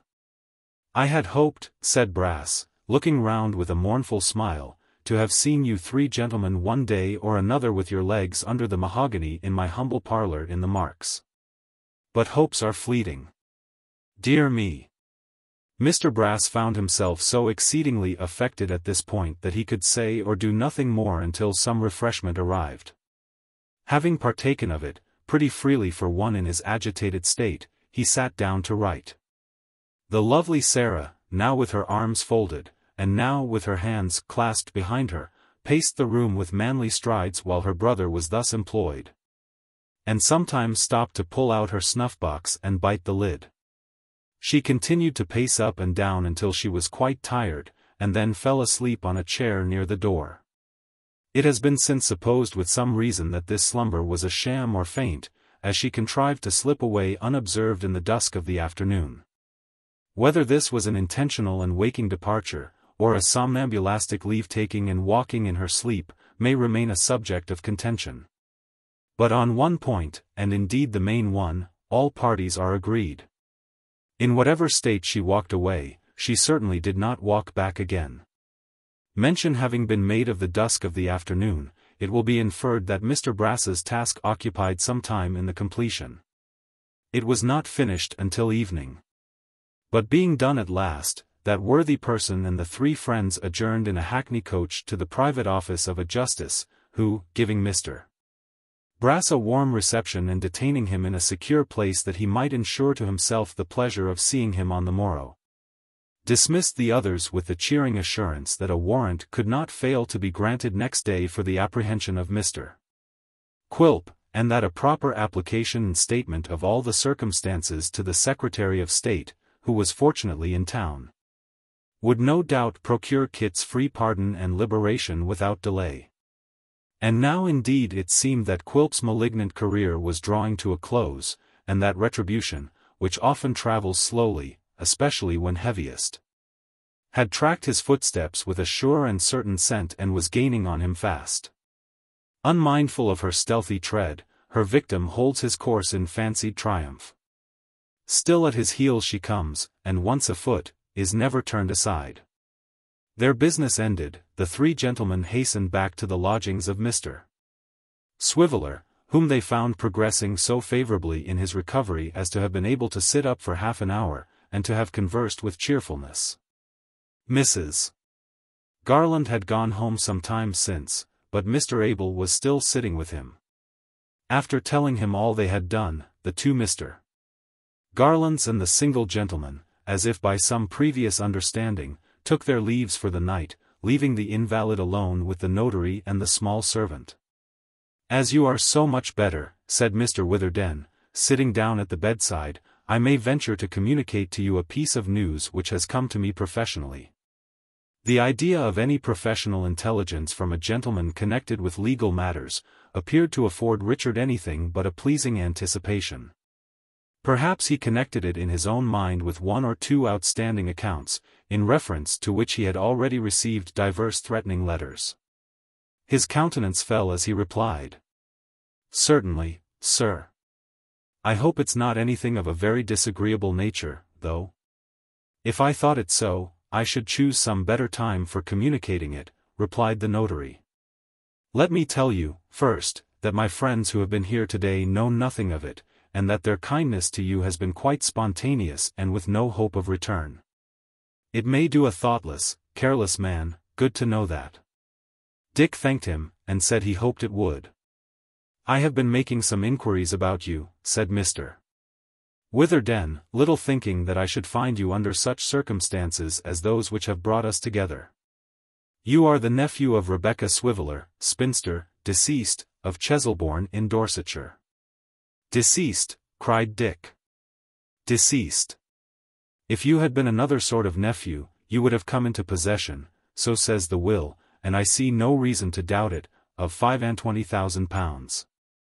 As it is, you have fallen into an annuity of £150 a year, but I think I may congratulate you even upon that." "Sir," said Dick, sobbing and laughing together, "you may. For please God, we'll make a scholar of the poor Marchioness yet. And she shall walk in silk attire, and siller have to spare, or may I never rise from this bed again." Chapter 67. unconscious of the proceedings faithfully narrated in the last chapter. And little dreaming of the mine which had been sprung beneath him, for to the end that he should have no warning of the business afoot, the profoundest secrecy was observed in the whole transaction. Mr. Quilp remained shut up in his hermitage, undisturbed by any suspicion, and extremely well satisfied with the result of his machinations. Being engaged in the adjustment of some accounts, an occupation to which the silence and solitude of his retreat were very favorable, he had not strayed from his den for 2 whole days. The 3rd day of his devotion to this pursuit found him still hard at work, and little disposed to stir abroad. It was the day next after Mr. Brass's confession, and consequently that which threatened the restriction of Mr. Quilp's liberty, and the abrupt communication to him of some very unpleasant and unwelcome facts. Having no intuitive perception of the cloud which lowered upon his house, the dwarf was in his ordinary state of cheerfulness. And, when he found he was becoming too much engrossed by business with a due regard to his health and spirits, he varied its monotonous routine with a little screeching, or howling, or some other innocent relaxation of that nature. He was attended, as usual, by Tom Scott, who sat crouching over the fire after the manner of a toad, and from time to time, when his master's back was turned, imitated his grimaces with a fearful exactness. The figurehead had not yet disappeared, but remained in its old place.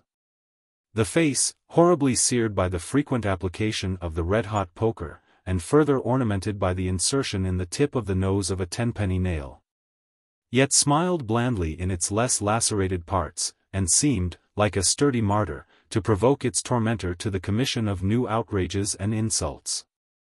The day, in the highest and brightest quarters of the town, was damp, dark, cold, and gloomy. In that low and marshy spot, the fog filled every nook and corner with a thick dense cloud. Every object was obscured at 1 or 2 yards distance. The warning lights and fires upon the river were powerless beneath this pall, and but for a raw and piercing chillness in the air. And now and then the cry of some bewildered boatman as he rested on his oars and tried to make out where he was. The river itself might have been miles away. The mist, though sluggish and slow to move, was of a keenly searching kind. No muffling up in furs and broadcloth kept it out. It seemed to penetrate into the very bones of the shrinking wayfarers, and to rack them with cold and pains. Everything was wet, and clammy to the touch. The warm blaze alone defied it, and leaped and sparkled merrily. It was a day to be at home, crowding about the fire, telling stories of travellers who had lost their way in such weather on heaths and moors, and to love a warm hearth more than ever. The dwarf's humour, as we know, was to have a fireside to himself, and when he was disposed to be convivial, to enjoy himself alone. By no means insensible to the comfort of being within doors, he ordered Tom Scott to pile the little stove with coals, and dismissing his work for that day, determined to be jovial. To this end, he lighted up fresh candles and heaped more fuel on the fire. And having dined off a beefsteak, which he cooked himself in somewhat of a savage and cannibal-like manner, brewed a great bowl of hot punch, lighted his pipe, and sat down to spend the evening. At this moment, a low knocking at the cabin door arrested his attention. When it had been twice or thrice repeated, he softly opened the little window, and thrusting his head out, demanded who was there. "Only me, Quilp," replied a woman's voice. "Only you?" cried the dwarf, stretching his neck to obtain a better view of his visitor. "And what brings you here, you jade? How dare you approach the ogre's castle, eh?" "I have come with some news," rejoined his spouse. "Don't be angry with me." "Is it good news, pleasant news, news to make a man skip and snap his fingers?" said the dwarf. "Is the dear old lady dead?" "I don't know what news it is, or whether it's good or bad," rejoined his wife. "Then she's alive," said Quilp, "and there's nothing the matter with her. Go home again, you bird of evil note, go home." "I have brought a letter," cried the meek little woman. "Toss it in at the window here, and go your ways," said Quilp, interrupting her, "or I'll come out and scratch you." "No, but please, Quilp, do hear me speak," urged his submissive wife, in tears. "Please do." "Speak then," growled the dwarf, with a malicious grin. "Be quick and short about it. Speak, will you?" "It was left at our house this afternoon," said Mrs. Quilp, trembling, by a boy who said he didn't know from whom it came, but that it was given to him to leave, and that he was told to say it must be brought on to you directly. For it was of the very greatest consequence. "But please," she added, as her husband stretched out his hand for it, "please let me in. You don't know how wet and cold I am, or how many times I have lost my way in coming here through this thick fog. Let me dry myself at the fire for 5 minutes. I'll go away directly you tell me to, Quilp. Upon my word I will." Her amiable husband hesitated for a few moments. But bethinking himself that the letter might require some answer, of which she could be the bearer, closed the window, opened the door, and bade her enter. Mrs. Quilp obeyed right willingly, and kneeling down before the fire to warm her hands, delivered into his a little packet. "I'm glad you're wet," said Quilp, snatching it, and squinting at her. "I'm glad you're cold. I'm glad you've lost your way. I'm glad your eyes are red with crying. It does my heart good to see your little nose so pinched and frosty." "Oh, Quilp," sobbed his wife. "How cruel it is of you." "Did she think I was dead?" said Quilp, wrinkling his face into a most extraordinary series of grimaces. "Did she think she was going to have all the money, and to marry somebody she liked? Ha ha ha. Did she?" These taunts elicited no reply from the poor little woman, who remained on her knees, warming her hands and sobbing, to Mr. Quilp's great delight. But as he was contemplating her, and chuckling excessively, he happened to observe that Tom Scott was delighted too. Wherefore, that he might have no presumptuous partner in his glee, the dwarf instantly collared him, dragged him to the door, and after a short scuffle, kicked him into the yard. In return for this mark of attention, Tom immediately walked upon his hands to the window.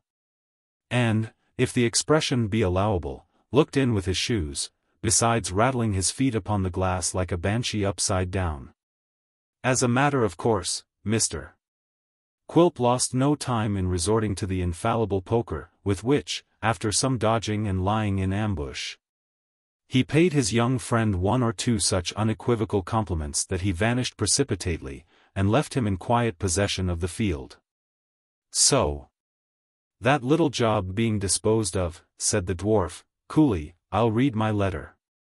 "Humph," he muttered, looking at the direction. "I ought to know this writing. Beautiful Sally." Opening it, he read, in a fair, round, legal hand, as follows.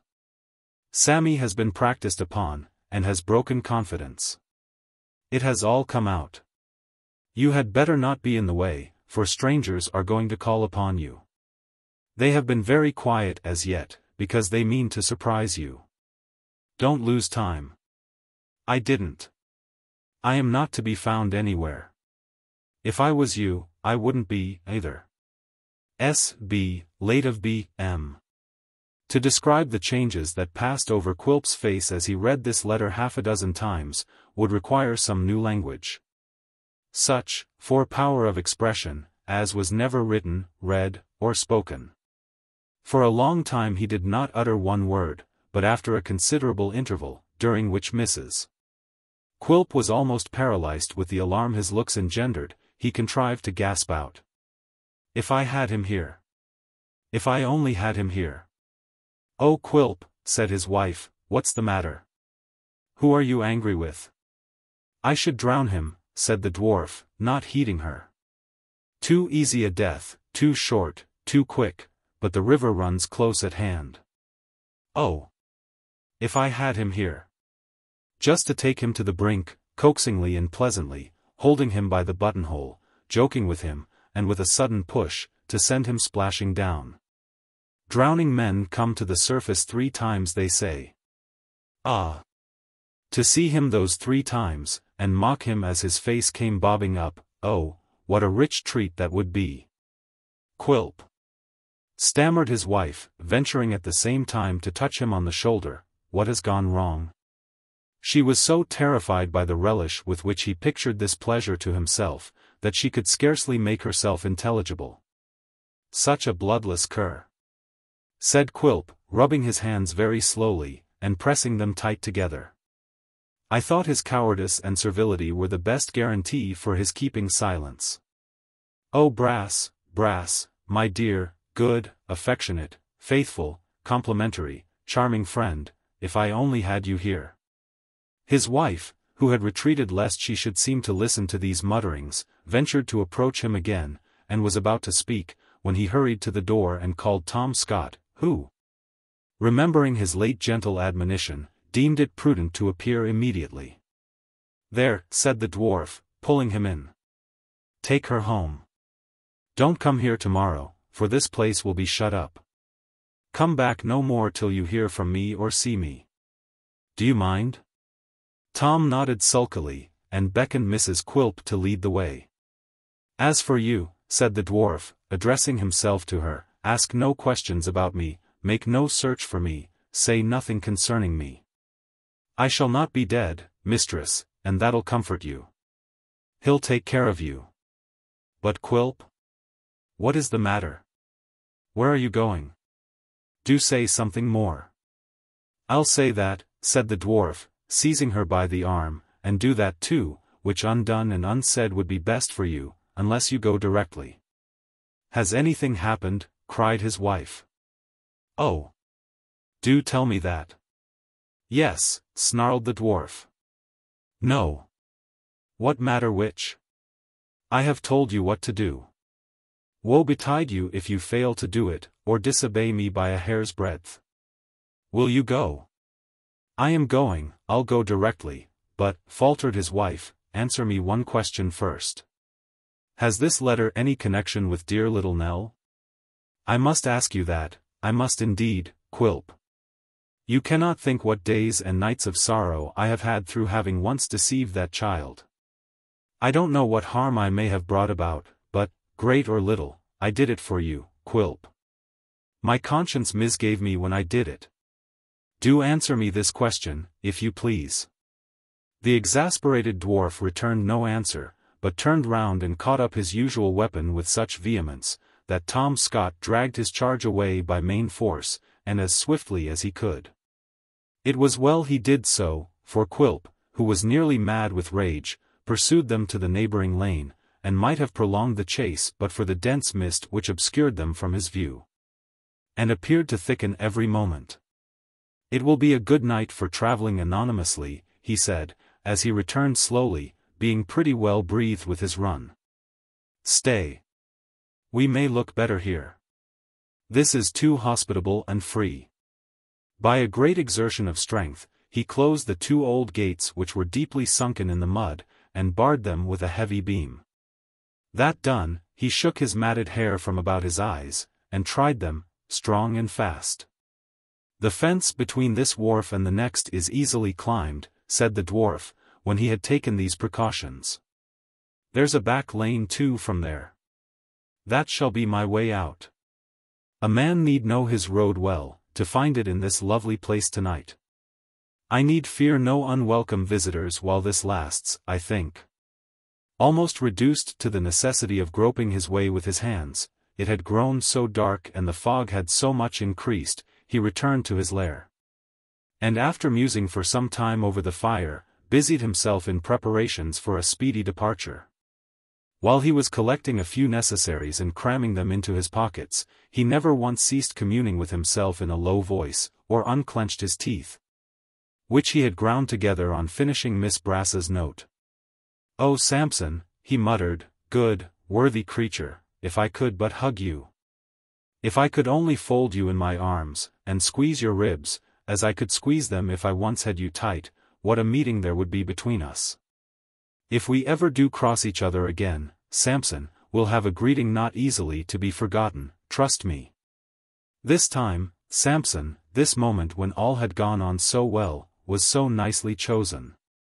It was so thoughtful of you, so penitent, so good.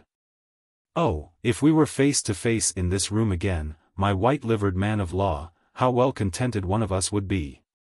There he stopped. And raising the bowl of punch to his lips, drank a long deep draught, as if it were fair water and cooling to his parched mouth. Setting it down abruptly, and resuming his preparations, he went on with his soliloquy. "There's Sally," he said, with flashing eyes. "The woman has spirit, determination, purpose. Was she asleep, or petrified? She could have stabbed him, poisoned him safely. She might have seen this coming on. Why does she give me notice when it's too late? When he sat there, yonder there, over there, with his white face, and red head, and sickly smile, why didn't I know what was passing in his heart? It should have stopped beating that night, if I had been in his secret, or there are no drugs to lull a man to sleep, and no fire to burn him." Another draught from the bowl. And, cowering over the fire with a ferocious aspect, he muttered to himself again. "And this, like every other trouble and anxiety I have had of late times, springs from that old dotard and his darling child, two wretched feeble wanderers. I'll be their evil genius yet. And you, sweet Kit, honest Kit, virtuous, innocent Kit, look to yourself. Where I hate, I bite. I hate you, my darling fellow, with good cause, and proud as you are tonight, I'll have my turn." What's that? A knocking at the gate he had closed. A loud and violent knocking. Then a pause, as if those who knocked had stopped to listen. Then the noise again, more clamorous and importunate than before. "So soon," said the dwarf. "And so eager. I am afraid I shall disappoint you. It's well I'm quite prepared. Sally, I thank you."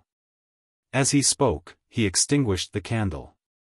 In his impetuous attempts to subdue the brightness of the fire, he overset the stove, which came tumbling forward, and fell with a crash upon the burning embers it had shot forth in its descent, leaving the room in pitchy darkness. The noise at the gate still continuing, he felt his way to the door, and stepped into the open air. At that moment the knocking ceased. It was about 8 o'clock, but the dead of the darkest night would have been as noonday, in comparison with the thick cloud which then rested upon the earth, and shrouded everything from view. He darted forward for a few paces, as if into the mouth of some dim, yawning cavern, then, thinking he had gone wrong, changed the direction of his steps, then stood still, not knowing where to turn. "If they would knock again," said Quilp, trying to peer into the gloom by which he was surrounded, "the sound might guide me. Come. Batter the gate once more." He stood listening intently, but the noise was not renewed. Nothing was to be heard in that deserted place, but at intervals the distant barking of dogs. The sound was far away, now in one quarter, now answered in another, nor was it any guide, for it often came from shipboard, as he knew. "If I could find a wall or fence," said the dwarf, stretching out his arms, and walking slowly on, "should know which way to turn. A good, black, devil's night this, to have my dear friend here. If I had but that wish, it might, for anything I cared, never be day again." As the word passed his lips, he staggered and fell, and next moment was fighting with the cold, dark water. For all its bubbling up and rushing in his ears, he could hear the knocking at the gate again, could hear a shout that followed it, could recognize the voice. For all his struggling and plashing, he could understand that they had lost their way, and had wandered back to the point from which they started. That they were all but looking on while he was drowned, that they were close at hand, but could not make an effort to save him, that he himself had shut and barred them out. He answered the shout, with a yell, which seemed to make the 100 fires that danced before his eyes tremble and flicker as if a gust of wind had stirred them. It was of no avail. The strong tide filled his throat, and bore him on, upon its rapid current. Another mortal struggle, and he was up again, beating the water with his hands, and looking out with wild and glaring eyes that showed him some black object he was drifting close upon. The hull of a ship. He could touch its smooth and slippery surface with his hand. One loud cry now, but the resistless water bore him down before he could give it utterance, and driving him under it, carried away a corpse. It toyed and sported with its ghastly freight, now bruising it against the slimy piles, now hiding it in mud or long rank grass, now dragging it heavily over rough stones and gravel. Now feigning to yield it to its own element, and in the same action luring it away, until, tired of the ugly plaything, it flung it on a swamp, a dismal place where pirates had swung in chains through many a wintry night, and left it there to bleach. And there it lay, alone. The sky was red with flame, and the water that bore it there, had been tinged with the sullen light as it flowed along. The place, the deserted carcass had left so recently, a living man, was now a blazing ruin. There was something of the glare upon its face. The hair, stirred by the damp breeze, played in a kind of mockery of death, such a mockery as the dead man himself would have revelled in when alive, about its head. And its dress fluttered idly in the night wind. Chapter 68. Lighted rooms, bright fires, cheerful faces, the music of glad voices, words of love and welcome, warm hearts, and tears of happiness, what a change is this! But it is to such delights that Kit is hastening. They are awaiting him, he knows. He fears he will die of joy before he gets among them. They have prepared him for this, all day. He is not to be carried off tomorrow with the rest, they tell him first. By degrees they let him know that doubts have arisen, that inquiries are to be made, and perhaps he may be pardoned after all. At last, the evening being come, they bring him to a room where some gentlemen are assembled. Foremost among them is his good old master, who comes and takes him by the hand. He hears that his innocence is established, and that he is pardoned. He cannot see the speaker, but he turns towards the voice, and in trying to answer, falls down insensible.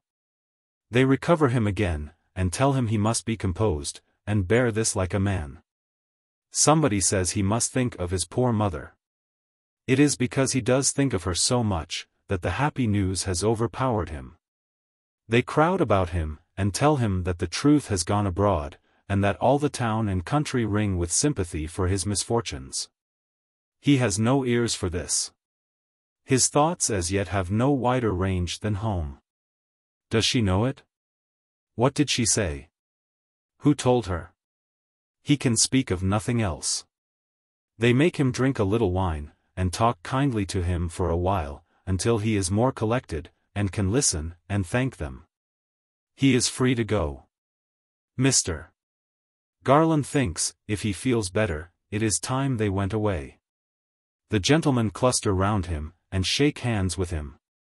He feels very grateful to them for the interest they have in him, and for the kind promises they make.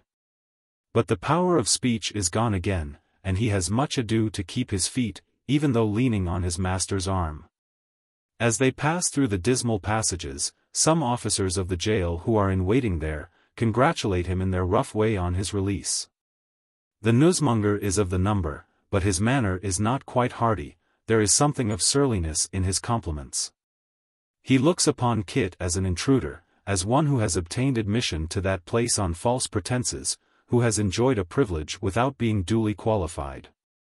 He may be a very good sort of young man, he thinks, but he has no business there, and the sooner he is gone, the better. The last door shuts behind them. They have passed the outer wall, and stand in the open air, in the street he has so often pictured to himself when hemmed in by those gloomy stones, and which has been in all his dreams. It seems wider and more busy than it used to be. The night is bad, and yet how cheerful and gay in his eyes. One of the gentlemen, in taking leave of him, pressed some money into his hand. He has not counted it, but when they have gone a few paces beyond the box for poor prisoners, he hastily returns and drops it in. Mr. Garland has a coach waiting in a neighboring street, and taking Kit inside with him, bids the man drive home.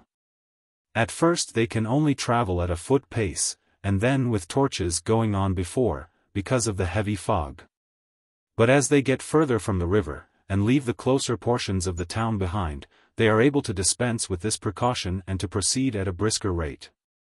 On the road, hard galloping would be too slow for Kit, but when they are drawing near their journey's end, he begs they may go more slowly, and when the house appears in sight, that they may stop, only for a minute or two, to give him time to breathe. But there is no stopping then, for the old gentleman speaks stoutly to him, the horses mend their pace, and they are already at the garden gate. Next minute they are at the door. There is a noise of tongues, and tread of feet, inside. It opens. Kit rushes in, and finds his mother clinging round his neck. And there, too, is the ever-faithful Barbara's mother, still holding the baby as if she had never put it down since that sad day when they little hoped to have such joy as this. There she is. Heaven bless her, crying her eyes out and sobbing as never woman sobbed before.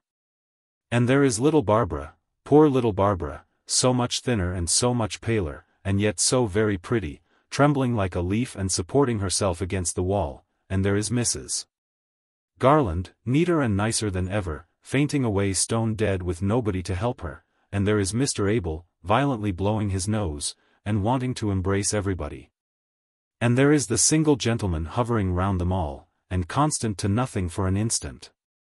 And there is that good, dear, thoughtful little Jacob, sitting all alone by himself on the bottom stair, with his hands on his knees like an old man, roaring fearfully without giving any trouble to anybody. And each and all of them are for the time clean out of their wits, and do jointly and severally commit all manner of follies. And even when the rest have in some measure come to themselves again, and can find words and smiles, Barbara, that soft-hearted, gentle, foolish little Barbara, is suddenly missed.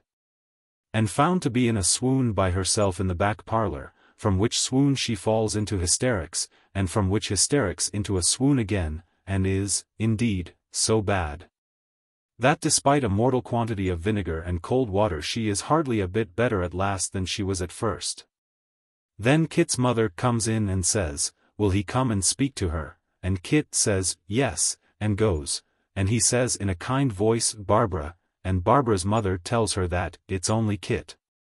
And Barbara says, with her eyes closed all the time, oh, but is it him indeed? And Barbara's mother says, to be sure it is, my dear, there's nothing the matter now.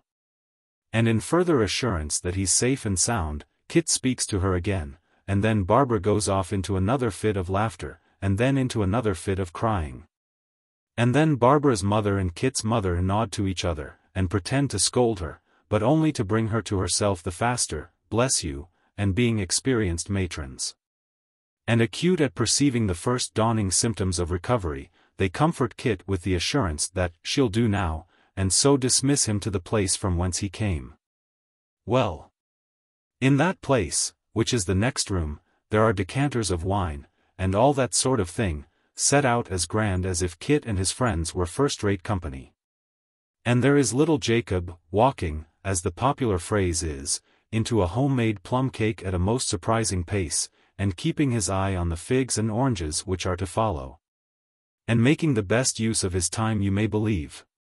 Kit no sooner comes in, than that single gentleman, never was such a busy gentleman, charges all the glasses, bumpers, and drinks his health, and tells him he shall never want a friend while he lives. And so does Mr. Garland, and so does Mrs. Garland, and so does Mr. Abel. But even this honor and distinction is not all, for the single gentleman forthwith pulls out of his pocket a massive silver watch, going hard, and right to half a second, and upon the back of this watch is engraved Kit's name, with flourishes all over. And in short it is Kit's watch, bought expressly for him, and presented to him on the spot. You may rest assured that Mr. and Mrs. Garland can't help hinting about their present in store, and that Mr. Abel tells outright that he has his, and that Kit is the happiest of the happy. There is one friend he has not seen yet, and as he cannot be conveniently introduced into the family circle, by reason of his being an iron-shod quadruped, Kit takes the first opportunity of slipping away and hurrying to the stable. The moment he lays his hand upon the latch, the pony neighs the loudest pony's greeting. Before he has crossed the threshold, the pony is capering about his loose box, for he brooks not the indignity of a halter, mad to give him welcome. And when Kit goes up to caress and pat him, the pony rubs his nose against his coat, and fondles him more lovingly than ever pony fondled man. It is the crowning circumstance of his earnest, heartfelt reception, and Kit fairly puts his arm round Whisker's neck and hugs him. But how comes Barbara to trip in there? And how smart she is again. She has been at her glass since she recovered. How comes Barbara in the stable, of all places in the world? Why, since Kit has been away, the pony would take his food from nobody but her, and Barbara, you see, not dreaming Christopher was there, and just looking in to see that everything was right, has come upon him unawares. Blushing little Barbara. It may be that Kit has caressed the pony enough, it may be that there are even better things to caress than ponies. He leaves him for Barbara at any rate, and hopes she is better. Yes. Barbara is a great deal better. She is afraid, and here Barbara looks down and blushes more, that he must have thought her very foolish. Not at all, says Kit. Barbara is glad of that, and coughs, hem. Just the slightest cough possible, not more than that. What a discreet pony, when he chooses. He is as quiet now, as if he were of marble. He has a very knowing look, but that he always has. We have hardly had time to shake hands, Barbara, says Kit. Barbara gives him hers. Why, she is trembling now. Foolish, fluttering Barbara. Arm's length. The length of an arm is not much. Barbara's was not a long arm by any means, and besides, she didn't hold it out straight, but bent a little. Kit was so near her when they shook hands, that he could see a small tiny tear, yet trembling on an eyelash. It was natural that he should look at it, unknown to Barbara. It was natural that Barbara should raise her eyes unconsciously, and find him out. Was it natural that at that instant, without any previous impulse or design, Kit should kiss Barbara? He did it, whether or no. Barbara said, for shame, but let him do it too, twice. He might have done it thrice, but the pony kicked up his heels and shook his head, as if he were suddenly taken with convulsions of delight, and Barbara, being frightened, ran away, not straight to where her mother and Kit's mother were though, lest they should see how red her cheeks were, and should ask her why. Sly little Barbara. When the first transports of the whole party had subsided, and Kit and his mother, and Barbara and her mother, with little Jacob and the baby to boot, had had their suppers together, which there was no hurrying over, for they were going to stop there all night, Mr. Garland called Kit to him, and taking him into a room where they could be alone, told him that he had something yet to say, which would surprise him greatly. Kit looked so anxious and turned so pale on hearing this, that the old gentleman hastened to add, he would be agreeably surprised, and asked him if he would be ready next morning for a journey. For a journey, sir, cried Kit. In company with me and my friend in the next room. Can you guess its purpose? Kit turned paler yet, and shook his head. Oh yes. I think you do already, said his master. Try. Kit murmured something rather rambling and unintelligible, but he plainly pronounced the words, Miss Nell, 3 or 4 times, shaking his head while he did so. As if he would add there was no hope of that. But Mr. Garland, instead of saying, try again, as Kit had made sure he would, told him very seriously that he had guessed right. The place of their retreat is indeed discovered, he said, at last. And that is our journey's end. Kit faltered out such questions as, where was it, and how had it been found, and how long since, and was she well, and happy? Happy she is, beyond all doubt, said Mr. Garland. And well, I trust she will be soon. She has been weak and ailing, as I learn, but she was better when I heard this morning, and they were full of hope. Sit you down, and you shall hear the rest. Scarcely venturing to draw his breath, Kit did as he was told. Mr. Garland then related to him, how he had a brother, of whom he would remember to have heard him speak, and whose picture, taken when he was a young man, hung in the best room.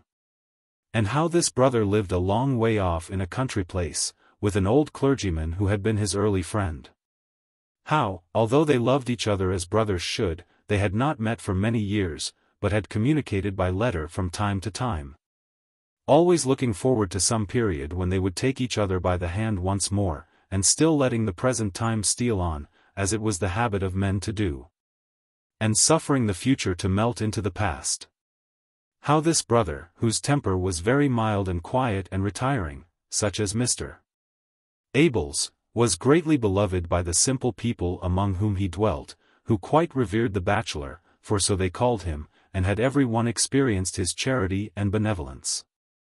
How even these slight circumstances had come to his knowledge, very slowly and in course of years, for the bachelor was one of those whose goodness shuns the light, and who have more pleasure in discovering and extolling the good deeds of others, than in trumpeting their own, be they never so commendable. How, for that reason, he seldom told them of his village friends. But how, for all that, his mind had become so full of two among them, a child and an old man, to whom he had been very kind, that in a letter received a few days before, he had dwelt upon them from first to last, and had told there such a tale of their wanderings, and mutual love, that few could read it without being moved to tears. How he, the recipient of that letter, was directly led to the belief that these must be the very wanderers for whom so much search had been made, and whom heaven had directed to his brother's care. How he had written for such further information as would put the fact beyond all doubt, how it had that morning arrived, had confirmed his first impression into a certainty, and was the immediate cause of that journey being planned, which they were to take tomorrow. In the meantime, said the old gentleman rising, and laying his hand on Kit's shoulder, you have great need of rest, for such a day as this would wear out the strongest man. Good night, and heaven send our journey may have a prosperous ending. Chapter 69.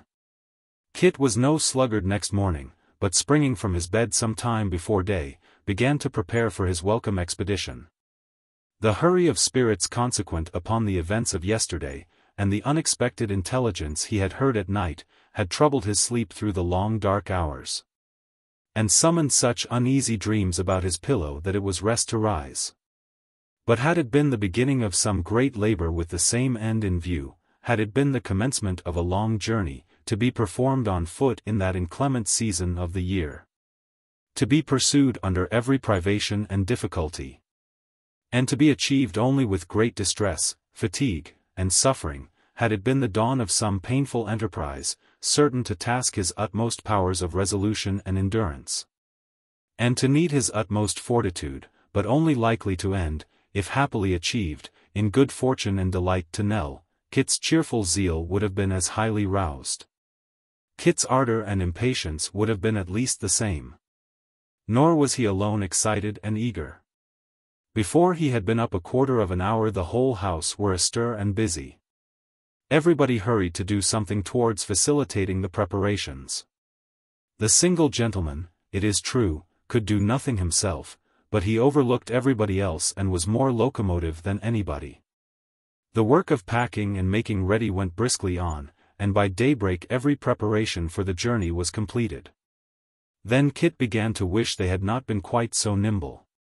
For the traveling carriage which had been hired for the occasion was not to arrive until 9 o'clock, and there was nothing but breakfast to fill up the intervening blank of 1 hour and a half. Yes, there was, though. There was Barbara. Barbara was busy, to be sure, but so much the better. Kit could help her, and that would pass away the time better than any means that could be devised.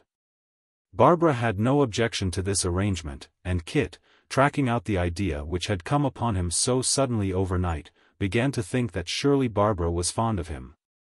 And surely he was fond of Barbara. Now, Barbara, if the truth must be told, as it must and ought to be, Barbara seemed, of all the little household, to take least pleasure in the bustle of the occasion. And when Kit, in the openness of his heart, told her how glad and overjoyed it made him, Barbara became more downcast still, and seemed to have even less pleasure in it than before. "You have not been home so long, Christopher," said Barbara, and it is impossible to tell how carelessly she said it. "You have not been home so long, that you need be glad to go away again." "I should think. But for such a purpose," returned Kit. "To bring back Miss Nell. To see her again. Only think of that. I am so pleased too to think that you will see her, Barbara, at last." Barbara did not absolutely say that she felt no great gratification on this point, but she expressed the sentiment so plainly by one little toss of her head, that Kit was quite disconcerted. And wondered in his simplicity why she was so cool about it. "You'll say she has the sweetest and beautifulest face you ever saw, I know," said Kit, rubbing his hands. "I'm sure you'll say that." Barbara tossed her head again. "What's the matter, Barbara?" said Kit. "Nothing," cried Barbara. And Barbara pouted, not sulkily, or in an ugly manner, but just enough to make her look more cherry-lipped than ever. There is no school in which a pupil gets on so fast, as that in which Kit became a scholar when he gave Barbara the kiss. He saw what Barbara meant now, he had his lesson by heart all at once, she was the book, there it was before him as plain as print. "Barbara," said Kit, "you're not cross with me?" "Oh dear no. Why should Barbara be cross? And what right had she to be cross? And what did it matter whether she was cross or no? Who minded her?" "Why, I do," said Kit. "Of course I do." Barbara didn't see why it was of course, at all. Kit was sure she must. Would she think again? Certainly, Barbara would think again. No, she didn't see why it was of course. She didn't understand what Christopher meant. And besides she was sure they wanted her upstairs by this time, and she must go, indeed. "No, but Barbara," said Kit, detaining her gently, "let us part friends. I was always thinking of you, in my troubles. I should have been a great deal more miserable than I was, if it hadn't been for you." Goodness gracious, how pretty Barbara was when she colored, and when she trembled, like a little shrinking bird. "I am telling you the truth, Barbara, upon my word, but not half so strong as I could wish," said Kit, earnestly. "When I want you to be pleased to see Miss Nell, it's only because I should like you to be pleased with what pleases me, that's all. As to her, Barbara, I think I could almost die to do her service, but you would think so too if you knew her as I do." "I am sure you would." Barbara was touched, and sorry to have appeared indifferent. "I have been used, you see," said Kit, "to talk and think of her, almost as if she was an angel. When I look forward to meeting her again, I think of her smiling as she used to do, and being glad to see me, and putting out her hand and saying, 'It's my own old Kit.' Or some such words as those, like what she used to say. I think of seeing her happy, and with friends about her, and brought up as she deserves, and as she ought to be. When I think of myself, it's as her old servant. And one that loved her dearly, as his kind, good, gentle mistress, and who would have gone, yes, and still would go, through any harm to serve her. Once I couldn't help being afraid that if she came back with friends about her she might forget, or be ashamed of having known, a humble lad like me, and so speak coldly, which would have cut me, Barbara, deeper than I can tell. But when I came to think again, I felt sure that I was doing her wrong in this, and so I went on as I did at first, hoping to see her once more, just as she used to be. Hoping this, and remembering what she was, has made me feel as if I would always try to please her, and always be what I should like to seem to her if I was still her servant. If I'm the better for that, and I don't think I'm the worse, I am grateful to her for it, and love and honor her the more. That's the plain honest truth, dear Barbara, upon my word it is." Little Barbara was not of a wayward or capricious nature, and being full of remorse, melted into tears. To what further conversation this might have led, we need not stop to inquire. For the wheels of the carriage were heard at that moment, and, being followed by a smart ring at the garden gate, caused the bustle in the house, which had laid dormant for a short time, to burst again into tenfold life and vigor. Simultaneously with the travelling equipage, arrived Mr. Chuckster in a hackney cab, with certain papers and supplies of money for the single gentleman, into whose hands he delivered them. This duty discharged, he subsided into the bosom of the family, and entertaining himself with a strolling or peripatetic breakfast, watched with a genteel indifference the process of loading the carriage. "Snobbis in this I see, sir," he said to Mr. Abel Garland. I thought he wasn't in the last trip because it was expected that his presence wouldn't be very acceptable to the ancient buffalo. To whom, sir? Demanded Mr. Abel. To the old gentleman, returned Mr. Chuckster, slightly abashed. Our client prefers to take him now, said Mr. Abel, drily. There is no longer any need for that precaution, as my father's relationship to a gentleman in whom the objects of his search have full confidence will be a sufficient guarantee for the friendly nature of their errand. Ah, thought Mr. Chuckster, looking out of window, anybody but me. Snobby before me, of course. He didn't happen to take that particular £5 note, but I have not the smallest doubt that he's always up to something of that sort. I always said it, long before this came out. Devilish pretty girl that. 'Pon my soul, an amazing little creature.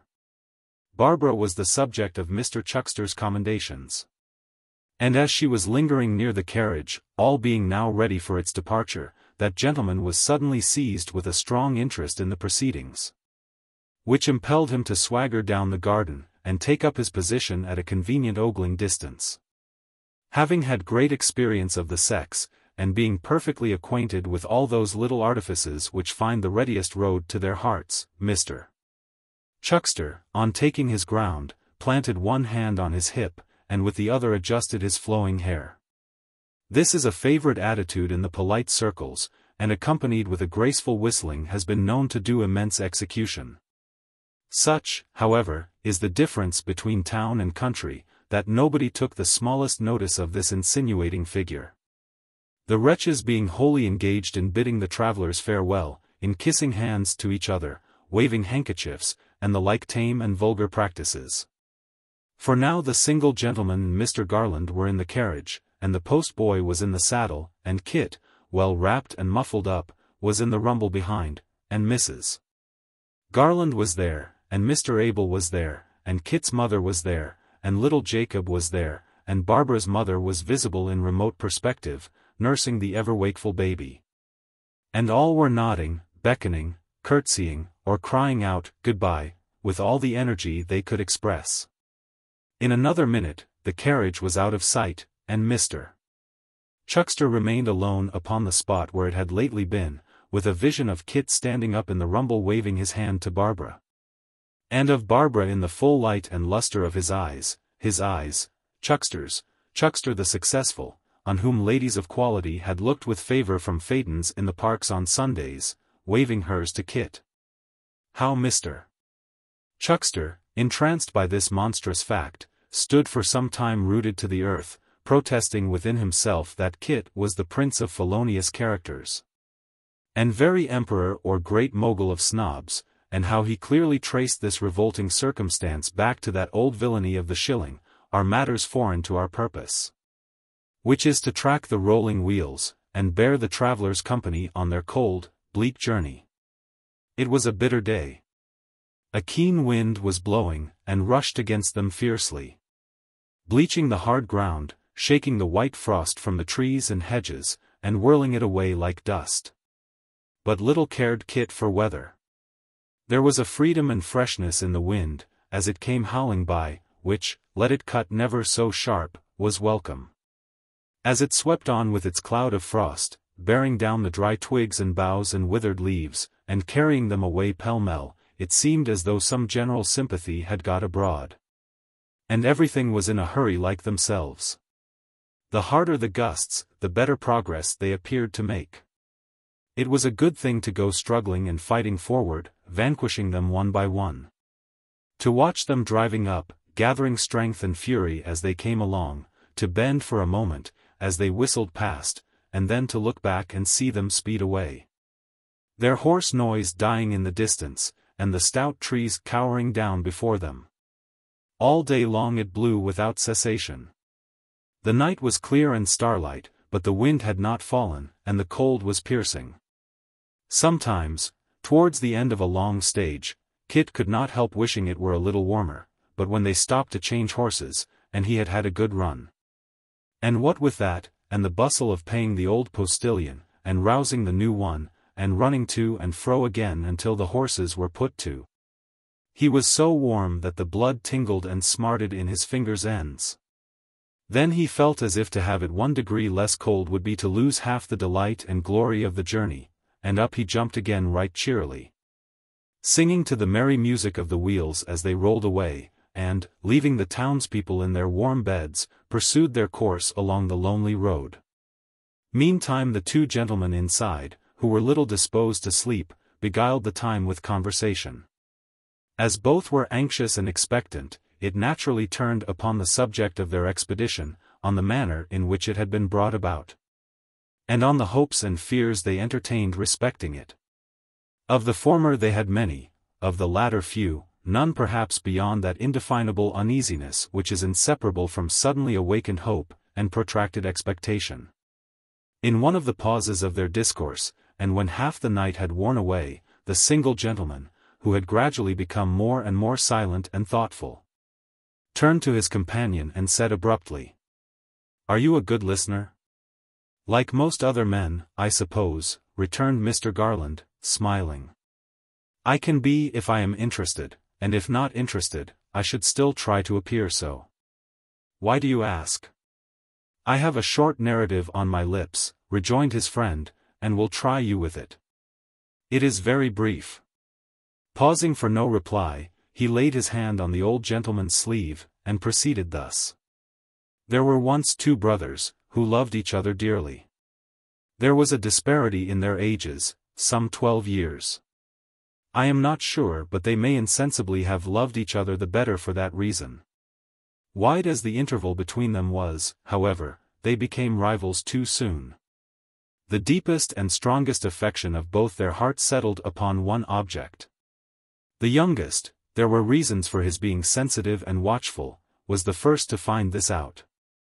I will not tell you what misery he underwent, what agony of soul he knew, how great his mental struggle was. He had been a sickly child. His brother, patient and considerate in the midst of his own high health and strength, had many and many a day denied himself the sports he loved, to sit beside his couch, telling him old stories till his pale face lighted up with an unwonted glow.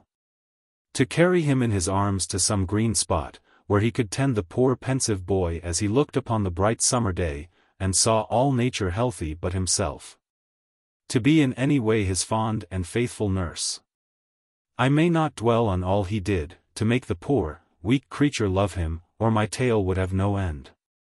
But when the time of trial came, the younger brother's heart was full of those old days. Heaven strengthened it to repay the sacrifices of inconsiderate youth by one of thoughtful manhood. He left his brother to be happy. The truth never passed his lips, and he quitted the country, hoping to die abroad. The elder brother married her. She was in heaven before long, and left him with an infant daughter. If you have seen the picture gallery of any one old family, you will remember how the same face and figure, often the fairest and slightest of them all, come upon you in different generations. And how you trace the same sweet girl through a long line of portraits, never growing old or changing, the good angel of the race, abiding by them in all reverses, redeeming all their sins. In this daughter, the mother lived again. You may judge with what devotion he who lost that mother almost in the winning, clung to this girl, her breathing image. She grew to womanhood, and gave her heart to one who could not know its worth. Well, her fond father could not see her pine and droop. He might be more deserving than he thought him. He surely might become so with a wife like her. He joined their hands, and they were married. Through all the misery that followed this union, through all the cold neglect and undeserved reproach, through all the poverty he brought upon her, through all the struggles of their daily life, too mean and pitiful to tell, but dreadful to endure, she toiled on, in the deep devotion of her spirit, and in her better nature, as only women can. Her means and substance wasted. Her father nearly beggared by her husband's hand, and the hourly witness, for they lived now under one roof, of her ill usage and unhappiness, she never, but for him, bewailed her fate. Patient, and upheld by strong affection to the last, she died a widow of some 3 weeks' date, leaving to her father's care 2 orphans, one a son of 10 or 12 years old.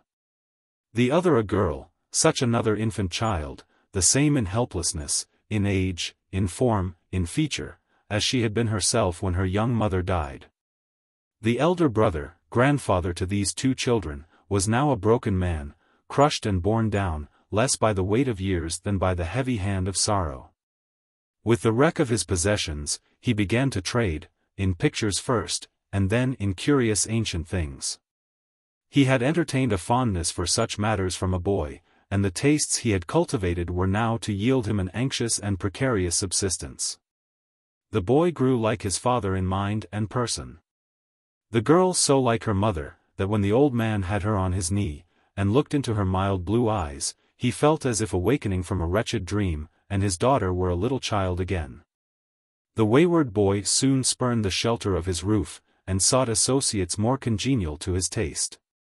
The old man and the child dwelt alone together. It was then, when the love of two dead people who had been nearest and dearest to his heart, was all transferred to this slight creature. When her face, constantly before him, reminded him from hour to hour of the too early change he had seen in such another, of all the suffering he had watched and known, and all his child had undergone. When the young man's profligate and hardened course drained him of money as his father's had, and even sometimes occasioned them temporary privation and distress. It was then that there began to beset him, and to be ever in his mind, a gloomy dread of poverty and want. He had no thought for himself in this. His fear was for the child.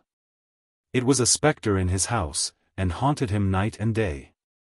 The younger brother had been a traveler in many countries, and had made his pilgrimage through life alone.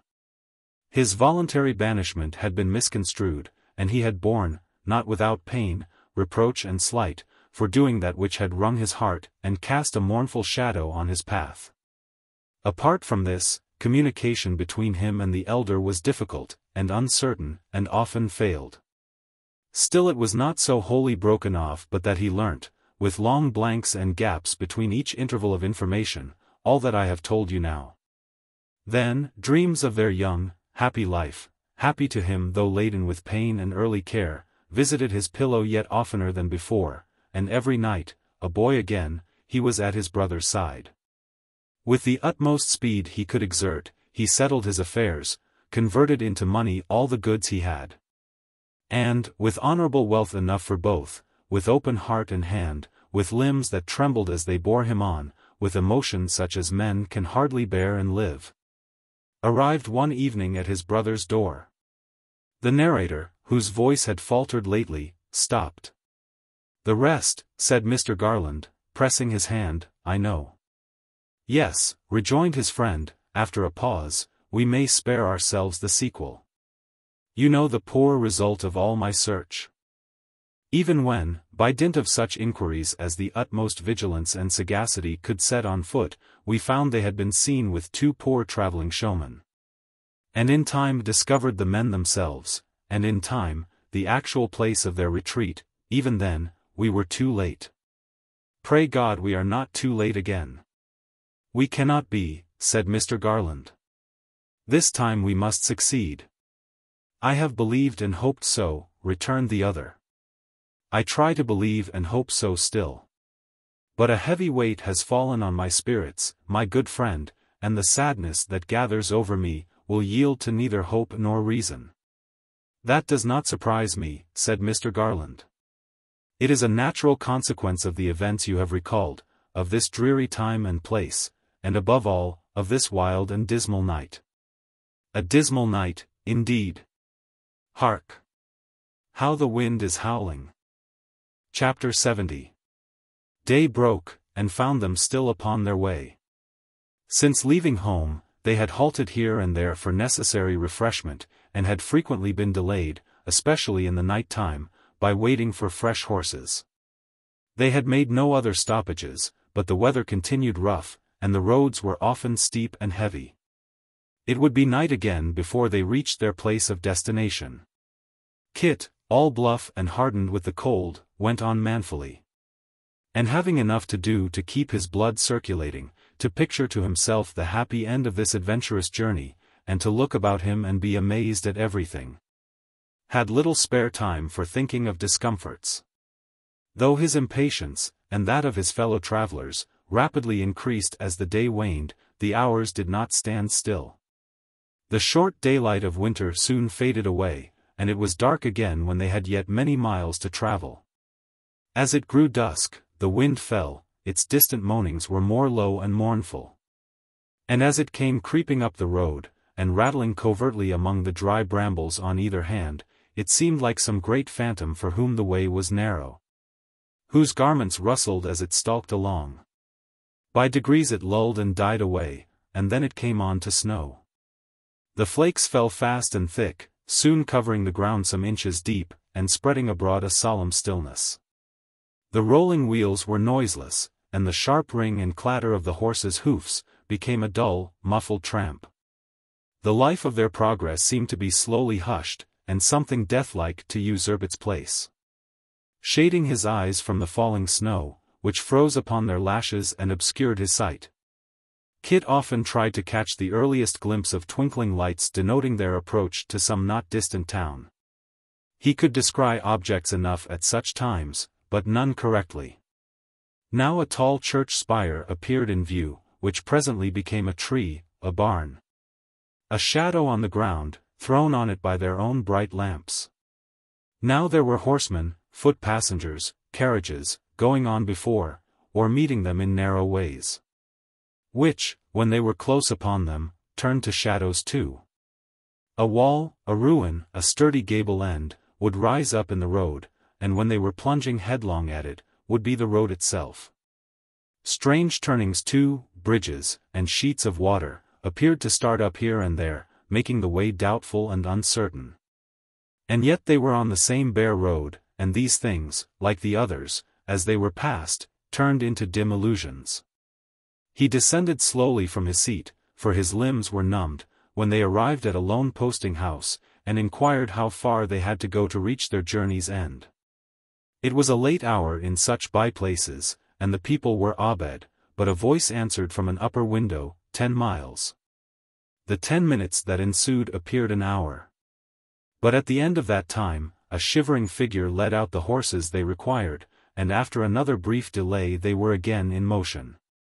It was a cross-country road, full, after the first 3 or 4 miles, of holes and cart ruts, which being covered by the snow, were so many pitfalls to the trembling horses, and obliged them to keep a foot-pace.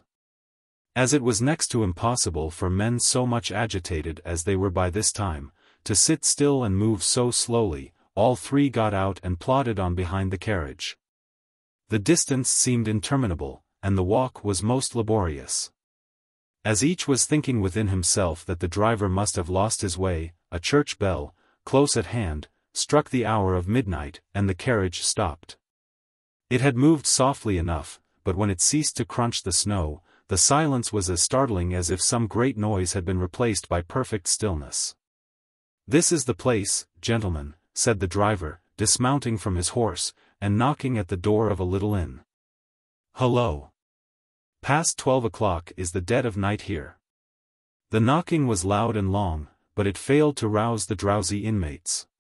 All continued dark and silent as before. They fell back a little, and looked up at the windows, which were mere black patches in the whitened house front. No light appeared. The house might have been deserted, or the sleepers dead, for any air of life it had about it. They spoke together, with a strange inconsistency, in whispers, unwilling to disturb again the dreary echoes they had just now raised. "Let us go on," said the younger brother, "and leave this good fellow to wake them, if he can. I cannot rest until I know that we are not too late. Let us go on in the name of heaven." They did so, leaving the postilion to order such accommodation as the house afforded, and to renew his knocking. Kit accompanied them with a little bundle, which he had hung in the carriage when they left home, and had not forgotten since, the bird in his old cage, just as she had left him. She would be glad to see her bird, he knew. The road wound gently downward. As they proceeded, they lost sight of the church whose clock they had heard, and of the small village clustering round it. The knocking, which was now renewed, and which in that stillness they could plainly hear, troubled them. They wished the man would forbear, or that they had told him not to break the silence until they returned. The old church tower, clad in a ghostly garb of pure cold white, again rose up before them, and a few moments brought them close beside it. A venerable building, grey, even in the midst of the hoary landscape. An ancient sundial on the belfry wall was nearly hidden by the snowdrift, and scarcely to be known for what it was. Time itself seemed to have grown dull and old, as if no day were ever to displace the melancholy night. A wicket gate was close at hand, but there was more than one path across the churchyard to which it led, and, uncertain which to take, they came to a stand again. The village street, if street that could be called, which was an irregular cluster of poor cottages of many heights and ages, some with their fronts, some with their backs, and some with gable ends towards the road, with here and there a signpost, or a shed encroaching on the path, was close at hand. There was a faint light in a chamber window not far off, and Kit ran towards that house to ask their way. His first shout was answered by an old man within, who presently appeared at the casement, wrapping some garment round his throat as a protection from the cold, and demanded who was abroad at that unseasonable hour, wanting him. "'Tis hard weather this," he grumbled, "and not a night to call me up in. My trade is not of that kind that I need be roused from bed. The business on which folks want me will keep cold, especially at this season. What do you want?" "I would not have roused you, if I had known you were old and ill," said Kit. "Old?" repeated the other peevishly. "How do you know I am old?" "Not so old as you think, friend, perhaps. As to being ill, you will find many young people in worse case than I am. More's the pity that it should be so, not that I should be strong and hearty for my years, I mean, but that they should be weak and tender. I ask your pardon though," said the old man, "if I spoke rather rough at first. My eyes are not good at night, that's neither age nor illness, they never were, and I didn't see you were a stranger." "I am sorry to call you from your bed," said Kit, "but those gentlemen you may see by the churchyard gate, are strangers too, who have just arrived from a long journey, and seek the parsonage house. You can direct us?"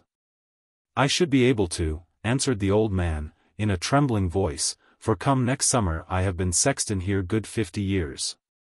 The right-hand path, friend, is the road. There is no ill news for our good gentleman, I hope?" Kit thanked him, and made him a hasty answer in the negative. He was turning back, when his attention was caught by the voice of a child. Looking up, he saw a very little creature at a neighboring window. "What is that?" cried the child, earnestly. "Has my dream come true? Pray speak to me, whoever that is, awake and up." "Poor boy," said the sexton, before Kit could answer, "how goes it, darling? Has my dream come true?" exclaimed the child again, in a voice so fervent that it might have thrilled to the heart of any listener. "But no, that can never be. How could it be, oh? How could it?" "I guess his meaning," said the sexton. "To thy bed again, dear boy." "I," cried the child, in a burst of despair, "I knew it could never be, I felt too sure of that, before I asked. But all tonight, and last night too, it was the same. I never fall asleep, but that cruel dream comes back." "Try to sleep again," said the old man, soothingly. "It will go, in time." "No, no, I would rather that it stayed, cruel as it is, would rather that it stayed," rejoined the child. "I am not afraid to have it in my sleep, but I am so sad, so very, very, sad." The old man blessed him, the child in tears replied good night, and Kit was again alone. He hurried back, moved by what he had heard, though more by the child's manner than by anything he had said, as his meaning was hidden from him. They took the path indicated by the sexton, and soon arrived before the parsonage wall. Turning round to look about them when they had got thus far, they saw, among some ruined buildings at a distance, one single solitary light. It shone from what appeared to be an old oriel window, and being surrounded by the deep shadows of overhanging walls, sparkled like a star. Bright and glimmering as the stars above their heads, lonely and motionless as they, it seemed to claim some kindred with the eternal lamps of heaven, and to burn in fellowship with them. "What light is that?" exclaimed the younger brother. "It is surely," said Mr. Garland, "in the ruin where they live. I see no other ruin hereabouts." "They cannot," returned the brother hastily, "be waking at this late hour." Kit interposed directly, and begged that, while they rang and waited at the gate, they would let him make his way to where this light was shining and try to ascertain if any people were about. Obtaining the permission he desired, he darted off with breathless eagerness, and, still carrying the birdcage in his hand, made straight towards the spot. It was not easy to hold that pace among the graves, and at another time he might have gone more slowly, or round by the path. Unmindful of all obstacles, however, he pressed forward without slackening his speed, and soon arrived within a few yards of the window. He approached as softly as he could, and advancing so near the wall as to brush the whitened ivy with his dress, listened. There was no sound inside. The church itself was not more quiet. Touching the glass with his cheek, he listened again. No. And yet there was such a silence all around, that he felt sure he could have heard even the breathing of a sleeper, if there had been one there. A strange circumstance, a light in such a place at that time of night, with no one near it. A curtain was drawn across the lower portion of the window, and he could not see into the room. But there was no shadow thrown upon it from within. To have gained a footing on the wall and tried to look in from above, would have been attended with some danger, certainly with some noise, and the chance of terrifying the child. If that really were her habitation. Again and again he listened, again and again the same wearisome blank. Leaving the spot with slow and cautious steps, and skirting the ruin for a few paces, he came at length to a door. He knocked. No answer. But there was a curious noise inside. It was difficult to determine what it was.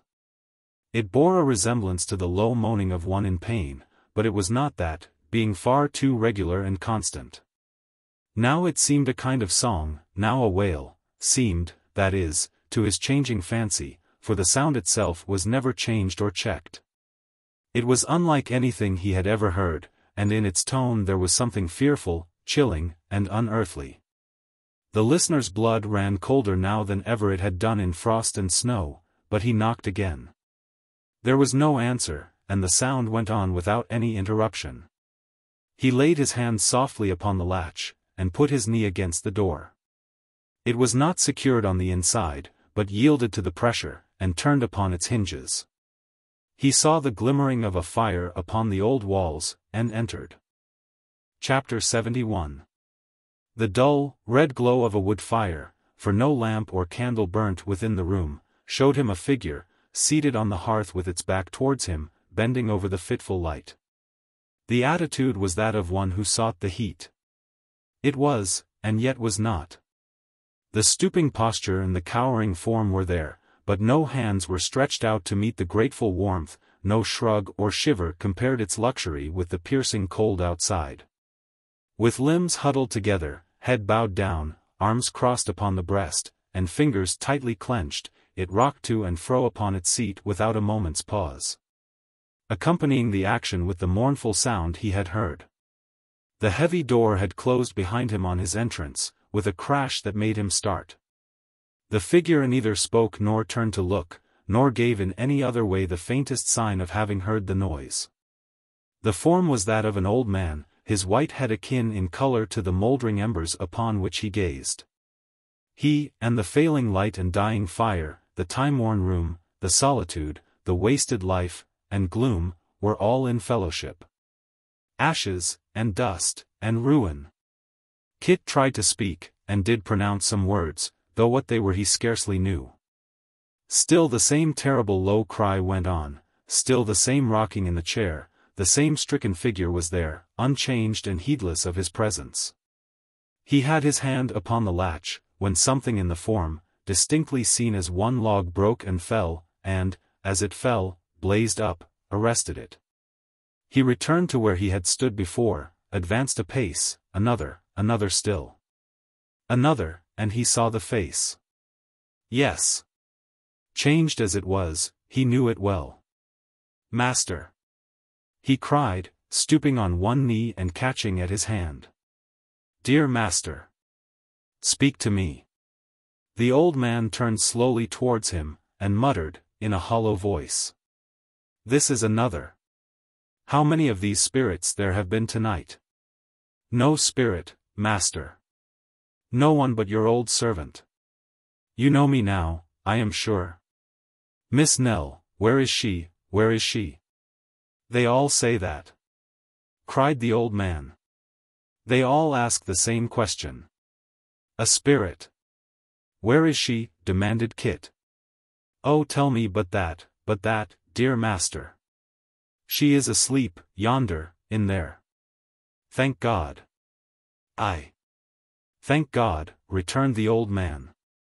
"I have prayed to him, many a livelong night, when she has been asleep, he knows. Hark! Did she call? I heard no voice." "You did. You hear her now. Do you tell me that you don't hear that?" He started up, and listened again. "Nor that?" he cried, with a triumphant smile. "Can anybody know that voice so well as I?" "Hush! Hush!" Motioning to him to be silent, he stole away into another chamber. After a short absence, during which he could be heard to speak in a softened soothing tone, he returned, bearing in his hand a lamp. "She is still asleep," he whispered. "You were right. She did not call, unless she did so in her slumber. She has called to me in her sleep before now, sir. As I sat by, watching, I have seen her lips move, and have known, though no sound came from them, that she spoke of me. I feared the light might dazzle her eyes and wake her, so I brought it here." He spoke rather to himself than to the visitor, but when he had put the lamp upon the table, he took it up, as if impelled by some momentary recollection or curiosity, and held it near his face. Then, as if forgetting his motive in the very action, he turned away and put it down again. "She is sleeping soundly," he said, "but no wonder. Angel hands have strewn the ground deep with snow, that the lightest footstep may be lighter yet, and the very birds are dead, that they may not wake her. She used to feed them, sir. Though never so cold and hungry, the timid things would fly from us. They never flew from her." Again he stopped to listen, and scarcely drawing breath, listened for a long, long time. That fancy past, he opened an old chest, took out some clothes as fondly as if they had been living things, and began to smooth and brush them with his hand. "Why dost thou lie so idle there, dear Nell?" he murmured, "when there are bright red berries out of doors waiting for thee to pluck them? Why dost thou lie so idle there, when thy little friends come creeping to the door, crying, 'Where is Nell, sweet Nell?' and sob, and weep, because they do not see thee? She was always gentle with children. The wildest would do her bidding, she had a tender way with them, indeed she had." Kit had no power to speak. His eyes were filled with tears. "Her little homely dress, her favorite," cried the old man, pressing it to his breast, and patting it with his shriveled hand. "She will miss it when she wakes. They have hid it here in sport, but she shall have it, she shall have it. I would not vex my darling, for the wide world's riches. See here, these shoes, how worn they are," she kept them to remind her of our last long journey. "You see where the little feet were bare upon the ground. They told me, afterwards, that the stones had cut and bruised them. She never told me that. No, no, God bless her. And, I have remembered since, she walked behind me, sir, that I might not see how lame she was, but yet she had my hand in hers, and seemed to lead me still." He pressed them to his lips, and having carefully put them back again, went on communing with himself, looking wistfully from time to time towards the chamber he had lately visited. She was not wont to be a LIII, but she was well then. We must have patience. When she is well again, she will rise early, as she used to do, and ramble abroad in the healthy morning time. I often tried to track the way she had gone, but her small fairy footstep left no print upon the dewy ground, to guide me. Who is that? Shut the door. Quick! Have we not enough to do to drive away that marble cold, and keep her warm? The door was indeed opened, for the entrance of Mr. Garland and his friend, accompanied by 2 other persons. These were the schoolmaster, and the bachelor. The former held a light in his hand. He had, it seemed, but gone to his own cottage to replenish the exhausted lamp, at the moment when Kit came up and found the old man alone. He softened again at sight of these 2 friends, and laying aside the angry manner, if to anything so feeble and so sad the term can be applied, in which he had spoken when the door opened, resumed his former seat, and subsided, by little and little, into the old action, and the old, dull, wandering sound. Of the strangers he took no heed whatever. He had seen them, but appeared quite incapable of interest or curiosity. The younger brother stood apart. The bachelor drew a chair towards the old man, and sat down close beside him. After a long silence, he ventured to speak. "Another night, and not in bed," he said softly. "I hoped you would be more mindful of your promise to me. Why do you not take some rest?" "Sleep has left me," returned the old man. "It is all with her." "It would pain her very much to know that you were watching thus," said the bachelor. "You would not give her pain?" "I am not so sure of that, if it would only rouse her. She has slept so very long. And yet I am rash to say so. It is a good and happy sleep, eh?" "Indeed it is," returned the bachelor. Indeed, it is." "That's well." "And the waking," faltered the old man. "Happy too. Happier than tongue can tell, or heart of man conceive." They watched him as he rose and stole on tiptoe to the other chamber where the lamp had been replaced. They listened as he spoke again within its silent walls. They looked into the faces of each other, and no man's cheek was free from tears. He came back, whispering that she was still asleep, but that he thought she had moved. It was her hand, he said, a little, a very, very little, but he was pretty sure she had moved it, perhaps in seeking his. He had known her do that before now, though in the deepest sleep the while. And when he had said this, he dropped into his chair again, and clasping his hands above his head, uttered a cry never to be forgotten. The poor schoolmaster motioned to the bachelor that he would come upon the other side, and speak to him. They gently unlocked his fingers, which he had twisted in his grey hair, and pressed them in their own. "He will hear me," said the schoolmaster, "I am sure. He will hear either me or you if we beseech him." "She would, at all times." "I will hear any voice she liked to hear," cried the old man.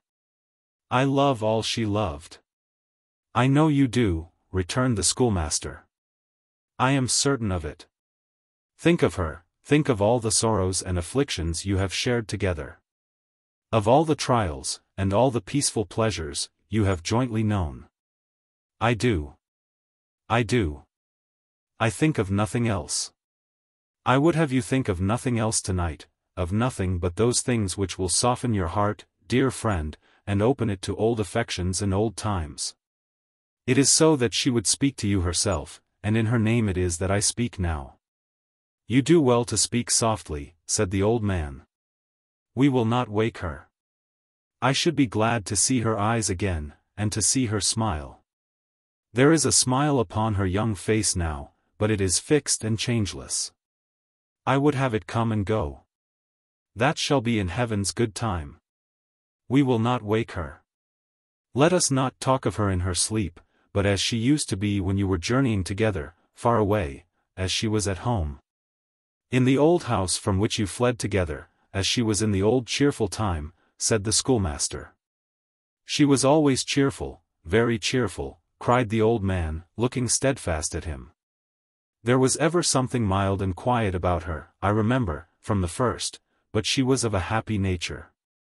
"We have heard you say," pursued the schoolmaster, that in this, and in all goodness, she was like her mother. You can think of, and remember her? He maintained his steadfast look, but gave no answer. Or even one before her, said the bachelor. It is many years ago, and affliction makes the time longer, but you have not forgotten her whose death contributed to make this child so dear to you. Even before you knew her worth or could read her heart. Say, that you could carry back your thoughts to very distant days, to the time of your early life, when, unlike this fair flower, you did not pass your youth alone. Say, that you could remember, long ago, another child who loved you dearly, you being but a child yourself. Say, that you had a brother, long forgotten, long unseen, long separated from you, who now, at last, in your utmost need came back to comfort and console you. To be to you what you were once to him, cried the younger, falling on his knee before him. To repay your old affection, brother dear, by constant care, solicitude, and love, to be, at your right hand, what he never ceased to be when oceans rolled between us. To call, to witness his unchanging truth and mindfulness of bygone days, whole years of desolation. Give me but one word of recognition, brother, and never, no never, in the brightest moment of our youngest days, when, poor silly boys, we thought to pass our lives together, have we been half as dear and precious to each other as we shall be from this time hence? The old man looked from face to face, and his lips moved, but no sound came from them in reply. If we were knit together then, pursued the younger brother, what will be the bond between us now? Our love and fellowship began in childhood, when life was all before us, and will be resumed when we have proved it, and are but children at the last. As many restless spirits, who have hunted fortune, fame, or pleasure through the world, retire in their decline to where they first drew breath, vainly seeking to be children once again before they die, so we, less fortunate than they in early life, but happier in its closing scenes, will set up our rest again among our boyish haunts. And going home with no hope realized, that had its growth in manhood, carrying back nothing that we brought away, but our old yearnings to each other, saving no fragment from the wreck of life. But that which first endeared it, may be indeed but children as at first. And even, he added in an altered voice, even if what I dread to name has come to pass, even if that be so, or is to be, which heaven forbid and spare us. Still, dear brother, we are not apart, and have that comfort in our great affliction. By little and little, the old man had drawn back towards the inner chamber, while these words were spoken. He pointed there, as he replied, with trembling lips. You plot among you to wean my heart from her. You never will do that, never while I have life. I have no relative or friend but her, I never had, I never will have. She is all in all to me. It is too late to part us now. Waving them off with his hand, and calling softly to her as he went, he stole into the room. They who were left behind drew close together, and after a few whispered words, not unbroken by emotion, or easily uttered, followed him. They moved so gently, that their footsteps made no noise. But there were sobs from among the group, and sounds of grief and mourning. For she was dead. There, upon her little bed, she lay at rest. The solemn stillness was no marvel now. She was dead. No sleep so beautiful and calm, so free from trace of pain, so fair to look upon. She seemed a creature fresh from the hand of God, and waiting for the breath of life. Not one who had lived and suffered death. Her couch was dressed with here and there some winter berries and green leaves, gathered in a spot she had been used to favor. When I die, put near me something that has loved the light, and had the sky above it always. Those were her words. She was dead. Dear, gentle, patient, noble Nell, was dead. Her little bird, a poor slight thing the pressure of a finger would have crushed, was stirring nimbly in its cage, and the strong heart of its child-mistress was mute and motionless forever. Where were the traces of her early cares, her sufferings, and fatigues? All gone. Sorrow was dead indeed in her, but peace and perfect happiness were born. imaged in her tranquil beauty and profound repose. And still her former self lay there, unaltered in this change. Yes. The old fireside had smiled upon that same sweet face. It had passed like a dream through haunts of misery and care. At the door of the poor schoolmaster on the summer evening, before the furnace fire upon the cold wet night, at the still bedside of the dying boy, there had been the same mild lovely look. So shall we know the angels in their majesty, after death. The old man held one languid arm in his, and had the small hand tight folded to his breast, for warmth. It was the hand she had stretched out to him with her last smile, the hand that had led him on through all their wanderings. Ever and anon he pressed it to his lips. Then hugged it to his breast again, murmuring that it was warmer now, and as he said it he looked, in agony, to those who stood around, as if imploring them to help her. She was dead, and past all help, or need of it. The ancient rooms she had seemed to fill with life. Even while her own was waning fast, the garden she had tended, the eyes she had gladdened, the noiseless haunts of many a thoughtful hour, the paths she had trodden as it were but yesterday, could know her no more. "It is not," said the schoolmaster, as he bent down to kiss her on the cheek, and gave his tears free vent, "it is not on earth that heaven's justice ends. Think what it is compared with the world to which her young spirit has winged its early flight, and say, if one deliberate wish expressed in solemn terms above this bed could call her back to life. Which of us would utter it?" Chapter 72. When morning came, and they could speak more calmly on the subject of their grief, they heard how her life had closed. She had been dead 2 days. They were all about her at the time, knowing that the end was drawing on. She died soon after daybreak. They had read and talked to her in the earlier portion of the night, but as the hours crept on, she sunk to sleep. They could tell, by what she faintly uttered in her dreams, that they were of her journeyings with the old man. They were of no painful scenes, but of those who had helped and used them kindly, for she often said, "God bless you," with great fervor. Waking, she never wandered in her mind but once, and that was of beautiful music which she said was in the air.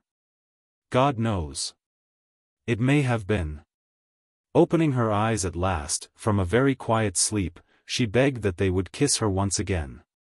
That done, she turned to the old man with a lovely smile upon her face, such, they said, as they had never seen, and never could forget, and clung with both her arms about his neck. They did not know that she was dead, at first. She had spoken very often of the 2 sisters, who, she said, were like dear friends to her. She wished they could be told how much she thought about them, and how she had watched them as they walked together, by the riverside at night. She would like to see poor Kit, she had often said of late. She wished there was somebody to take her love to Kit. And even then, she never thought or spoke about him, but with something of her old, clear, merry laugh. For the rest, she had never murmured or complained. But, with a quiet mind, and manner quite unaltered, save that she every day became more earnest and more grateful to them, faded like the light upon a summer's evening. The child who had been her little friend came there almost as soon as it was day, with an offering of dried flowers which he begged them to lay upon her breast. It was he who had come to the window overnight and spoken to the sexton, and they saw in the snow traces of small feet, where he had been lingering near the room in which she lay before he went to bed. He had a fancy, it seemed, that they had left her there alone, and could not bear the thought. He told them of his dream again, and that it was of her being restored to them, just as she used to be. He begged hard to see her, saying that he would be very quiet, and that they need not fear his being alarmed, for he had sat alone by his young brother all day long, when he was dead, and had felt glad to be so near him. They let him have his wish, and indeed he kept his word, and was in his childish way a lesson to them all. Up to that time, the old man had not spoken once, except to her, or stirred from the bedside. But when he saw her little favorite, he was moved as they had not seen him yet, and made as though he would have him come nearer. Then pointing to the bed, he burst into tears for the first time, and they who stood by, knowing that the sight of this child had done him good, left them alone together. Soothing him with his artless talk of her, the child persuaded him to take some rest, to walk abroad, to do almost as he desired him. And when the day came on, which must remove her in her earthly shape from earthly eyes forever, he led him away, that he might not know when she was taken from him. They were to gather fresh leaves and berries for her bed. It was Sunday, a bright, clear, wintry afternoon, and as they traversed the village street, those who were walking in their path drew back to make way for them, and gave them a softened greeting. Some shook the old man kindly by the hand, some stood uncovered while he tottered by, and many cried, "God help him," as he passed along. "Neighbor," said the old man, stopping at the cottage where his young guide's mother dwelt, "how is it that the folks are nearly all in black today? I have seen a mourning ribbon or a piece of crape on almost everyone." She could not tell, the woman said. "Why, you yourself, you wear the color too," he cried. "Windows are closed that never used to be by day. What does this mean?" Again the woman said she could not tell. "We must go back," said the old man, hurriedly. "We must see what this is." "No, no," cried the child, detaining him. "Remember what you promised. Our way is to the old green lane, where she and I so often were, and where you found us more than once making those garlands for her garden. Do not turn back." "Where is she now?" said the old man. "Tell me that." "Do you not know?" returned the child. "Did we not leave her, but just now?" "True. True. It was her we left, was it?" He pressed his hand upon his brow, looked vacantly round, and as if impelled by a sudden thought, crossed the road, and entered the sexton's house. He and his deaf assistant were sitting before the fire. Both rose up, on seeing who it was. The child made a hasty sign to them with his hand. It was the action of an instant, but that, and the old man's look, were quite enough. Do you bury anyone today?" he said, eagerly. "No, no." "Who should we bury, sir?" returned the sexton. Who indeed? I say with you, who indeed? "It is a holiday with us, good sir," returned the sexton mildly. "We have no work to do today." "Why then, I'll go where you will," said the old man, turning to the child. "You're sure of what you tell me? You would not deceive me? I am changed even in the little time since you last saw me." "Go thy ways with him, sir," cried the sexton, "and heaven be with ye both." "I am quite ready," said the old man, meekly. "Come, boy, come," and so submitted to be led away. And now the bell she had so often heard by night and day, and listened to with solemn pleasure almost as a living voice, rung its remorseless toll for her, so young, so beautiful, so good. Decrepit age, and vigorous life, and blooming youth, and helpless infancy, poured forth, on crutches, in the pride of strength and health, in the full blush of promise. In the mere dawn of life, to gather round her tomb. Old men were there, whose eyes were dim and senses failing, grandmothers, who might have died 10 years ago, and still been old, the deaf, the blind, the lame, the palsied. The living dead in many shapes and forms, to see the closing of that early grave. What was the death it would shut in, to that which still could crawl and creep above it? Along the crowded path they bore her now, pure as the newly fallen snow that covered it. Whose day on earth had been as fleeting? Under that porch, where she had sat when heaven in its mercy brought her to that peaceful spot, she passed again, and the old church received her in its quiet shade. They carried her to one old nook, where she had many a time sat musing, and laid their burden softly on the pavement.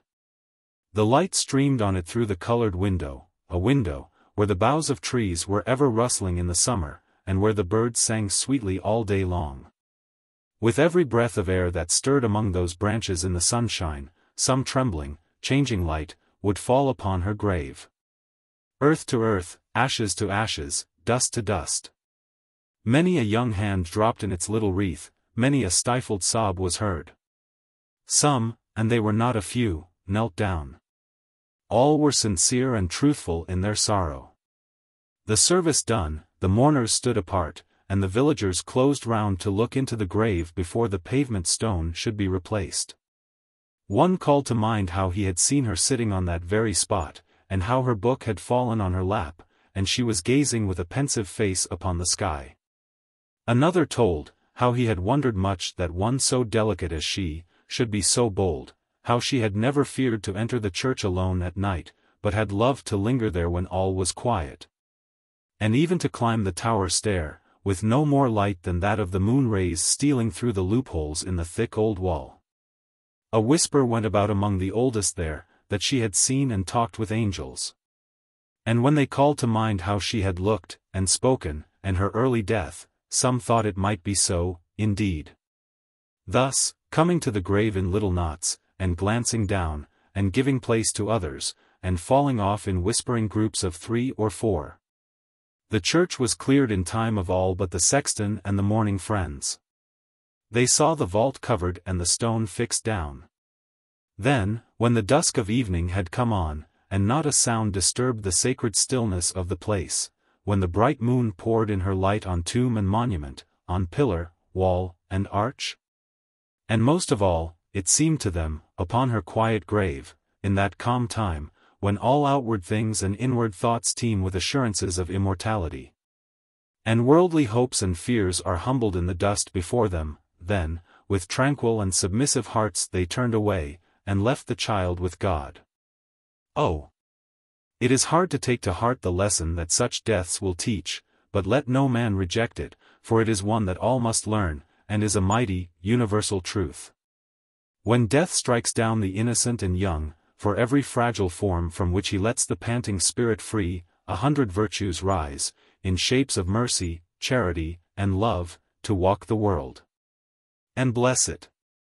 Of every tear that sorrowing mortals shed on such green graves, some good is born, some gentler nature comes. In the destroyer's steps there spring up bright creations that defy his power, and his dark path becomes a way of light to heaven. It was late when the old man came home. The boy had led him to his own dwelling, under some pretense, on their way back, and, rendered drowsy by his long ramble and late want of rest, he had sunk into a deep sleep by the fireside. He was perfectly exhausted, and they were careful not to rouse him. The slumber held him a long time, and when he at length awoke the moon was shining. The younger brother, uneasy at his protracted absence, was watching at the door for his coming, when he appeared in the pathway with his little guide. He advanced to meet them, and tenderly obliging the old man to lean upon his arm, conducted him with slow and trembling steps towards the house. He repaired to her chamber, straight. Not finding what he had left there, he returned with distracted looks to the room in which they were assembled. From that, he rushed into the schoolmaster's cottage, calling her name. They followed close upon him, and when he had vainly searched it, brought him home. With such persuasive words as pity and affection could suggest, they prevailed upon him to sit among them and hear what they should tell him. Then, endeavoring by every little artifice to prepare his mind for what must come, and dwelling with many fervent words upon the happy lot to which she had been removed, they told him, at last, the truth. The moment it had passed their lips, he fell down among them like a murdered man. For many hours, they had little hope of his surviving, but grief is strong, and he recovered. If there be any who have never known the blank that follows death, the weary void, the sense of desolation that will come upon the strongest minds. When something familiar and beloved is missed at every turn, the connection between inanimate and senseless things, and the object of recollection. When every household god becomes a monument and every room a grave, if there be any who have not known this, and proved it by their own experience, they can never faintly guess, how, for many days, the old man pined and moped away the time, and wandered here and there as seeking something, and had no comfort. Whatever power of thought or memory he retained, was all bound up in her. He never understood, or seemed to care to understand, about his brother. To every endearment and attention he continued listless. If they spoke to him on this, or any other theme, save one, he would hear them patiently for a while, then turn away, and go on seeking as before. On that one theme, which was in his, and all their minds, it was impossible to touch.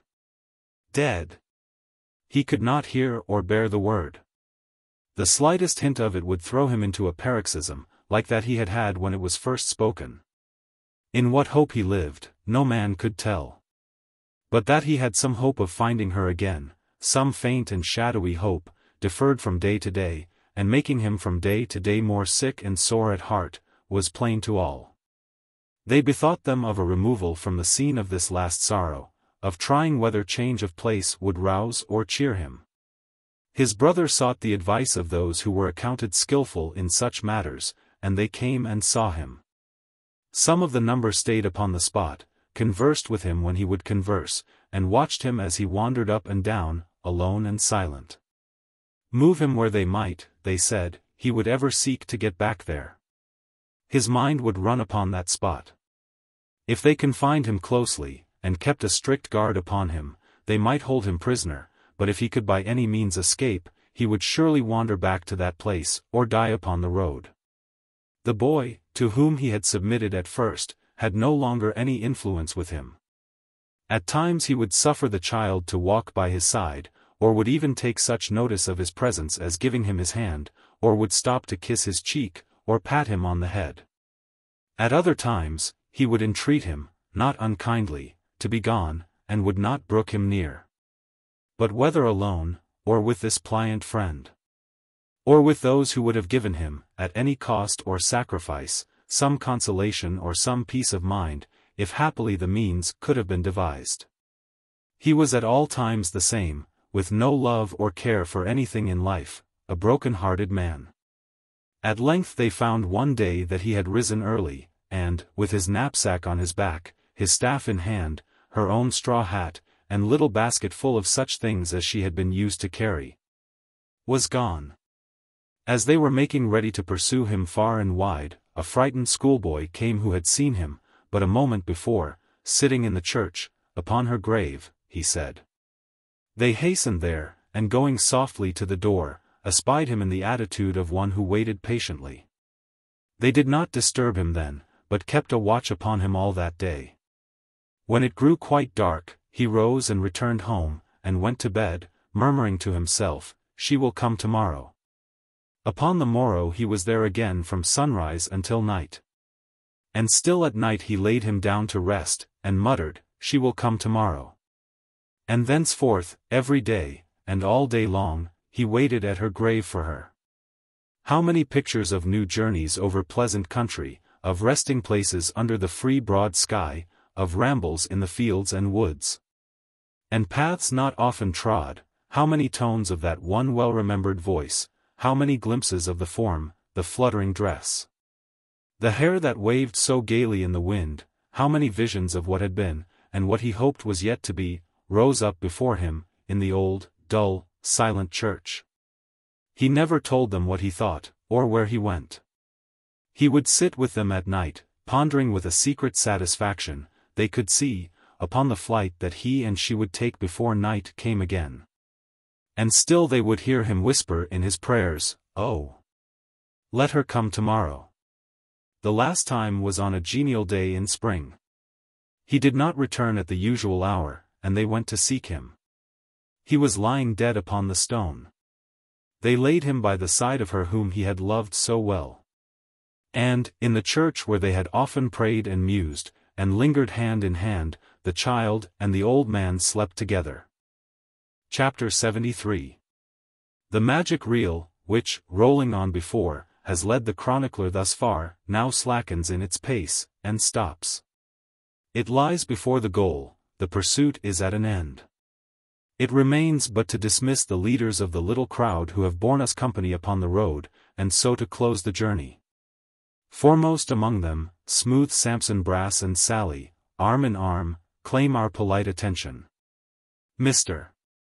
Sampson, then, being detained, as already has been shown, by the justice upon whom he called, and being so strongly pressed to protract his stay that he could by no means refuse, remained under his protection for a considerable time, during which the great attention of his entertainer kept him so extremely close, that he was quite lost to society, and never even went abroad for exercise saving into a small paved yard. So well, indeed, was his modest and retiring temper understood by those with whom he had to deal, and so jealous were they of his absence, that they required a kind of friendly bond to be entered into by two substantial housekeepers, in the sum of £1,500 apiece, before they would suffer him to quit their hospitable roof, doubting it appeared, that he would return, if once let loose, on any other terms. Mr. Brass, struck with the humour of this jest, and carrying out its spirit to the utmost, sought from his wide connection a pair of friends whose joint possessions fell some halfpence short of 15 pence, and proffered them as bail, for that was the merry word agreed upon on both sides. These gentlemen being rejected after 24 hours' pleasantry, Mr. Brass consented to remain, and did remain, until a club of choice spirits called a grand jury, who were in the joke, summoned him to a trial before 12 other wags for perjury and fraud, who in their turn found him guilty with a most facetious joy. Nay, the very populace entered into the whim, and when Mr. Brass was moving in a hackney coach towards the building where these wags assembled, saluted him with rotten eggs and carcasses of kittens, and feigned to wish to tear him into shreds, which greatly increased the comicality of the thing, and made him relish it the more, no doubt. To work this sportive vein still further, Mr. Brass, by his counsel, moved an arrest of judgment that he had been led to criminate himself, by assurances of safety and promises of pardon, and claimed the leniency which the law extends to such confiding natures as are thus deluded. After solemn argument, this point, with others of a technical nature, whose humorous extravagance it would be difficult to exaggerate, was referred to the judges for their decision, Sampson being meantime removed to his former quarters. Finally, some of the points were given in Sampson's favor, and some against him, and the upshot was that, instead of being desired to travel for a time in foreign parts, he was permitted to grace the mother country under certain insignificant restrictions. These were that he should, for a term of years, reside in a spacious mansion where several other gentlemen were lodged and boarded at the public charge, who went clad in a sober uniform of grey turned up with yellow, had their hair cut extremely short, and chiefly lived on gruel and light soup. It was also required of him that he should partake their exercise of constantly ascending an endless flight of stairs, and lest his legs, unused to such exertion, should be weakened by it, that he should wear upon one ankle an amulet or charm of iron. These conditions being arranged, he was removed one evening to his new abode, and enjoyed, in common with 9 other gentlemen and 2 ladies, the privilege of being taken to his place of retirement in one of royalty's own carriages. Over and above these trifling penalties, his name was erased and blotted out from the roll of attorneys, which erasure has been always held in these latter times to be a great degradation and reproach, and to imply the commission of some amazing villainy, as indeed would seem to be the case, when so many worthless names remain among its better records, unmolested. Of Sally Brass, conflicting rumors went abroad. Some said with confidence that she had gone down to the docks in male attire, and had become a female sailor. Others darkly whispered that she had enlisted as a private in the 2nd Regiment of Foot Guards, and had been seen in uniform and on duty, to wit, leaning on her musket and looking out of a sentry-box in St. James's Park, one evening. There were many such whispers as these in circulation, but the truth appears to be that, after a lapse of some 5 years, during which there is no direct evidence of her having been seen at all, 2 wretched people were more than once observed to crawl at dusk from the inmost recesses of St. Giles's, and to take their way along the streets, with shuffling steps and cowering shivering forms, looking into the roads and kennels as they went in search of refused food or disregarded offal. These forms were never beheld but in those nights of cold and gloom, when the terrible spectres, who lie at all other times in the obscene hiding-places of London, in archways, dark vaults and cellars, venture to creep into the streets. The embodied spirits of disease, and vice, and famine. It was whispered by those who should have known, that these were Sampson and his sister Sally. And to this day, it is said, they sometimes pass, on bad nights, in the same loathsome guise, close at the elbow of the shrinking passenger. The body of Quilp being found, though not until some days had elapsed, an inquest was held on it near the spot where it had been washed ashore. The general supposition was that he had committed suicide, and, this appearing to be favored by all the circumstances of his death, the verdict was to that effect. He was left to be buried with a stake through his heart in the center of 4 lonely roads. It was rumored afterwards that this horrible and barbarous ceremony had been dispensed with, and that the remains had been secretly given up to Tom Scott. But even here, opinion was divided. For some said Tom had dug them up at midnight, and carried them to a place indicated to him by the widow. It is probable that both these stories may have had their origin in the simple fact of Tom's shedding tears upon the inquest, which he certainly did, extraordinary as it may appear. He manifested, besides, a strong desire to assault the jury. And being restrained and conducted out of court, darkened its only window by standing on his head upon the sill, until he was dexterously tilted upon his feet again by a cautious beadle. Being cast upon the world by his master's death, he determined to go through it upon his head and hands, and accordingly began to tumble for his bread. Finding, however, his English birth an insurmountable obstacle to his advancement in this pursuit, notwithstanding that his art was in high repute and favor, he assumed the name of an Italian image lad, with whom he had become acquainted, and afterwards tumbled with extraordinary success, and to overflowing audiences. Little Mrs. Quilp never quite forgave herself the one deceit that lay so heavy on her conscience, and never spoke or thought of it but with bitter tears. Her husband had no relations, and she was rich. He had made no will, or she would probably have been poor. Having married the first time at her mother's instigation, she consulted in her second choice nobody but herself. It fell upon a smart young fellow enough, and as he made it a preliminary condition that Mrs. Jinowan should be thenceforth an out-pensioner, they lived together after marriage with no more than the average amount of quarreling, and led a merry life upon the dead dwarf's money. Mr. and Mrs. Garland, and Mr. Abel, went on as usual, except that there was a change in their household, as will be seen presently, and in due time the latter went into partnership with his friend the notary. On which occasion there was a dinner, and a ball, and great extent of dissipation. Unto this ball there happened to be invited the most bashful young lady that was ever seen, with whom Mr. Abel happened to fall in love. How it happened, or how they found it out, or which of them first communicated the discovery to the other, nobody knows. But certain it is that in course of time they were married. And equally certain it is that they were the happiest of the happy, and no less certain it is that they deserved to be so. And it is pleasant to write down that they reared a family. Because any propagation of goodness and benevolence is no small addition to the aristocracy of nature, and no small subject of rejoicing for mankind at large.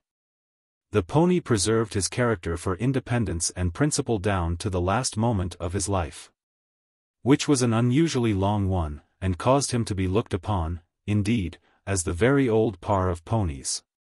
He often went to and fro with the little phaeton between Mr.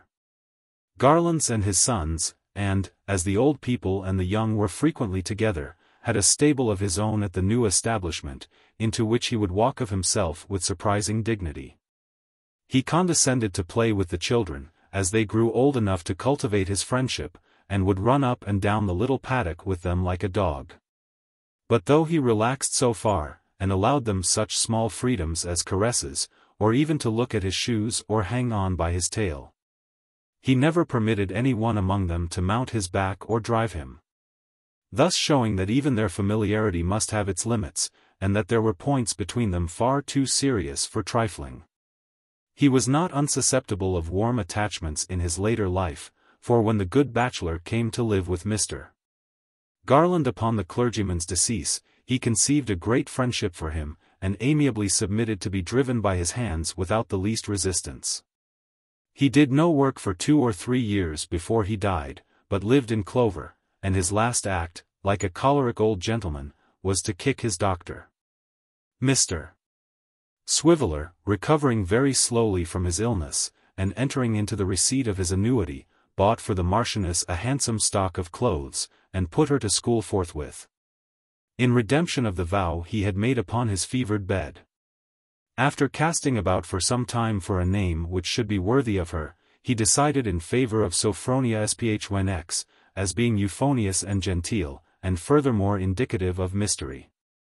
Under this title the Marchioness repaired, in tears, to the school of his selection, from which, as she soon distanced all competitors, she was removed before the lapse of many quarters to one of a higher grade. It is but bare justice to Mr. Swiveller to say, that, although the expenses of her education kept him in straitened circumstances for half a dozen years, he never slackened in his zeal, and always held himself sufficiently repaid by the accounts he heard, with great gravity, of her advancement, on his monthly visits to the governess, who looked upon him as a literary gentleman of eccentric habits, and of a most prodigious talent in quotation. In a word, Mr. Swiveller kept the Marchioness at this establishment until she was, at a moderate guess, full 19 years of age, good-looking, clever, and good-humoured. When he began to consider seriously what was to be done next. On one of his periodical visits, while he was revolving this question in his mind, the Marchioness came down to him, alone, looking more smiling and more fresh than ever. Then it occurred to him, but not for the first time, that if she would marry him, how comfortable they might be. So Richard asked her, whatever she said, it wasn't no. And they were married in good earnest that day week, which gave Mr. Swiveller frequent occasion to remark at divers subsequent periods that there had been a young lady saving up for him after all. A little cottage at Hampstead being to let, which had in its garden a smoking box, the envy of the civilized world, they agreed to become its tenants. And when the honeymoon was over, entered upon its occupation. To this retreat Mr. Chuckster repaired regularly every Sunday to spend the day, usually beginning with breakfast. And here he was the great purveyor of general news and fashionable intelligence.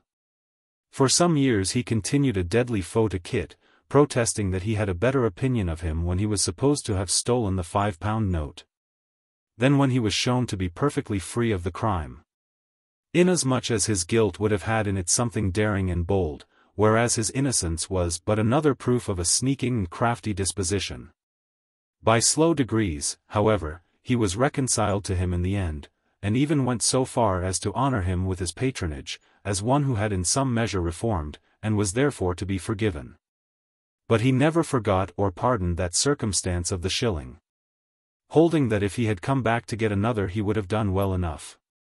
But that his returning to work out the former gift was a stain upon his moral character which no penitence or contrition could ever wash away. Mr. Swiveller, having always been in some measure of a philosophic and reflective turn, grew immensely contemplative, at times, in the smoking-box, and was accustomed at such periods to debate in his own mind the mysterious question of Sophronia's parentage.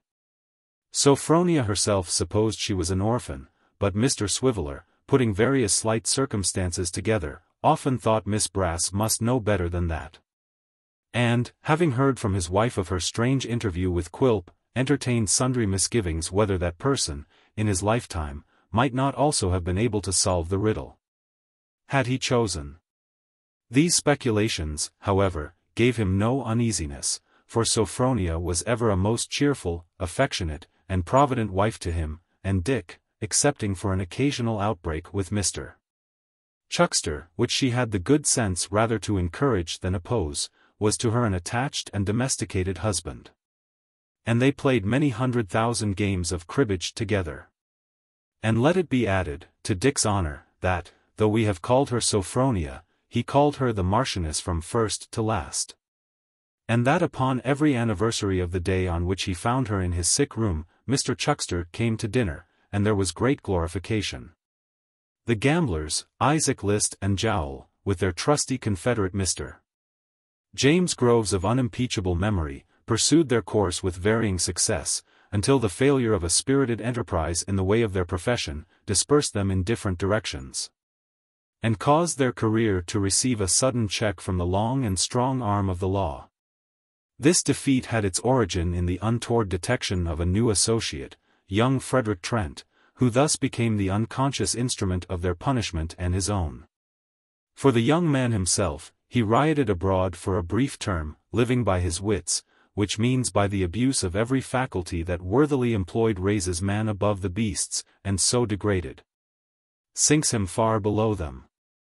It was not long before his body was recognized by a stranger, who chanced to visit that hospital in Paris where the drowned are laid out to be owned. Despite the bruises and disfigurements which were said to have been occasioned by some previous scuffle. But the stranger kept his own counsel until he returned home, and it was never claimed or cared for. The younger brother, or the single gentleman, for that designation is more familiar, would have drawn the poor schoolmaster from his lone retreat, and made him his companion and friend. But the humble village teacher was timid of venturing into the noisy world, and had become fond of his dwelling in the old churchyard. Calmly happy in his school, and in the spot, and in the attachment of her little mourner, he pursued his quiet course in peace. And was, through the righteous gratitude of his friend, let this brief mention suffice for that, a poor schoolmaster no more. That friend, single gentleman, or younger brother, which you will, had at his heart a heavy sorrow, but it bred in him no misanthropy or monastic gloom. He went forth into the world, a lover of his kind. For a long, long time, it was his chief delight to travel in the steps of the old man and the child, so far as he could trace them from her last narrative, to halt where they had halted, sympathize where they had suffered, and rejoice where they had been made glad. Those who had been kind to them, did not escape his search. The sisters at the school, they who were her friends, because themselves so friendless, Mrs. Jarley of the waxwork, Codlin, Short, he found them all, and trust me that the man who fed the furnace fire was not forgotten. Kit's story having got abroad, raised him up a host of friends, and many offers of provision for his future life. He had no idea at first of ever quitting Mr. Garland's service. But, after serious remonstrance and advice from that gentleman, began to contemplate the possibility of such a change being brought about in time. A good post was procured for him, with a rapidity which took away his breath, by some of the gentlemen who had believed him guilty of the offence laid to his charge, and who had acted upon that belief. Through the same kind agency, his mother was secured from want, and made quite happy. Thus, as Kit often said, his great misfortune turned out to be the source of all his subsequent prosperity. Did Kit live a single man all his days, or did he marry? Of course he married, and who should be his wife but Barbara? And the best of it was, he married so soon that little Jacob was an uncle, before the calves of his legs, already mentioned in this history, had ever been encased in broadcloth pantaloons, though that was not quite the best either, for of necessity the baby was an uncle too. The delight of Kit's mother and of Barbara's mother upon the great occasion is past all telling. Finding they agreed so well on that, and on all other subjects, they took up their abode together, and were a most harmonious pair of friends from that time forth. And hadn't Astley's cause to bless itself for their all going together once a quarter, to the pit, and didn't Kit's mother always say, when they painted the outside, that Kit's last treat had helped to that, and wonder what the manager would feel if he but knew it as they passed his house. When Kit had children 6 and 7 years old, there was a Barbara among them, and a pretty Barbara she was. Nor was there wanting an exact facsimile and copy of little Jacob as he appeared in those remote times when they taught him what oysters meant. Of course there was an able, own godson to the Mr. Garland of that name, and there was a Dick, whom Mr. Swiveller did especially favour. The little group would often gather round him of a night and beg him to tell again that story of good Miss Nell who died. This, Kit would do. And when they cried to hear it, wishing it longer too, he would teach them how she had gone to heaven, as all good people did.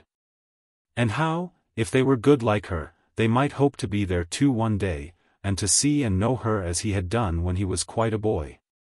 Then he would relate to them how needy he used to be, and how she had taught him what he was otherwise too poor to learn, and how the old man had been used to say, "She always laughs at Kit." At which they would brush away their tears, and laugh themselves to think that she had done so, and be again quite merry. He sometimes took them to the street where she had lived. But new improvements had altered it so much, it was not like the same. The old house had been long ago pulled down, and a fine broad road was in its place. At first he would draw with his stick a square upon the ground to show them where it used to stand.